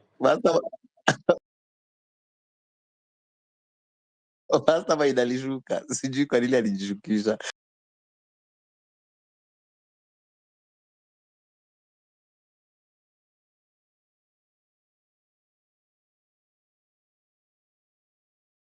Sema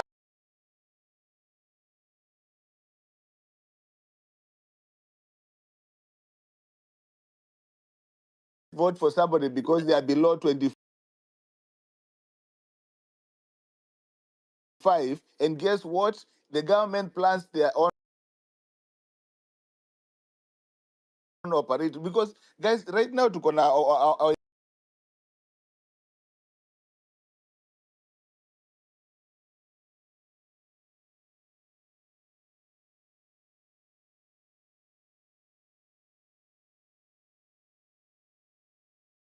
Champe anasema gava iko na do.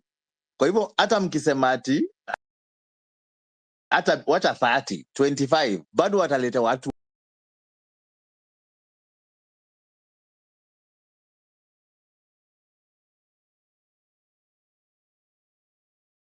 kwa speaker panel, kwa sababu nataka gaji ajidefend. Yeye alikuwa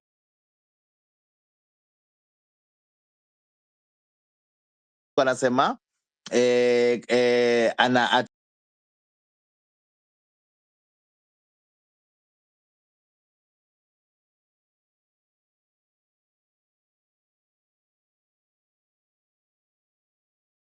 wase wako na do na wata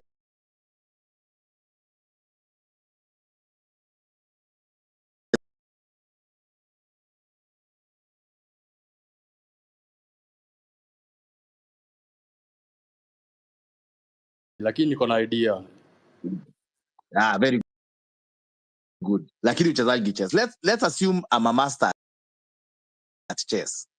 What I will do is I will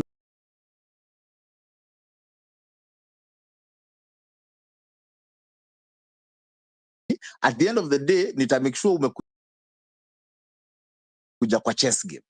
Lakini ukithrow away the chess game useme hapana, we are creating a new game.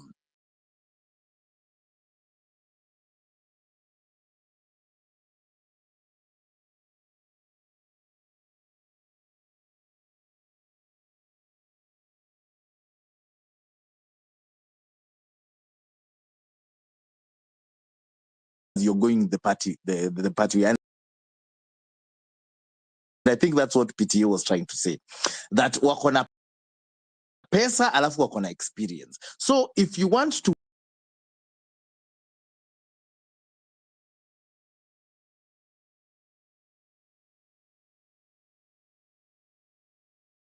look at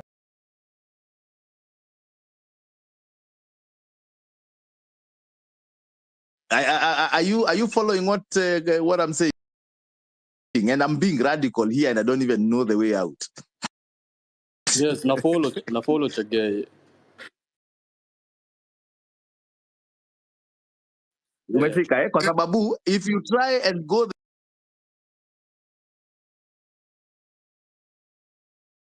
know the shit that these guys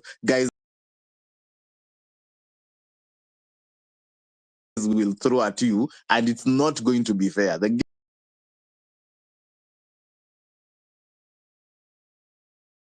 You're almost there. You're getting them to stop killing. Ukiona mpaka US wameingia kina Blinken, the killings will probably subside. But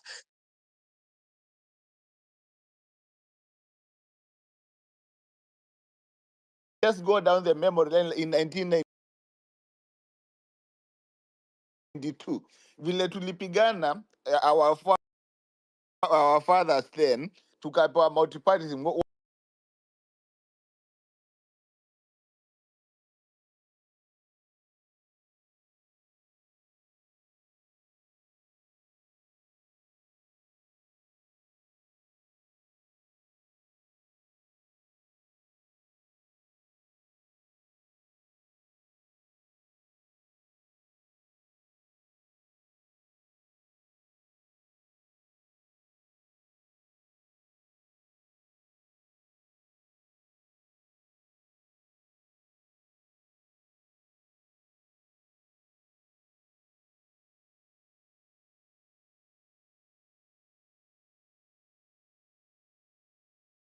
How many constituencies do we target? And then usipate tumejiregister kila mahali randomly. We look at the wewe constituency. kasee, wewe wacha kupeleka Gen Z huko. Hapa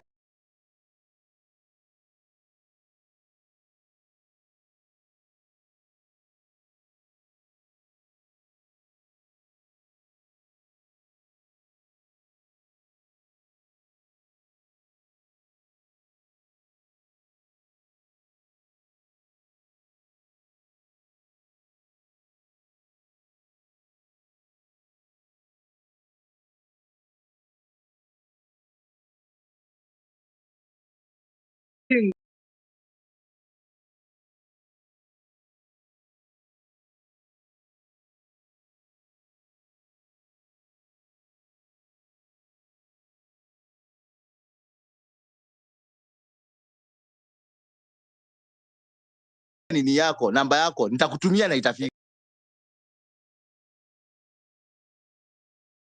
Exactly. Lakini siku hizi tunaona wanataka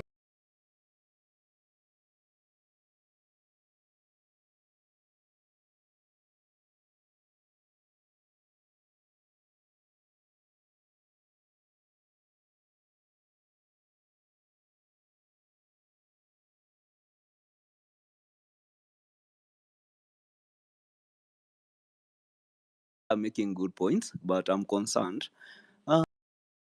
As Gen Z, tukianza hii story ya usitupake mafuta kama tunasema bullshit, nasema by the way guys you're talking bullshit.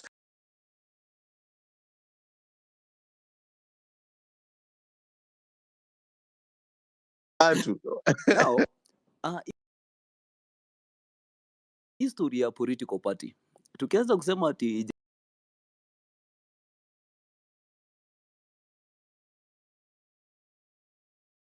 let us stick to our objective. Sisi hatuko tunataka vyeo. Sisi all we want in the system ambayo ina work.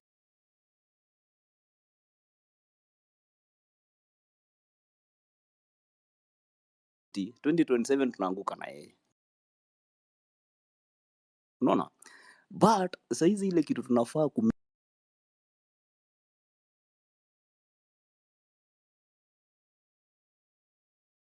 na wanaanza kuimbiwa pale.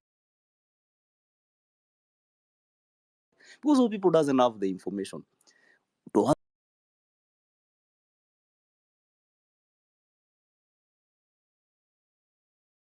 So to contact civic education, then to endorse wale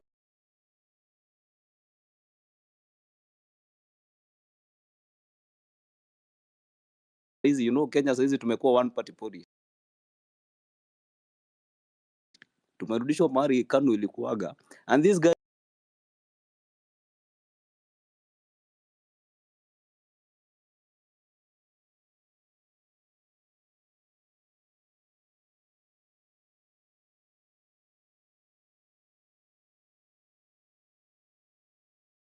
and that way to compare pressure constant. Na tusirudi nyuma by the hata kidogo. By the me I'm worried nikiona watu wameanza kurudi nyuma because I feel like our brothers wenye tumeruse ni kama they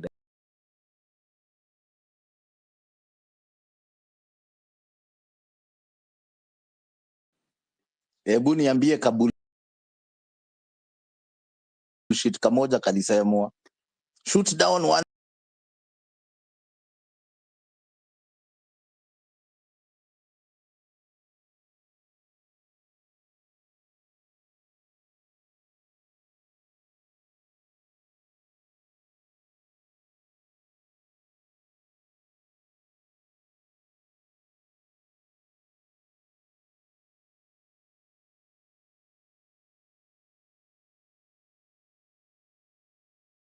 the sovereign. Unasema us, we want good governance, we want a country that works, and we are the ones who are electing you.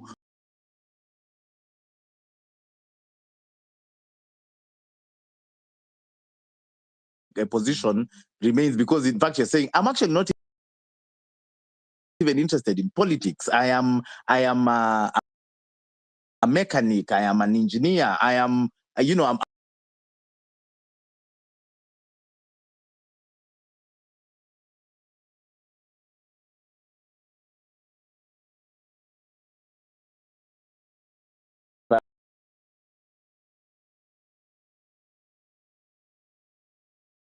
cannot be given because our those wameleta watu. Wow. So hizo position ni nyingi sana. So ukiwa na accountability, sisi wote tumepewa equal opportunity.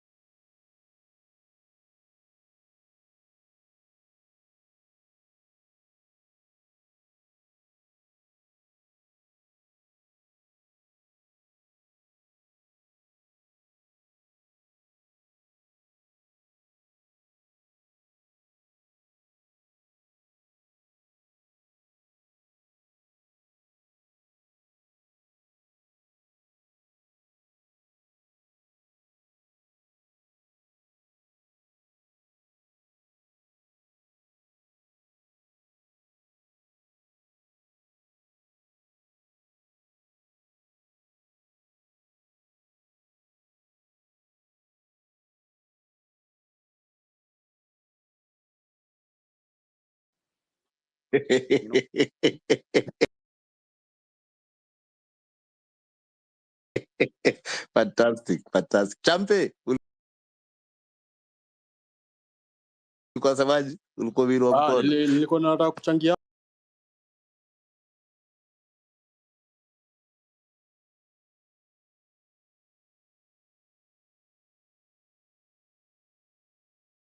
si wote ati Gen Alpha wakikama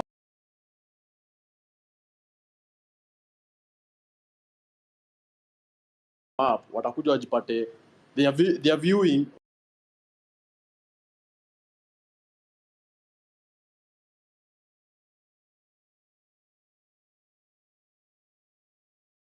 kwenda kupeleka mashida zetu ile sisi tunapitia. Hakuna wanaweza jaribu kujifanya wana tu understand lakini hawezi tuelewa.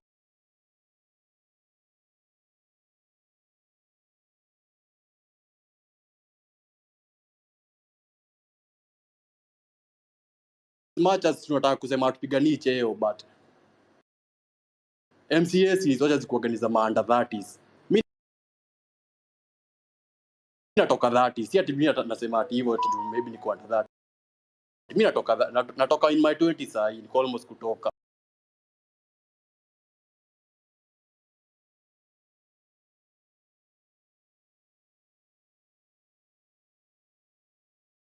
alafu sasa ile si tuko ma 40 ati Gen Alpha pia wanajiangalia kutoka nje.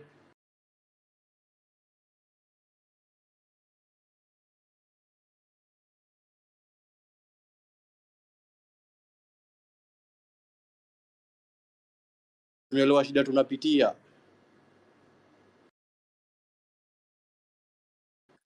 Haya, nimeleta mastermind back.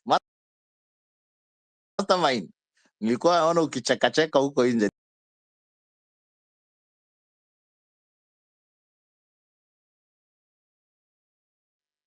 Hapa vita iko kati ya Daniel. Daniel anasema yeye hataki kiti.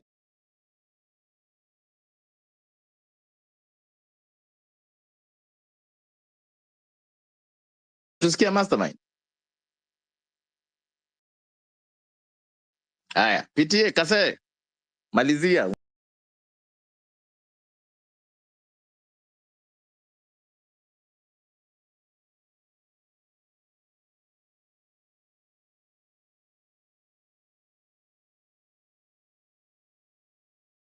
Tuanze kusema hata wao wapewe. So kama we want to say ni Gen Zs, mimi mwenyewe si Gen Z, mimi nimegonga 35 and na sina political ambition, but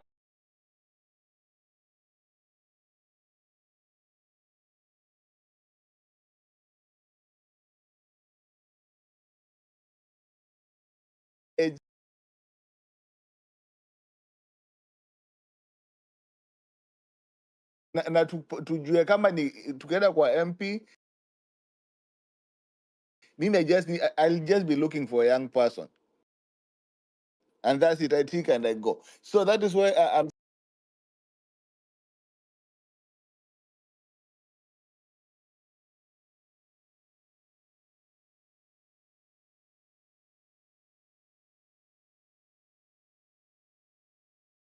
fanya ngapi kila mtu. Ruto, tulikuwa tunaona watu wengi walikuwa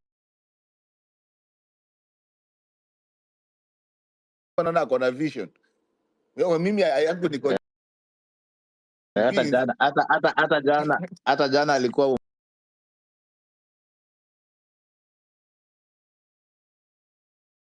I prefer that this conversation continues amongst the Gen Z, yes, and a consensus.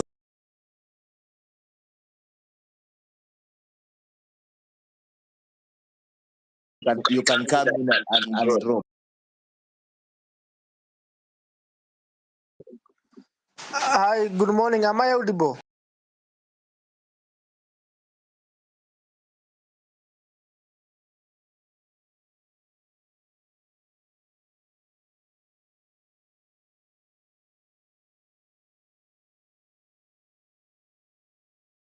Take for example the chief of take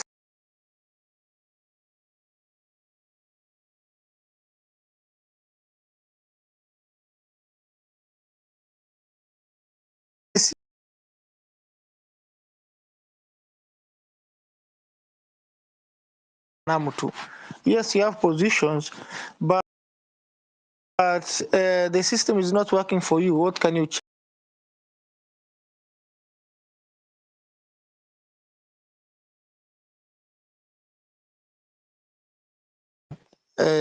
Hii mambo ya vijana wachukue viti,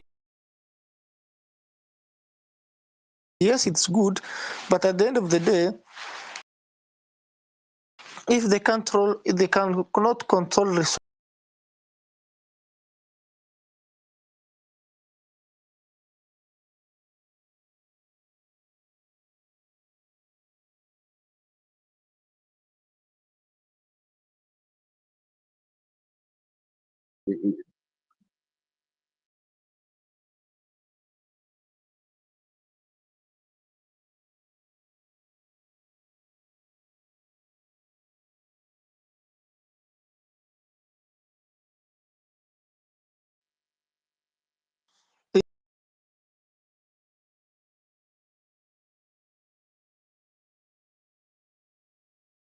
yeah, that's what I'm saying. For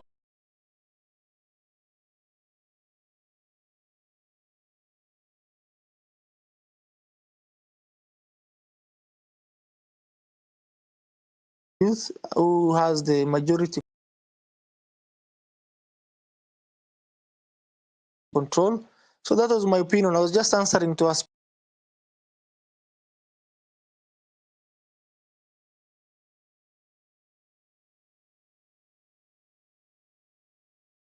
Give you your time. I think you're still not getting my point.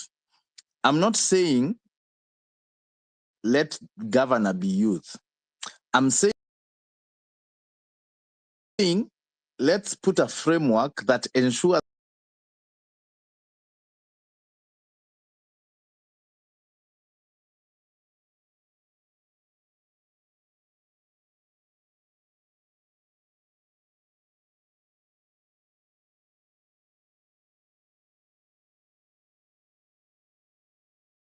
it is failing because MCA hana hii na hii na hii. So we make sure that whatever the MCA needs, he gets.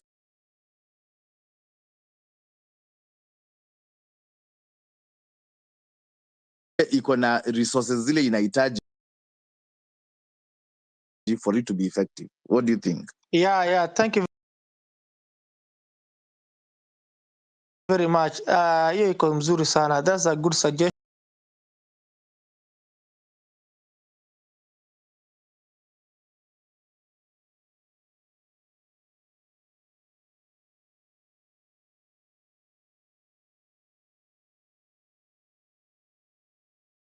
Don't get them by requesting. You don't get them by, these people, they just want mchaguane watu wachache waende kwa picha mpe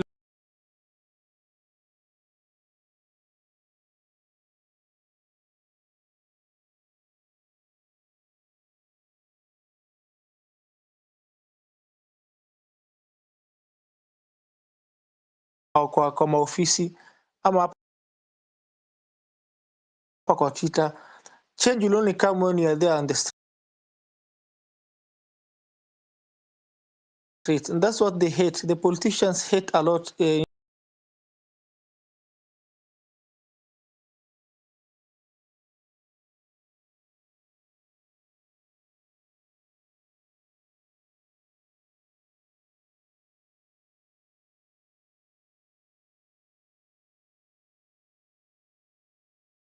Wakiua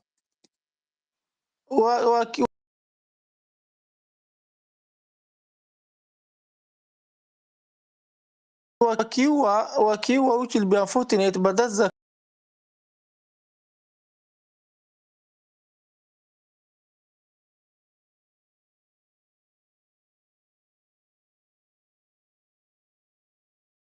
but any revolution will come with a cost.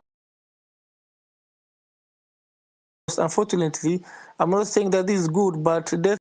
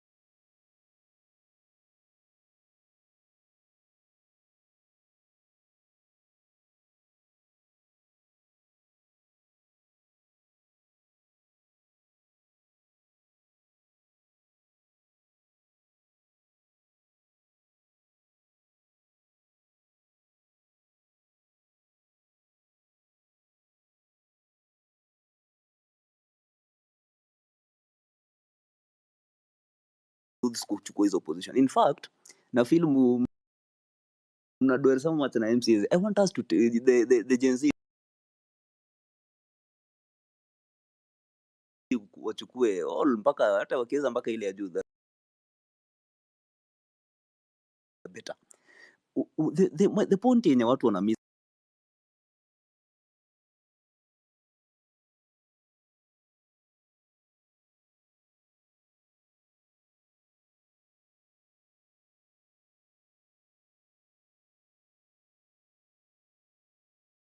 tuko nazo. Ukiangalia the voting system ya Kenya up to 2022, I think watu wenye wanavotigi maximum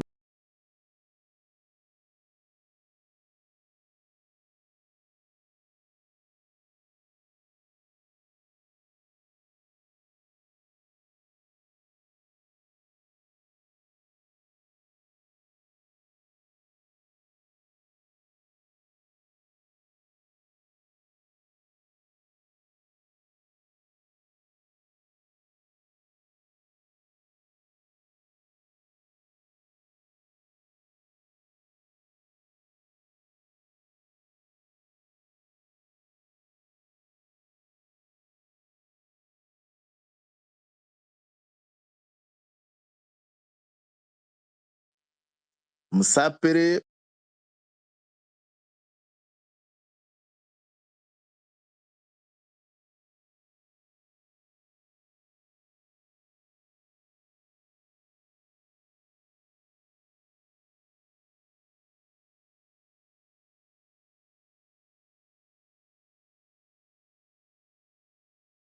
Cliff 254. Unanisikia?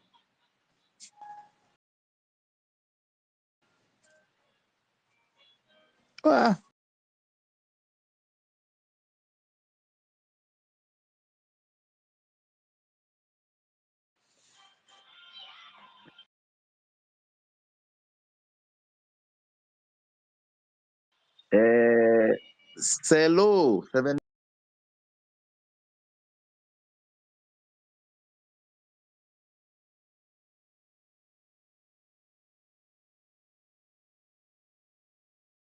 jibu. Who is talking?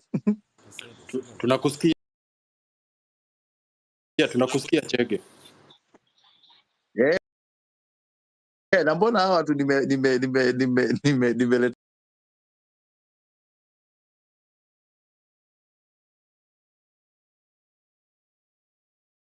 Selo.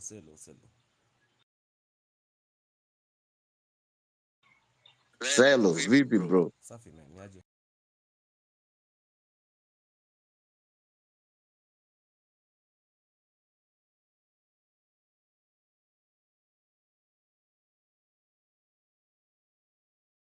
A bit better but a bit closer together.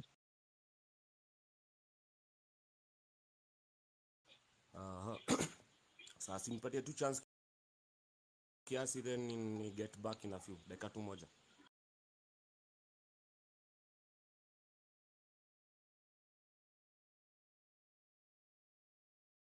Unmute bana.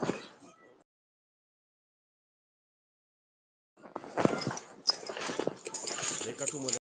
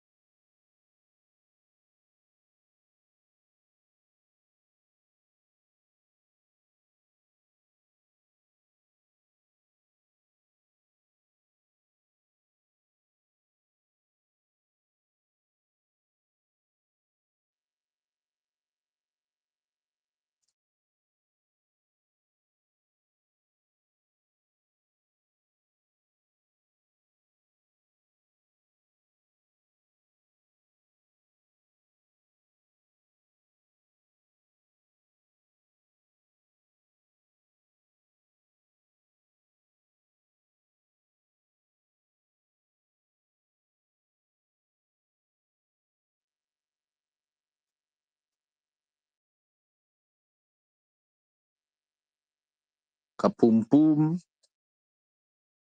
Nimeku-add. Okay, anybody on the speaker?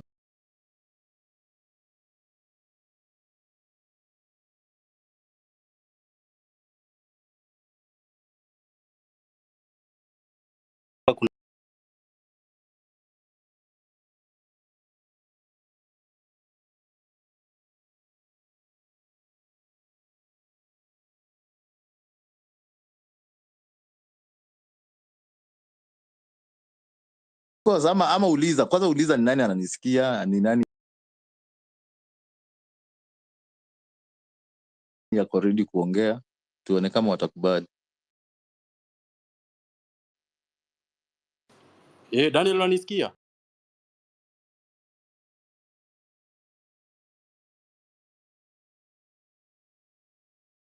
Sasa chukua viti zote Ni mimi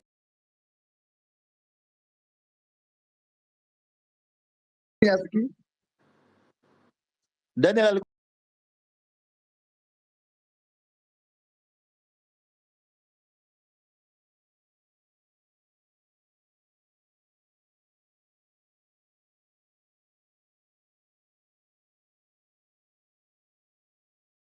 siang.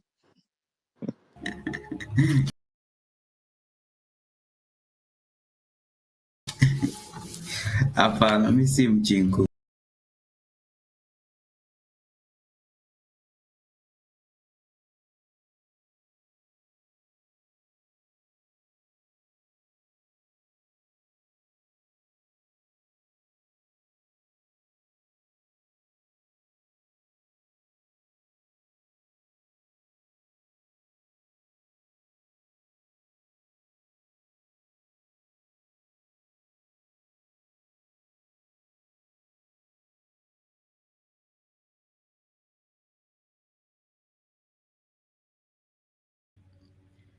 Because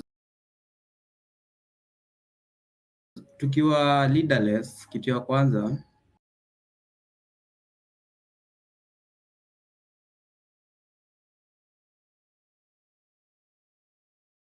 unacheki.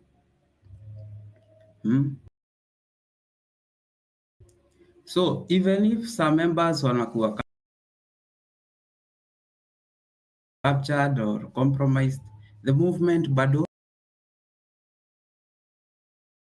inaweza endelea. So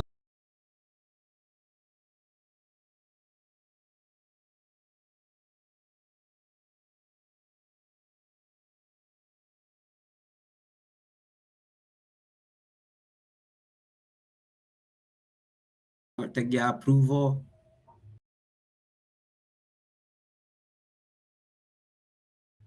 ati kama Mwangi sijui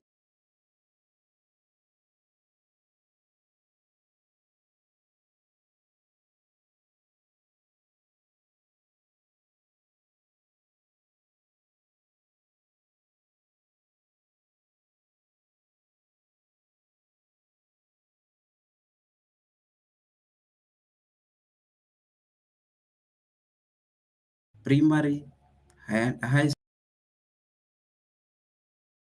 school, but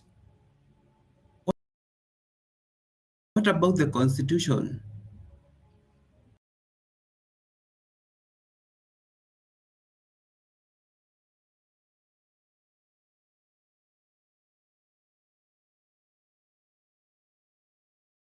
Going to affect mwananchi. Mwananchi should be involved. When will people understand that if our funzui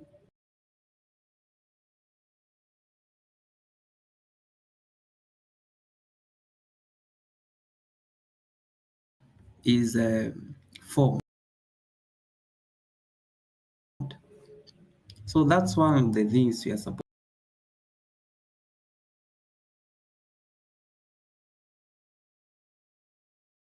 among members. Like we can pick idea from anywhere. Wacheki. The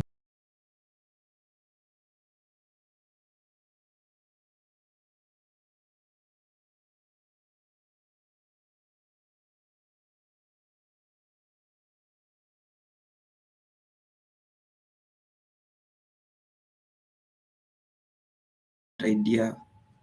No.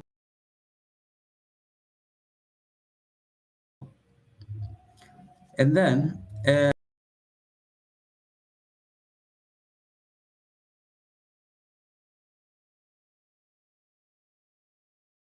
wengine hata we didn't know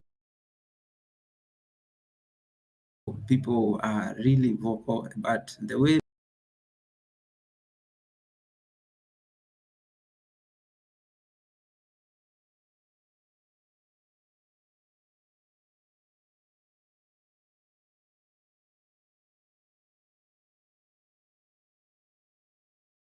recover hizo vitu wameiba, because they have stolen too much. It's too much that is being stolen. Hadi saizi as we are talking,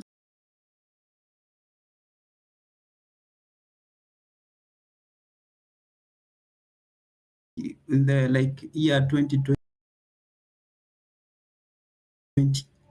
1 kg it was 11 million.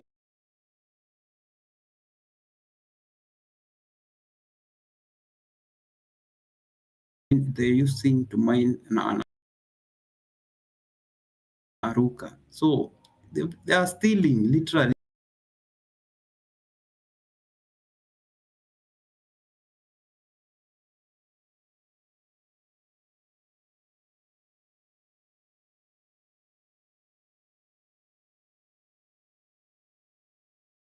We need to spread consciousness.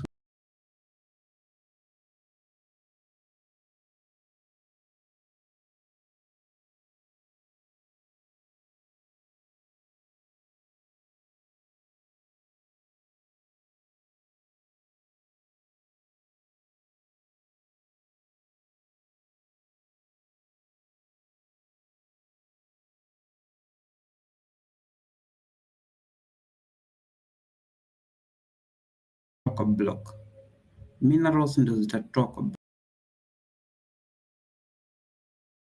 block.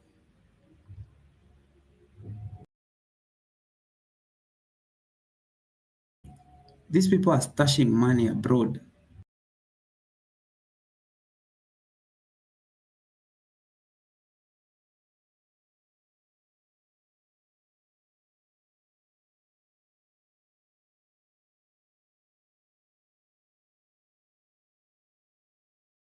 To play by the rules anymore.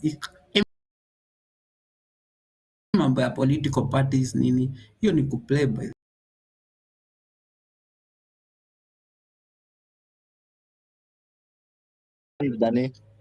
these people. Land, eh? Yeah, I'm going to land right now. This person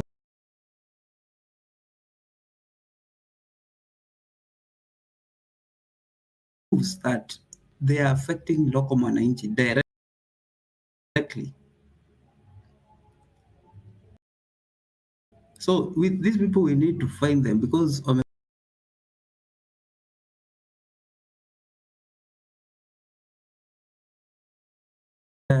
last but not least,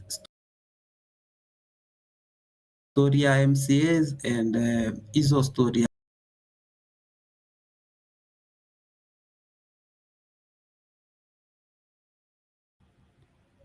Ina manage yenye a member of parliament hawezi manage, because we are creating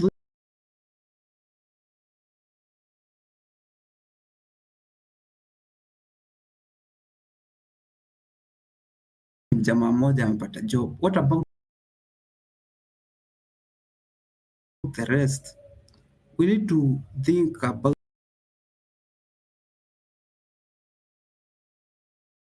industries which will offer more jobs to our youths, and then in the end of the day to stabilize our economy. If we are not thinking,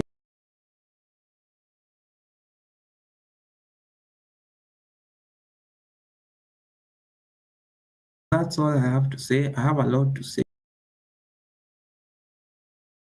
especially on international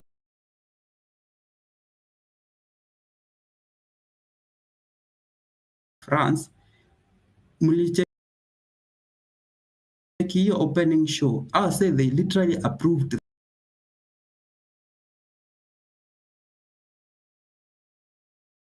his own purpose. Wale say like mlicheki hiyo shit. Sija ndio watu Ruto alienda kuketi na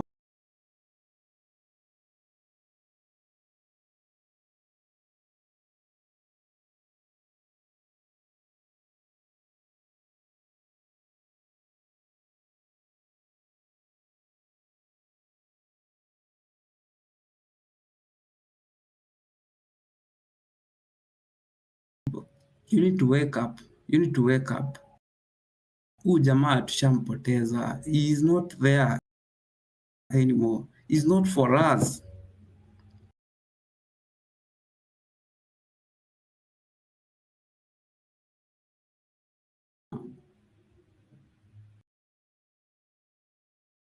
He's going to fuck us. We're going to get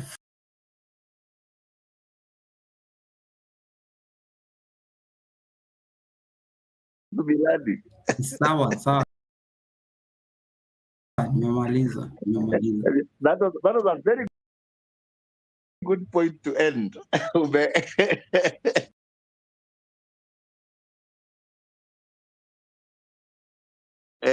Tumekusikia.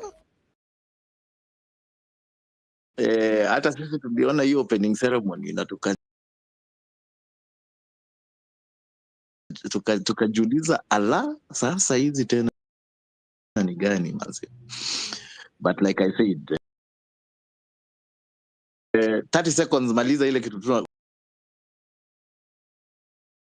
unaona bado speaker iko on, mic yako iko on.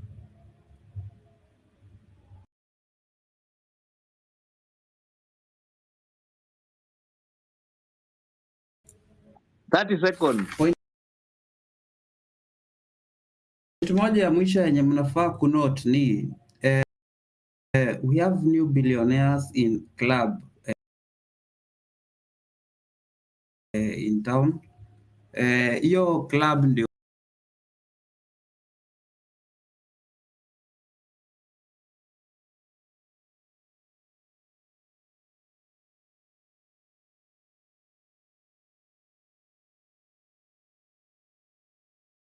they were like robots.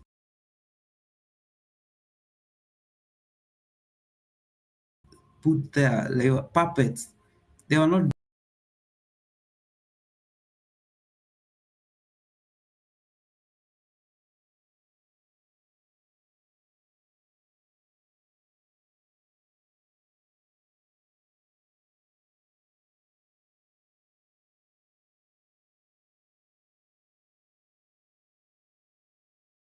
hao ndio wasee sawa wenye wanaongea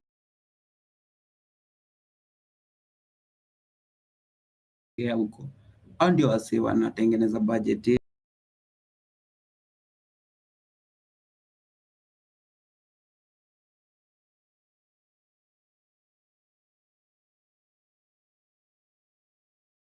Nimemaliza. Thank you.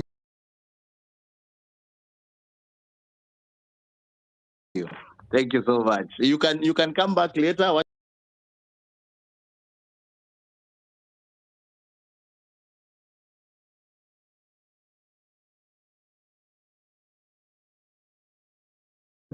Welcome finally. Yeah, na Selo nimeona at least already checks. Fantastic. So keep your hands up, please.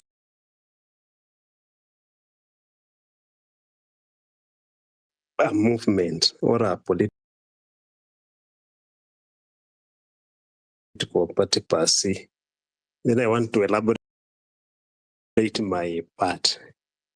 If you look at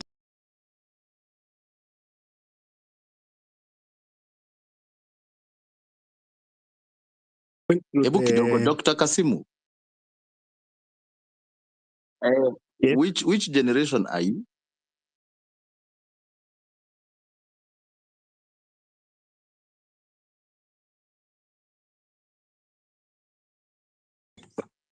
Haya. Sasa, there is something I want you to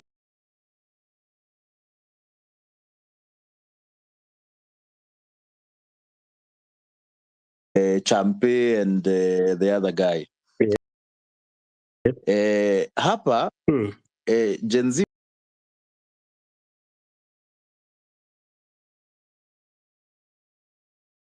come with a party or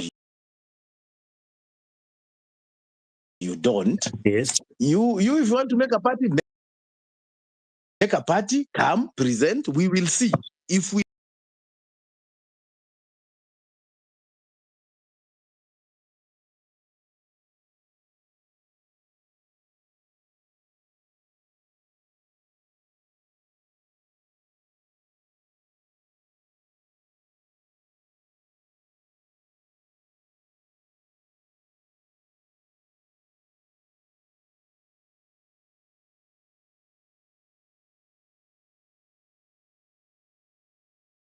are going now. Okay, that's where you're going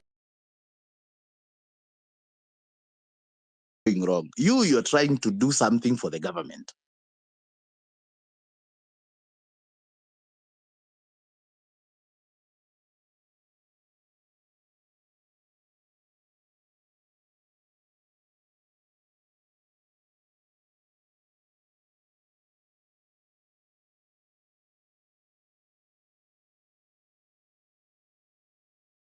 What we are saying. Aya, over to you. I'm hoping I'm helping you. Yeah.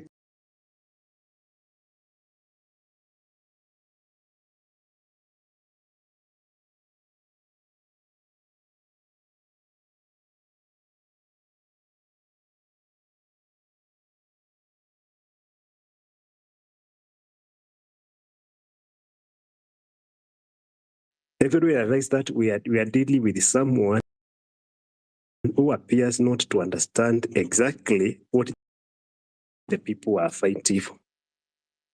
One, and what we are fighting for is not about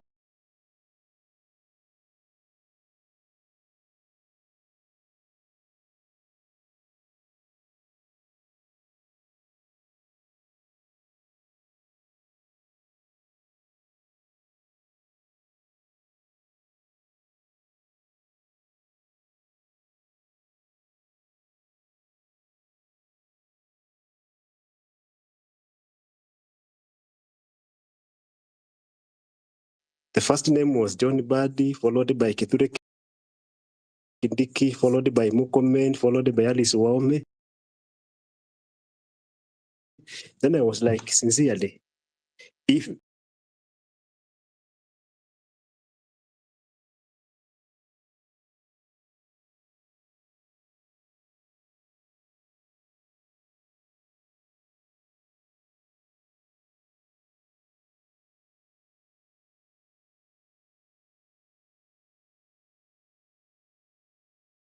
ready to enlighten people, because for one, what I've realized is if Ruto has managed to join hands with ODM,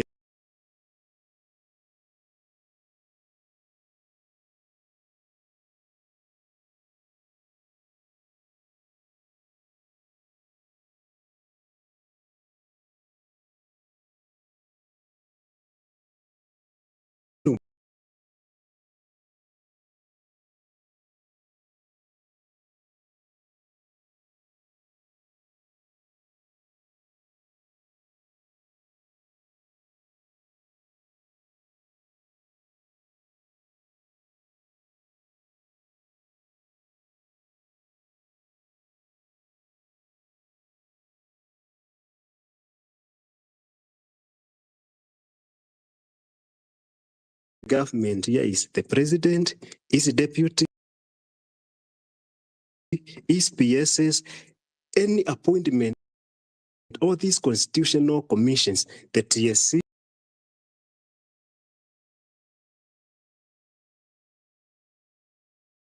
governance, we start the country afresh. How can we reach that level? Unless we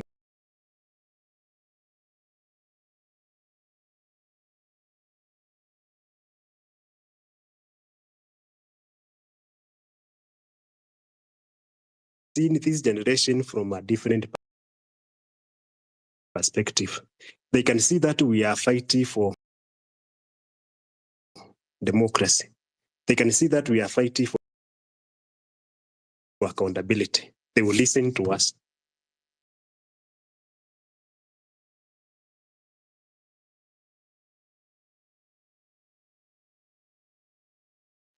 Yesterday, somebody said, Land, Daktari, land. Yes. Please land.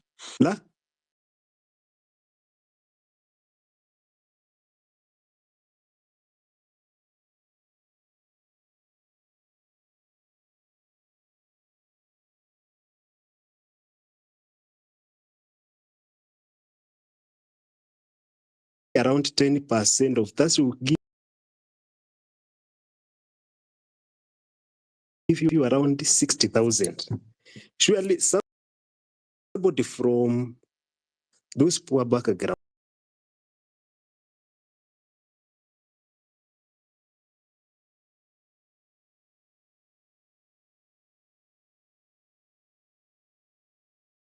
about the rot in the government. And now, even if they don't go now, come 2027, how can we throw all these people out? Thank you.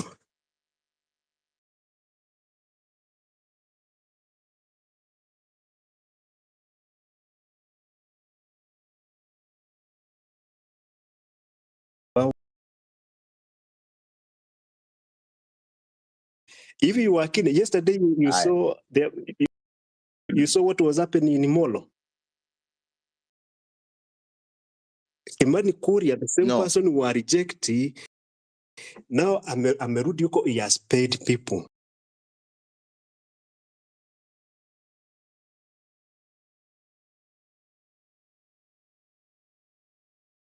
Forward to the county level. So that people Let me ask you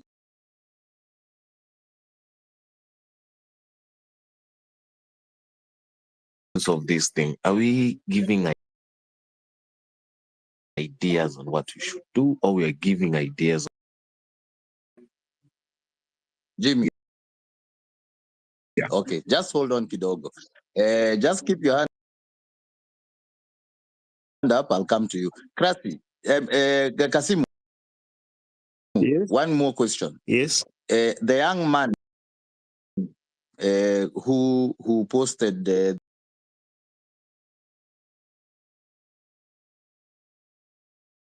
somebody who came up with such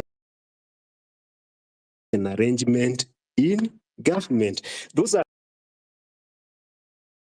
the things we should what has failed to us. You see, my solution is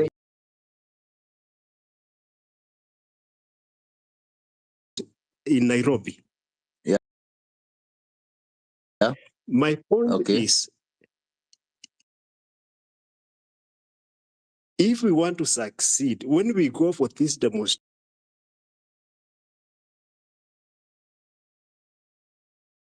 they are helping you, but it's about enlightening so that people can see that, these people are lying to the masses that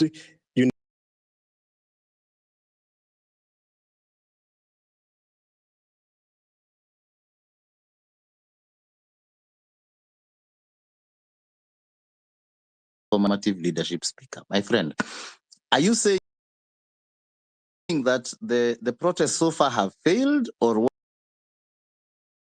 what are you saying? Because I was trying to wrap my. I've asked you a direct question. What solution?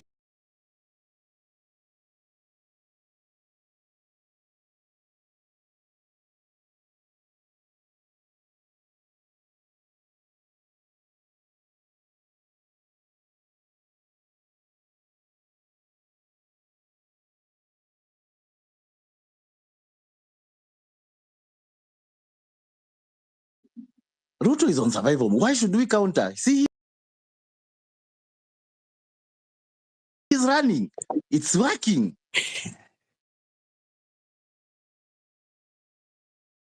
I know my Why are you presenting as if it is not working?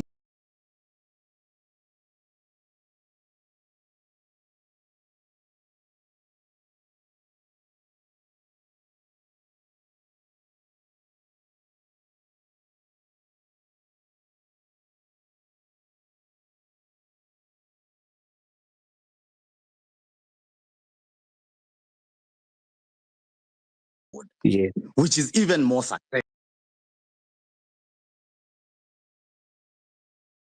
Yes. Because 2027 has come now to 2024. And Yes. most clear.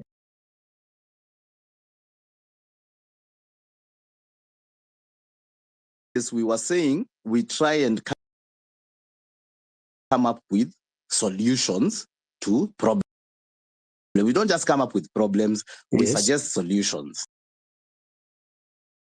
That's how Dr. Kasimu. And that's why I was asking you directly.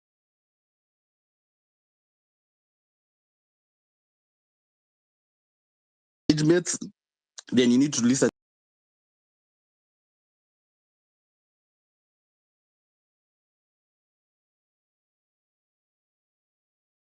It is not working, I think is very wrong. Either you've misread or you've misunderstood, but it is working. As far as I'm concerned, it has been working extremely well.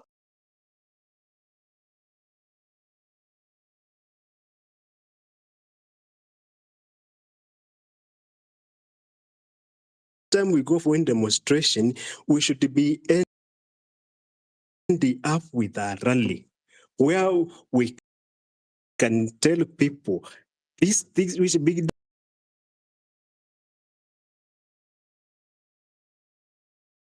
spreading.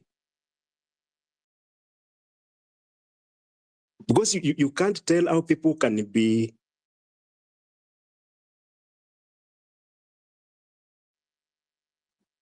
happy because some people like Joe have been brought to government.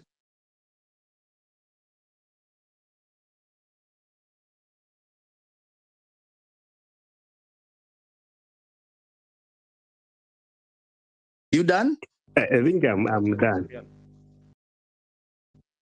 Yeah. Selo. Your hand is up. Mambo.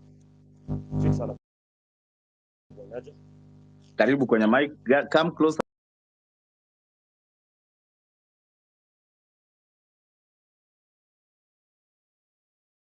Okay. Nilikuwa nasema okay, nafanya kitu poa sana, mna initiate vijana.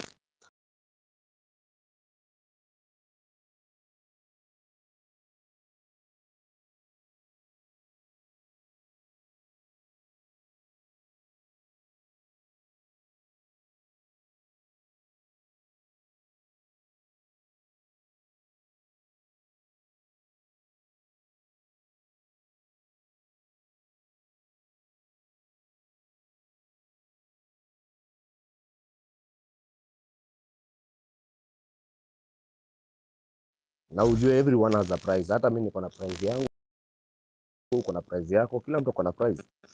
So what we have to do is tunafaa tufanye kitu ya kwanza, tufanye everyone tumakishia kama mtaa zote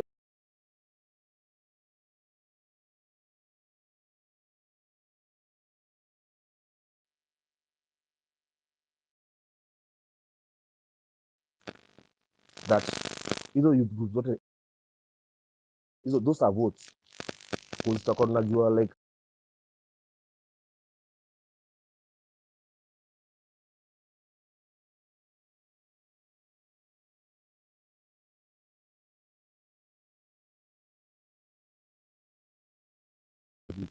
wavuvi wako Kisumu ama wako Mombasa, so anapima weight, anaangalia watu wa Mombasa mkoa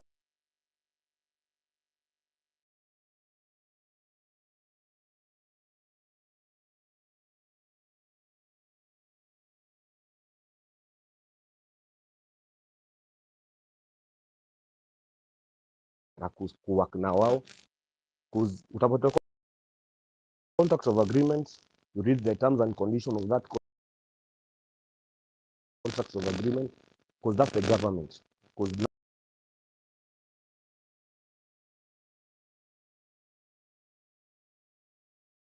so ukienda pale hivi kama wewe ni youth, umeenda pale hivi umeshapatiwa terms and conditions,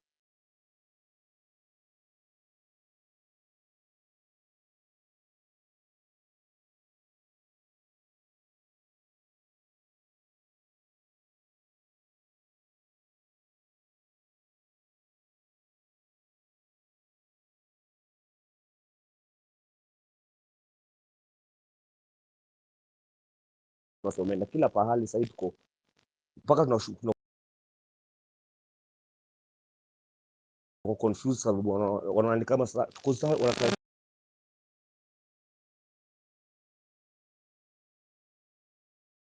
kama wao wanataka like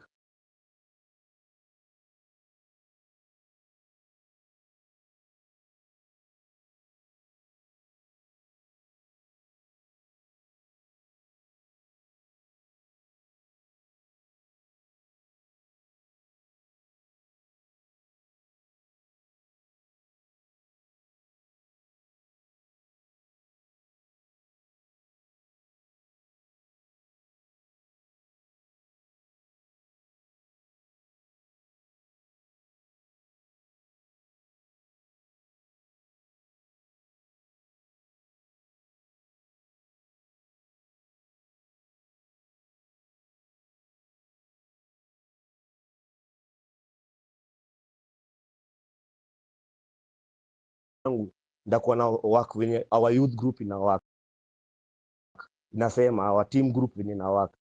Tukisema tunafanya hivi, that's the only way tutakuwa tuna move.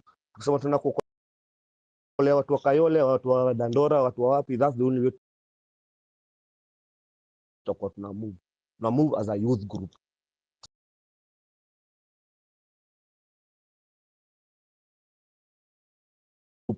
A certain group nimetuuza,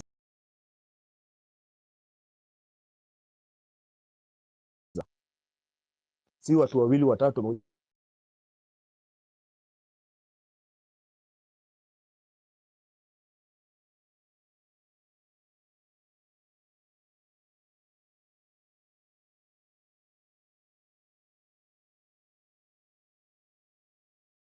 Tulikuwa tuna struggle but I hope wamekusikia. Chege.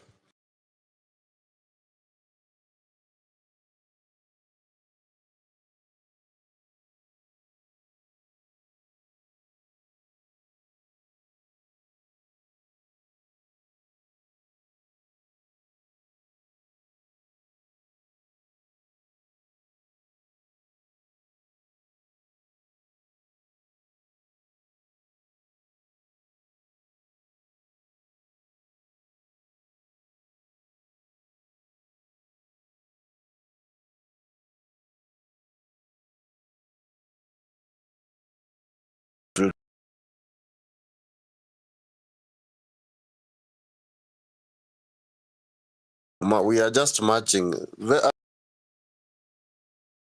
A very small group of 10 million Kenyans will march to State House, and we will not leave until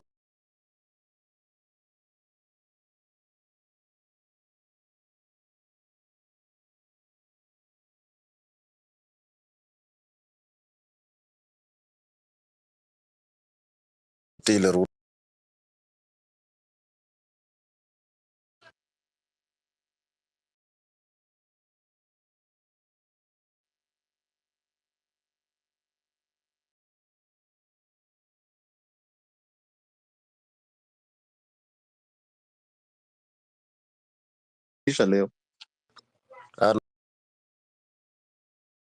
Nataka tu Kenyans wajue that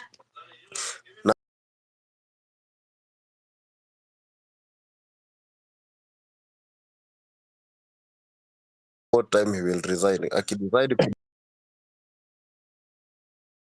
resign by 10 lunchtime jioni, but It's just a small percentage of our normal 50 million people. So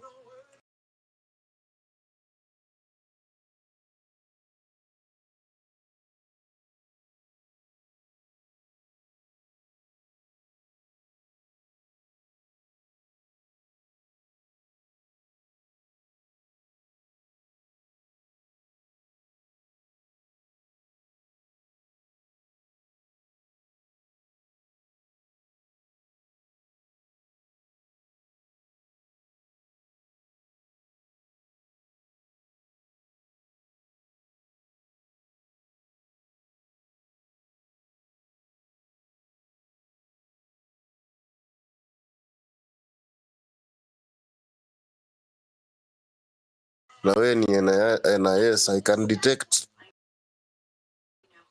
who these state officials are. Nitakujua tu. Anyway, watu wa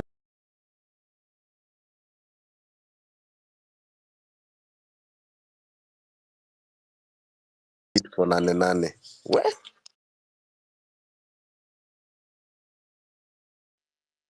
Na tumekesha hapa na diaspora.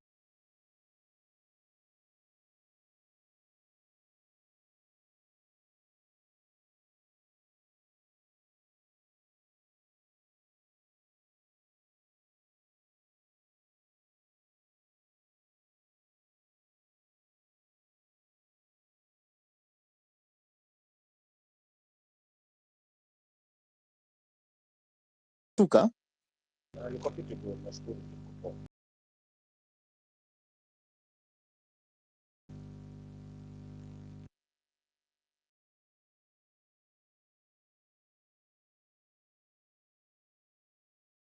Nimeona Abdizo ame clap.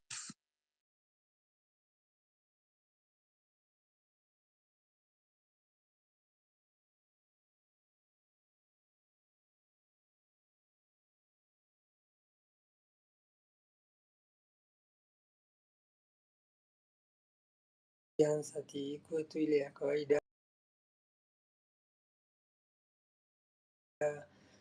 tunarushiwa tear gas na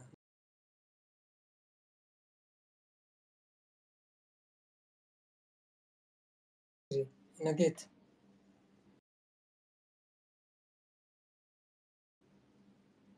I think that will really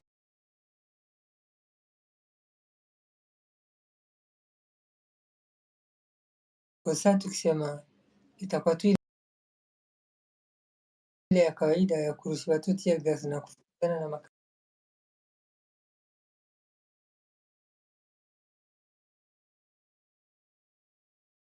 we can stick to the plan that wase wote watokee wakuje na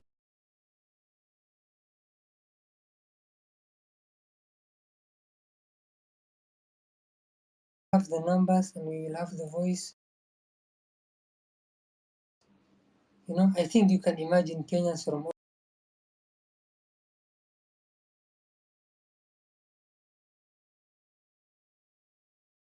Yeah, so I hope it really works.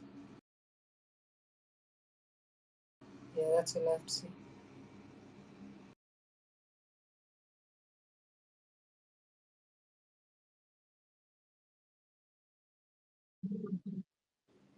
Ni watu wakuje because Nairobi is the heart of all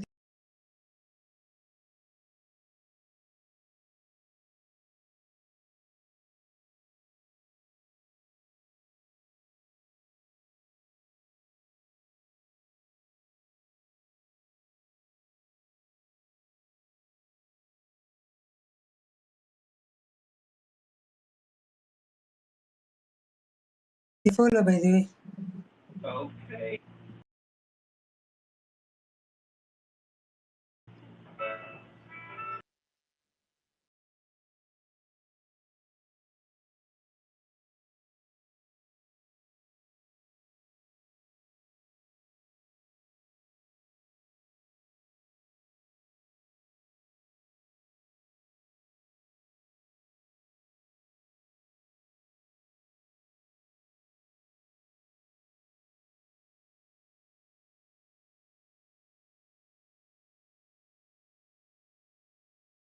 watatafutilia kuna huyu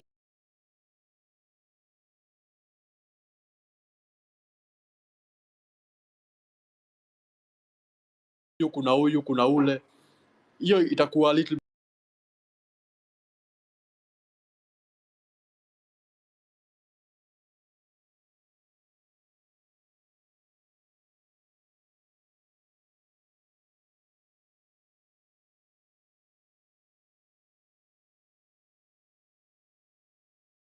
hiyo hakuna pale itatupeleka. Hiyo tunawapatia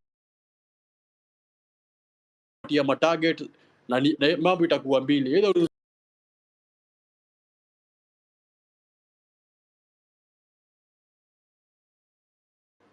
naweza sema hivyo final submission. So hiyo mambo tutupilie mbali.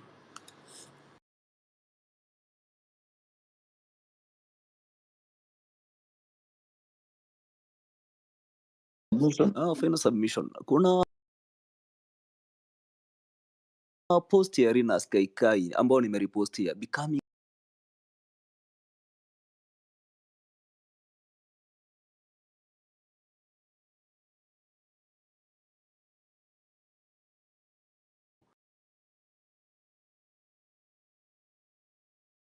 we keep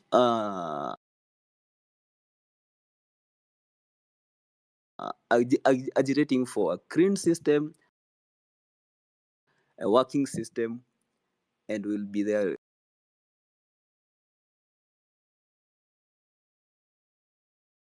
Our war, a good soldier never leave the battlefield too early. They wait until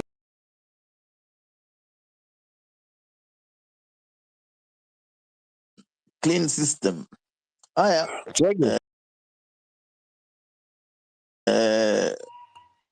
Mastermind.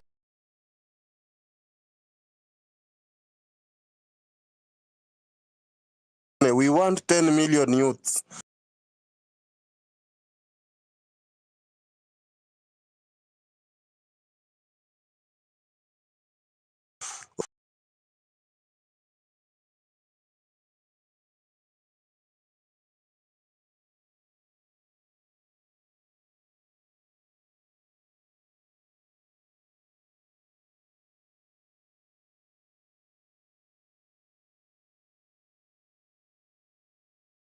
We want numbers. Numbers game is what matters. That's why you add hashtag Ruto must go and hashtag